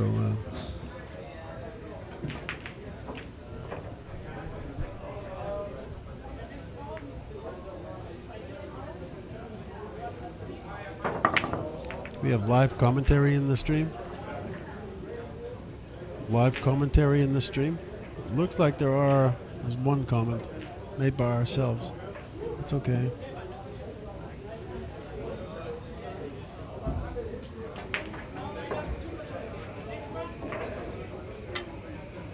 So anybody listening? Okay, that's good. Oh, look at this. Oh, that's a nice one. Ooh. Yeah.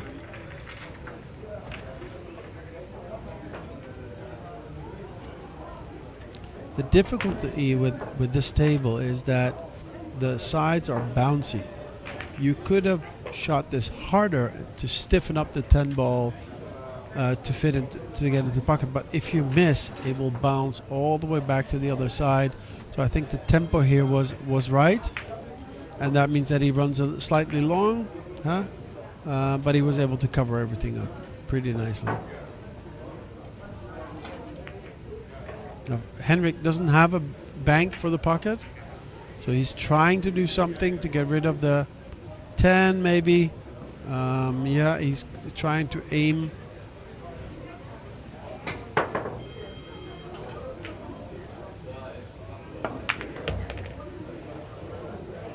Fine, he gave him a point.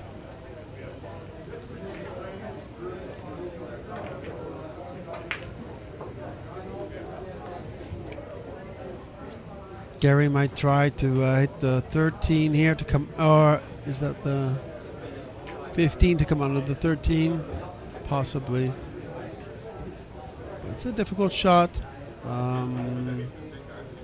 Sticky conditions, that's what they are, sticky conditions. So humidity is very, very high.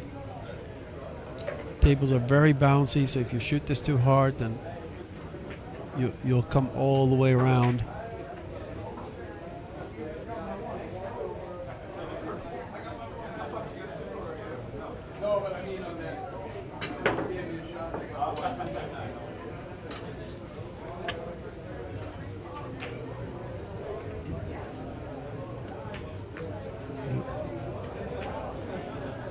A little bit harder there, just slightly. Run into the 11 and frozen him on that, then Henry couldn't do anything. Now you still leave some choices for him, and the 6, 7, 4, 13 is a heavy kind of roll balls that you could shoot into here.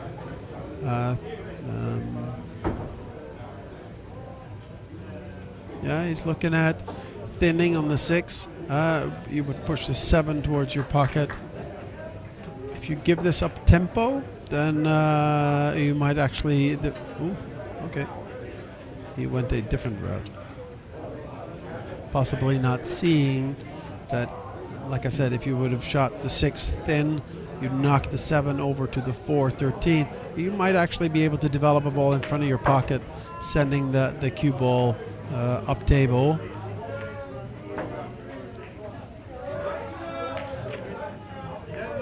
He's looking at the 10, maybe going up, finding it a little risky. I can understand that.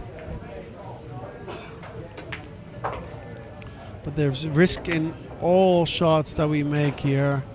It'll be interesting to see which.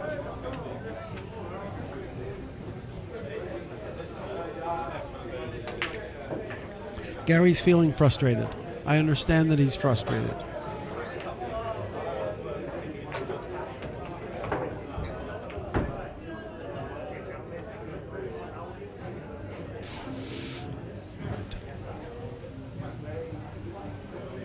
He's looking at developing something for himself, I think. So here's a thing, he might feel frustrated. Oh, he's still shooting the 10, okay. Oh, that's a nice shot. That's a nice, well, unlucky with the development of the 3, but it looks like there's opportunity for later here.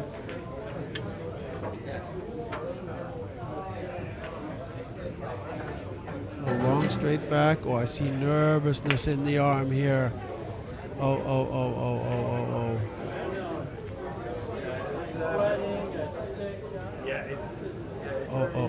Oh, yeah. That's not easy.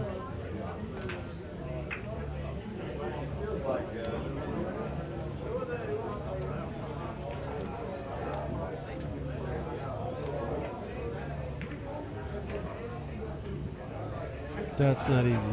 Can we get a full table view again? Thank you. There we go. Yeah. Actually, Gary has a straight back bank on the 5, running the ball up. If he can pass the 6 with the white, then he might have the 5 and the 6 coming here. I hope he doesn't baby it, but he's got some shakes in the arm here. Look at this. That's a nice shot. That's a good shot. Henrik has an easy out here with a 12 on the 3. And it might even develop the 12 ball for him. He doesn't have to shoot doesn't have to shoot hard. Straight on to the 13, 12. 3 will fall. 12 will develop, and he can use that to come up again for the 5 bank, possibly. Although it doesn't bank to the pocket, but you can go up table anyway. Yeah, here we go. Not too hard. Oh.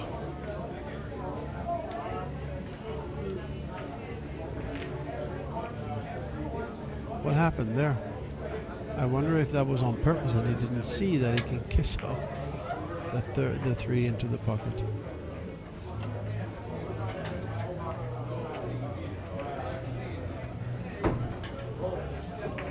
He could come off the 7 up to the. Okay. I was thinking of the right pocket.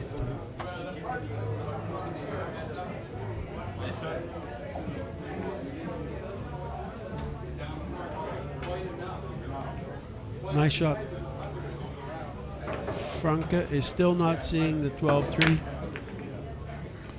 Focusing. Oh, that's a nice one.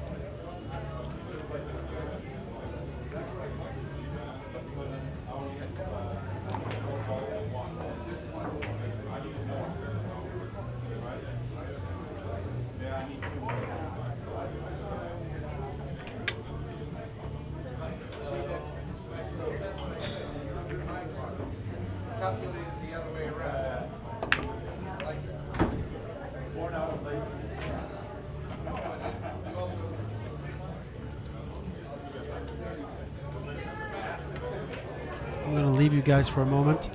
I need to check on another table.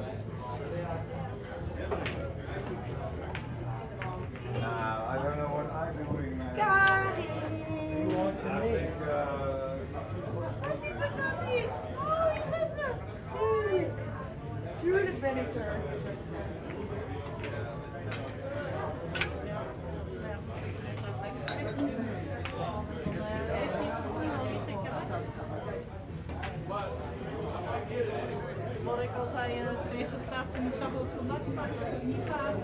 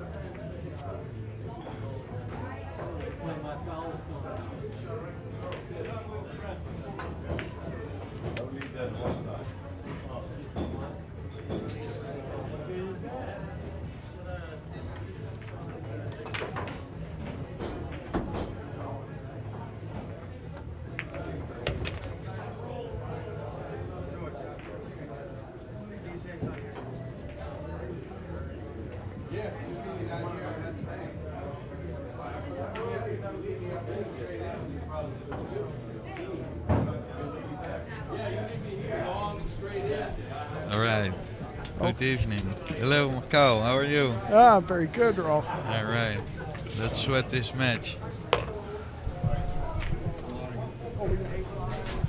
Hi, I'm Kyle Vandenbosch, and I'm joined here by Rolf. Hello, guys. Good evening. Mr. Banks. And, we're here at the Hague 5 watching some One Pocket. Right, we still have to figure out who's Yeah, who, but we're not quite sure of these two players, because there's people from all over the country, all over Europe. This is funk. Okay. Oh, yeah. Right. Okay, so we have a German. I can know that. Yeah. And, oh, hey, what's up? Hi, guys. Hello. Good evening. All right. Oh, this is really fun. Okay, yeah. All right, so this is the Swedish guy, Let. I Okay. think it's Let. Yeah, I call him Let. Let's call him Let. Call the other guy Frankie. Yeah. And, So, what do they have on the table?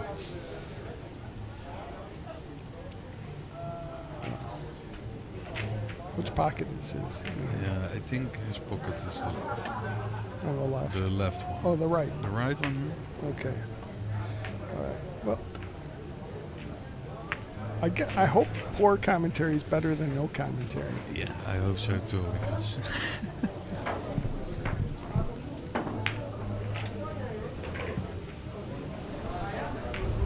Oh, that's a little.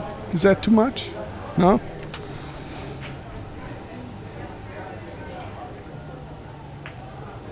Okay. All right, so this table looks. I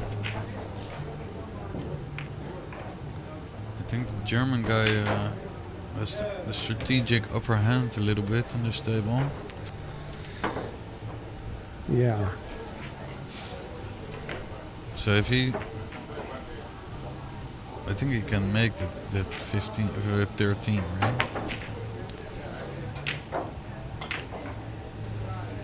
Or maybe make the 2. I wonder what he's gonna do.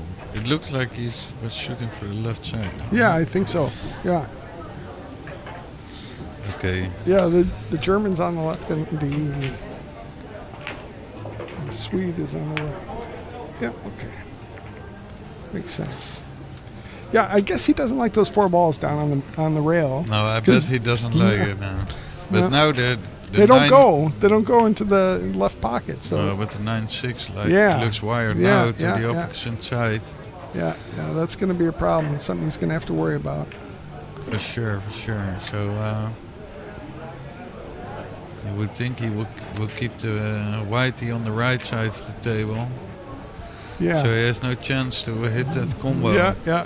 That's a good plan. 2-rail kick behind the 9. So the 9 is back down towards the corner pocket. Yeah, I don't think these boys see those shots.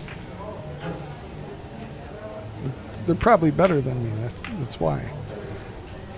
Yeah, well, you're experienced, Carl. You have a different eye for this game than the 9-ball hot shots in this part of the world. That's true. I have seen some more One Pocket than most people. But yeah, but some of these guys are really great 9-ball players. Yeah, that's for sure. Rotation game players, so it won't be their potting ability. No, I know. I've learned that lesson. Yeah, he put the combo out of play now. Yeah, he had to. No, I've learned my lesson leaving you guys shots. What you used to do is you'd leave a guy a tough shot and hope he misses it so that you run out on him. But most of the time when I do that around here, you guys make the shot you're not supposed to make. Yeah, that's a real problem here. Yeah. So now you got to know whether they're from the Hague 5 and they know how to bank, or if they're for some 9-ball shooter. So then you can play position that way, because everybody from the Hague 5 can bank. Yeah, but I think it's a good mix of people that are really good, really hot players, and the really one pocket enthusiasts that play the game because enjoy this game more than the other rotation games. Yeah, it's true. And we got some like really hot players that also want to like discover this game. And in Europe it's not that easy because there are not much tournaments. Yeah, no, but there's definitely a lot of people that want to play it. They've traveled long and far to get here. For sure. And right. it's really great. This is gonna be cross corner bank. Yeah, it's should be easy to stiffen it up as humid as the table is. Yeah, I thought that might happen. It's just it plays so tight right now with the humidity, and it just grabs. Yeah, but they could have fired it in, then it would have double kiss. Yeah. Yeah, that's Okay, but now his bank is blocked, so he's gonna try the straight back on the 9. This is dangerous. There's a lot of balls in the open. Yeah. And I think he's got a nice one of the 10 to hide behind those 4 balls, right? Maybe, yeah. That's a tricky shot. You gotta avoid the scratch. Yeah, he might want to be. He might be scared to go too close to the corner. Yeah, but it's the right shot. Yeah, he let up on the stroke. You see that? Yeah. He didn't follow all the way through. There was a good chance to put him in jail, though. Yeah. Yeah, and maybe even get a nice 4 or 5 ball run. You think he can make the 13 from this position? He might be close, right? Yeah, maybe. He's definitely looking at it. Maybe play the 7-4. That way you stay safe behind the 1. Oh, yeah, he's okay. Oh, he should have drawn it out. Now he's in trouble. Okay, where's he gonna hide the white here? Oh, no hiding. Oh. No, he must be one of them 9-ball players. Yeah, I didn't think he could even cut that. Yeah, So he hit that razor sharp. yeah, and he didn't even shoot it hard, right? It was a nice shot. Because I think this 7 is blocked. It looks blocked now from this angle. This is a really tight table. This is the tightest table in the room. Okay. Yeah. I remember this has always been here. Okay, so for the people at home, we're in the old kind of cigarette smoking booth. Yeah. Back when it was allowed Yeah. in the Hague, you could smoke in this room and watch this match, standing like right beside it, and you'd talk to everybody. And when a great shot was made, you'd bang on the plexiglass, and just it was. Yeah, that was a great time in this club. Yeah, there was a lot of like, you could feel the mood about playing pool, shooting big shots. You know, going for gold was like the slang we said. Yeah, and everybody could get really close to the table and still kind of chat to each other, and it wasn't too much because of the plexiglass. But then so there was a nice atmosphere in the room. It was something special. It's still an amazing place, but that was a really incredible experience for me to be here and see that. Yeah, it's a place where people come that love this game. Yeah, that's for sure. Yeah, that's right. Okay, he's gonna cross corner this one.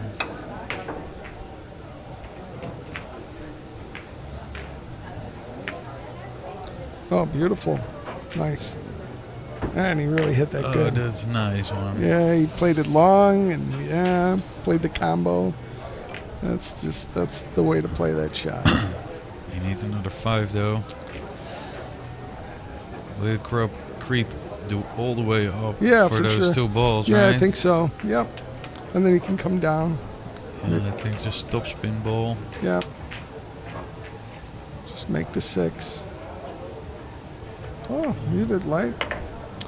Play the 10. He has no choice, I think, no? Yeah. Oh, he needs a good shot to keep this run going. Yeah. Yeah.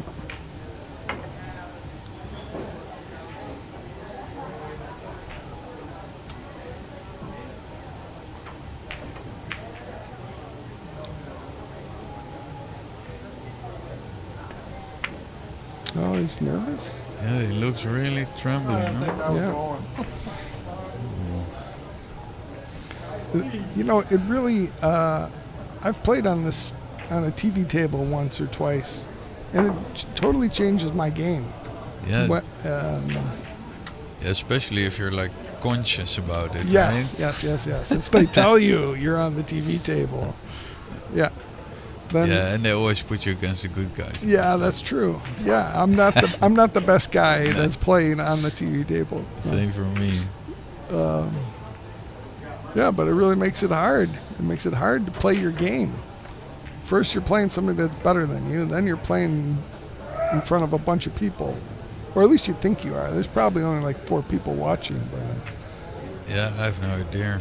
But I don't want to know. But it doesn't feel like that when you're on the table. No, right? you think the whole world's watching you.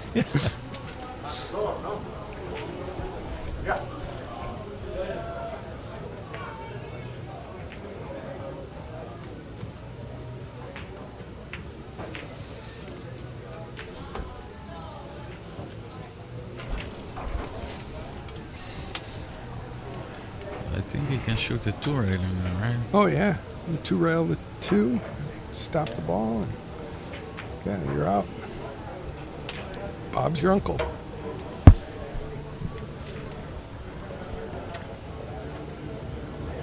Yeah, although he doesn't want to draw it over, so... No, couldn't you just stop the cue ball maybe? Oh, these tables play really short though, right? So you gotta, yeah, you'd have to drift to the left. Oh, I think you can shoot the it. 5. I was thinking shooting the 2. Oh yeah, Oh, this yeah, is yeah. gonna be That's close. nice. Wow. Oh, that's a nice shot. Yeah, good. Hey, you know, I'd much rather watch a good game. If I gotta try to do commentary, might as well watch a good game. Yeah. I'd hate to be the sucker that's got to do this while I'm out there playing. Yeah, sometimes it's better to sit here, right? Yeah. Are you guys still in? Yeah. Yeah. We're still in. We're still in. Hopefully we tomorrow. play each other here tomorrow. No. Okay, this is gonna be straight back. Where is he? He's looking at the straight back, but you have to be careful that yeah. he doesn't leak out the 5. So Yeah. The 5 can be made from almost anywhere on the table. he recognized it. So. Yeah. But now he gives. This is gonna be cross corner bank. It's a free bank. Stun run through. Stun run through. Oh. Kind of. Too light. Yep. There was a good chance to make 3 balls, right? I think his line was good, but the pace was off. Yeah, for sure. These people, they need to learn that bank pool game. Yeah. We doing it in English? We doing the commentary in English? Yeah, that's all I know. Oh, you don't know Dutch? What kind of bad I know, right? I know. I just borrow their name. I don't borrow their language. I lived here for a year.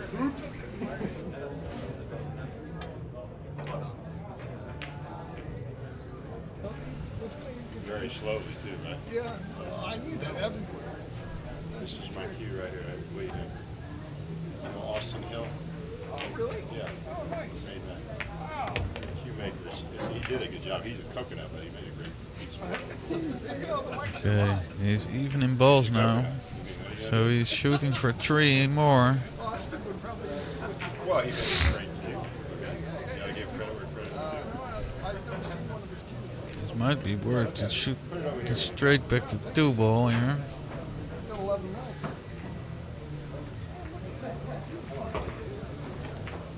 know. Kyle is here admiring a cue from one of the competitors. Well, Sorry, my mic was off. Yeah, Austin Hill made a cue. Joe Long just handed it over to me for me to take a look at. Austin Hill's pretty fantastic cue maker, but he currently doesn't make pool cues. He's in the Army in South Korea. Yeah, and he was just, he knew I made billiard cues, so he got in touch with me, and I'm sending him a billiard cue. 2 billiard cues, so. Maybe he's just in Korea to source some wood. Yeah, maybe. He's working. He's always working his angles. Yeah, he's setting up buyers for future cues. Wow, this is really beautiful work. I gotta let him know I seen it. I don't know if he's listening. I put it out there. Maybe he's listening. It's a beautiful cue.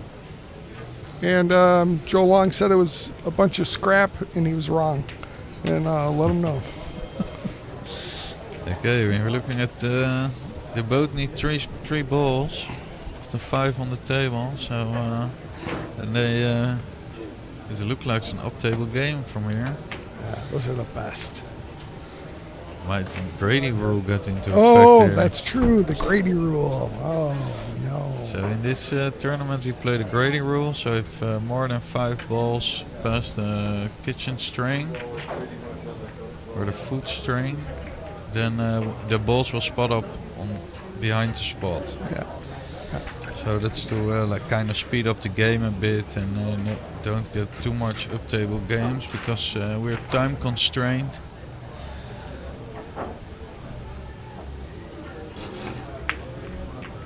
Oh no. Oh, Yep. and that's a scratch. Yeah. And this is a dangerous one. He only needs 3 balls from here, so.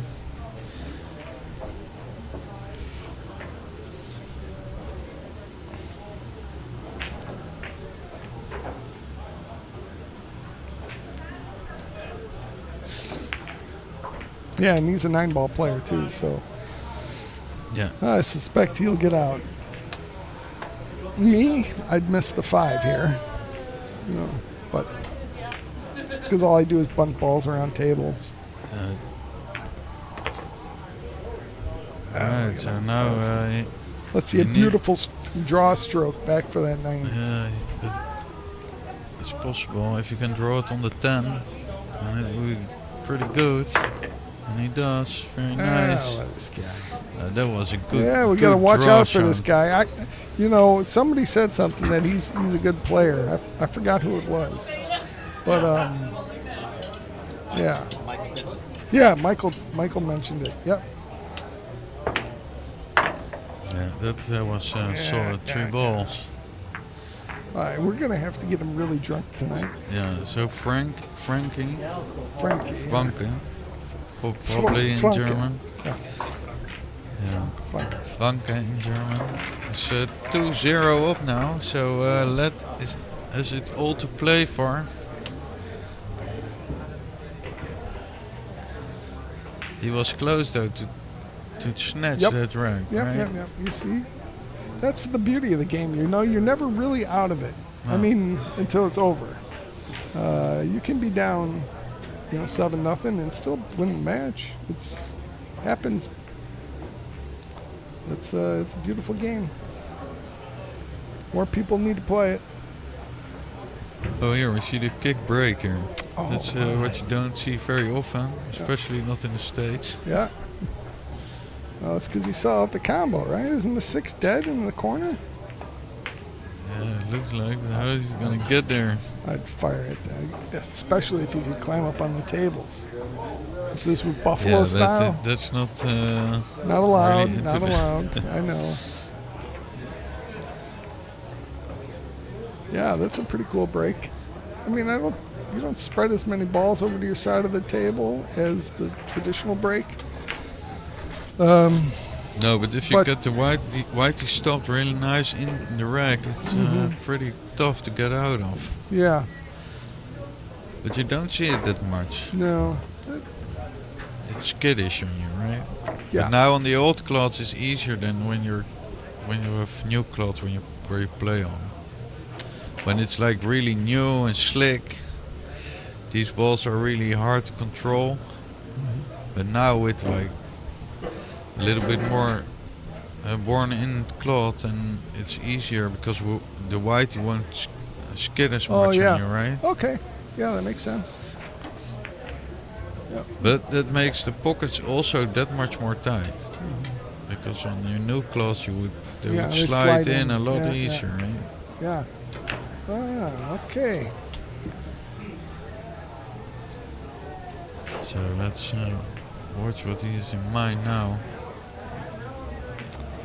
He would love to get some balls on his side of the table, right? How about if you could hit the 7 thinly off that 9 on the left side of the 9 and go one rail into your pocket.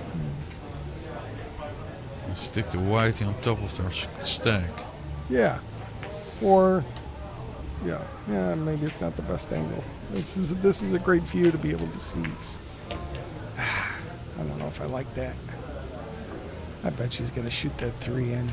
You know, these young guys with these sharp eyes. Yeah, it's all extremely thin, right? Yeah, I know, but he can do it. And he's not going to sell out anything. Maybe he gets on the 1. He does 4 rails, gets on the 1. That's pretty good. Well, he's the 6, right? No?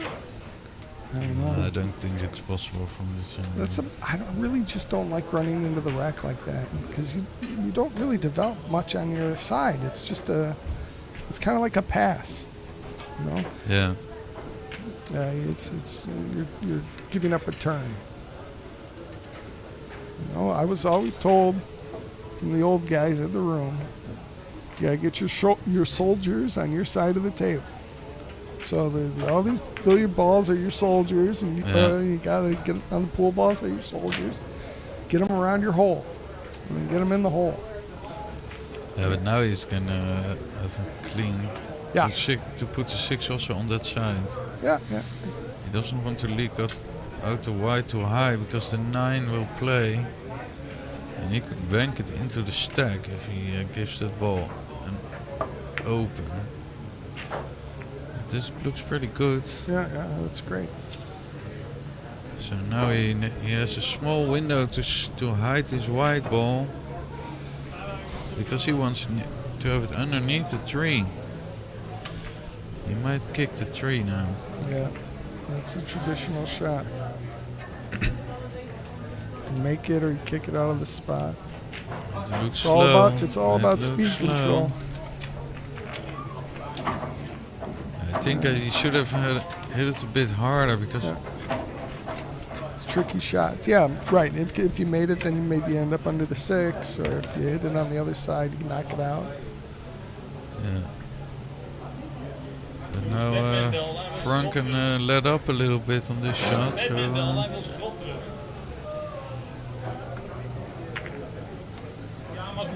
this is a good shot. That's a great shot. Yeah. So now Led is really under pressure because he's also 2-0 down. Yeah. I think he kick again, right? He needs to come up with a good shot, but he might want to shoot a containing shot and keep with the white onto that stack. This is pretty good. It's tough though because the balls are still in front of his hole. You know, it's so. Yeah, for you sure. Put one more in front of it. Funga got a question here because what is he gonna do? Is he gonna risk to open those 3 balls? Yeah. How about? That's what I do. Bust open the stack and draw back to the rail. Yeah, but he wanna hide those 3 balls close to the long rail. If you draw back to the by the side pocket, he drove straight. Oh, and now that's not good. Now he might have a chance to clear this pocket. Yeah, I see. What would Tony Chohan do at this point in time? He'd smash that 15 ball as hard as he could with the stop stroke. Full in the face. Or is that 11 ball? I think it's the 11. But if you hit that full in the face, then only the 14 might stay there. But yeah, right. But we get the idea, right? Yeah, and we love Tony Chohan, so we love some Tony Chohan spirit in this match, right? That's right. We love that power 1 pocket. Yeah. Here I take 5. You got to rearrange the tables. At this point sometimes that furniture is not in the right spot. Right. Huh? Oh, he's just gonna leave it there. I guess nothing goes. nothing goes into his hole. So it's not terrible that all that shit is in front of his pocket. You No, could just but- leave him up table. Yeah, right, but it doesn't help him either, right? No, that's true. Yeah, You might want to take a chance on this one. yeah. Maybe if he had a nice straight back to shoot at, and then you could have gotten another ball. If he's scared for the afterwards. 14, he might want to stun it over Yeah, to the short yeah, rail, yeah, right? Yeah. That's I what think it's a good chance that those at least 3 of those 4 balls are gonna leave that area. Yeah. Yeah. If I look at it like this. Maybe the 14 will stick around, but if you bring the cue ball to the short rail, you'll be safe. Yeah, I think so. Yeah, he's got to just do it. There's I think nothing this is a moment to be brave, right? And not to be... Yeah. You're down 2 games. Yeah, for sure. You don't win if you always play safe, right? Yeah. I think this is too... It's too passive. I think so, yeah. It wasn't a terrible shot, but he could have done more. Yeah. Somebody, I don't know who told it.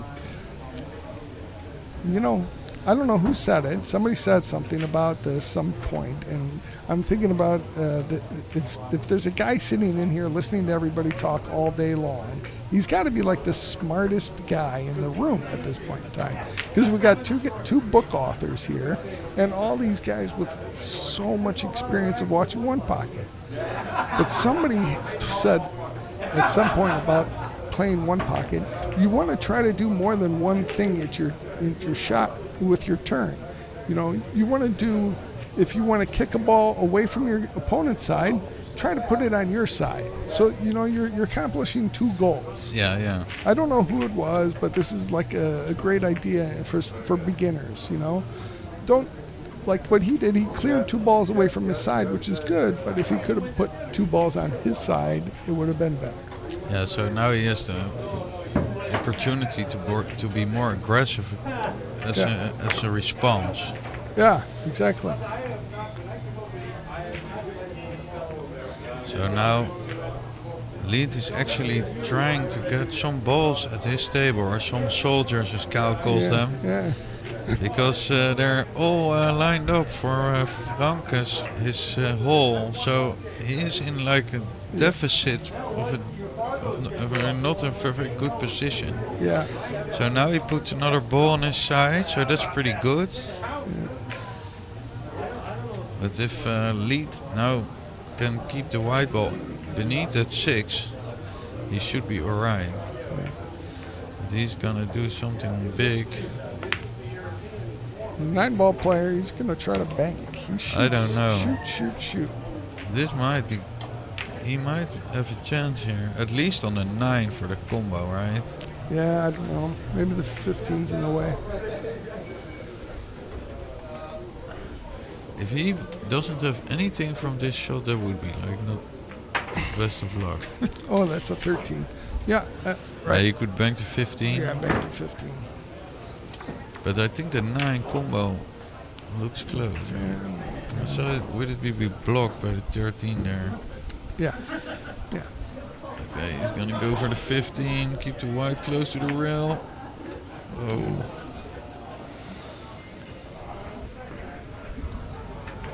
He knew he let up a little bit on that shot. You see his reaction? Yeah. He plays better than this. It's just the pressure of the moment, you know. I've seen him. We've played. Franke is now, what is he gonna do? He might want to stick him up to on the 11. Oh, he didn't want to do this for sure. Yeah. Well, wild cue ball. Yeah, for sure.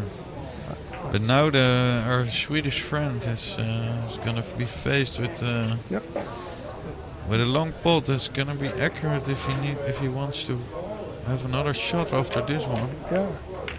This is sometimes, you know, your worst enemy. His position is not that easy, so. But even if he makes this ball and he passes, the 15 is going to be difficult. Yeah, they're Tough shots. Well, he at least blocked a 6. Yeah, where he obviously worried more about his cue ball on that shot than he did about making the ball. But that's just kind of where his confidence is at this point in time. Oh my goodness! How'd you hit it? And he corner hooked him. Oh my goodness! That's not nice. I hope he corner hooked him, because if you can see it, it's a bank. Yeah, well, I'm sure he did. That's brutal. This game is so messed up.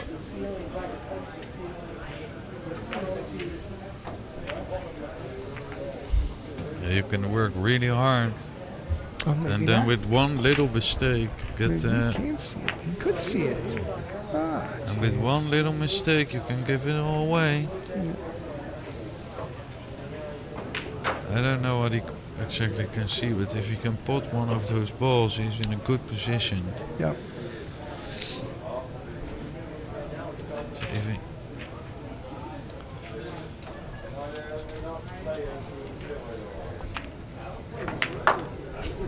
okay. You can just watch him work his magic here. Yeah, he's off to the races now.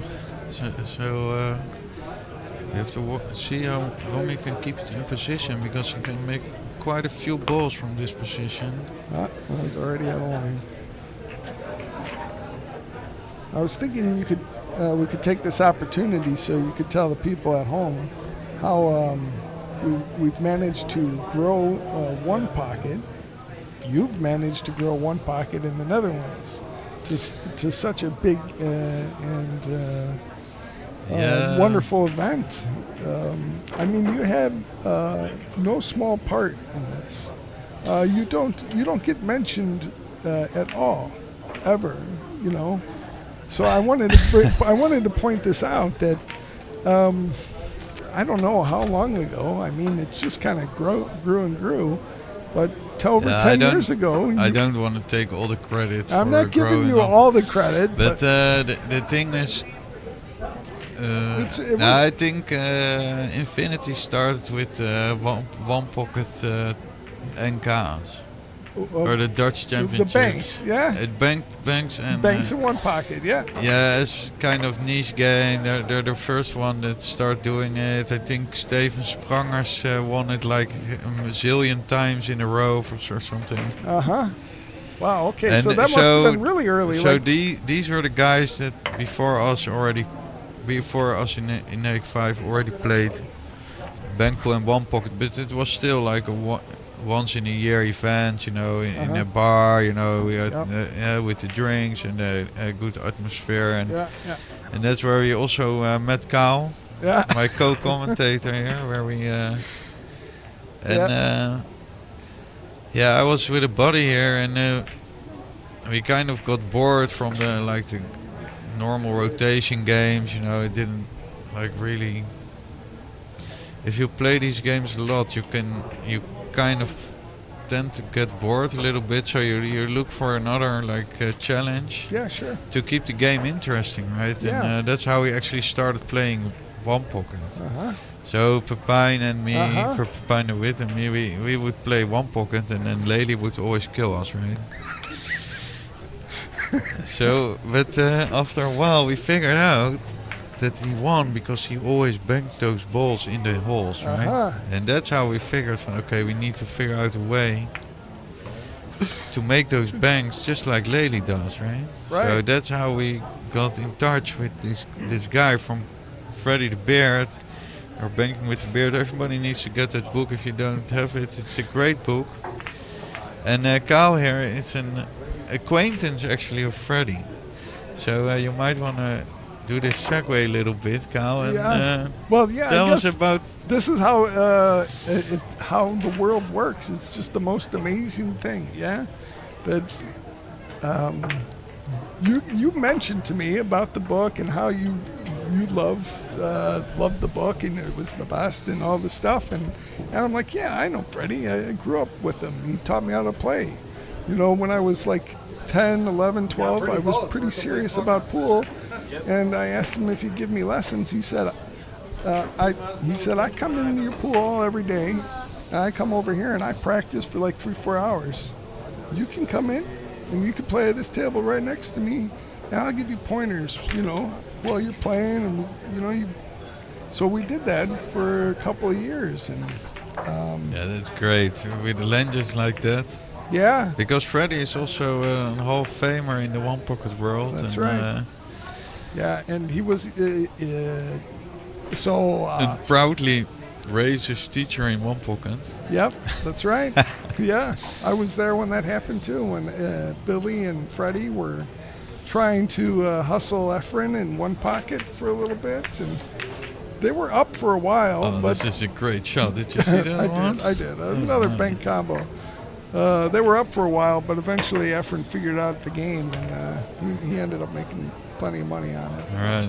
Yeah, but we used his knowledge that he wrote in that book to teach ourselves to play bank pool. So we got like a few guys around here interested in the game, and we used to play like small money between each other every Friday night, and we would have these bank pool challenges, and so we got more and more. We got like experienced in the game, and we learned that bank pool is a lot more than only shooting balls via the bank. So it teaches you a lot about the games, the angles, the induced spin that you put on balls. It gives a different, more deeper layer into your pool game. Yeah, absolutely. So and your kicking game gets really better. Yeah. So it's I think for me personally, if you would learn banking, it would be more beneficial for your rotation game than learning one pocket. So that is my point of view. Yeah, and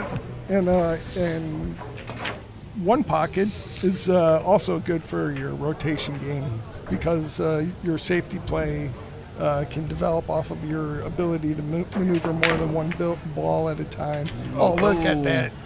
That was incredibly fortunate for him. Oh, this is not what he wanted to happen. Because Frank is now at 5 and Lead himself has one ball in his hole, hanging over his hole. No, they just shake hands and he's taking apart his cue. Oh, maybe he didn't mark up the score. Right. You had good luck. That's what I didn't like. Yeah, that must have been it. That was his They forgot outball. to point the score, so we were on the wrong foot. Yeah. But that's great. Okay, this match looks like it's 3-0 for Franke. Yeah, it's over. All right. I think we're going to be done for now. Unless you want to continue talking about it. No. About our adventures. We'll come back. We'll come back next match. Yeah, we'll get the story of one pocket. Yeah, it's gonna be tomorrow then. Tomorrow. Tomorrow you should Carl come and do the finals. Carl and Rolf will be here tomorrow. Yeah. To keep you 8 a.m. informed on the adventures of in the Hague 5. Okay, thank you guys. Have a nice evening. Good job.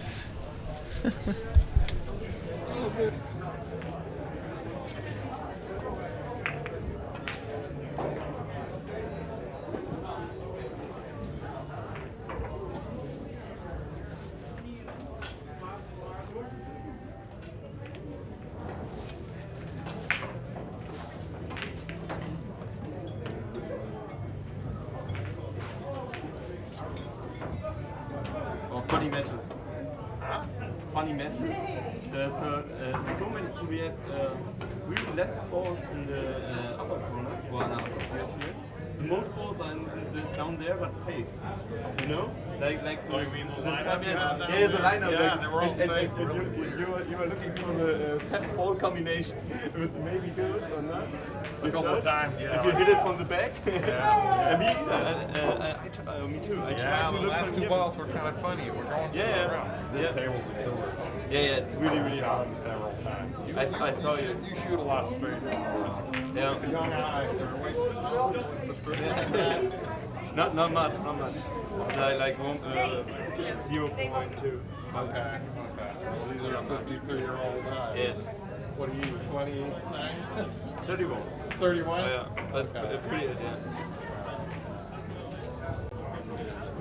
So, but the side event should start now. The side event should start now. Oh, the back pool top? Yeah. Yeah. I don't know what that means. I know the game. How does the event work? I have no clue. Okay. We will see.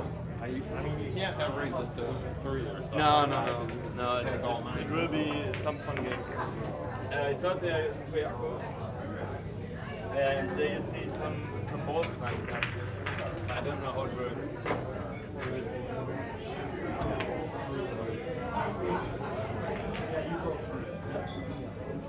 Alright, I'm gonna go back to the hotel. Look at this time again.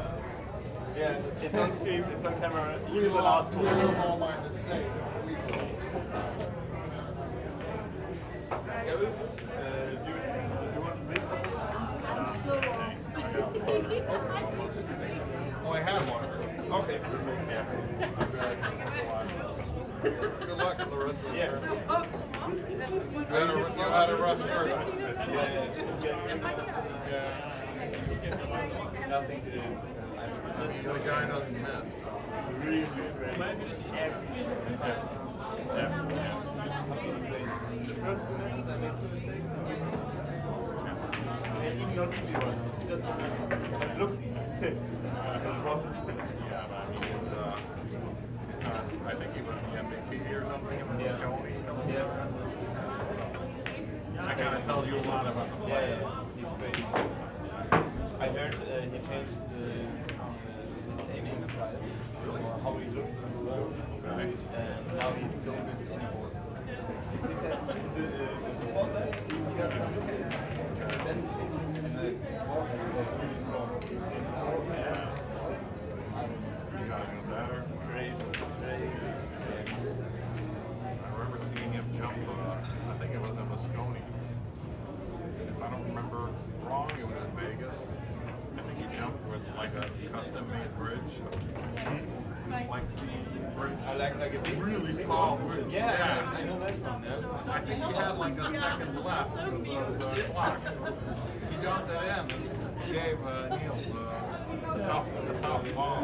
He made that. I think they ran out. Oh, it's really cool to have someone like him here. It's really Alex, yeah. I love it. And it was a good match to play against. Even I know that it's no chance to win. But isn't it a chance? Yeah, slightly second of a moment. Maybe, just maybe. Yeah. One match, so my goal was to win one match. 20 minutes later, up. Yeah. Crazy. Absolutely crazy. Okay, see you later.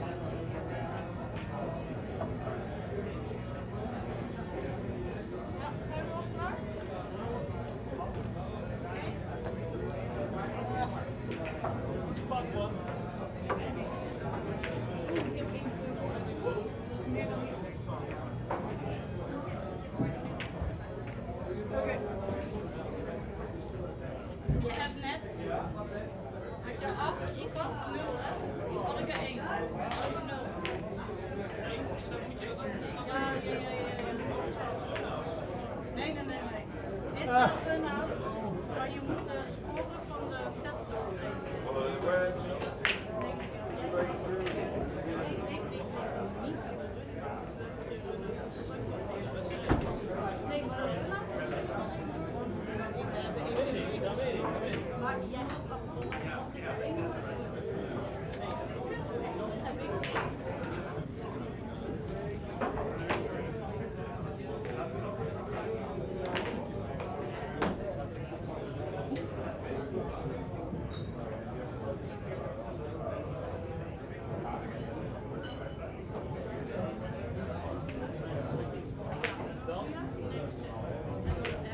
eerste is een 8-1.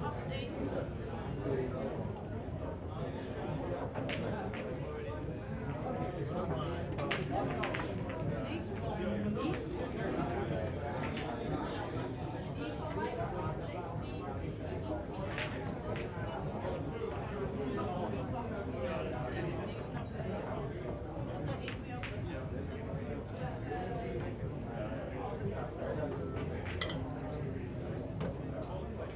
Ik heb net zo of ga beter spelen of zorg in deze ellende voor mij.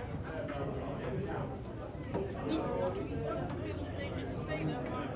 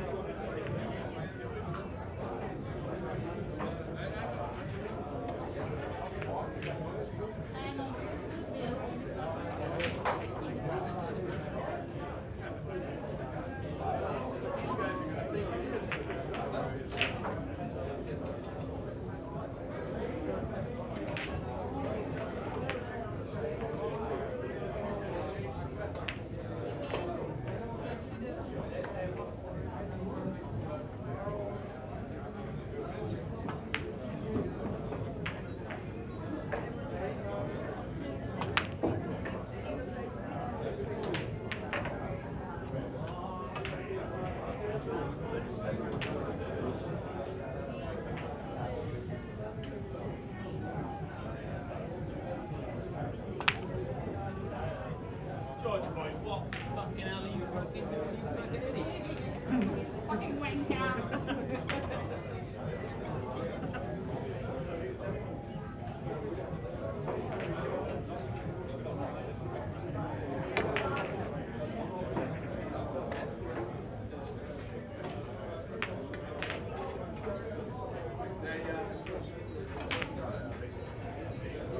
Zoals ik zeg, niks gaat.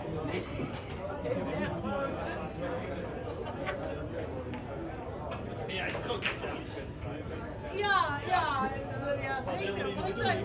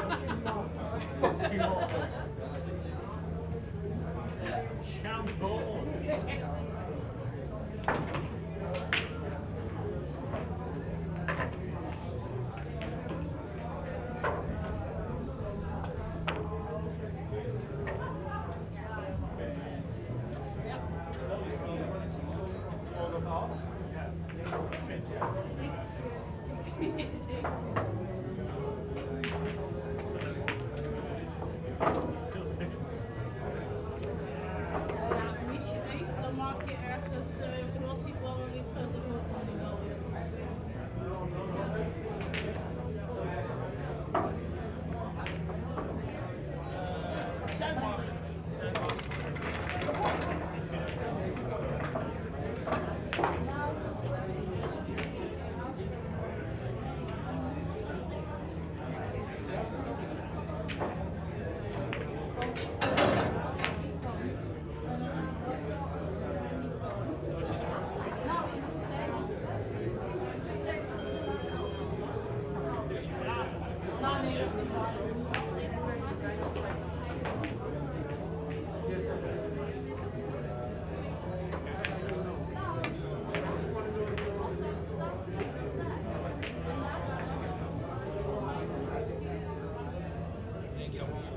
Jongens,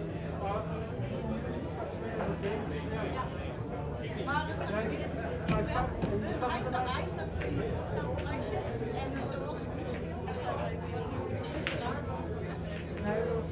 You're joining these banks challenge? And you're on the list? Oh, ik heb geen idee. Ja, zo'n bus. Nee, niet 20 edit. Kom je nou? Thanks. Nee,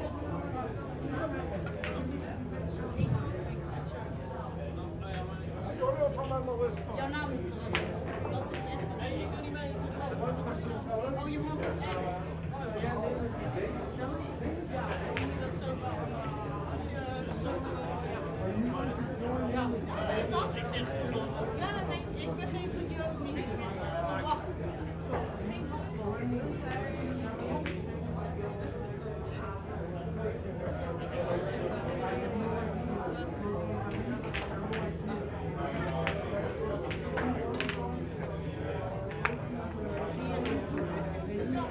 ja, maakt niet uit. Dat is mijn punt.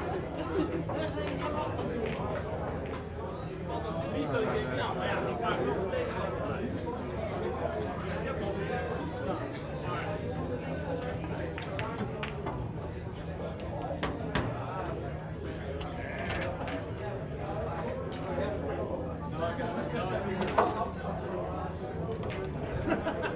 Zie, dank je.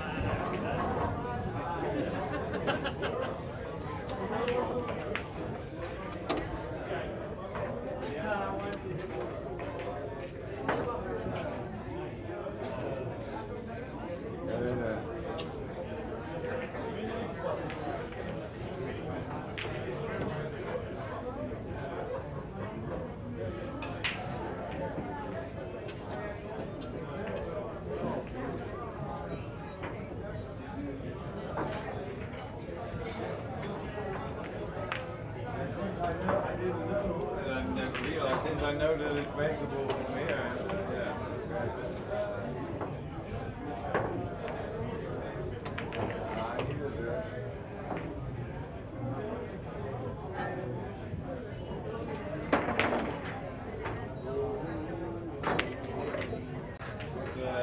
Hij is klaar. Daar kan je bij. Ja, daar kun je. Je zit niet in een computer. You're a money action guy.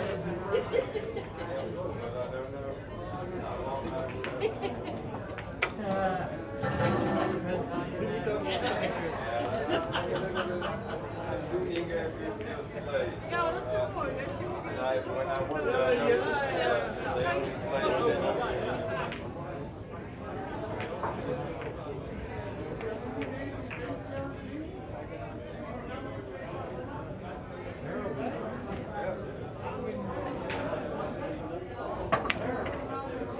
oh, mag ik nog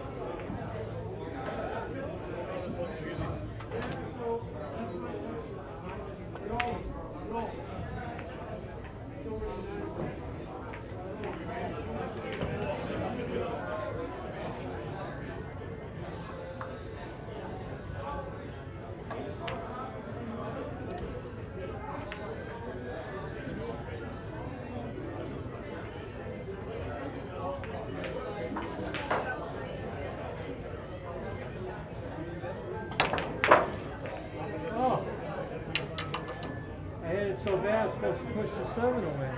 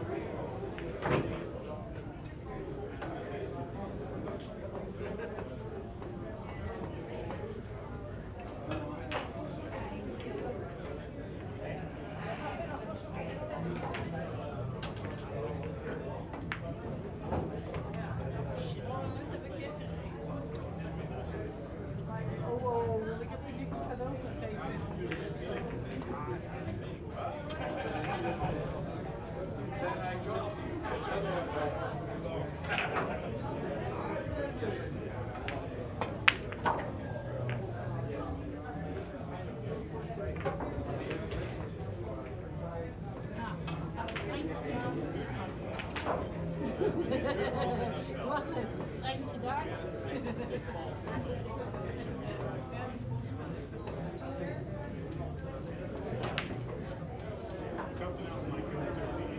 Ja? Ja, kijk, ik sta toch al achter. Kijk, als je nu keihard loopt, is dat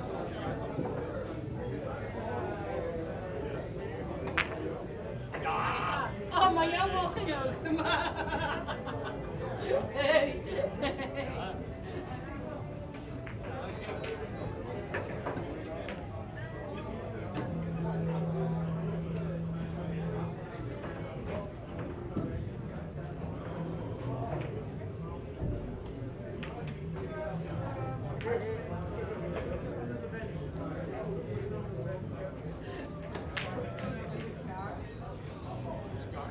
Nou, ik kijk naar de lijn en ik loop hier en ik ben de lijn nog niet kwijt. Zo hoog is het, zo hoog is het.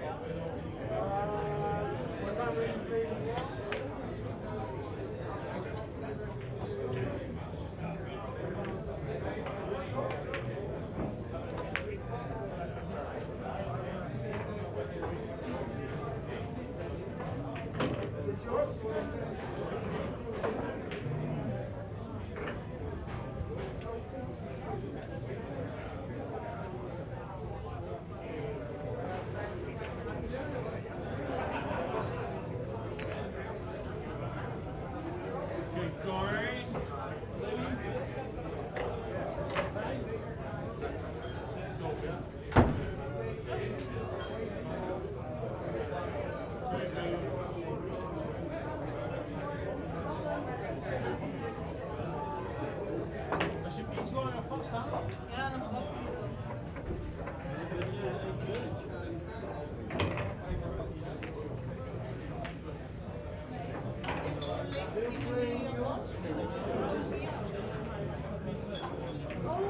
Jammer is langer. Ja, jammer is langer.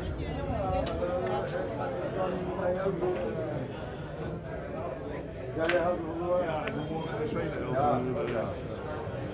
Jij? Ja, 2 uur.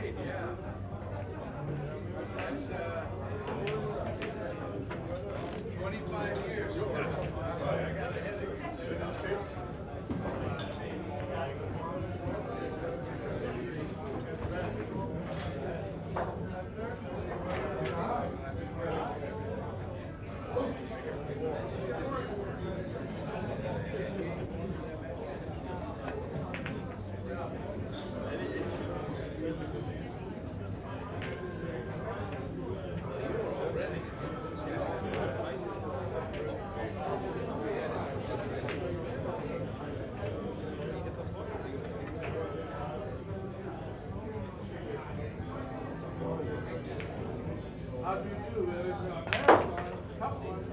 You were working hard. Very good.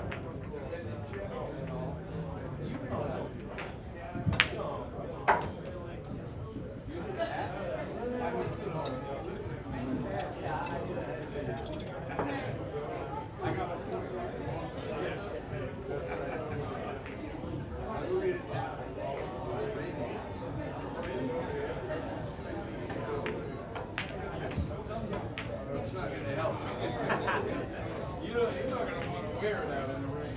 Yeah, that's true. I won't do that. You guys see it?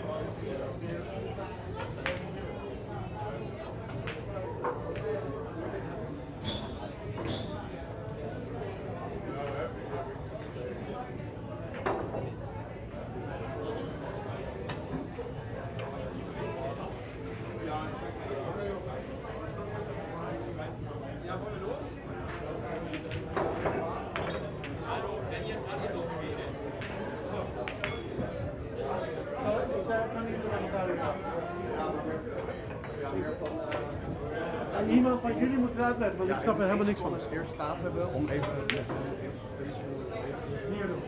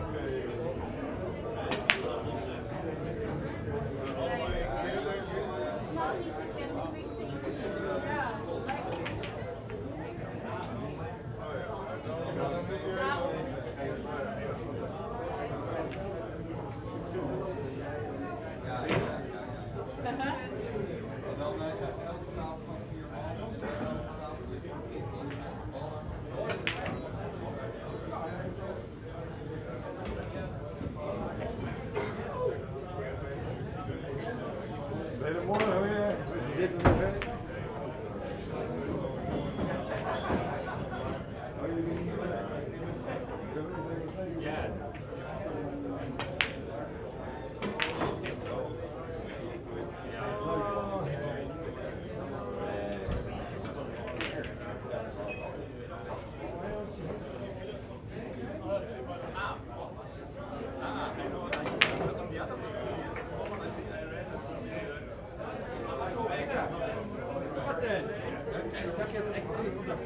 Ja, ich bin doch lange fertig.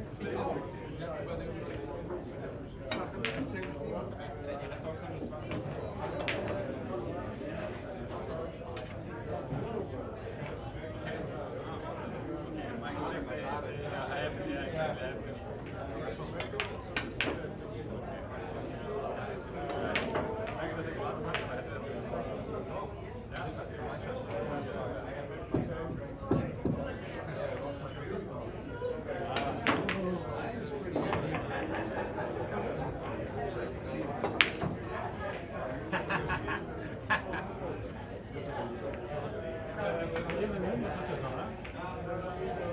Nee, wissen wir noch nicht. Noch jeder was ausgesucht.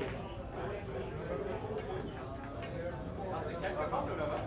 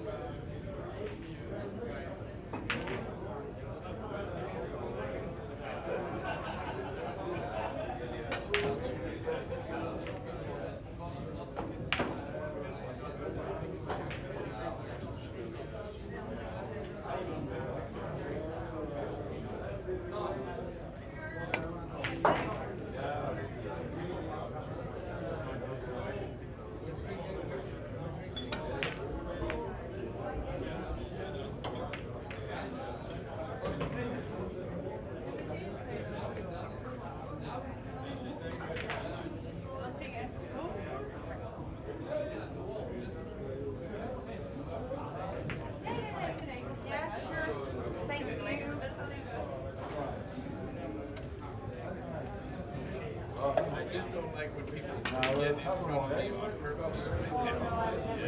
Especially if I see you, I will wait and then wait for me for you to give me a sign. You do your work, I'm fine. Huh? Well, thank you. Keep going. That's my pocket. Huh? Oh, you chose that one. You broke. Okay.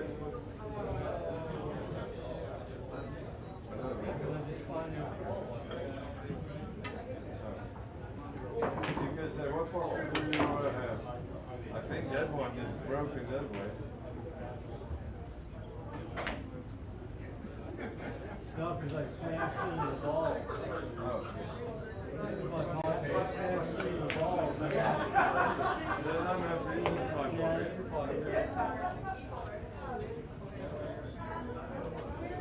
I'll take that.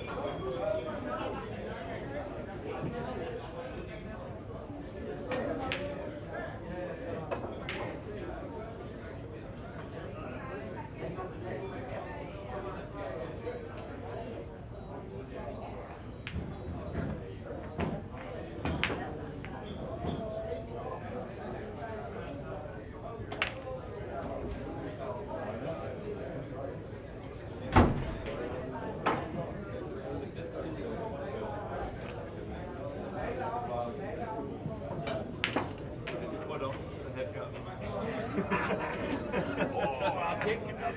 I got you. Good timing. You waited the 5 minutes until somebody. Yeah, no, thank you, man.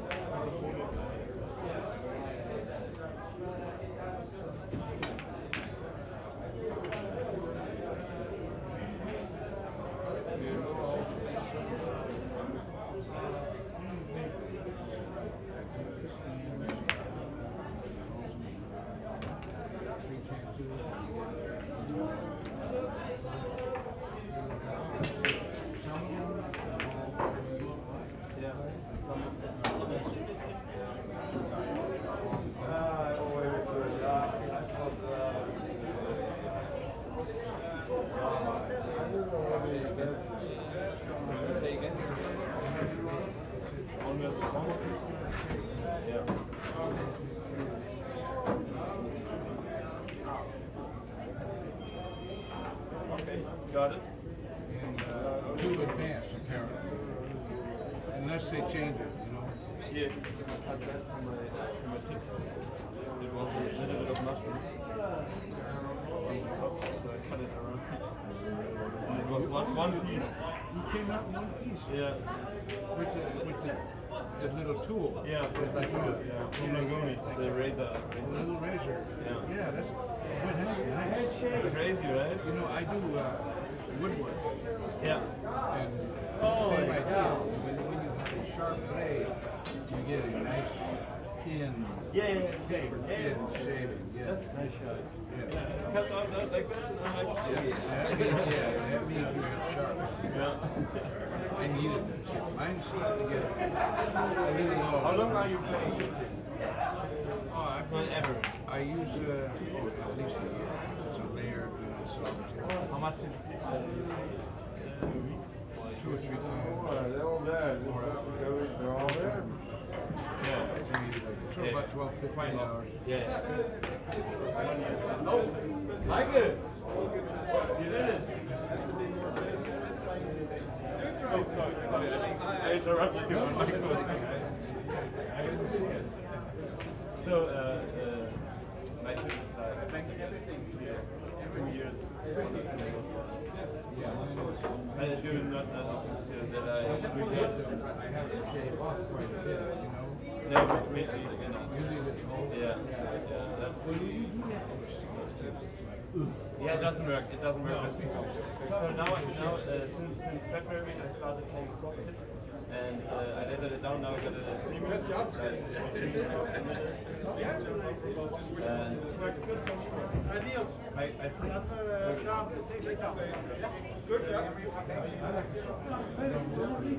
Ze zijn bezig met loting en uitleg. Really slow shot. Yeah. Slow and much spin, yeah. Yeah. For spectral, it should be a softer medium and hard only for an angle or tempo where you just shoot it. Yeah. Yeah, only 90. I'm working on my 100. I'm working on my 100. You're getting there. Yeah, I tried. I don't expect to ever get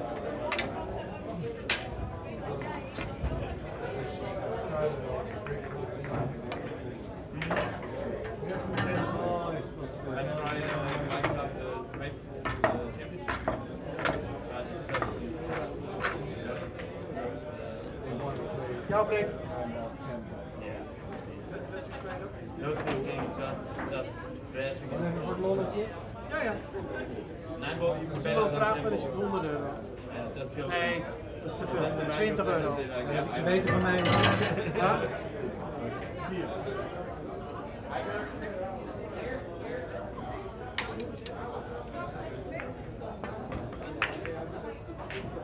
Ja, het begint dan lekker. Nou, hoe je het zo.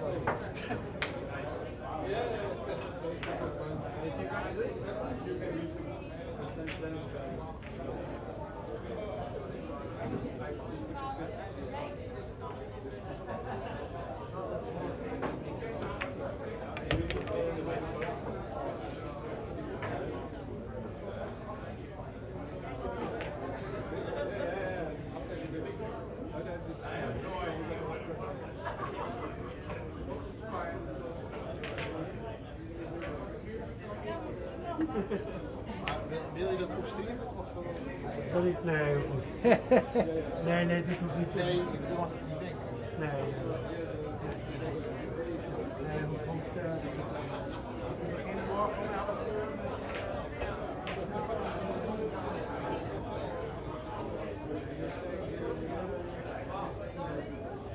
Nou, ik weet het.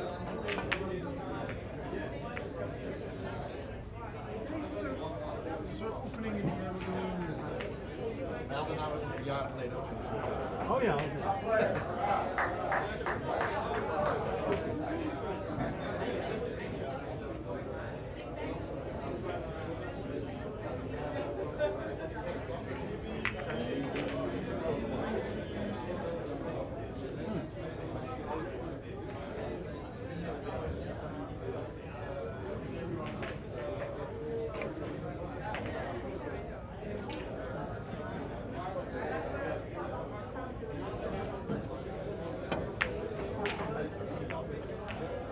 Mooi bal.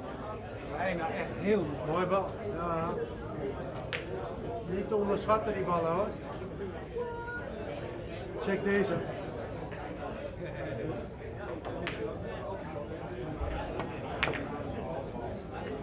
Oh, nou misschien toch niet. Check hem maar niet. Oeps. Alle oeps. We hebben no goal mee.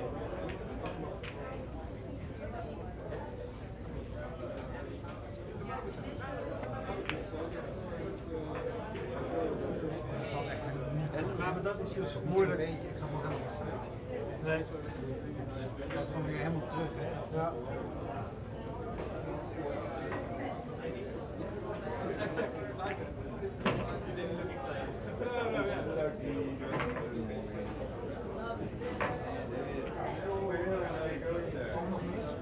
Nee.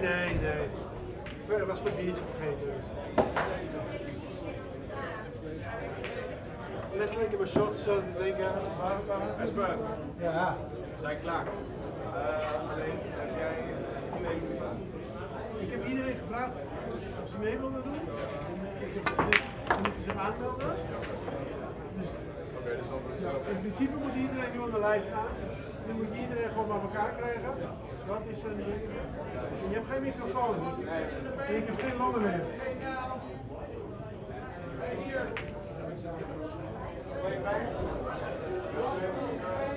Jij speelt banks toch? Dan moet je even gaan luisteren. Succes.